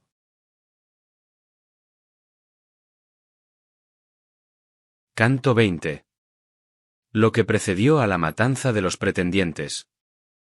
Acostóse a su vez el divinal Ulises en el vestíbulo de la casa, tendió la piel cruda de un buey, echó encima otras muchas pieles de ovejas sacrificadas por los aqueos, tan pronto como yació, cobijóle Eurínome con un manto. Mientras Ulises estaba echado y en vela y discurría males contra los pretendientes, salieron del palacio, riendo y bromeando unas con otras, las mujeres que con ellos solían juntarse.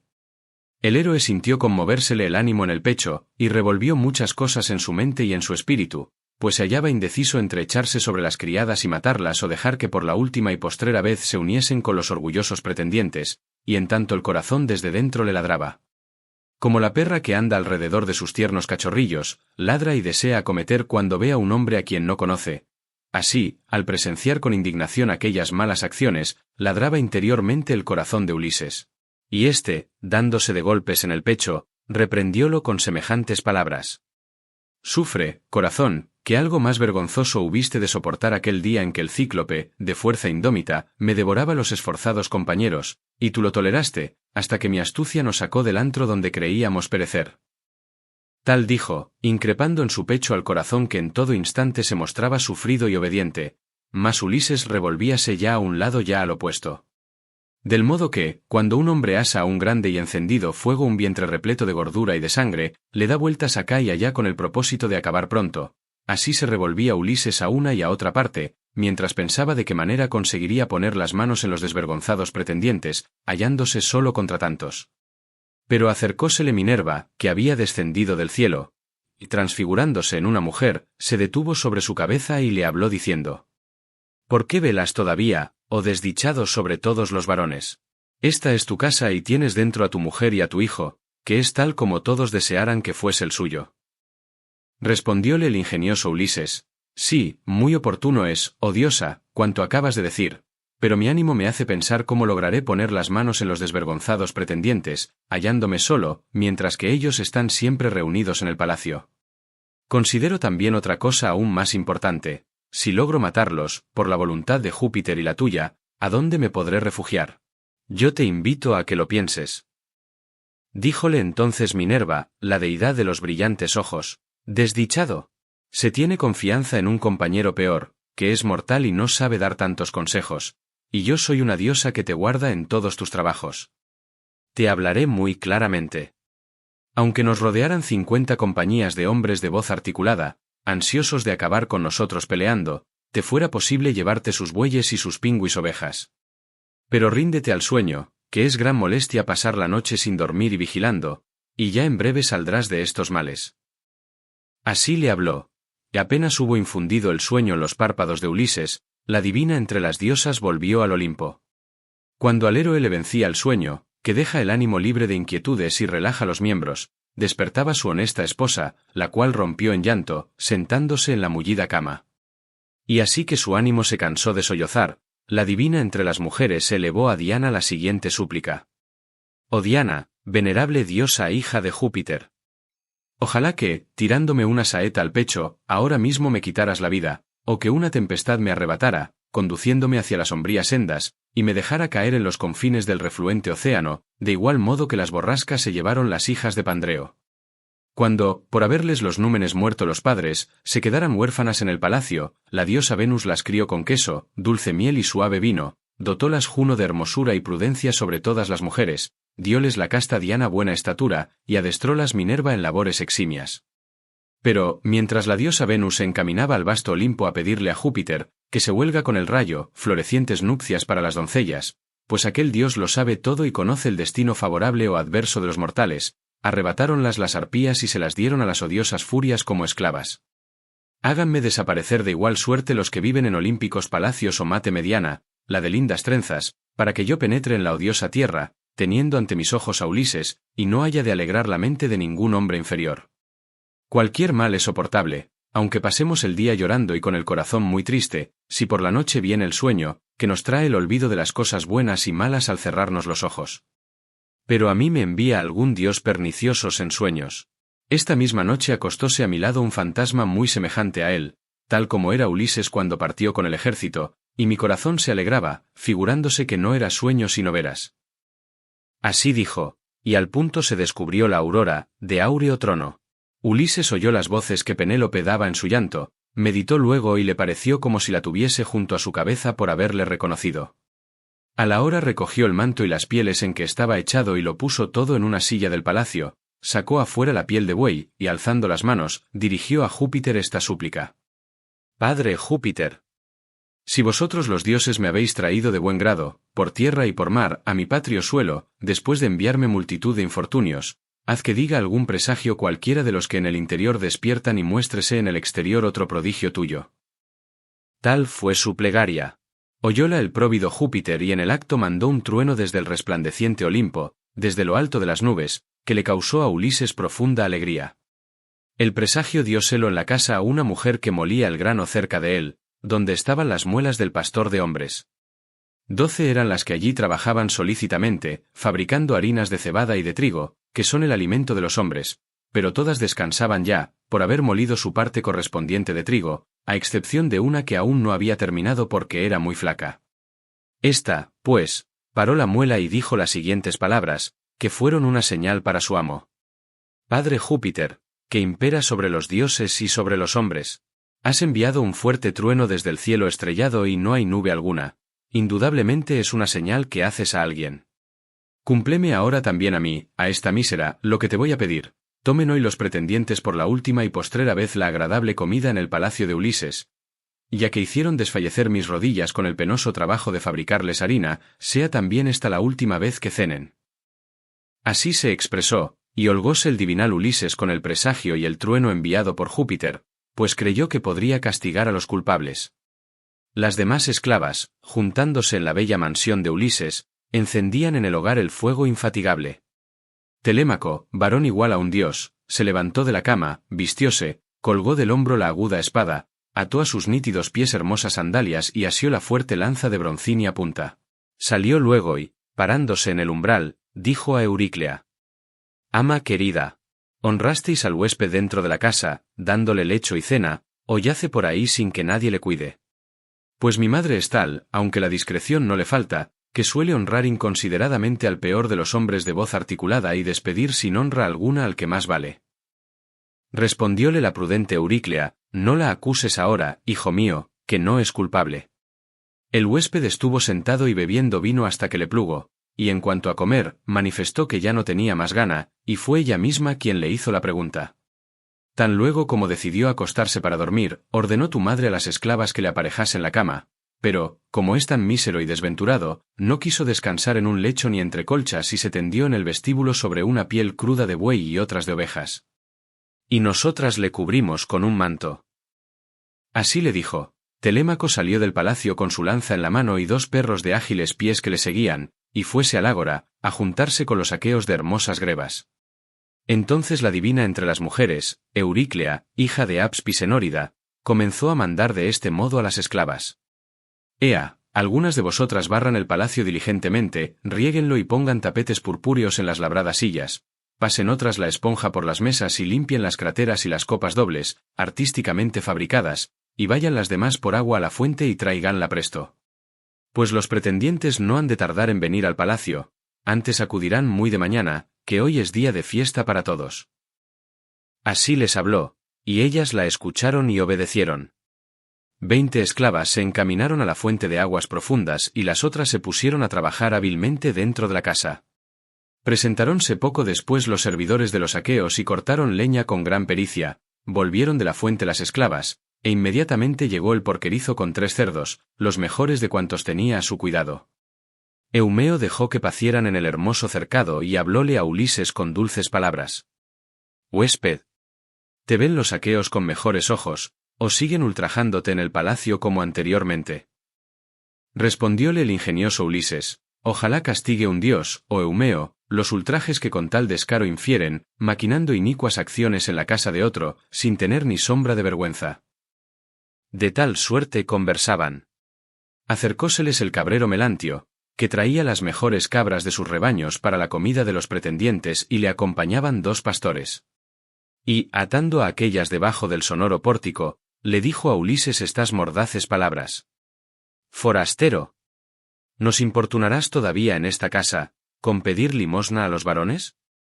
¿Por ventura no saldrás de aquí? Ya me figuro que no nos separaremos hasta haber probado la fuerza de nuestros brazos, porque tú no mendigas como se debe, que hay otros convites de los aqueos. Así se expresó. El ingenioso Ulises no le dio respuesta, pero meneó la cabeza silenciosamente, agitando en lo íntimo de su alma siniestros propósitos.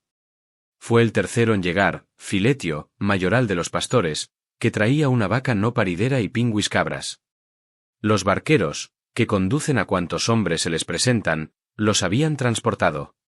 Y, atando aquel las reses debajo del sonoro pórtico, paróse cabe al porquerizo y le interrogó de esta manera. Porquerizo, ¿quién es ese forastero recién llegado a nuestra casa? ¿A qué hombre se gloría de pertenecer? ¿Dónde se hallan su familia y su patria tierra? Infeliz. Parece, por su cuerpo, un rey soberano, mas los dioses anegan en males a los hombres que han vagado mucho, cuando hasta los reyes les destinan infortunios. Dijo, y, parándose junto a Ulises, le saludó con la diestra y le habló con estas aladas palabras. Salve, padre huésped. Sé dichoso en lo sucesivo, ya que ahora te abruman tantos males. Oh, padre Júpiter, no hay dios más funesto que tú, pues, sin compadecerte de los hombres, a pesar de haberlos criado, los entregas al infortunio y a los tristes dolores. Desde que te vi, empecé a sudar y se me arrasaron los ojos de lágrimas, acordándome de Ulises, porque me figuro que aquel vaga entre los hombres, cubierto con unos harapos semejantes, si aún vive y goza de la lumbre del sol. Y si ha muerto y está en la morada de Plutón, ¡ay de mí! A quien, desde niño, puso el eximio Ulises al frente de sus vacadas en el país de los cefalenos. Hoy las vacas son innumerables y a ningún hombre podría crecerle más el ganado vacuno de ancha frente, pero unos extraños me ordenan que les traiga vacas para comérselas, y no se cuidan del hijo de la casa, ni temen la venganza de las deidades, pues ya desean repartirse las posesiones del rey cuya ausencia se hace tan larga. Muy a menudo mi ánimo revuelve en el pecho estas ideas. Malo es que en vida del hijo me vaya a otro pueblo, emigrando con las vacas hacia los hombres de un país extraño, pero me resulta más duro quedarme, guardando las vacas para otros y sufriendo pesares. Y mucho a que me hubiese ido a refugiarme cerca de alguno de los prepotentes reyes, porque lo de acá ya no es tolerable, pero aguardo aún a aquel infeliz, por si, viniendo de algún sitio, dispersa a los pretendientes que están en el palacio. Respondióle el ingenioso Ulises, Boyero, como no me pareces ni vil ni insensato, y conozco que la prudencia rige tu espíritu, voy a decirte una cosa que afirmaré con solemne juramento. Sean testigos primeramente Júpiter entre los dioses y luego la mesa hospitalaria y el hogar del irreprochable Ulises a que he llegado, de que Ulises vendrá a su casa, estando tú en ella, y podrás ver con tus ojos, si quieres, la matanza de los pretendientes que hoy señorean en el palacio. Díjole entonces el boyero: oh huésped, ojalá el Saturnio llevara a cumplimiento cuanto dices, que no tardarías en conocer cuál es mi fuerza y de qué brazos dispongo. Eumeo suplicó asimismo a todos los dioses que el prudente Ulises volviera a su casa. Así éstos decían. Los pretendientes maquinaban contra Telémaco la muerte y el destino, cuando de súbito apareció un ave a su izquierda, un águila altanera, con una tímida paloma entre las garras. Y Anfínomo les arengó diciendo: amigos, este propósito, la muerte de Telémaco, no tendrá buen éxito para nosotros.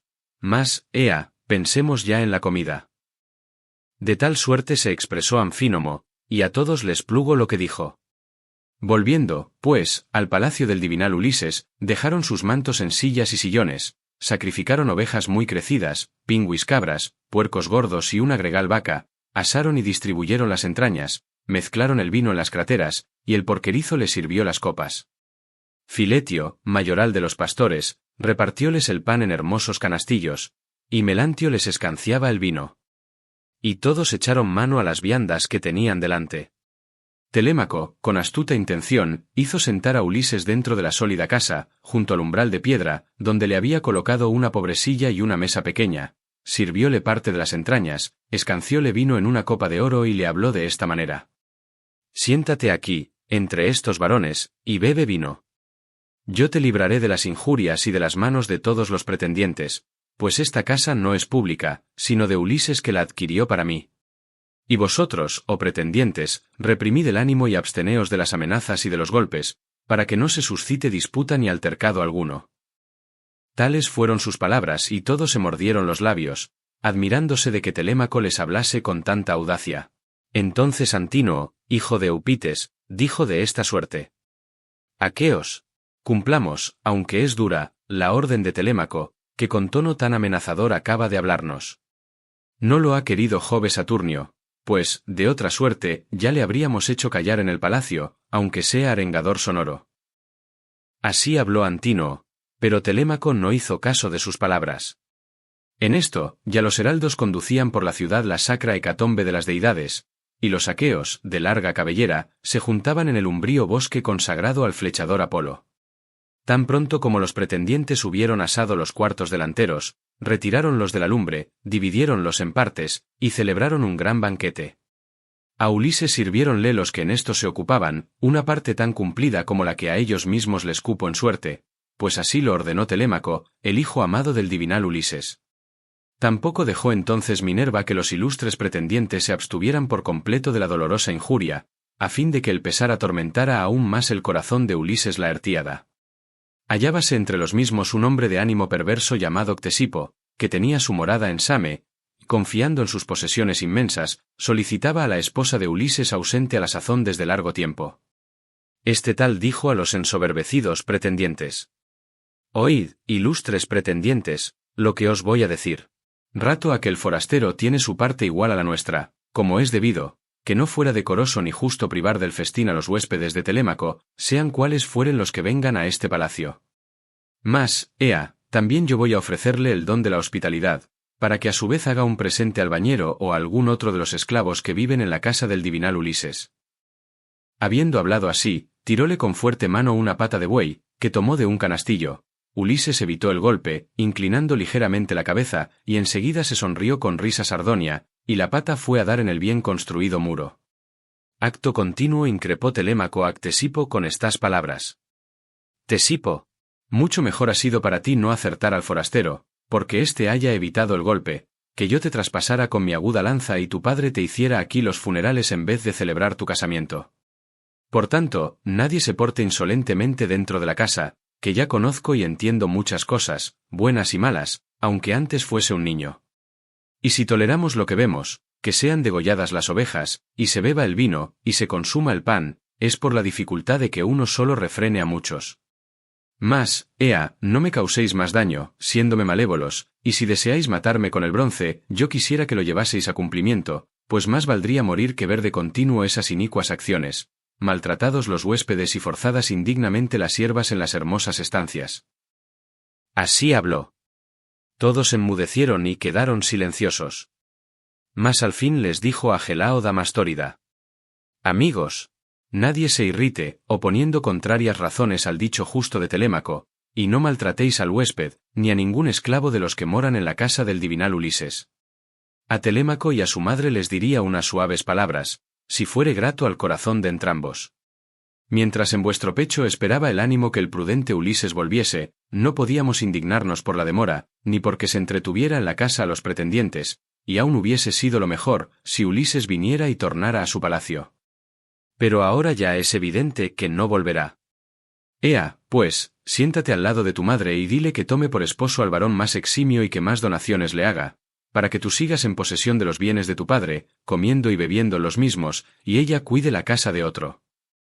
Respondióle el prudente Telémaco: No, por Júpiter y por los trabajos de mi padre que ha fallecido o va errante lejos de Ítaca, no difiero, oh Agelao, las nupcias de mi madre, antes la exhorto a casarse con aquel que, siéndole grato, le haga muchísimos presentes, pero me daría vergüenza arrojarla del palacio contra su voluntad y con duras palabras.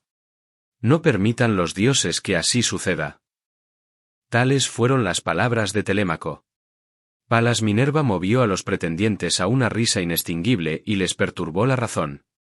Reían con risa forzada, devoraban sanguinolentas carnes, se les llenaron de lágrimas los ojos y su ánimo presagiaba el llanto.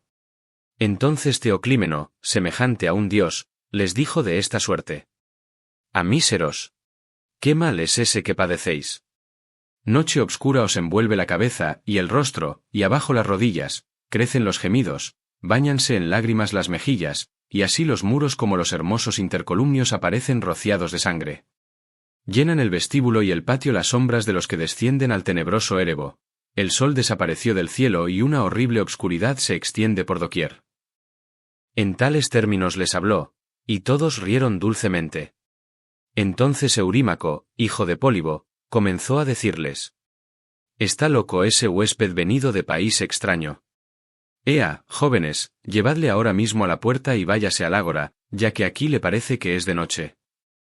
Contestóle Teoclímeno, semejante a un dios: Eurímaco, no pido que me acompañen. Tengo ojos, orejas y pies, y en mi pecho la razón que está sin menoscabo, con su auxilio me iré afuera, porque comprendo que viene sobre vosotros la desgracia, de la cual no podréis huir ni libraros ninguno de los pretendientes que en el palacio del divinal Ulises insultáis a los hombres, maquinando inicuas acciones. Cuando esto hubo dicho, salió del cómodo palacio y se fue a la casa de Pireo, que lo acogió benévolo. Los pretendientes se miraban los unos a los otros y zaherían a Telémaco, burlándose de sus huéspedes. Y entre los jóvenes soberbios hubo quien habló de esta manera: Telémaco, nadie tiene en los huéspedes más desgracia que tú. Uno es tal como ese mendigo vagabundo, necesitado de que le den pan y vino, inhábil para todo, sin fuerzas, carga inútil de la tierra, y el otro se ha levantado a pronunciar vaticinios. Si quieres creerme, y sería lo mejor, echemos a los huéspedes en una nave de muchos bancos y mandémoslos a Sicilia, y allí te los comprarán por razonable precio. Así decían, pero Telémaco no hizo ningún caso de estas palabras, sino que miraba silenciosamente a su padre, aguardando el momento en que había de poner las manos en los desvergonzados pretendientes. La discreta Penélope, hija de Icario, mandó colocar su magnífico sillón enfrente de los hombres, y oía cuanto se hablaba en la sala. Y los pretendientes reían y se preparaban el almuerzo que fue dulce y agradable, pues sacrificaron multitud de reses, pero ninguna cena tan triste como la que pronto iban a darles la diosa y el esforzado varón, porque habían sido los primeros en maquinar acciones inicuas. Penélope, por inspiración de Minerva, le saca a los pretendientes el arco y las segures de Ulises y promete casarse con el que venza en el certamen.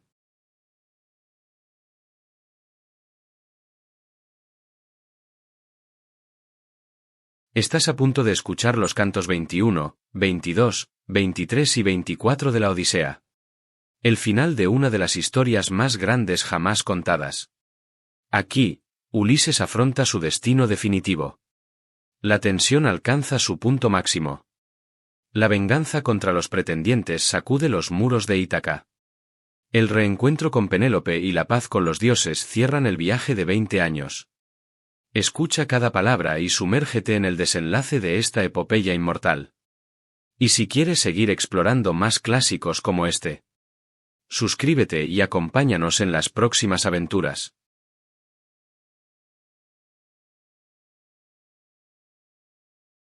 Canto 21. La propuesta del arco.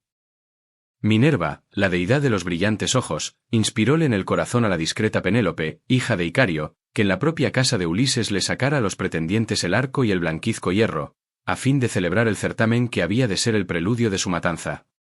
Subió Penélope la alta escalera de la casa, tomó en su hermosa y robusta mano una magnífica llave bien curvada, de bronce, con el cabo de marfil, y se fue con las siervas al aposento más interior donde guardaba los objetos preciosos del rey, bronce, oro y labrado hierro, y también el flexible arco y la aljaba para las flechas, que contenía muchas y dolorosas saetas, dones ambos que a Ulises le hiciera su huésped Ífito Eurítida, semejante a los inmortales, cuando se juntó con él en Lacedemonia.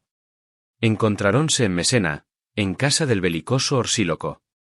Ulises iba a cobrar una deuda de todo el pueblo, pues los mesenios se habían llevado de Ítaca, en naves de muchos bancos, 300 ovejas con sus pastores. Por esta causa Ulises, que aún era joven, emprendió como embajador aquel largo viaje, enviado por su padre y otros ancianos. A su vez, Ífito iba en busca de 12 yeguas de vientre con sus potros, pacientes en el trabajo, que antes le quitaran y que luego habían de ser la causa de su muerte y miserable destino. Pues, habiéndose llegado a Hércules, hijo de Júpiter, varón de ánimo esforzado que sabía realizar grandes hazañas, ese le mató en su misma casa, sin embargo de tenerlo como huésped. Inicuo. No temió la venganza de los dioses, ni respetó la mesa que le puso él en persona, matóle y retuvo en su palacio las yeguas de fuertes cascos. Cuando Ífito iba, pues, en busca de las mentadas yeguas, se encontró con Ulises y le dio el arco que antiguamente llevara el gran Eurito y que éste legó a su vástago al morir en su excelsa casa. Y Ulises, por su parte, regaló a Ífito afilada espada y fornida lanza, presentes que hubieran originado entre ambos cordial amistad, mas los héroes no llegaron a verse el uno en la mesa del otro, porque el hijo de Júpiter mató antes a Ífito Eurítida, semejante a los inmortales. Y el divinal Ulises llevaba en su patria el arco que le había dado Ífito, pero no lo quiso tomar al partir para la guerra en las negras naves, y lo dejó en el palacio como recuerdo de su caro huésped. Al instante que la divina entre las mujeres llegó al aposento y puso el pie en el umbral de encina que en otra época puliera el artífice con gran habilidad y enderezara por medio de un nivel, alzando los 2 postes en que había de encajar la espléndida puerta, desató la correa del anillo, introdujo la llave e hizo correr los cerrojos de la puerta, empujándola hacia dentro. Rechinaron las hojas como muge un toro que pace en la pradera, tanto ruido produjo la hermosa puerta al empuje de la llave, y abriéronse inmediatamente. Penélope subió al excelso tablado donde estaban las arcas de los perfumados vestidos, y, tendiendo el brazo, descolgó de un clavo el arco con la funda espléndida que lo envolvía. Sentóse allí mismo, teniéndolo en sus rodillas, lloró ruidosamente y sacó de la funda el arco del rey. Y cuando ya estuvo harta de llorar y de gemir, fuese hacia la habitación donde se hallaban los ilustres pretendientes, y llevó en su mano el flexible arco y la aljaba para las flechas, la cual contenía abundantes y dolorosas saetas. Juntamente con Penélope, llevaban las siervas una caja con mucho hierro y bronce que servía para los juegos del rey. Cuando la divina entre las mujeres hubo llegado a donde estaban los pretendientes, paróse ante la columna que sostenía el techo sólidamente construido, con las mejillas cubiertas por espléndido velo y una honrada doncella a cada lado. Y a la hora dirigió la palabra a los pretendientes, hablándoles de esta guisa. Oídme, mis ilustres pretendientes, los que habéis caído sobre esta casa para comer y beber de continuo durante la prolongada ausencia de mi esposo, sin poder hallar otra excusa que la intención de casaros conmigo y tenerme por mujer. Ea, pretendientes míos, os espera este certamen. Pondré aquí el gran arco del divinal Ulises, y aquel que más fácilmente lo maneje, lo tienda y haga pasar una flecha por el ojo de las 12 segures, será con quien yo me vaya, dejando esta casa a la que vine doncella, que es tan hermosa, que está tan abastecida, y de la cual me figuro que habré de acordarme aún entre sueños. Tales fueron sus palabras, y mandó enseguida a Eumeo, el divinal porquerizo, que ofreciera a los pretendientes el arco y el blanquizco hierro. Eumeo lo recibió llorando y lo puso en tierra, y desde la parte contraria al boyero, al ver el arco de su señor, lloró también. Y Antínoe les increpó, diciéndoles de esta suerte: Rústicos necios, que no pensáis más que en lo del día. A míseros. ¿Por qué, vertiendo lágrimas, conmovéis el ánimo de esta mujer, cuando ya lo tiene sumido en el dolor desde que perdió a su consorte? Comed ahí, en silencio, oídos afuera a llorar, dejando ese pulido arco que ha de ser causa de un certamen fatigoso para los pretendientes, pues creo que nos será difícil armarlo. Que no hay entre todos los que aquí nos encontramos un hombre como fue Ulises. Le vi y de él guardo memoria, aunque en aquel tiempo era yo un niño. Así les habló, pero allá dentro en su ánimo tenía esperanzas de armar el arco y hacer pasar la flecha a través del hierro, aunque debía gustar antes que nadie la saeta despedida por mano de Ulises, a quien estaba ultrajando en su palacio y aún incitaba a sus compañeros a que también lo hiciesen. Mas el esforzado y divinal Telémaco les dirigió la palabra y les dijo: «Oh dioses, en verdad que Júpiter Saturnio me ha vuelto el juicio. Díseme mi madre querida, siendo tan discreta, que se irá con otro y saldrá de esta casa, y yo me río y me deleito con ánimo insensato. Ea, pretendientes, ya que os espera este certamen por una mujer que no tiene par en el país aqueo, ni en la sacra Pilos, ni en Argos, ni en Micenas, ni en la misma Ítaca, ni en el obscuro continente, como vosotros mismos lo sabéis. ¿Qué necesidad tengo de alabar a mi madre? Ea, pues, no diferís la lucha con pretextos y no tardéis en hacer la prueba de armar el arco, para que os veamos. También yo lo intentaré, y si logro armarlo y hacer pasar la flecha a través del hierro, mi veneranda madre no me dará el disgusto de irse con otro y abandonar el palacio, pues me dejaría en él, cuando ya pudiera alcanzar la victoria en los hermosos juegos de mi padre». Dijo, y, poniéndose en pie, se quitó el purpúreo manto y descolgó de su hombro la aguda espada. Acto continuo comenzó por hincar las segures, abriendo para todas un gran surco, alineándolas a cordel, y poniendo tierra a entrambos lados. Todos se quedaron sorprendidos al notar con qué buen orden las colocaba, sin haber visto nunca aquel juego. De seguida fuese al umbral y probó a tender el arco. 3 veces lo movió, con el deseo de armarlo, y 3 veces hubo de desistir de su propósito, aunque sin perder la esperanza de tirar de la cuerda y hacer pasar la flecha a través del hierro. Y lo hubiese armado, tirando con gran fuerza por la 4ª vez, pero Ulises se lo prohibió con una seña y le contuvo en su deseo. Entonces habló de esta manera el esforzado y divinal Telémaco: «Oh dioses, o tengo que ser en adelante ruin y menguado, o soy aún demasiado joven y no puedo confiar en mis brazos para rechazar a quien me ultraje. Mas, ea, probad el arco vosotros, que me superáis en fuerzas, y acabemos el certamen». Diciendo así, puso el arco en el suelo, arrimándolo a las tablas de la puerta que estaban sólidamente unidas y bien pulimentadas, dejó la veloz saeta apoyada en el hermoso anillo, y volvióse al asiento que antes ocupaba. Y Antínoo, hijo de Eupites, les habló de esta manera: «Levantaos consecutivamente, compañeros, empezando por la derecha del lugar donde se escancia el vino».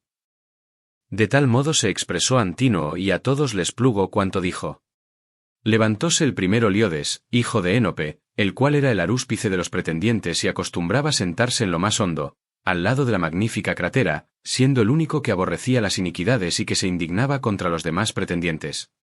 Tal fue quien primero tomó el arco y la veloz flecha. Enseguida se encaminó al umbral y probó el arco, mas no pudo tenderlo, que antes se le fatigaron, con tanto tirar, sus manos blandas y no encallecidas. Y al momento hablóles así a los demás pretendientes: «Amigos, yo no puedo armarlo, tómelo otro. Este arco privará del ánimo y de la vida a muchos príncipes, porque es preferible la muerte a vivir sin realizar el propósito que nos reúne aquí continuamente y que nos hace aguardar día tras día.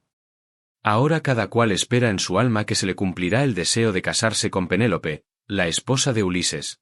Mas, tan pronto como vea y pruebe el arco, ya puede dedicarse a pretender a otra Quiva, de hermoso peplo, solicitándola con regalos de boda. Y luego se casará aquella con quien le haga más presentes y venga designado por el destino». Dichas estas palabras, apartó de sí el arco, arrimándolo a las tablas de la puerta, que estaban sólidamente unidas y bien pulimentadas, dejó la veloz saeta apoyada en el hermoso anillo, y volvióse al asiento que antes ocupaba. Y Antínoo le increpó, diciéndole de esta suerte: «Liodes, ¿qué palabras tan graves y molestas se te escaparon del cerco de los dientes? Me indigné al oírlas. Dices que este arco privará del ánimo y de la vida a los príncipes, tan solo porque no puedes armarlo. ¿No te parió tu madre veneranda para que entendieses en manejar el arco y las saetas, pero verás cómo lo tienden muy pronto otros ilustres pretendientes. Así le dijo, y al punto dio al cabrero Melantio la siguiente orden. Ve, Melantio, enciende fuego en la sala, coloca junto al hogar un sillón con una pelleja, y trae una gran bola de sebo del que hay en el interior, para que los jóvenes, calentando el arco y untándolo con grasa, probemos de armarlo y terminemos este certamen.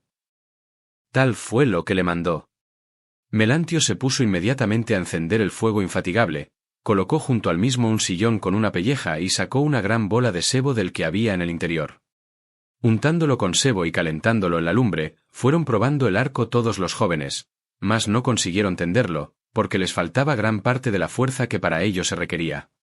Y ya solo quedaban sin probarlo Antínoo y el deiforme Eurímaco, que eran los príncipes entre los pretendientes y a todos superaban por su fuerza. Entonces salieron juntos de la casa el boyero y el porquerizo del divinal Ulises, siguióles éste y díjoles con suaves palabras así que dejaron a su espalda la puerta y el patio. Boyero y tú, porquerizo. Os revelaré lo que pienso o lo mantendré oculto. Mi ánimo me ordena que lo diga. ¿Cuáles fuerais para ayudar a Ulises, si llegara de súbito porque alguna deidad nos lo trajese? ¿Os pondríais de parte de los pretendientes o del propio Ulises? Contestad como vuestro corazón y vuestro ánimo os lo dicten. Dijo entonces el boyero, Padre Júpiter, ojalá me cumplas este voto, que vuelva aquel varón, traído por alguna deidad. Tú verías, si así sucediese, cuál es mi fuerza y de qué brazos dispongo. Eumeo suplicó asimismo a todos los dioses que el prudente Ulises volviera a su casa.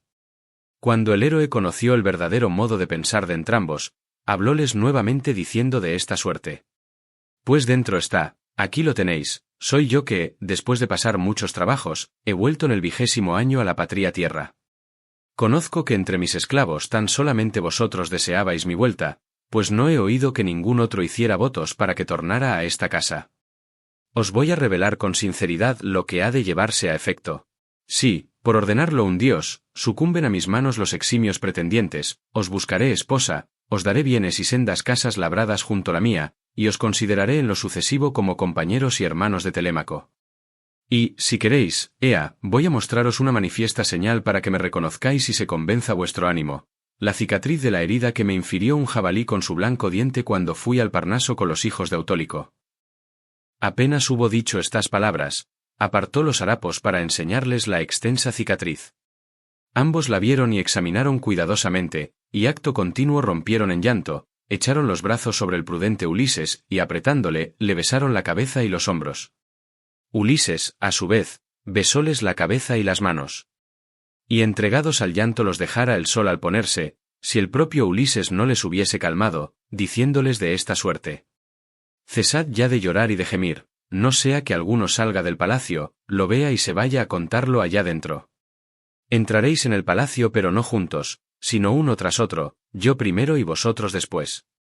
Tened sabida una señal que os quiero dar y es la siguiente. Los otros, los ilustres pretendientes, no han de permitir que se mede el arco y el carcaj, pero tú, divinal Eumeo, tráelo por la habitación, pónmelo en las manos, y di a las mujeres que cierren las sólidas puertas de las estancias y que si alguna oyere gemidos o estrépito de hombres dentro de las paredes de nuestra sala, no se asome y quédese allí, en silencio, junto a su labor. Y a ti, divinal Filetio, te confío las puertas del patio para que las cierres, corriendo el cerrojo que sujetarás mediante un nudo. Hablando así, entróse por el cómodo palacio y fue a sentarse en el mismo sitio que antes ocupaba.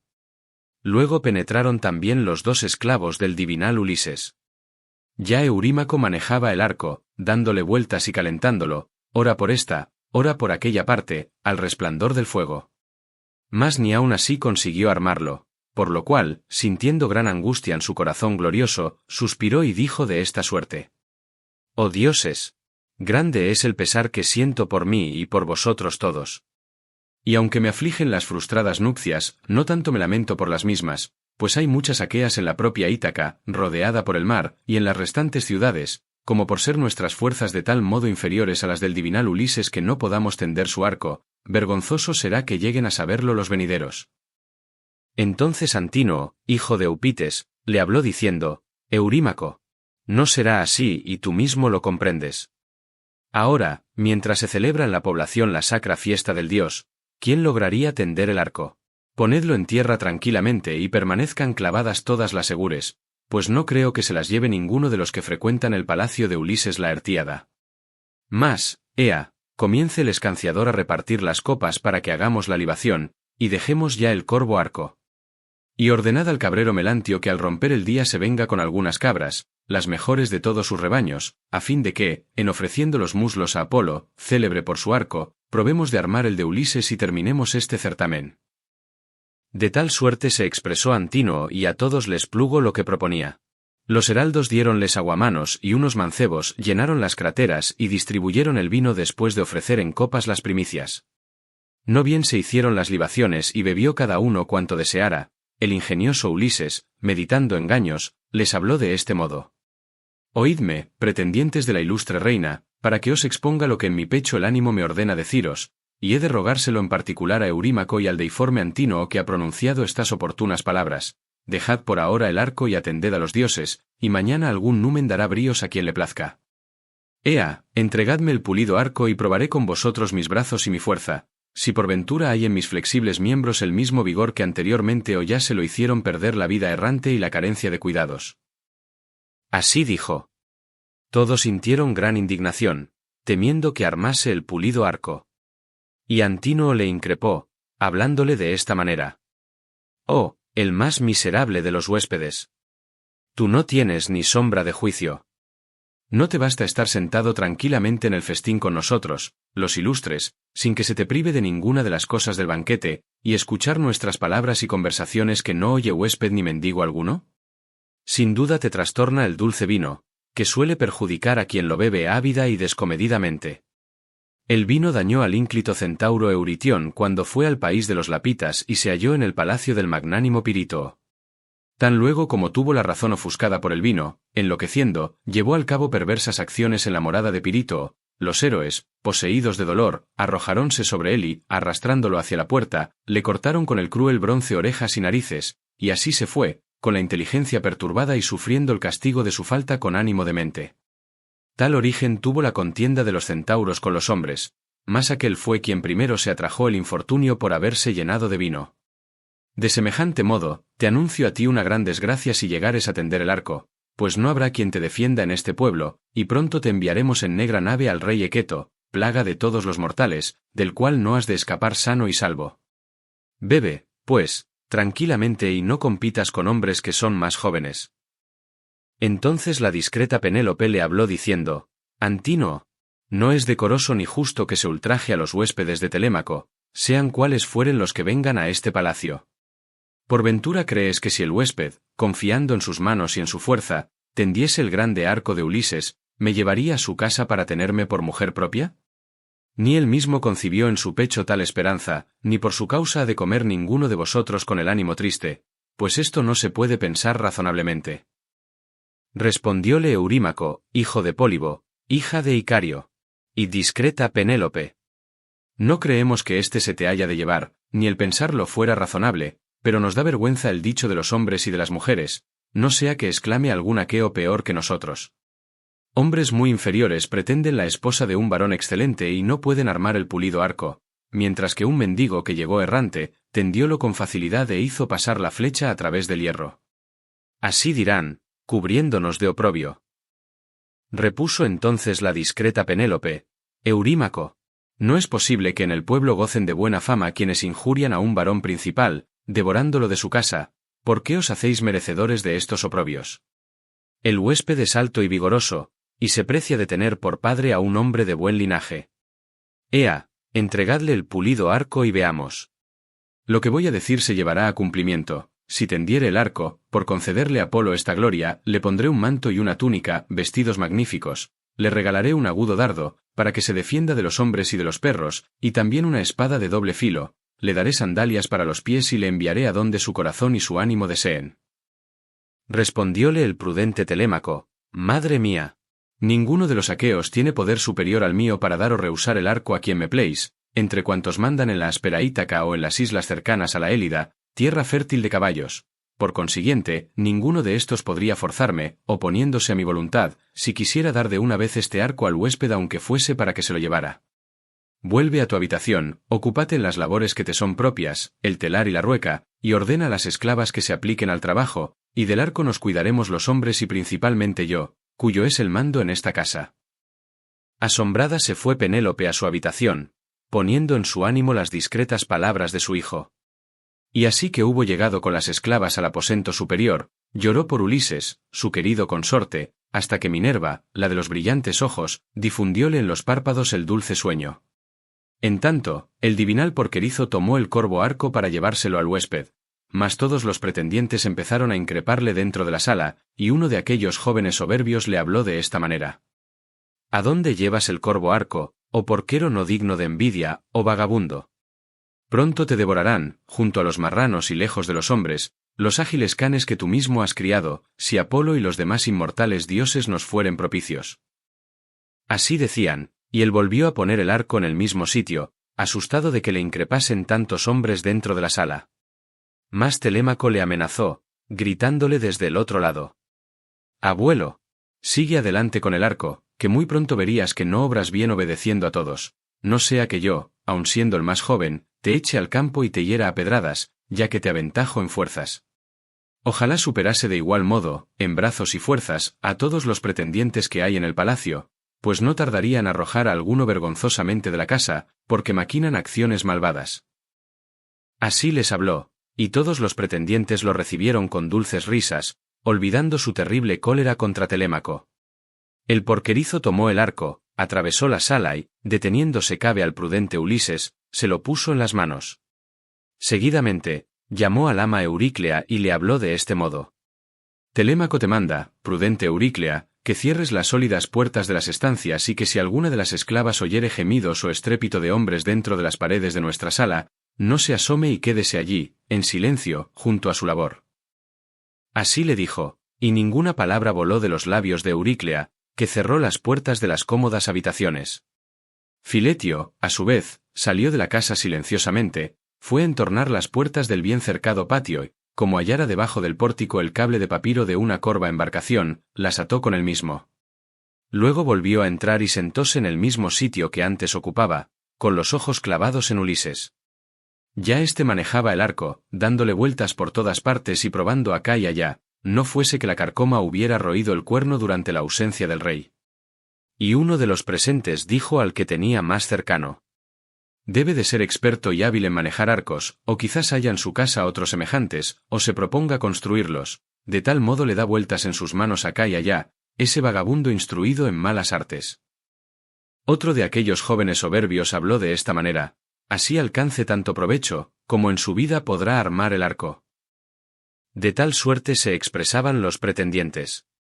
Mas el ingenioso Ulises, tan luego como hubo tentado y examinado el gran arco por todas partes, cual un hábil citarista y cantor tiende fácilmente con la clavija nueva la cuerda formada por el retorcido intestino de una oveja que antes atara del uno y del otro lado, de este modo, sin esfuerzo alguno, armó Ulises el grande arco.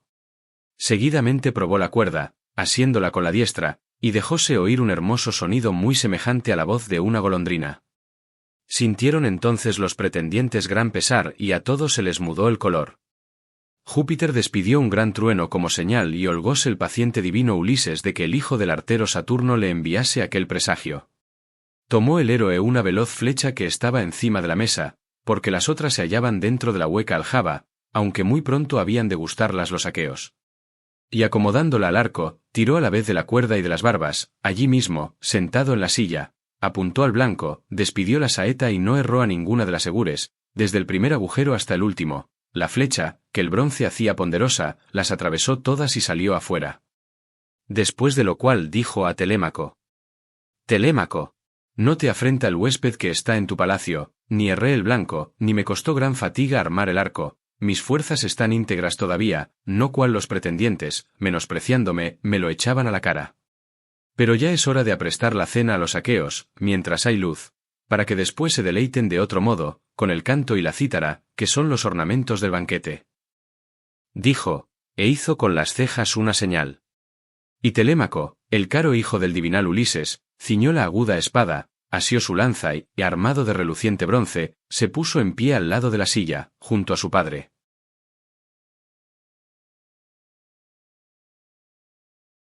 Canto 22. Matanza de los pretendientes. A la hora desnudóse de sus harapos el ingenioso Ulises. Saltó al grande umbral con el arco y la aljaba repleta de veloces flechas. Y, derramándolas delante de sus pies, habló de esta guisa a los pretendientes. Pretendientes. Ya este certamen fatigoso está acabado. Ahora apuntaré a otro blanco a donde jamás tiró varón alguno, y he de ver si lo acierto por concederme tal gloria el dios Apolo. Dijo, y enderezó la amarga saeta hacia Antínoe. Levantaba éste una bella copa de oro, de 2 asas, y teníala ya en las manos para beber el vino, sin que la idea de la muerte preocupase su espíritu. ¿Quién pensara que, entre tantos convidados, un solo hombre, por valiente que fuera, había de darle tan mala muerte y negro hado? Pues Ulises, acertándole en la garganta, hirióle con la flecha y la punta asomó por la tierna cerviz. Desplomóse Antínoe, al recibir la herida, cayósele la copa de las manos, y brotó de sus narices un espeso chorro de humana sangre. Seguidamente empujó la mesa, dándole con el pie, y esparció las viandas por el suelo, donde el pan y la carne asada se mancharon. Al verle caído, los pretendientes levantaron un gran tumulto dentro del palacio. Dejaron las sillas y, moviéndose por la sala, recorrieron con los ojos las bien labradas paredes. Pero no había ni un escudo siquiera, ni una fuerte lanza de que echar mano. E increparon a Ulises con airadas voces. «Oh forastero! Mal haces en disparar el arco contra los hombres. Pero ya no te hallarás en otros certámenes, ahora te aguarda una terrible muerte. Quitaste la vida a un varón que era el más señalado de los jóvenes de Ítaca, y por ello te comerán aquí mismo los buitres». Así hablaban, figurándose que había muerto a aquel hombre involuntariamente. No pensaban los muy simples que la ruina pendiera sobre ellos. Pero, encarándoles la torva faz, les dijo el ingenioso Ulises. «¡A perros! ¿No creíais que volviese del pueblo troyano a mi morada y me arruinabais la casa, forzabais las mujeres esclavas, y estando yo vivo, pretendíais a mi esposa, sin temer a los dioses que habitan el vasto cielo, ni recelar venganza alguna de parte de los hombres? Ya pende la ruina sobre vosotros todos». Así se expresó. Todos se sintieron poseídos del pálido temor y cada uno buscaba a dónde huiría para librarse de una muerte espantosa. Y Eurímaco fue el único que le contestó diciendo: «Ulises. Si eres en verdad Ulises itacense, que has vuelto, te asiste la razón al hablar de este modo de cuanto hacían los aqueos, pues se han cometido muchas iniquidades en el palacio y en el campo. Pero yace en tierra quien fue el culpable de todas estas cosas, Antínoe, el cual promovió dichas acciones, no porque tuviera necesidad o deseo de casarse, sino por haber concebido otros designios que el Saturnio no llevó al cabo, es a saber, para reinar sobre el pueblo de la bien construida Ítaca, matando a tu hijo con asechanzas. Ya lo ha pagado con su vida, como era justo, mas tú perdona a tus conciudadanos, que nosotros, para aplacarte públicamente, te resarciremos de cuanto se ha comido y bebido en el palacio, estimándolo en el valor de 20 bueyes por cabeza, y te daremos bronce y oro hasta que tu corazón se satisfaga, pues antes no se te puede reprochar que estés irritado». Mirándole con torva faz, le contestó el ingenioso Ulises. «Eurímaco. Aunque todos me dierais vuestro respectivo patrimonio, añadiendo a cuanto tengáis otros bienes de distinta procedencia, ni aun así se abstendrían mis manos de matar hasta que todos los pretendientes hayáis pagado por completo vuestras demasías. Ahora se os ofrece la ocasión de combatir conmigo o de huir, si alguno puede evitar la muerte y el hado, mas no creo que nadie se libre de un fin desastroso». Tal dijo, y todos sintieron desfallecer sus rodillas y su corazón. Pero Eurímaco habló nuevamente para decirles: «Amigos, no contendrá este hombre sus manos indómitas, habiendo tomado el pulido arco y la aljaba, disparará desde el liso umbral hasta que a todos nos mate. Pensemos, pues, en combatir. Sacad las espadas, poned las mesas por reparo a las saetas, que causan rápida muerte, y acometámosle juntos por si logramos apartarle del umbral y de la puerta e irnos por la ciudad, donde se promovería gran alboroto. Y quizás disparara el arco por la vez postrera». Diciendo así, desenvainó la espada de bronce, aguda y de doble filo, y arremetió contra aquél, gritando de un modo horrible. Pero en el mismo punto tiróle el divinal Ulises una saeta, y acertándole en el pecho junto a la tetilla, le clavó en el hígado la veloz flecha. Cayó en el suelo la espada que empuñaba Eurímaco y éste, tambaleándose y dando vueltas, vino a dar encima de la mesa y tiró los manjares y la copa doble. Después, angustiado en su espíritu, hirió con la frente el suelo y golpeó con los pies la silla, y por fin obscura nube se extendió sobre sus ojos. También Anfínomo se fue derecho hacia el glorioso Ulises, con la espada desenvainada, para ver si habría medio de echarlo de la puerta. Mas Telémaco le previno con tirarle la broncínea lanza, la cual se le hundió en la espalda, entre los hombros, y le atravesó el pecho, y aquel cayó ruidosamente y dio de cara contra el suelo. Retiróse Telémaco con prontitud, dejando la luenga pica clavada en Anfínomo, pues temió que, mientras la arrancase, le hiriera alguno de los aqueos con la punta o con el filo de la espada. Fue corriendo, llegó enseguida a donde se hallaba su padre y, parándose cerca del mismo, díjole estas aladas palabras. «Oh padre, voy a traerte un escudo, 2 lanzas y un casco de bronce que se adapte a tus sienes, y de camino me pondré también las armas y daré otras al porquerizo y al boyero, porque es mejor estar armados». Respondióle el ingenioso Ulises. «Telémaco, corre, tráelo mientras tengo saetas para rechazarlos, no sea que, por estar solo, me lancen de la puerta». Así le dijo. Obedeció Telémaco y se fue al aposento donde estaban las magníficas armas. Tomó 4 escudos, 8 lanzas y 4 yelmos de bronce adornados con espesas crines de caballo. Llevándoselo todo, volvió pronto a donde se hallaba su padre. Primeramente protegió Telémaco su cuerpo con el bronce, dio enseguida hermosas armaduras a los 2 esclavos para que las vistiesen, y luego se colocaron todos cabe al prudente y sagaz Ulises. Mientras el héroe tuvo flechas para defenderse, fue apuntando e hiriendo sin interrupción en su propia casa a los pretendientes, los cuales caían unos en pos de otros. Mas, en el momento en que se le acabaron las saetas al rey, que las tiraba, arrimó el arco a un poste de la sala sólidamente construida, apoyándolo contra el lustroso muro, echóse al hombro un escudo de 4 pieles, cubrió la robusta cabeza con un labrado yelmo cuyo penacho de crines de caballo ondeaba terriblemente la cimera, y asió 2 fuertes lanzas de broncínea punta. Había en la bien labrada pared un postigo con su umbral mucho más alto que el pavimento de la sala sólidamente construida, que daba paso a una callejuela y lo cerraban unas tablas perfectamente ajustadas. Ulises mandó que lo custodiara el divinal porquero, quedándose de pie junto al mismo, por ser aquella la única salida. Y Agelao hablóles a todos con estas palabras. «Amigos, ¿no podría alguno subir al postigo, hablarle a la gente y levantar muy pronto un clamoreo? Haciéndolo así, quizás este hombre disparara el arco por la vez postrera». Mas el cabrero Melantio le replicó. «Agelao, no es posible, oh Agelao, alumno de Júpiter. Hallás el postigo muy próximo a la hermosa puerta que conduce al patio, la salida al callejón es difícil y un solo hombre que fuese esforzado bastaría para detenernos a todos. Ea, para que os arméis traeré armas del aposento en el cual me figuro que las colocaron, y no será seguramente en otra parte, Ulises con su preclaro hijo». Diciendo de esta suerte, el cabrero Melantio subió a la estancia de Ulises por la escalera del palacio. Tomó 12 escudos, igual número de lanzas y otros tantos broncíneos yelmos guarnecidos de espesas crines de caballo. Llevándoselo todo, lo puso en las manos de los pretendientes. Desfallecieron las rodillas y el corazón de Ulises cuando les vio coger las armas y blandear las luengas picas, porque era grande el trabajo que se le presentaba. Y al momento dirigió a Telémaco estas aladas palabras. «Telémaco, alguna de las mujeres del palacio o Melantio, enciende contra nosotros el funesto combate». Respondióle el prudente Telémaco.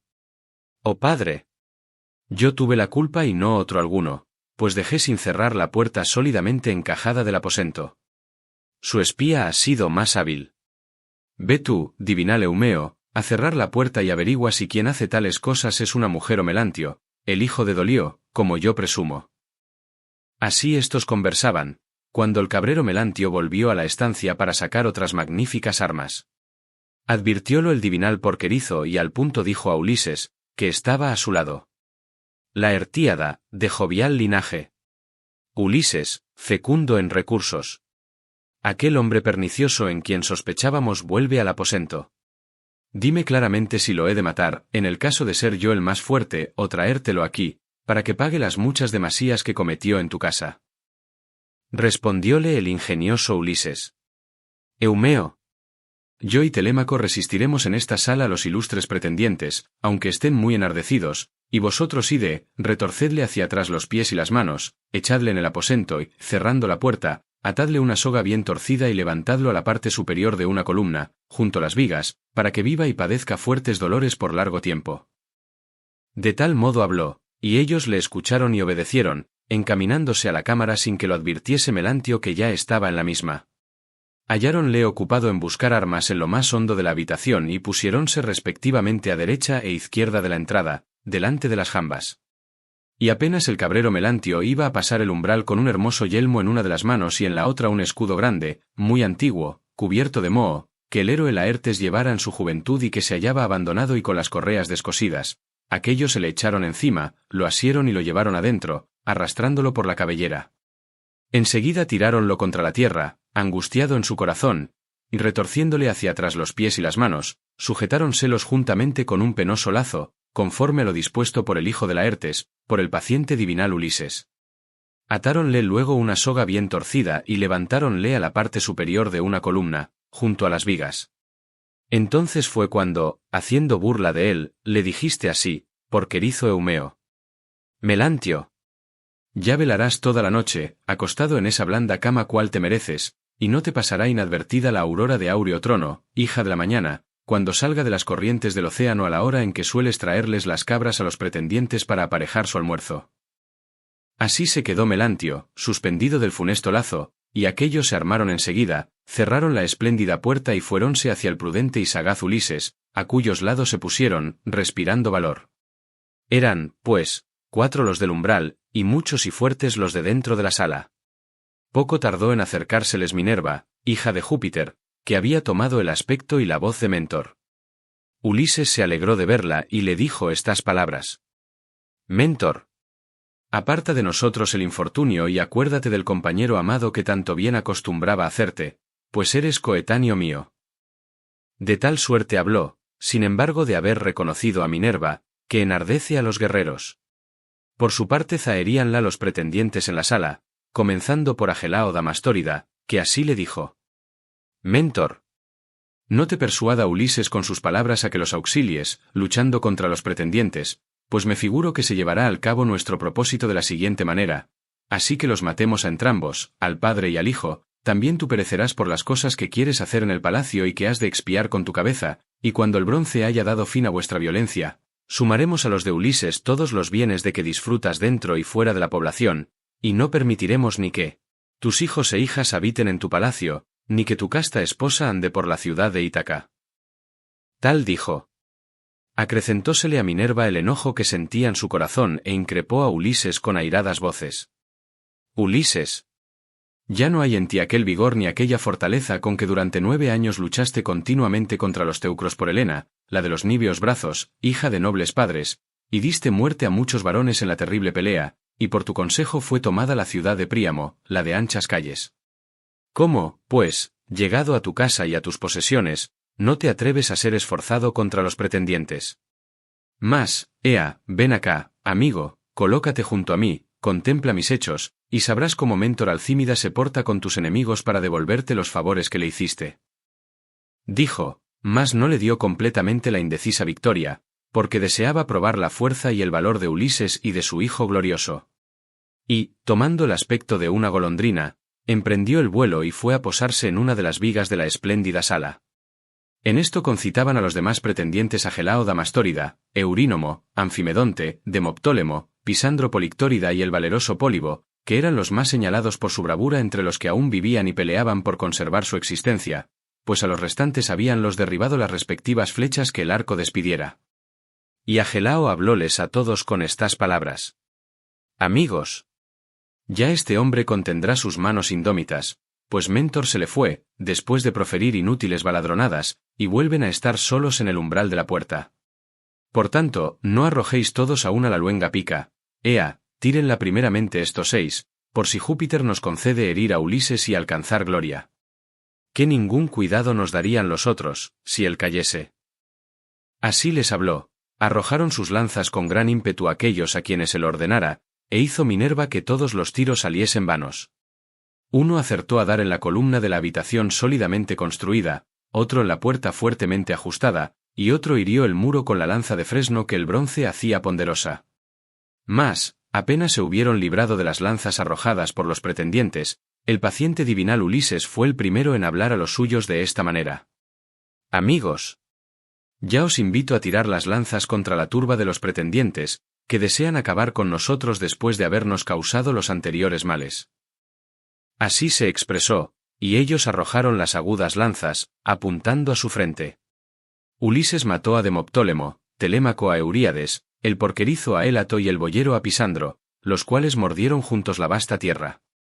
Retrocedieron los pretendientes al fondo de la sala, y Ulises y los suyos corrieron a sacar de los cadáveres las lanzas que les habían clavado. Los pretendientes tornaron a arrojar con gran ímpetu las agudas lanzas, pero Minerva hizo que los más de los tiros saliesen vanos. Uno acertó a dar en la columna de la habitación sólidamente construida, otro en la puerta fuertemente ajustada, y otro hirió el muro con la lanza de fresno que el bronce hacía ponderosa. Anfimedonte hirió a Telémaco en la muñeca, pero muy levemente, pues el bronce tan solo desgarró el cutis. Ictesipo logró que su ingente lanza rasguñase el hombro de Eumeo por cima del escudo, pero el arma voló al otro lado y cayó en tierra. El prudente y sagaz Ulises y los que con él se hallaban arrojaron otra vez sus agudas lanzas contra la turba de los pretendientes.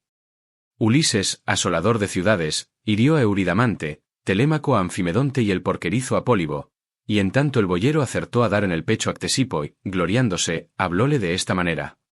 Oh Politersida, amante de la injuria. No cedas nunca al impulso de tu mentecatez para hablar altaneramente, antes bien, deja la palabra a las deidades, que son mucho más poderosas. Y recibirás este presente de hospitalidad por la pata que diste a Ulises, igual a un dios, cuando mendigaba en su propio palacio. Así habló el pastor de bueyes, de retorcidos cuernos. Y en tanto Ulises le envasaba su gran pica al Damastórida. Telémaco hirió por su parte a Leócrito Ebenórida con hundirle la lanza en el ijar, que el bronce traspasó enteramente, y el varón cayó de bruces, dando de cara contra el suelo. Minerva, desde lo alto del techo, levantó su égida, perniciosa a los mortales, y los ánimos de todos los pretendientes quedaron espantados. Huían estos por la sala como las vacas de un rebaño al cual agita el movedizo tábano en la estación vernal, cuando los días son muy largos. Y aquellos, de la suerte que unos buitres de retorcidas uñas y corvo pico bajan del monte y acometen a las aves que, temerosas de quedarse en las nubes, han descendido al llano, y las persiguen y matan sin que puedan resistirse ni huir, mientras los hombres se regocijan presenciando la captura, de semejante modo arremetieron en la sala contra los pretendientes, dando golpes a diestro y siniestro. Los que eran heridos en la cabeza levantaban horribles suspiros, y el suelo manaba sangre por todos lados. En esto, Liodes corrió hacia Ulises, le abrazó por las rodillas y comenzó a suplicarle con estas aladas palabras. Ulises, te lo ruego abrazado a tus rodillas, respétame y apiádate de mí. Yo te aseguro que a las mujeres del palacio nada inicuo les dije ni les hice jamás, antes bien, contenía a los pretendientes que de tal modo se portaban. Mas no me obedecieron en términos que sus manos se abstuviesen de las malas obras, y de ahí que se hayan atraído con sus iniquidades una deplorable muerte. Y yo, que era su arúspice y ninguna maldad he cometido, yaceré con ellos, pues ningún agradecimiento se siente hacia los bienhechores. Mirándole con torva faz, exclamó el ingenioso Ulises. Liodes, si te jactas de haber sido su arúspice, debiste de rogar muchas veces en el palacio que se alejara el dulce instante de mi regreso, y se fuera mi esposa contigo, y te diese hijos. Por tanto, no te escaparás tampoco de la cruel muerte. Diciendo así, tomó con la robusta mano la espada que Agelao, al morir, arrojara en el suelo, y le dio un golpe en la cerviz, y la cabeza cayó en el polvo, mientras Liodes hablaba todavía. Pero libróse de la negra parca el aedo Femio Terpíada, el cual, obligado por la necesidad, cantaba ante los pretendientes. Hallábase de pie junto al postigo, con la sonora cítara en la mano, y revolvía en su corazón dos resoluciones, o salir de la habitación y sentarse junto al bien construido altar del gran Jove, protector del recinto, donde Laertes y Ulises quemaran tantos muslos de buey, o correr hacia Ulises, abrazarle por las rodillas y dirigirle súplicas. Considerándolo bien, parecióle mejor tocarle las rodillas a Ulises Laertíada. Y dejando en el suelo la cóncava cítara, entre la crátera y la silla de clavazón de plata, corrió hacia Ulises, abrazóle por las rodillas y comenzó a suplicarle con estas aladas palabras. Ulises, Te lo ruego abrazado a tus rodillas, respétame y apiádate de mí. A ti mismo te pesará más tarde haber quitado la vida a un Aedo como yo, que canto a los dioses y a los hombres. Yo de mío me he enseñado, que un dios me inspiró en la mente canciones de toda especie y soy capaz de entonarlas en tu presencia como si fueses una deidad. No quieras, pues, degollarme.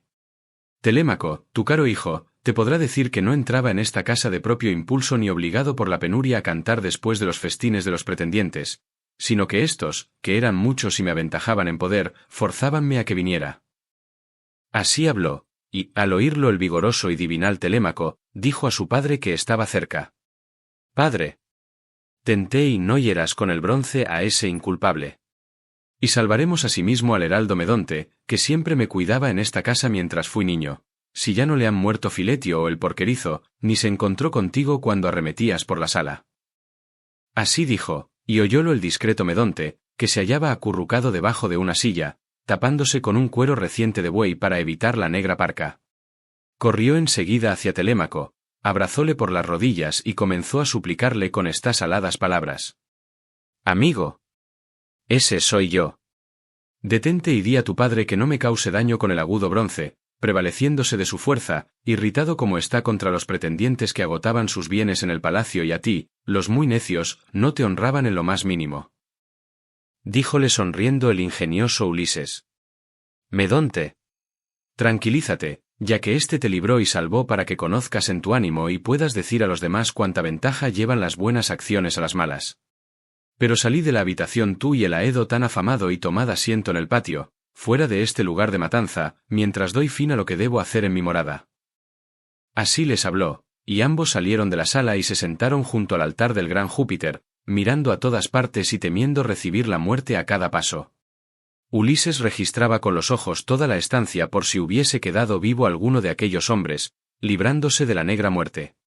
Pero los vio a tantos como eran, caídos todos entre la sangre y el polvo.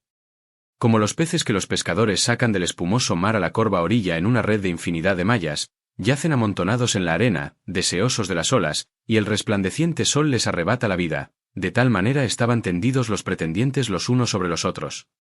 Entonces el ingenioso Ulises dijo a Telémaco. Telémaco. Ve y haz venir al ama Euríclea, para que le diga lo que tengo pensado.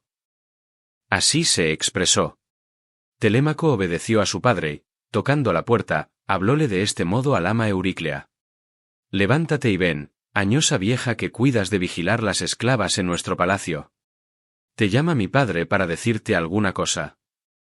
Tal dijo, y ninguna palabra voló de los labios de Euríclea, la cual abrió las puertas de las cómodas habitaciones, comenzó a andar, precedida por Telémaco, y halló a Ulises entre los cadáveres de aquellos a quienes matara, todo manchado de sangre y polvo.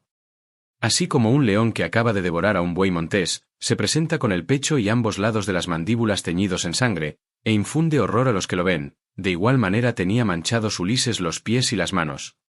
Cuando ella vio los cadáveres y aquel mar de sangre, empezó a proferir exclamaciones de alegría porque contemplaba una grandiosa hazaña. Pero Ulises se lo estorbó y contuvo su gana de dar gritos, dirigiéndole estas aladas palabras. Anciana. Regocíjate en tu espíritu, pero contempti no profieras exclamaciones de alegría, que no es piadoso alborozarse por la muerte de estos varones. Hiciéronlo sucumbir el hado de los dioses y sus obras perversas, pues no respetaban a ningún hombre de la tierra, malo o bueno, que a ellos se llegase, de ahí que con sus iniquidades se hayan atraído una deplorable muerte. Mas, ea, cuéntame ahora cuáles mujeres me hacen poco honor en el palacio y cuáles están sin culpa. Contestóle Euríclea, su ama querida. Ulises. Yo te diré, oh hijo, la verdad. 50 esclavas tienes en el palacio, a las cuales enseñé a hacer labores, a cardar lana y a sufrir la servidumbre, de ellas 12 se entregaron a la impudencia, no respetándome a mí ni a la propia Penélope. Telémaco hace muy poco que llegó a la juventud, y su madre no le dejaba tener mando en las mujeres. Mas, ea, voy a subir a la espléndida habitación superior para enterar de lo que ocurre a tu esposa, a la cual debe de haberle enviado alguna deidad el sueño en que está sumida. Respondióle el ingenioso Ulises. Euríclea. No la despiertes aún, pero di que vengan cuantas mujeres han cometido acciones indignas. Así le habló, Y la vieja se fue por el palacio a decirlo a las mujeres y mandarles que se presentaran. Entonces llamó el héroe a Telémaco, al boyero y al porquerizo, y les dijo estas aladas palabras. Amigos, proceded ante todo al traslado de los cadáveres, que ordenaréis a las mujeres, y seguidamente limpien estas con agua y esponjas de muchos ojos, las magníficas sillas y las mesas. Y cuando hubiereis puesto en orden toda la estancia, llevaos las esclavas afuera del sólido palacio y allá, entre la rotonda y la bella cerca del patio, heridlas a todas con la espada de larga punta hasta que les arranquéis el alma y se olviden de Venus, de cuyos placeres disfrutaban envolviéndose en secreto con los pretendientes. Así se lo encargó.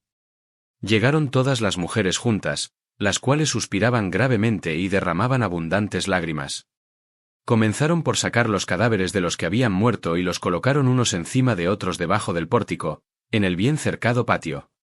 Ulises se lo ordenó, dándoles prisa, y ellas se vieron obligadas a transportarlos. Después limpiaron con agua y esponjas de muchos ojos, las magníficas sillas y las mesas. Telémaco, el boyero y el porquerizo pasaron la rasqueta por el pavimento de la sala sólidamente construida y las esclavas se llevaron las raeduras y las echaron fuera. Cuando hubieron puesto en orden toda la estancia, sacaron aquellos las esclavas de palacio a un lugar angosto, entre la rotonda y la bella cerca del patio, de donde no era posible que se escaparan. Y el prudente Telémaco dijo a los otros: Amigos, no quiero privar de la vida con una muerte honrosa a estas esclavas que derramaron el oprobio sobre mi cabeza y sobre mi madre, durmiendo con los pretendientes. De tal suerte habló, y atando a excelsa columna la soga de una nave de azulada proa, cercó con ella la rotonda, tendiéndola en lo alto para que ninguna de las esclavas llegase con sus pies al suelo. Así como los tordos de anchas alas o las palomas que, al entrar en un seto, dan con una red colocada ante un matorral, encuentran en ella odioso lecho. Así las esclavas tenían las cabezas en línea y sendos lazos alrededor de sus cuellos, para que muriesen del modo más deplorable. Tan solamente agitaron los pies por un breve espacio de tiempo, que no fue en verdad de larga duración. Después sacaron a Melantio al vestíbulo y al patio, le cortaron con el cruel bronce las narices y las orejas, le arrancaron las partes verendas, para que los perros las despedazaran crudas, y amputáronle las manos y los pies, con ánimo irritado.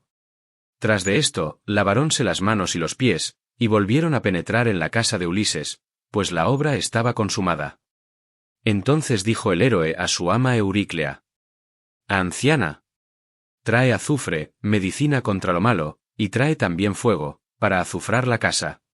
Y mandarás a Penélope que venga acá con sus criadas, y que se presenten asimismo todas las esclavas del palacio. Respondióle su ama Euríclea: Ulises. Sí, hijo mío, es muy oportuno lo que acabas de decir.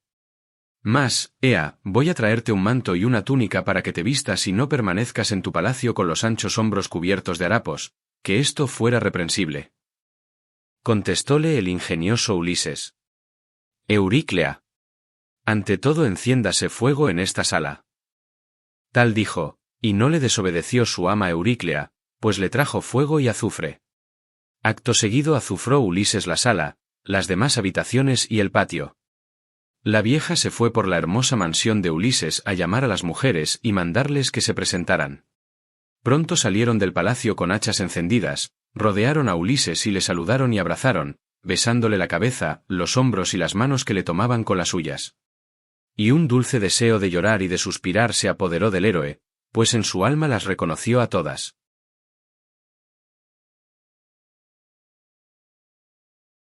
Canto 23. Reconocimiento de Ulises por Penélope. Muy alegre se encaminó la vieja a la estancia superior para decirle a su señora que tenía dentro de la casa al amado esposo.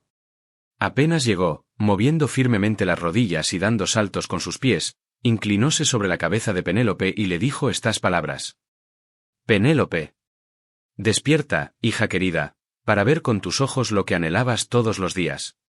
Ya llegó Ulises, ya volvió a su casa, aunque tarde, y ha muerto los ilustres pretendientes que contristaban el palacio, se comían los bienes y violentaban a tu hijo. Respondióle la discreta Penélope: Ama querida, los dioses te han trastornado el juicio, que ellos pueden entontecer al muy discreto y dar prudencia al simple, y ahora te dañaron a ti cuyo espíritu era tan sesudo. ¿Por qué haces fisga de mí, que padezco en el ánimo multitud de pesares, refiriéndome embustes y despertándome del dulce sueño que me tenía cuajada por haberse difundido sobre mis párpados. No he descansado de semejante modo desde que Ulises se fue para ver aquella Ilión perniciosa y nefanda.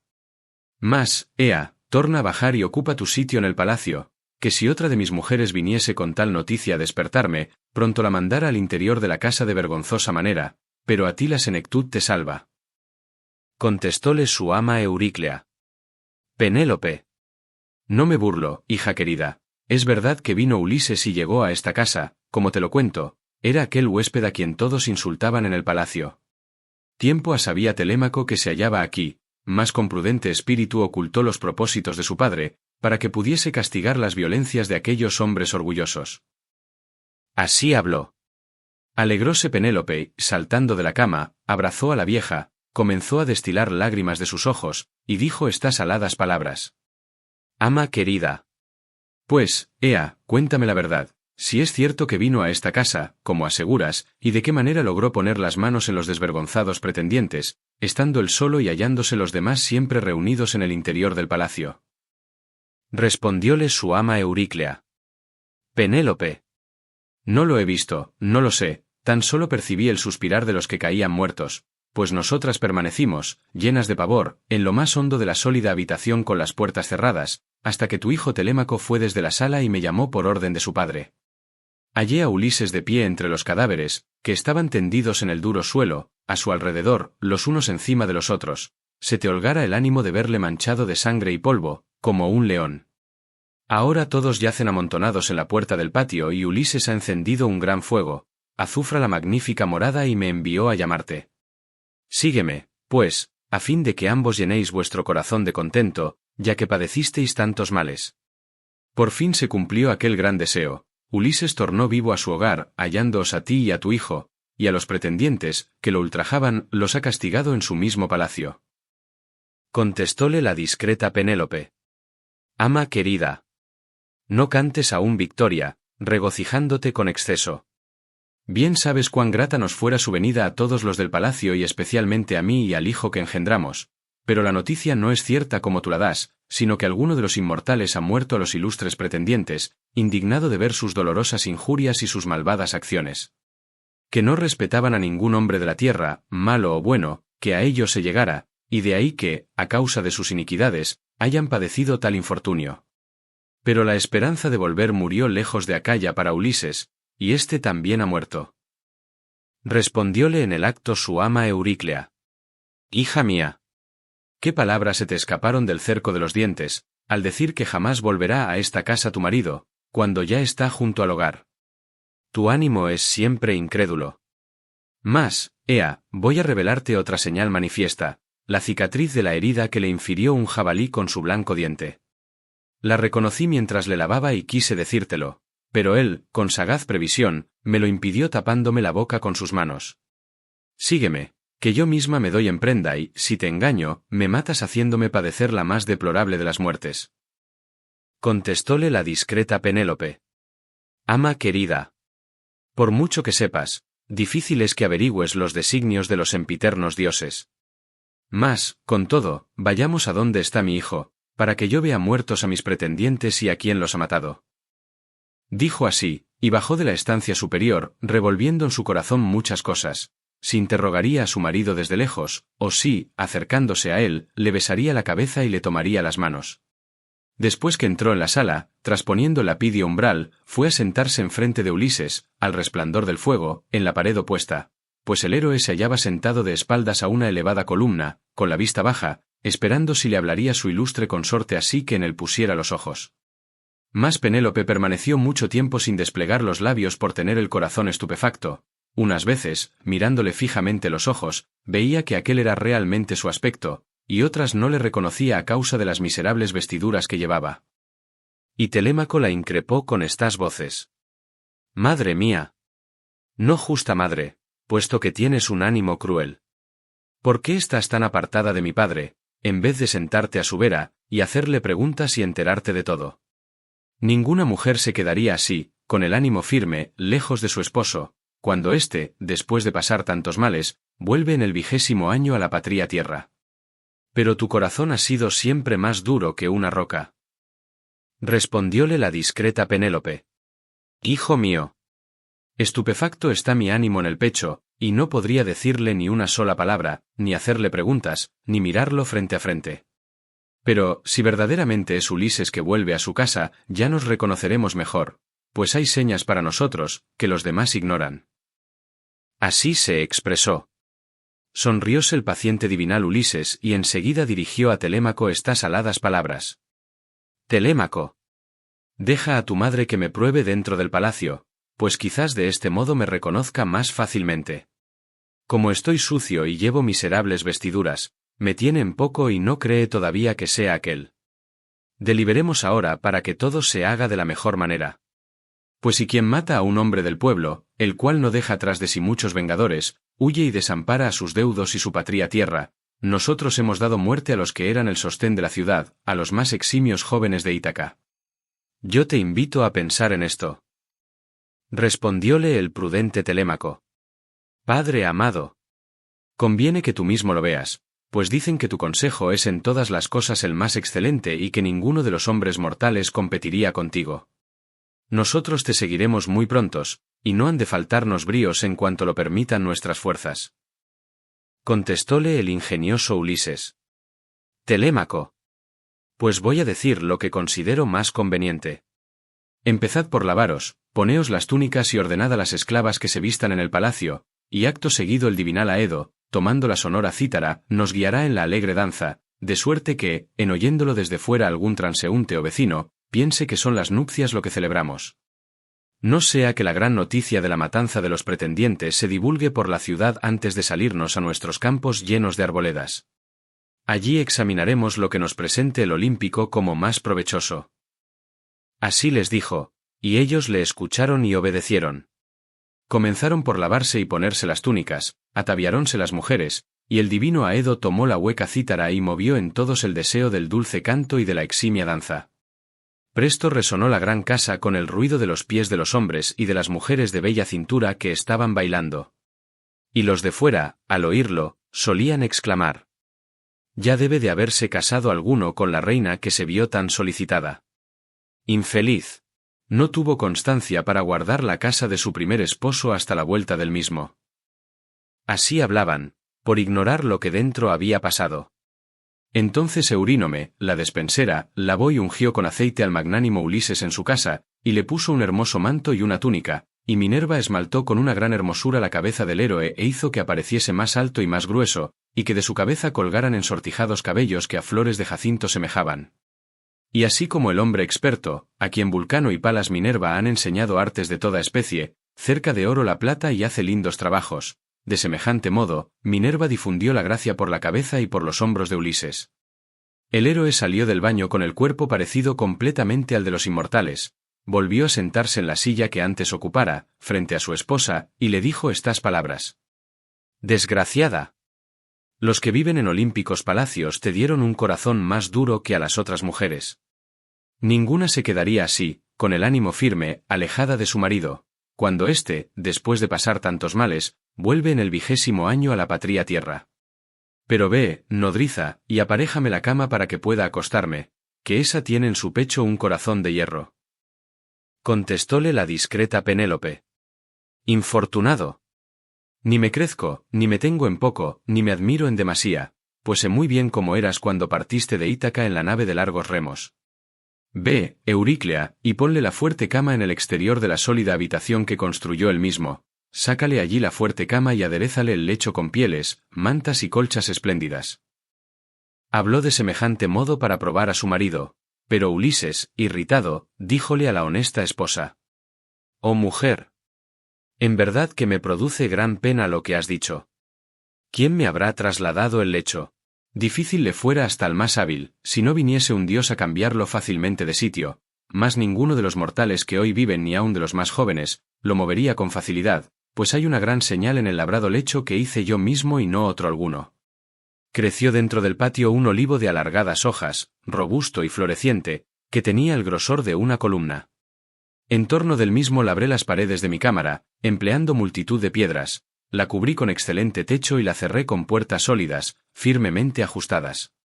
Después corté el ramaje de aquel olivo de alargadas hojas, pulí con el bronce su tronco desde la raíz, haciéndolo diestra y hábilmente, lo enderecé por medio de un nivel para convertirlo en pie de la cama, y lo taladré todo con un barreno.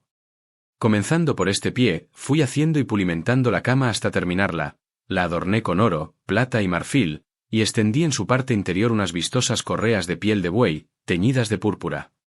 Esta es la señal de que te hablaba, pero ignoro, oh mujer, si mi lecho sigue incólume o ya lo trasladó alguno, habiendo cortado el olivo por el pie. Así le dijo, y Penélope sintió desfallecer sus rodillas y su corazón, al reconocer las señales que Ulises describiera con tal certidumbre. Al punto corrió a su encuentro, derramando lágrimas, echóle los brazos alrededor del cuello, le besó en la cabeza y le dijo: Ulises, no te enojes conmigo, ya que eres en todo el más circunspecto de los hombres, y las deidades nos enviaron la desgracia y no quisieron que gozásemos juntos de nuestra juventud, ni que juntos llegáramos al umbral de la vejez. Pero no te enfades conmigo, ni te irrites si no te abracé, como ahora, tan luego como estuviste en mi presencia, que mi ánimo, acá dentro del pecho, temía horrorizado que viniese algún hombre a engañarme con sus palabras, pues son muchos los que traman perversas astucias. La argiva Helena, hija de Júpiter, no se hubiera juntado nunca en amor y concúbito con un extraño, si hubiese sabido que los belicosos aqueos habían de traerla nuevamente a su casa y a su patria tierra. Algún dios debió de incitarla a realizar aquella vergonzosa acción, pues anteriormente jamás pensara cometer la deplorable falta que fue el origen de nuestras penas. Ahora, como acabas de referirme las señales evidentes de aquel lecho, que no vio mortal alguno sino solos tú y yo, y una esclava, Actoris, que me había dado mi padre al venirme acá y custodiaba la puerta de nuestra sólida estancia, has logrado traer el convencimiento a mi espíritu con ser este tan obstinado. Diciendo de esta guisa, acrecentóle el deseo de sollozar. Y Ulises lloraba, abrazado a su dulce y honesta esposa. Así como la tierra aparece grata a los que vienen nadando porque Neptuno les hundió en el Ponto la bien construida embarcación, haciéndola juguete del viento y del gran oleaje, y unos pocos, que consiguieron salir del espumoso mar al continente, lleno el cuerpo de sarro, pisan la tierra muy alegres porque se ven libres de aquel infortunio. Pues de igual manera le era agradable a Penélope la vista del esposo y no le quitaba del cuello los niveos brazos. Llorando los hallara la aurora de róseos dedos, si Minerva, la deidad de los brillantes ojos, no hubiese ordenado otra cosa. Alargó la noche, cuando ya tocaba a su término, y detuvo en el océano a la aurora, de áureo trono, no permitiéndole uncir los caballos de pies ligeros que traen la luz a los hombres, Lampo y Faetonte, que son los potros que conducen a la aurora. Y entonces dijo a su consorte el ingenioso Ulises: Mujer, aún no hemos llegado al fin de todos los trabajos, pues falta otra empresa muy grande, larga y difícil, que he de llevar a cumplimiento. Así me lo vaticinó el alma de Tiresias el día que bajé a la morada de Plutón procurando la vuelta de mis compañeros y la mía propia. Mas, ea, mujer, vámonos a la cama para que, acostándonos, nos regalemos con el dulce sueño. Respondióle la discreta Penélope: Ulises, el lecho lo tendrás cuando a tu ánimo le plazca, ya que los dioses te hicieron tornar a tu casa bien construida y a tu patria tierra. Mas, puesto que pensaste en ese trabajo, por haberte sugerido su recuerdo alguna deidad, explícame en qué consiste, me figuro que más tarde lo he de saber y no será malo que me entere desde ahora. Respondióle el ingenioso Ulises: Desdichada, ¿por qué me incitas tanto, con tus súplicas, a que te lo explique? Voy a declarártelo sin omitir cosa alguna. No se alegrará tu ánimo de saberlo, como yo no me alegro tampoco, pues Tiresias me ordenó que recorriera muchas poblaciones, llevando en la mano un manejable remo, hasta llegar a aquellos hombres que nunca vieron el mar, ni comen manjares sazonados con sal, ni conocen las naves de encarnadas proas, ni tienen noticia de los manejables remos que son como las alas de los buques.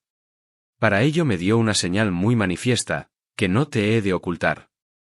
Me mandó que, cuando encuentre otro caminante y me diga que llevo un aventador sobre el gallardo hombro, clave en tierra el manejable remo, haga al soberano Neptuno hermosos sacrificios de un carnero, un toro y un berraco, y vuelva a esta casa donde ofreceré sagradas hecatombes a los inmortales dioses que poseen el anchuroso cielo, a todos por su orden. Me vendrá más adelante y lejos del mar, una muy suave muerte, que me quitará la vida cuando ya esté abrumado por placentera vejez, y a mi alrededor los ciudadanos serán dichosos. Todas estas cosas aseguró Tiresias que habían de cumplirse. Repuso entonces la discreta Penélope: Ulises, si los dioses te conceden una feliz senectud, aún puedes esperar que te librarás de los infortunios. Así estos conversaban. Mientras tanto, Eurínome y el ama aparejaban el lecho con blandas ropas, alumbrándose con antorchas encendidas. En acabando de hacer la cama diligentemente, la vieja tornó al palacio para acostarse y Eurínome, la camarera, fue delante de aquellos, con una antorcha en la mano, hasta que los condujo a la cámara nupcial, retirándose enseguida. Y entrambos consortes llegaron muy alegres al sitio donde se hallaba su antiguo lecho. Entonces Telémaco, el boyero y el porquerizo dejaron de bailar. Mandaron que cesasen igualmente las mujeres, y se acostaron todos en el obscuro palacio. Después que los esposos hubieron disfrutado del deseable amor, se entregaron al deleite de la conversación. La divina entre las mujeres refirió cuanto había sufrido en el palacio al contemplar la multitud de los funestos pretendientes, que por su causa degollaban muchos bueyes y pingüis ovejas, en tanto que se concluía el copioso vino de las tinajas. Ulises, de jovial linaje, contó a su vez cuantos males había inferido a otros hombres y cuantas penas había soportado en sus propios infortunios. Y ella se holgaba de oírlo y el sueño no le cayó en los ojos hasta que se acabó el relato.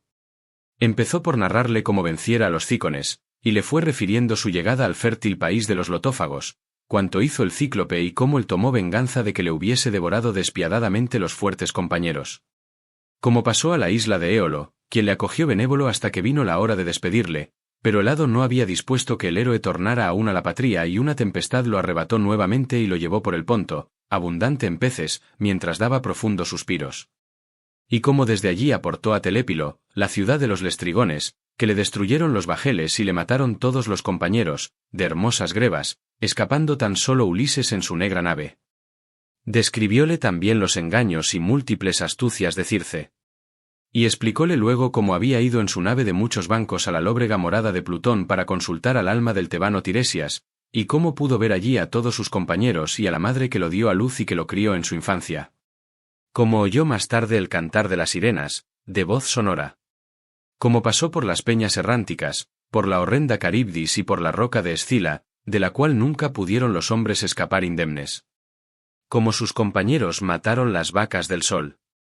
Como el altisonante Júpiter hirió la velera nave con el ardiente rayo, habiendo perecido todos sus esforzados compañeros y librándose el de la perniciosa muerte.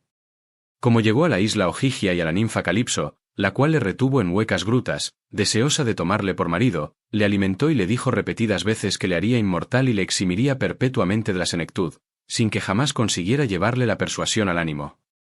Y cómo, padeciendo muchas fatigas, arribó a los feacios, quienes le honraron cordialmente, cual si fuese un numen, y lo condujeron en una nave a la patria tierra, después de regalarle bronce, oro en abundancia y vestidos. Tal fue lo postrero que mencionó, cuando ya le vencía el dulce sueño, que relaja los miembros y deja el ánimo libre de inquietudes. Luego Minerva, la deidad de los brillantes ojos, ordenó otra cosa. Tan pronto como le pareció que Ulises ya se habría recreado con su mujer y con el sueño, hizo que saliese del océano la hija de la mañana, la de áureo trono, para que les trajera la luz a los humanos. Entonces se levantó Ulises del blando lecho y dirigió a su esposa las siguientes palabras. Mujer. Los dos hemos padecido muchos trabajos, tú aquí, llorando por mi vuelta tan abundante en fatigas, y yo sufriendo los infortunios que me enviaron Júpiter y los demás dioses para detenerme lejos de la patria cuando anhelaba volver a ella. Mas, ya que nos hemos reunido nuevamente en este deseado lecho, tú cuidarás de mis bienes en el palacio, y yo, para reponer el ganado que los soberbios pretendientes me devoraron, apresaré un gran número de reses y los aqueos me darán otras hasta que llenemos todos los establos. Ahora me iré al campo, lleno de árboles, a ver a mi padre que tan afligido se halla por mi ausencia, y a ti, oh mujer, aunque eres juiciosa, oye lo que te encomiendo. Como al salir el sol se divulgará la noticia de que maté en el palacio los pretendientes, vete a lo alto de la casa con tus siervas y quédate allí sin mirar a nadie ni preguntar cosa alguna. Dijo, cubrió sus hombros con la magnífica armadura, y haciendo levantar a Telémaco, al boyero y al porquerizo, les mandó que tomasen las marciales armas. Ellos no dejaron de obedecerle, se armaron todos con el bronce, abrieron la puerta y salieron de la casa, precedidos por Ulises. Ya la luz se esparcía por la tierra, pero cubriólos Minerva con obscura nube y los sacó de la ciudad muy prestamente.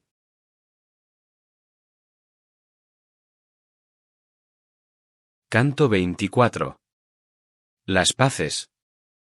El cilenio Mercurio llamaba a las almas de los pretendientes, teniendo en su mano la hermosa áurea vara con la cual adormece los ojos de cuantos quiere o despierta a los que duermen.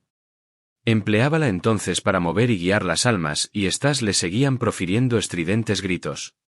Como los murciélagos revolotean chillando en lo más hondo de una vasta gruta si alguno de ellos se separa del racimo colgado de la peña, pues se traban los unos con los otros, de la misma suerte, las almas andaban chillando, y el benéfico Mercurio, que las precedía, llevábalas por lóbregos senderos. Transpusieron en primer lugar las corrientes del océano y la roca de Leucade, después las puertas del sol y el país de los sueños, y pronto llegaron a la pradera de Asfódelos donde residen las almas, que son imágenes de los difuntos.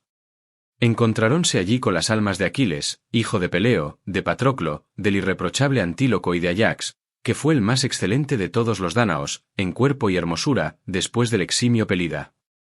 Estos andaban en torno de Aquiles, y se les acercó, muy angustiada, el alma de Agamenón Atrida, a cuyo alrededor se reunían las de cuantos en la mansión de Egisto perecieron con el héroe, cumpliendo su destino. Y el alma del Pelida fue la primera que habló, diciendo de esta suerte: «Oh Atrida, nos figurábamos que entre todos los héroes era siempre el más acepto a Júpiter, que se huelga con el rayo, porque imperaba sobre muchos y fuertes varones allá en Troya, donde los aqueos padecimos tantos infortunios.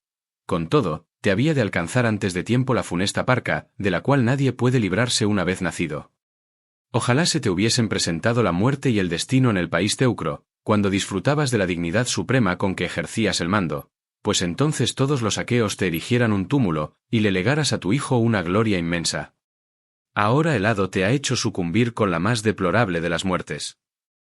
Respondióle el alma del Atrida: «Afortunado tú, oh hijo de Peleo, Aquiles semejante a los dioses, que expiraste en Troya, lejos de Argos, y a tu alrededor murieron, defendiéndote, otros valentísimos troyanos y aqueos, y tú yacías en tierra sobre un gran espacio, envuelto en un torbellino de polvo y olvidado del arte de guiar los carros. Nosotros luchamos todo el día y por nada hubiésemos suspendido el combate, pero Júpiter nos obligó a desistir, enviándonos una tormenta. Después de haber llevado tu hermoso cuerpo del campo de la batalla a las naves, lo pusimos en un lecho, lo lavamos con agua tibia y lo ungimos, y los dánaos, cercándote, vertían muchas y ardientes lágrimas y se cortaban las cabelleras. También vino tu madre, que salió del mar, con las inmortales diosas marinas, al oír la nueva, levantóse en el Ponto un clamoreo grandísimo y tal temblor les entró a todos los aqueos, que se lanzaran a las cóncavas naves y no les detuviera un hombre que conocía muchas y antiguas cosas, Néstor, cuya opinión era considerada siempre como la mejor. Este, pues, arengándolos con benevolencia, les habló diciendo: «Deteneos, argivos, no huyáis, varones aqueos. Esta es la madre que viene del mar, con las inmortales diosas marinas, a ver a su hijo muerto». Así se expresó, y los magnánimos aquivos suspendieron la fuga. Rodearonte las hijas del anciano del mar, lamentándose de tal suerte que movían a compasión, y te pusieron divinales vestidos. Las 9 musas entonaron el canto fúnebre, alternando con su hermosa voz, y no vieras a ningún argivo que no llorara, tanto les conmovía la canora musa. 17 días con sus noches te lloramos, así los inmortales dioses como los mortales hombres, y al 18 te entregamos a las llamas, degollando a tu alrededor y en gran abundancia pingüis, ovejas y bueyes de retorcidos cuernos. Ardió tu cadáver, adornado con vestidura de Dios, con gran cantidad de ungüento y de dulce miel, agitarónse con sus armas multitud de héroes aquivos, unos a pie y otros en carros, en torno de la pira en que te quemaste, y produjóse un gran tumulto. Después que la llama de Vulcano acabó de consumirte, oh Aquiles, y se mostró la aurora, recogimos tus blancos huesos y los echamos en vino puro y ungüento. Tu madre nos entregó un ánfora de oro, diciendo que se la había regalado Dioniso y era obra del ínclito Vulcano, y en ella están tus blancos huesos, preclaro Aquiles, junto con los de Patroclo Menetíada, y aparte los de Antíloco, que fue el compañero a quien más apreciaste después del difunto Patroclo. En torno de los restos el sacro ejército de los argivos te erigió un túmulo grande y eximio en un lugar prominente, a orillas del dilatado Helesponto, para que pudieran verlo a gran distancia, desde el mar, los hombres que ahora viven y los que nazcan en lo futuro. Tu madre puso en la lid, con el consentimiento de los dioses, hermosos premios para el certamen que habían de celebrar los argivos más señalados. Tú te hallaste en las exequias de muchos héroes cuando, con motivo de la muerte de algún rey, se ciñen los jóvenes y se aprestan para los juegos fúnebres. Esto no obstante, te hubieses asombrado muchísimo en tu ánimo al ver cuán hermosos eran los que en honor tuyo estableció la diosa Tetis, la de los pies argénteos, porque siempre fuiste muy caro a las deidades. Así pues, ni muriendo has perdido tu nombradía, y tu gloriosa fama, oh Aquiles, subsistirá perpetuamente entre todos los hombres. Pero yo, ¿cómo he de gozar de tal satisfacción, si, después que acabé la guerra y volví a la patria, me aparejó Júpiter una deplorable muerte por la mano de Egisto y de mi funesta esposa? Mientras de tal modo conversaban, presentóseles el mensajero Argicida guiando las almas de los pretendientes a quienes matara Ulises. Ambos, al punto que los vieron, fuéronse muy admirados a encontrarlos. El alma del atrida Agamenón reconoció al hijo amado de Melaneo, al perínclito Anfimedonte, cuyo huésped había sido en la casa que éste habitaba en Ítaca, y comenzó a hablarle de esta manera. Anfimedonte, ¿qué os ha ocurrido, que penetráis en la obscura tierra tantos y tan selectos varones, y todos de la misma edad? Si se escogieran por la población, no se hallaran otros más excelentes. ¿Acaso Neptuno os mató en vuestras naves, desencadenando el fuerte soplo de terribles vientos y levantando grandes olas? ¿O quizás unos hombres enemigos acabaron con vosotros en el continente porque os llevabais sus bueyes y sus magníficos rebaños de ovejas o porque combatíais para apoderaros de su ciudad y de sus mujeres? Responde a lo que te digo, pues me precio de ser huésped tuyo. ¿No recuerdas que fui allá, a vuestra casa, junto con el deiforme Menelao, a exhortar a Ulises para que nos siguiera a Ilión en las naves de muchos bancos? Un mes entero empleamos en atravesar el anchuroso Ponto, y a duras penas persuadimos a Ulises, asolador de ciudades. Díjole a su vez el alma de Anfimedonte, Atrida gloriosísimo, rey de hombres Agamenón. Recuerdo cuanto dices, oh alumno de Júpiter, y te contaré exacta y circunstanciadamente de qué triste modo ocurrió que llegáramos al término de nuestra vida. Pretendíamos a la esposa de Ulises, ausente a la sazón desde largo tiempo, y ni rechazaba las odiosas nupcias ni quería celebrarlas, preparándonos la muerte y la negra parca, y entonces discurrió en su inteligencia este nuevo engaño. Se puso a tejer en el palacio una gran tela sutil e interminable, y a la hora nos habló de esta guisa: jóvenes, pretendientes míos. Ya que ha muerto el divinal Ulises, aguardad, para instar mis bodas, que acabe este lienzo, no sea que se me pierdan inútilmente los hilos, a fin de que tenga sudario el héroe Laertes en el momento fatal de la aterradora muerte. No se me vaya a indignar alguna de las aqueas del pueblo, si ve enterrar sin mortaja a un hombre que ha poseído tantos bienes. Así dijo, y nuestro ánimo generoso se dejó persuadir. Desde aquel instante, pasaba el día labrando la gran tela, y por la noche, tan luego como se alumbraba con las antorchas, deshacía lo tejido. De esta suerte logró ocultar el engaño y que sus palabras fueran creídas por los aqueos durante un trienio. Mas, así que vino el cuarto año y volvieron a sucederse las estaciones, después de transcurrir los meses y de pasar muchos días, nos lo reveló una de las mujeres, que conocía muy bien lo que pasaba, y sorprendimos a Penélope destejiendo la espléndida tela. Así fue como, mal de su grado, se vio en la necesidad de acabarla. Cuando, después de tejer y lavar la gran tela, nos mostró aquel lienzo que se asemejaba al sol o a la luna, funesta deidad trajo a Ulises de alguna parte a los confines del campo donde el porquero tenía su morada. Allí fue también el hijo amado del divinal Ulises, cuando volvió de Pilos en su negra nave. Concertándose para dar mala muerte a los pretendientes, vinieron a la ínclita ciudad, y Ulises entró el último, pues Telémaco se le anticipó algún tanto.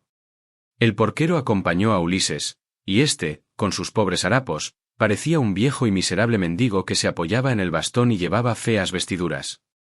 Ninguno de nosotros pudo conocerle, ni aun los más viejos, cuando se presentó de súbito, y lo maltratábamos, dirigiéndole injuriosas palabras y dándole golpes. Con ánimo paciente sufría Ulises que en su propio palacio se le pegara e injuriara, mas apenas le incitó Júpiter, que lleva la égida, comenzó por quitar de las paredes, ayudado de Telémaco, las magníficas armas que depositó en su habitación, corriendo los cerrojos, y luego, con refinada astucia, aconsejó a su esposa que nos sacara a los pretendientes el arco y el blanquizco hierro a fin de celebrar el certamen que había de ser para nosotros, o infelices, el preludio de la matanza. Ninguno logró tender la cuerda del recio arco, pues nos faltaba mucha parte del vigor que para ello se requería. Cuando el gran arco iba a llegar a manos de Ulises, todos increpábamos al porquero para que no se lo diese, por más que lo solicitara, y tan solo Telémaco, animándole, mandó que se lo entregase. El paciente divinal Ulises lo tomó en sus manos, tendiólo con suma facilidad, e hizo pasar la flecha a través del hierro. Inmediatamente se fue al umbral, derramó por el suelo las veloces flechas, echando terribles miradas, y mató al rey Antínoe. Pero enseguida disparó contra los demás las dolorosas saetas, apuntando a su frente, y caían los unos en pos de los otros. Era evidente que alguno de los dioses le ayudaba, pues muy pronto, dejándose llevar de su furor, empezaron a matar a diestro y siniestro por la sala. Los que recibían los golpes en la cabeza levantaban horribles suspiros, y el suelo manaba sangre por todos lados. Así hemos perecido, Agamenón, y los cadáveres yacen abandonados en el palacio de Ulises, porque la nueva aún no ha llegado a las casas de nuestros amigos, los cuales nos llorarían después de lavarnos la negra sangre de las heridas y de colocarnos en lechos, que tales son los honores que han de tributarse a los difuntos. Contestóle el alma del Atrida: feliz hijo de Laertes, Ulises, fecundo en recursos, tú acertaste a poseer una esposa virtuosísima. Como la irreprochable Penélope, hija de Icario, ha tenido tan excelentes sentimientos y ha guardado tan buena memoria de Ulises, el varón con quien se casó virgen, jamás se perderá la gloriosa fama de su virtud y los inmortales inspirarán a los hombres de la tierra graciosos cantos en loor de la discreta Penélope. No se portó así la hija de Tíndaro, que, maquinando inicuas acciones, dio muerte al marido con quien se casara virgen, por lo cual ha de ser objeto de odiosos cantos, y ya ha proporcionado triste fama a las mujeres, sin exceptuar a las que son virtuosas. Así conversaban en la morada de Plutón, dentro de las profundidades de la tierra.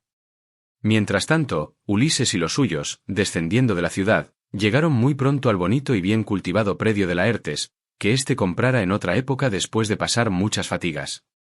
Allí estaba la casa del anciano, con un cobertizo a su alrededor a donde iban a comer, a sentarse y a dormir los siervos propios de aquel, siervos que le hacían cuantas labores eran de su agrado. Una vieja siciliana le cuidaba con gran solicitud allá en el campo, lejos de la ciudad. En llegando, pues, a tal paraje, Ulises les habló de esta manera a sus servidores y a su hijo. Vosotros, entrando en la bien labrada casería, sacrificad al punto el mejor de los cerdos para el almuerzo, y yo iré a probar si mi padre me reconoce al verme ante sus ojos, o no distingue quién soy después de tanto tiempo de hallarme ausente. Diciendo así, entregó las marciales armas a los criados. Fuéronse estos a buen paso hacia la casería y Ulises se encaminó al huerto, en frutas abundoso, para hacer aquella prueba. Y, bajando al grande huerto, no halló a Dolió, ni a ninguno de los esclavos, ni a los hijos de éste, pues todos habían salido a coger espinos para hacer el seto del huerto, y el anciano Dolió los guiaba. Por esta razón halló en el bien cultivado huerto a su padre solo, aporcando una planta. Vestía Laertes una túnica sucia, remendada y miserable, llevaba atadas a las piernas unas polainas de baqueta cosida para reparo contra los rasguños y en las manos guantes por causa de las zarzas, y cubría su angustiada cabeza con un gorro de piel de cabra. Cuando el paciente divinal Ulises le vio abrumado por la vejez y con tan grande dolor allá en su espíritu, se detuvo al pie de un alto peral y le saltaron las lágrimas. Después encontrábase indeciso en su mente y en su corazón, no sabiendo si besar y abrazar a su padre, contárselo todo y explicarle cómo había llegado al patrio suelo, o interrogarle primeramente con el fin de hacer aquella prueba. Tan luego como lo hubo pensado, parecióle que era mejor tentarle con burlonas palabras. Con este propósito fuese el divinal Ulises derecho al mismo, que estaba con la cabeza baja cavando en torno de una planta. Y, deteniéndose a su vera, hablóle así su preclaro hijo. «Oh anciano, no te falta pericia para cultivar un huerto, pues en este se halla todo muy bien cuidado y no se ve planta alguna, ni higuera, ni vid, ni olivo, ni peral, ni cuadro de legumbres, que no lo esté de igual manera. Otra cosa te diré, mas no por ello recibas enojo en tu corazón, no tienes tan buen cuidado de ti mismo, pues no solo te agobia la triste vejez, sino que estás sucio y mal vestido. No será sin duda a causa de tu ociosidad el que un señor te tenga en semejante desamparo, y además, nada servil se advierte en ti, pues por tu aspecto y grandeza te asemejas a un rey, a un varón que después de lavarse y de comer haya de dormir en blando lecho, que tal es la costumbre de los ancianos. Mas, ea, habla y responde sinceramente.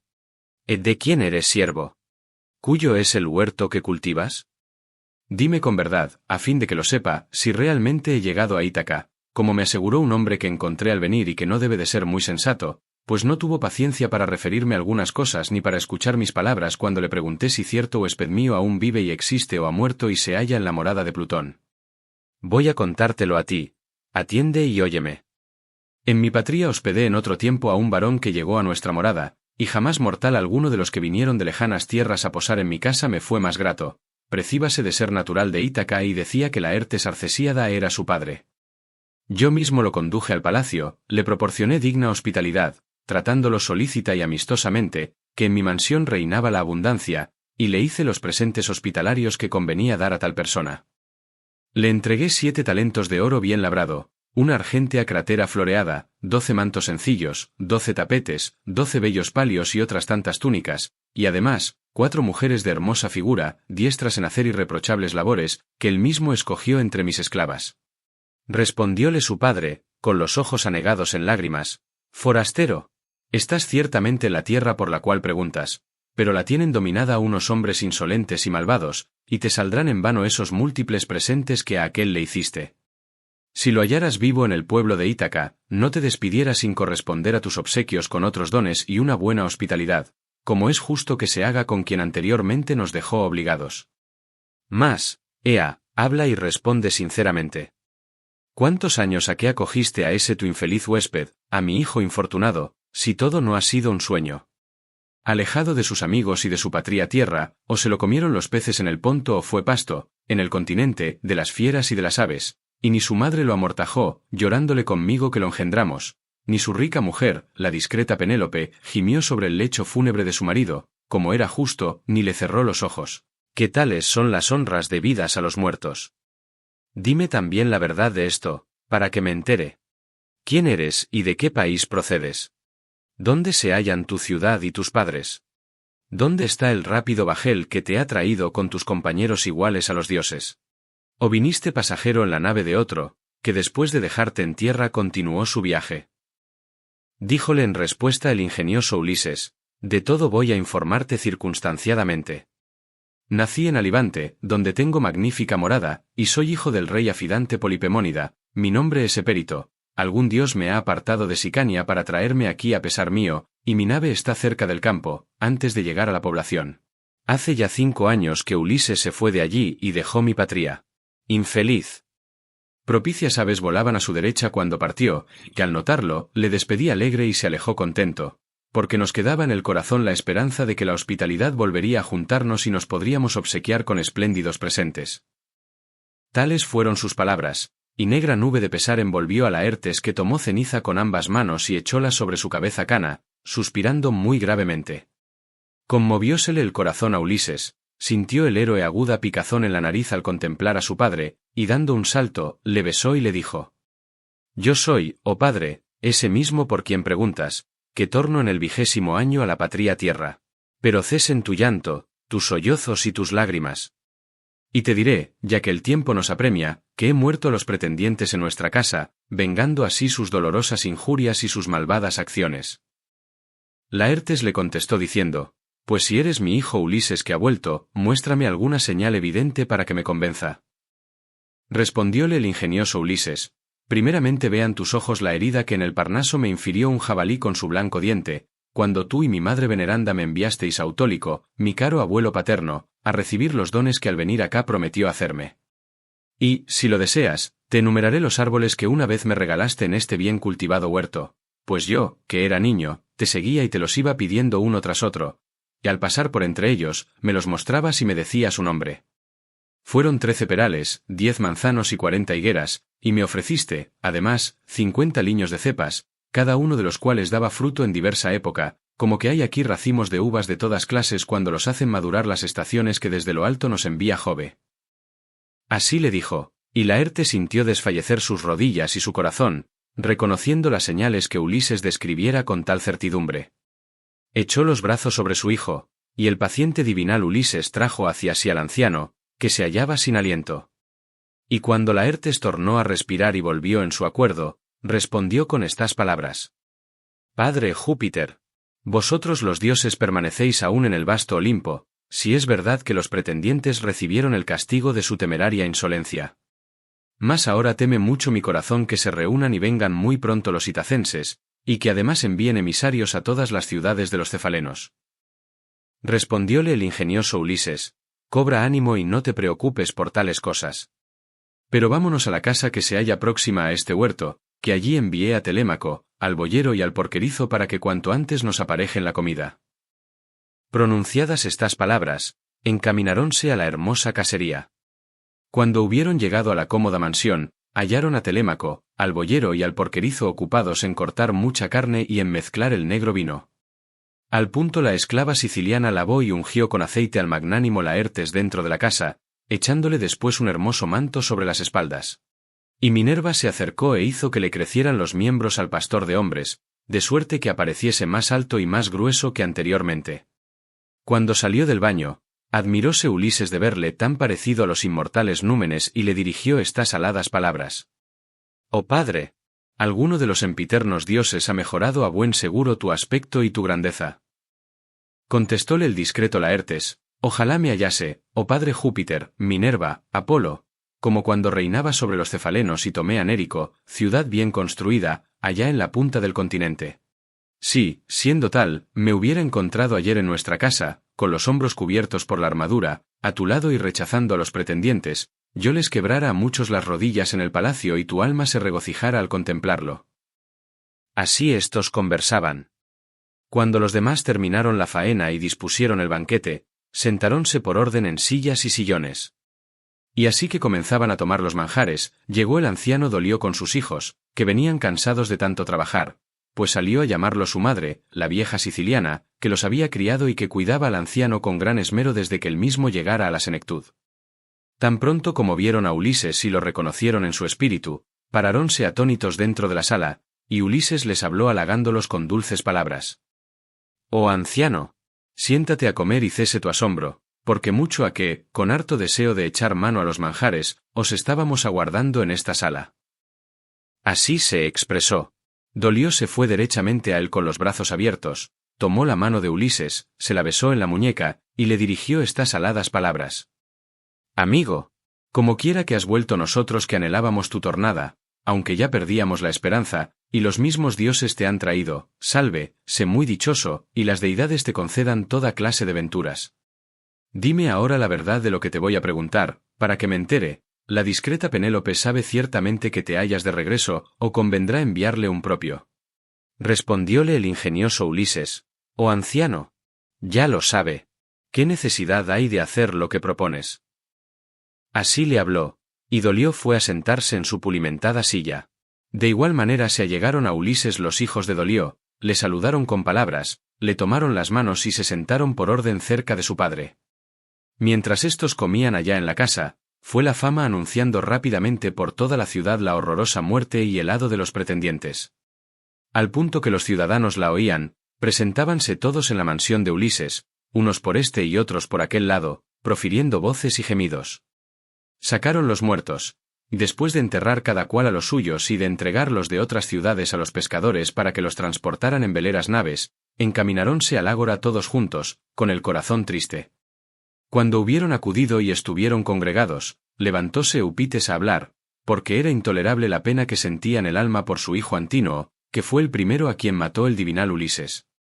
Y, derramando lágrimas, los arengó diciendo: «Oh amigos, grande fue la obra que ese varón maquinó contra los aqueos, llevóse a muchos y valientes hombres en sus naves y perdió las cóncavas naves y los hombres, y al volver ha muerto a los más señalados entre los cefalenos. Mas, ea, marchemos a su encuentro antes que se escape a Pilos o a la divina Élida, donde ejercen su dominio los epeos, para que no nos veamos perpetuamente confundidos. Afrentoso será que lleguen a enterarse de estas cosas los venideros, y, si no castigamos a los matadores de nuestros hijos y de nuestros hermanos, no me fuera grata la vida y ojalá me muriese cuanto antes para estar con los difuntos. Pero vayamos pronto, no sea que nos prevengan con la huida». Así les dijo, vertiendo lágrimas, y movió a compasión a los aqueos todos. Mas en aquel punto presentaronse Medonte y el divinal Aedo, que al despertar habían salido de la morada de Ulises, pusiéronse en medio, y el asombro se apoderó de los circunstantes. Y el discreto Medonte les habló de esta manera: «Oídme ahora a mí, oh itacenses, pues no sin la voluntad de los inmortales dioses ha realizado Ulises tal hazaña. Yo mismo vi a un dios inmortal que se hallaba cerca de él y era en un todo semejante a Mentor. Este dios inmortal a las veces aparecía delante de Ulises, a quien animaba, y a las veces, corriendo furioso por el palacio, tumultuaba a los pretendientes, que caían los unos en pos de los otros». Así se expresó, y todos se sintieron poseídos del pálido temor. Seguidamente dirigióles la palabra el anciano héroe Aliterses Mastórida, el único que conocía lo pasado y lo venidero. Este, pues, les arengó con benevolencia, diciendo: Oíd ahora, oh itacenses, lo que os digo. Por vuestra culpable debilidad ocurrieron tales cosas, amigos, que nunca os dejasteis persuadir ni por mí, ni por Mentor, pastor de hombres, cuando os exhortábamos a poner término a las locuras de vuestros hijos. Y estos, con su pernicioso orgullo, cometieron una gran falta, devorando los bienes y ultrajando la mujer de un varón eximio que se figuraban que ya no había de volver. Y al presente, ojalá se haga lo que os voy a decir. Creedme a mí, no vayamos, no sea que alguien halle el mal que se habrá buscado. Así les dijo. Levantaronse con gran clamoreo más de la mitad, y los restantes, que se quedaron allí porque no les plugo la arenga y en cambio los persuadió Eupites, corrieron muy pronto a tomar las armas. Apenas se hubieron revestido de luciente bronce, juntaronse en compacto escuadrón fuera de la espaciosa ciudad. Y Eupites asumió el mando, dejándose llevar por su simpleza, pensaba vengar la muerte de su hijo y no había de volver a la población, porque estaba dispuesto que allá fuera le alcanzase el hado. Mientras esto ocurría, dijo Minerva a Jove Saturnio: Padre nuestro, Saturnio, el más excelso de los que imperan, responde a lo que voy a preguntarte. ¿Cuál es el propósito que interiormente has formado? ¿Llevarás a efecto la perniciosa guerra y el horrible combate, o pondrás amistad entre unos y otros? Contestóle Júpiter, que amontona las nubes: Hija mía, ¿por qué inquieres y preguntas tales cosas? ¿No formaste tú misma ese proyecto, que Ulises, al tornar a su tierra, se vengaría de aquellos? Haz ahora cuanto te plazca, mas yo te diré lo que es oportuno. Puesto que el divinal Ulises se ha vengado de los pretendientes, inmolense víctimas y préstense juramentos de mutua fidelidad, tenga aquel siempre su reinado en Ítaca, hagamos que se olvide la matanza de los hijos y de los hermanos, aménse los unos a los otros, como anteriormente, y haya paz y riqueza en gran abundancia. Con tales palabras instigóle a hacer lo que ella deseaba, y Minerva bajó presurosa de las cumbres del Olimpo. Cuando los de la casa de Laertes hubieron satisfecho el apetito con la agradable comida, el paciente divinal Ulises rompió el silencio para decirles: Salga alguno a mirar, no sea que ya estén cerca los que vienen. Tal dijo. Salió uno de los hijos de Dolio, cumpliendo lo mandado por Ulises, detúvose en el umbral, y al verlos a todos ya muy próximos, dirigió al héroe estas aladas palabras: Ya vienen cerca, armémonos cuanto antes. Así les habló. Levantaronse y vistieron la armadura los 4 con Ulises, los 6 hijos de Dolio y además, aunque ya estaban canosos, Laertes y Dolio, pues la necesidad les obligó a ser guerreros. Y cuando se hubieron revestido de luciente bronce, abrieron la puerta y salieron de la casa, precedidos por Ulises. En aquel instante se les acercó Minerva, hija de Júpiter, que había tomado la figura y la voz de Mentor.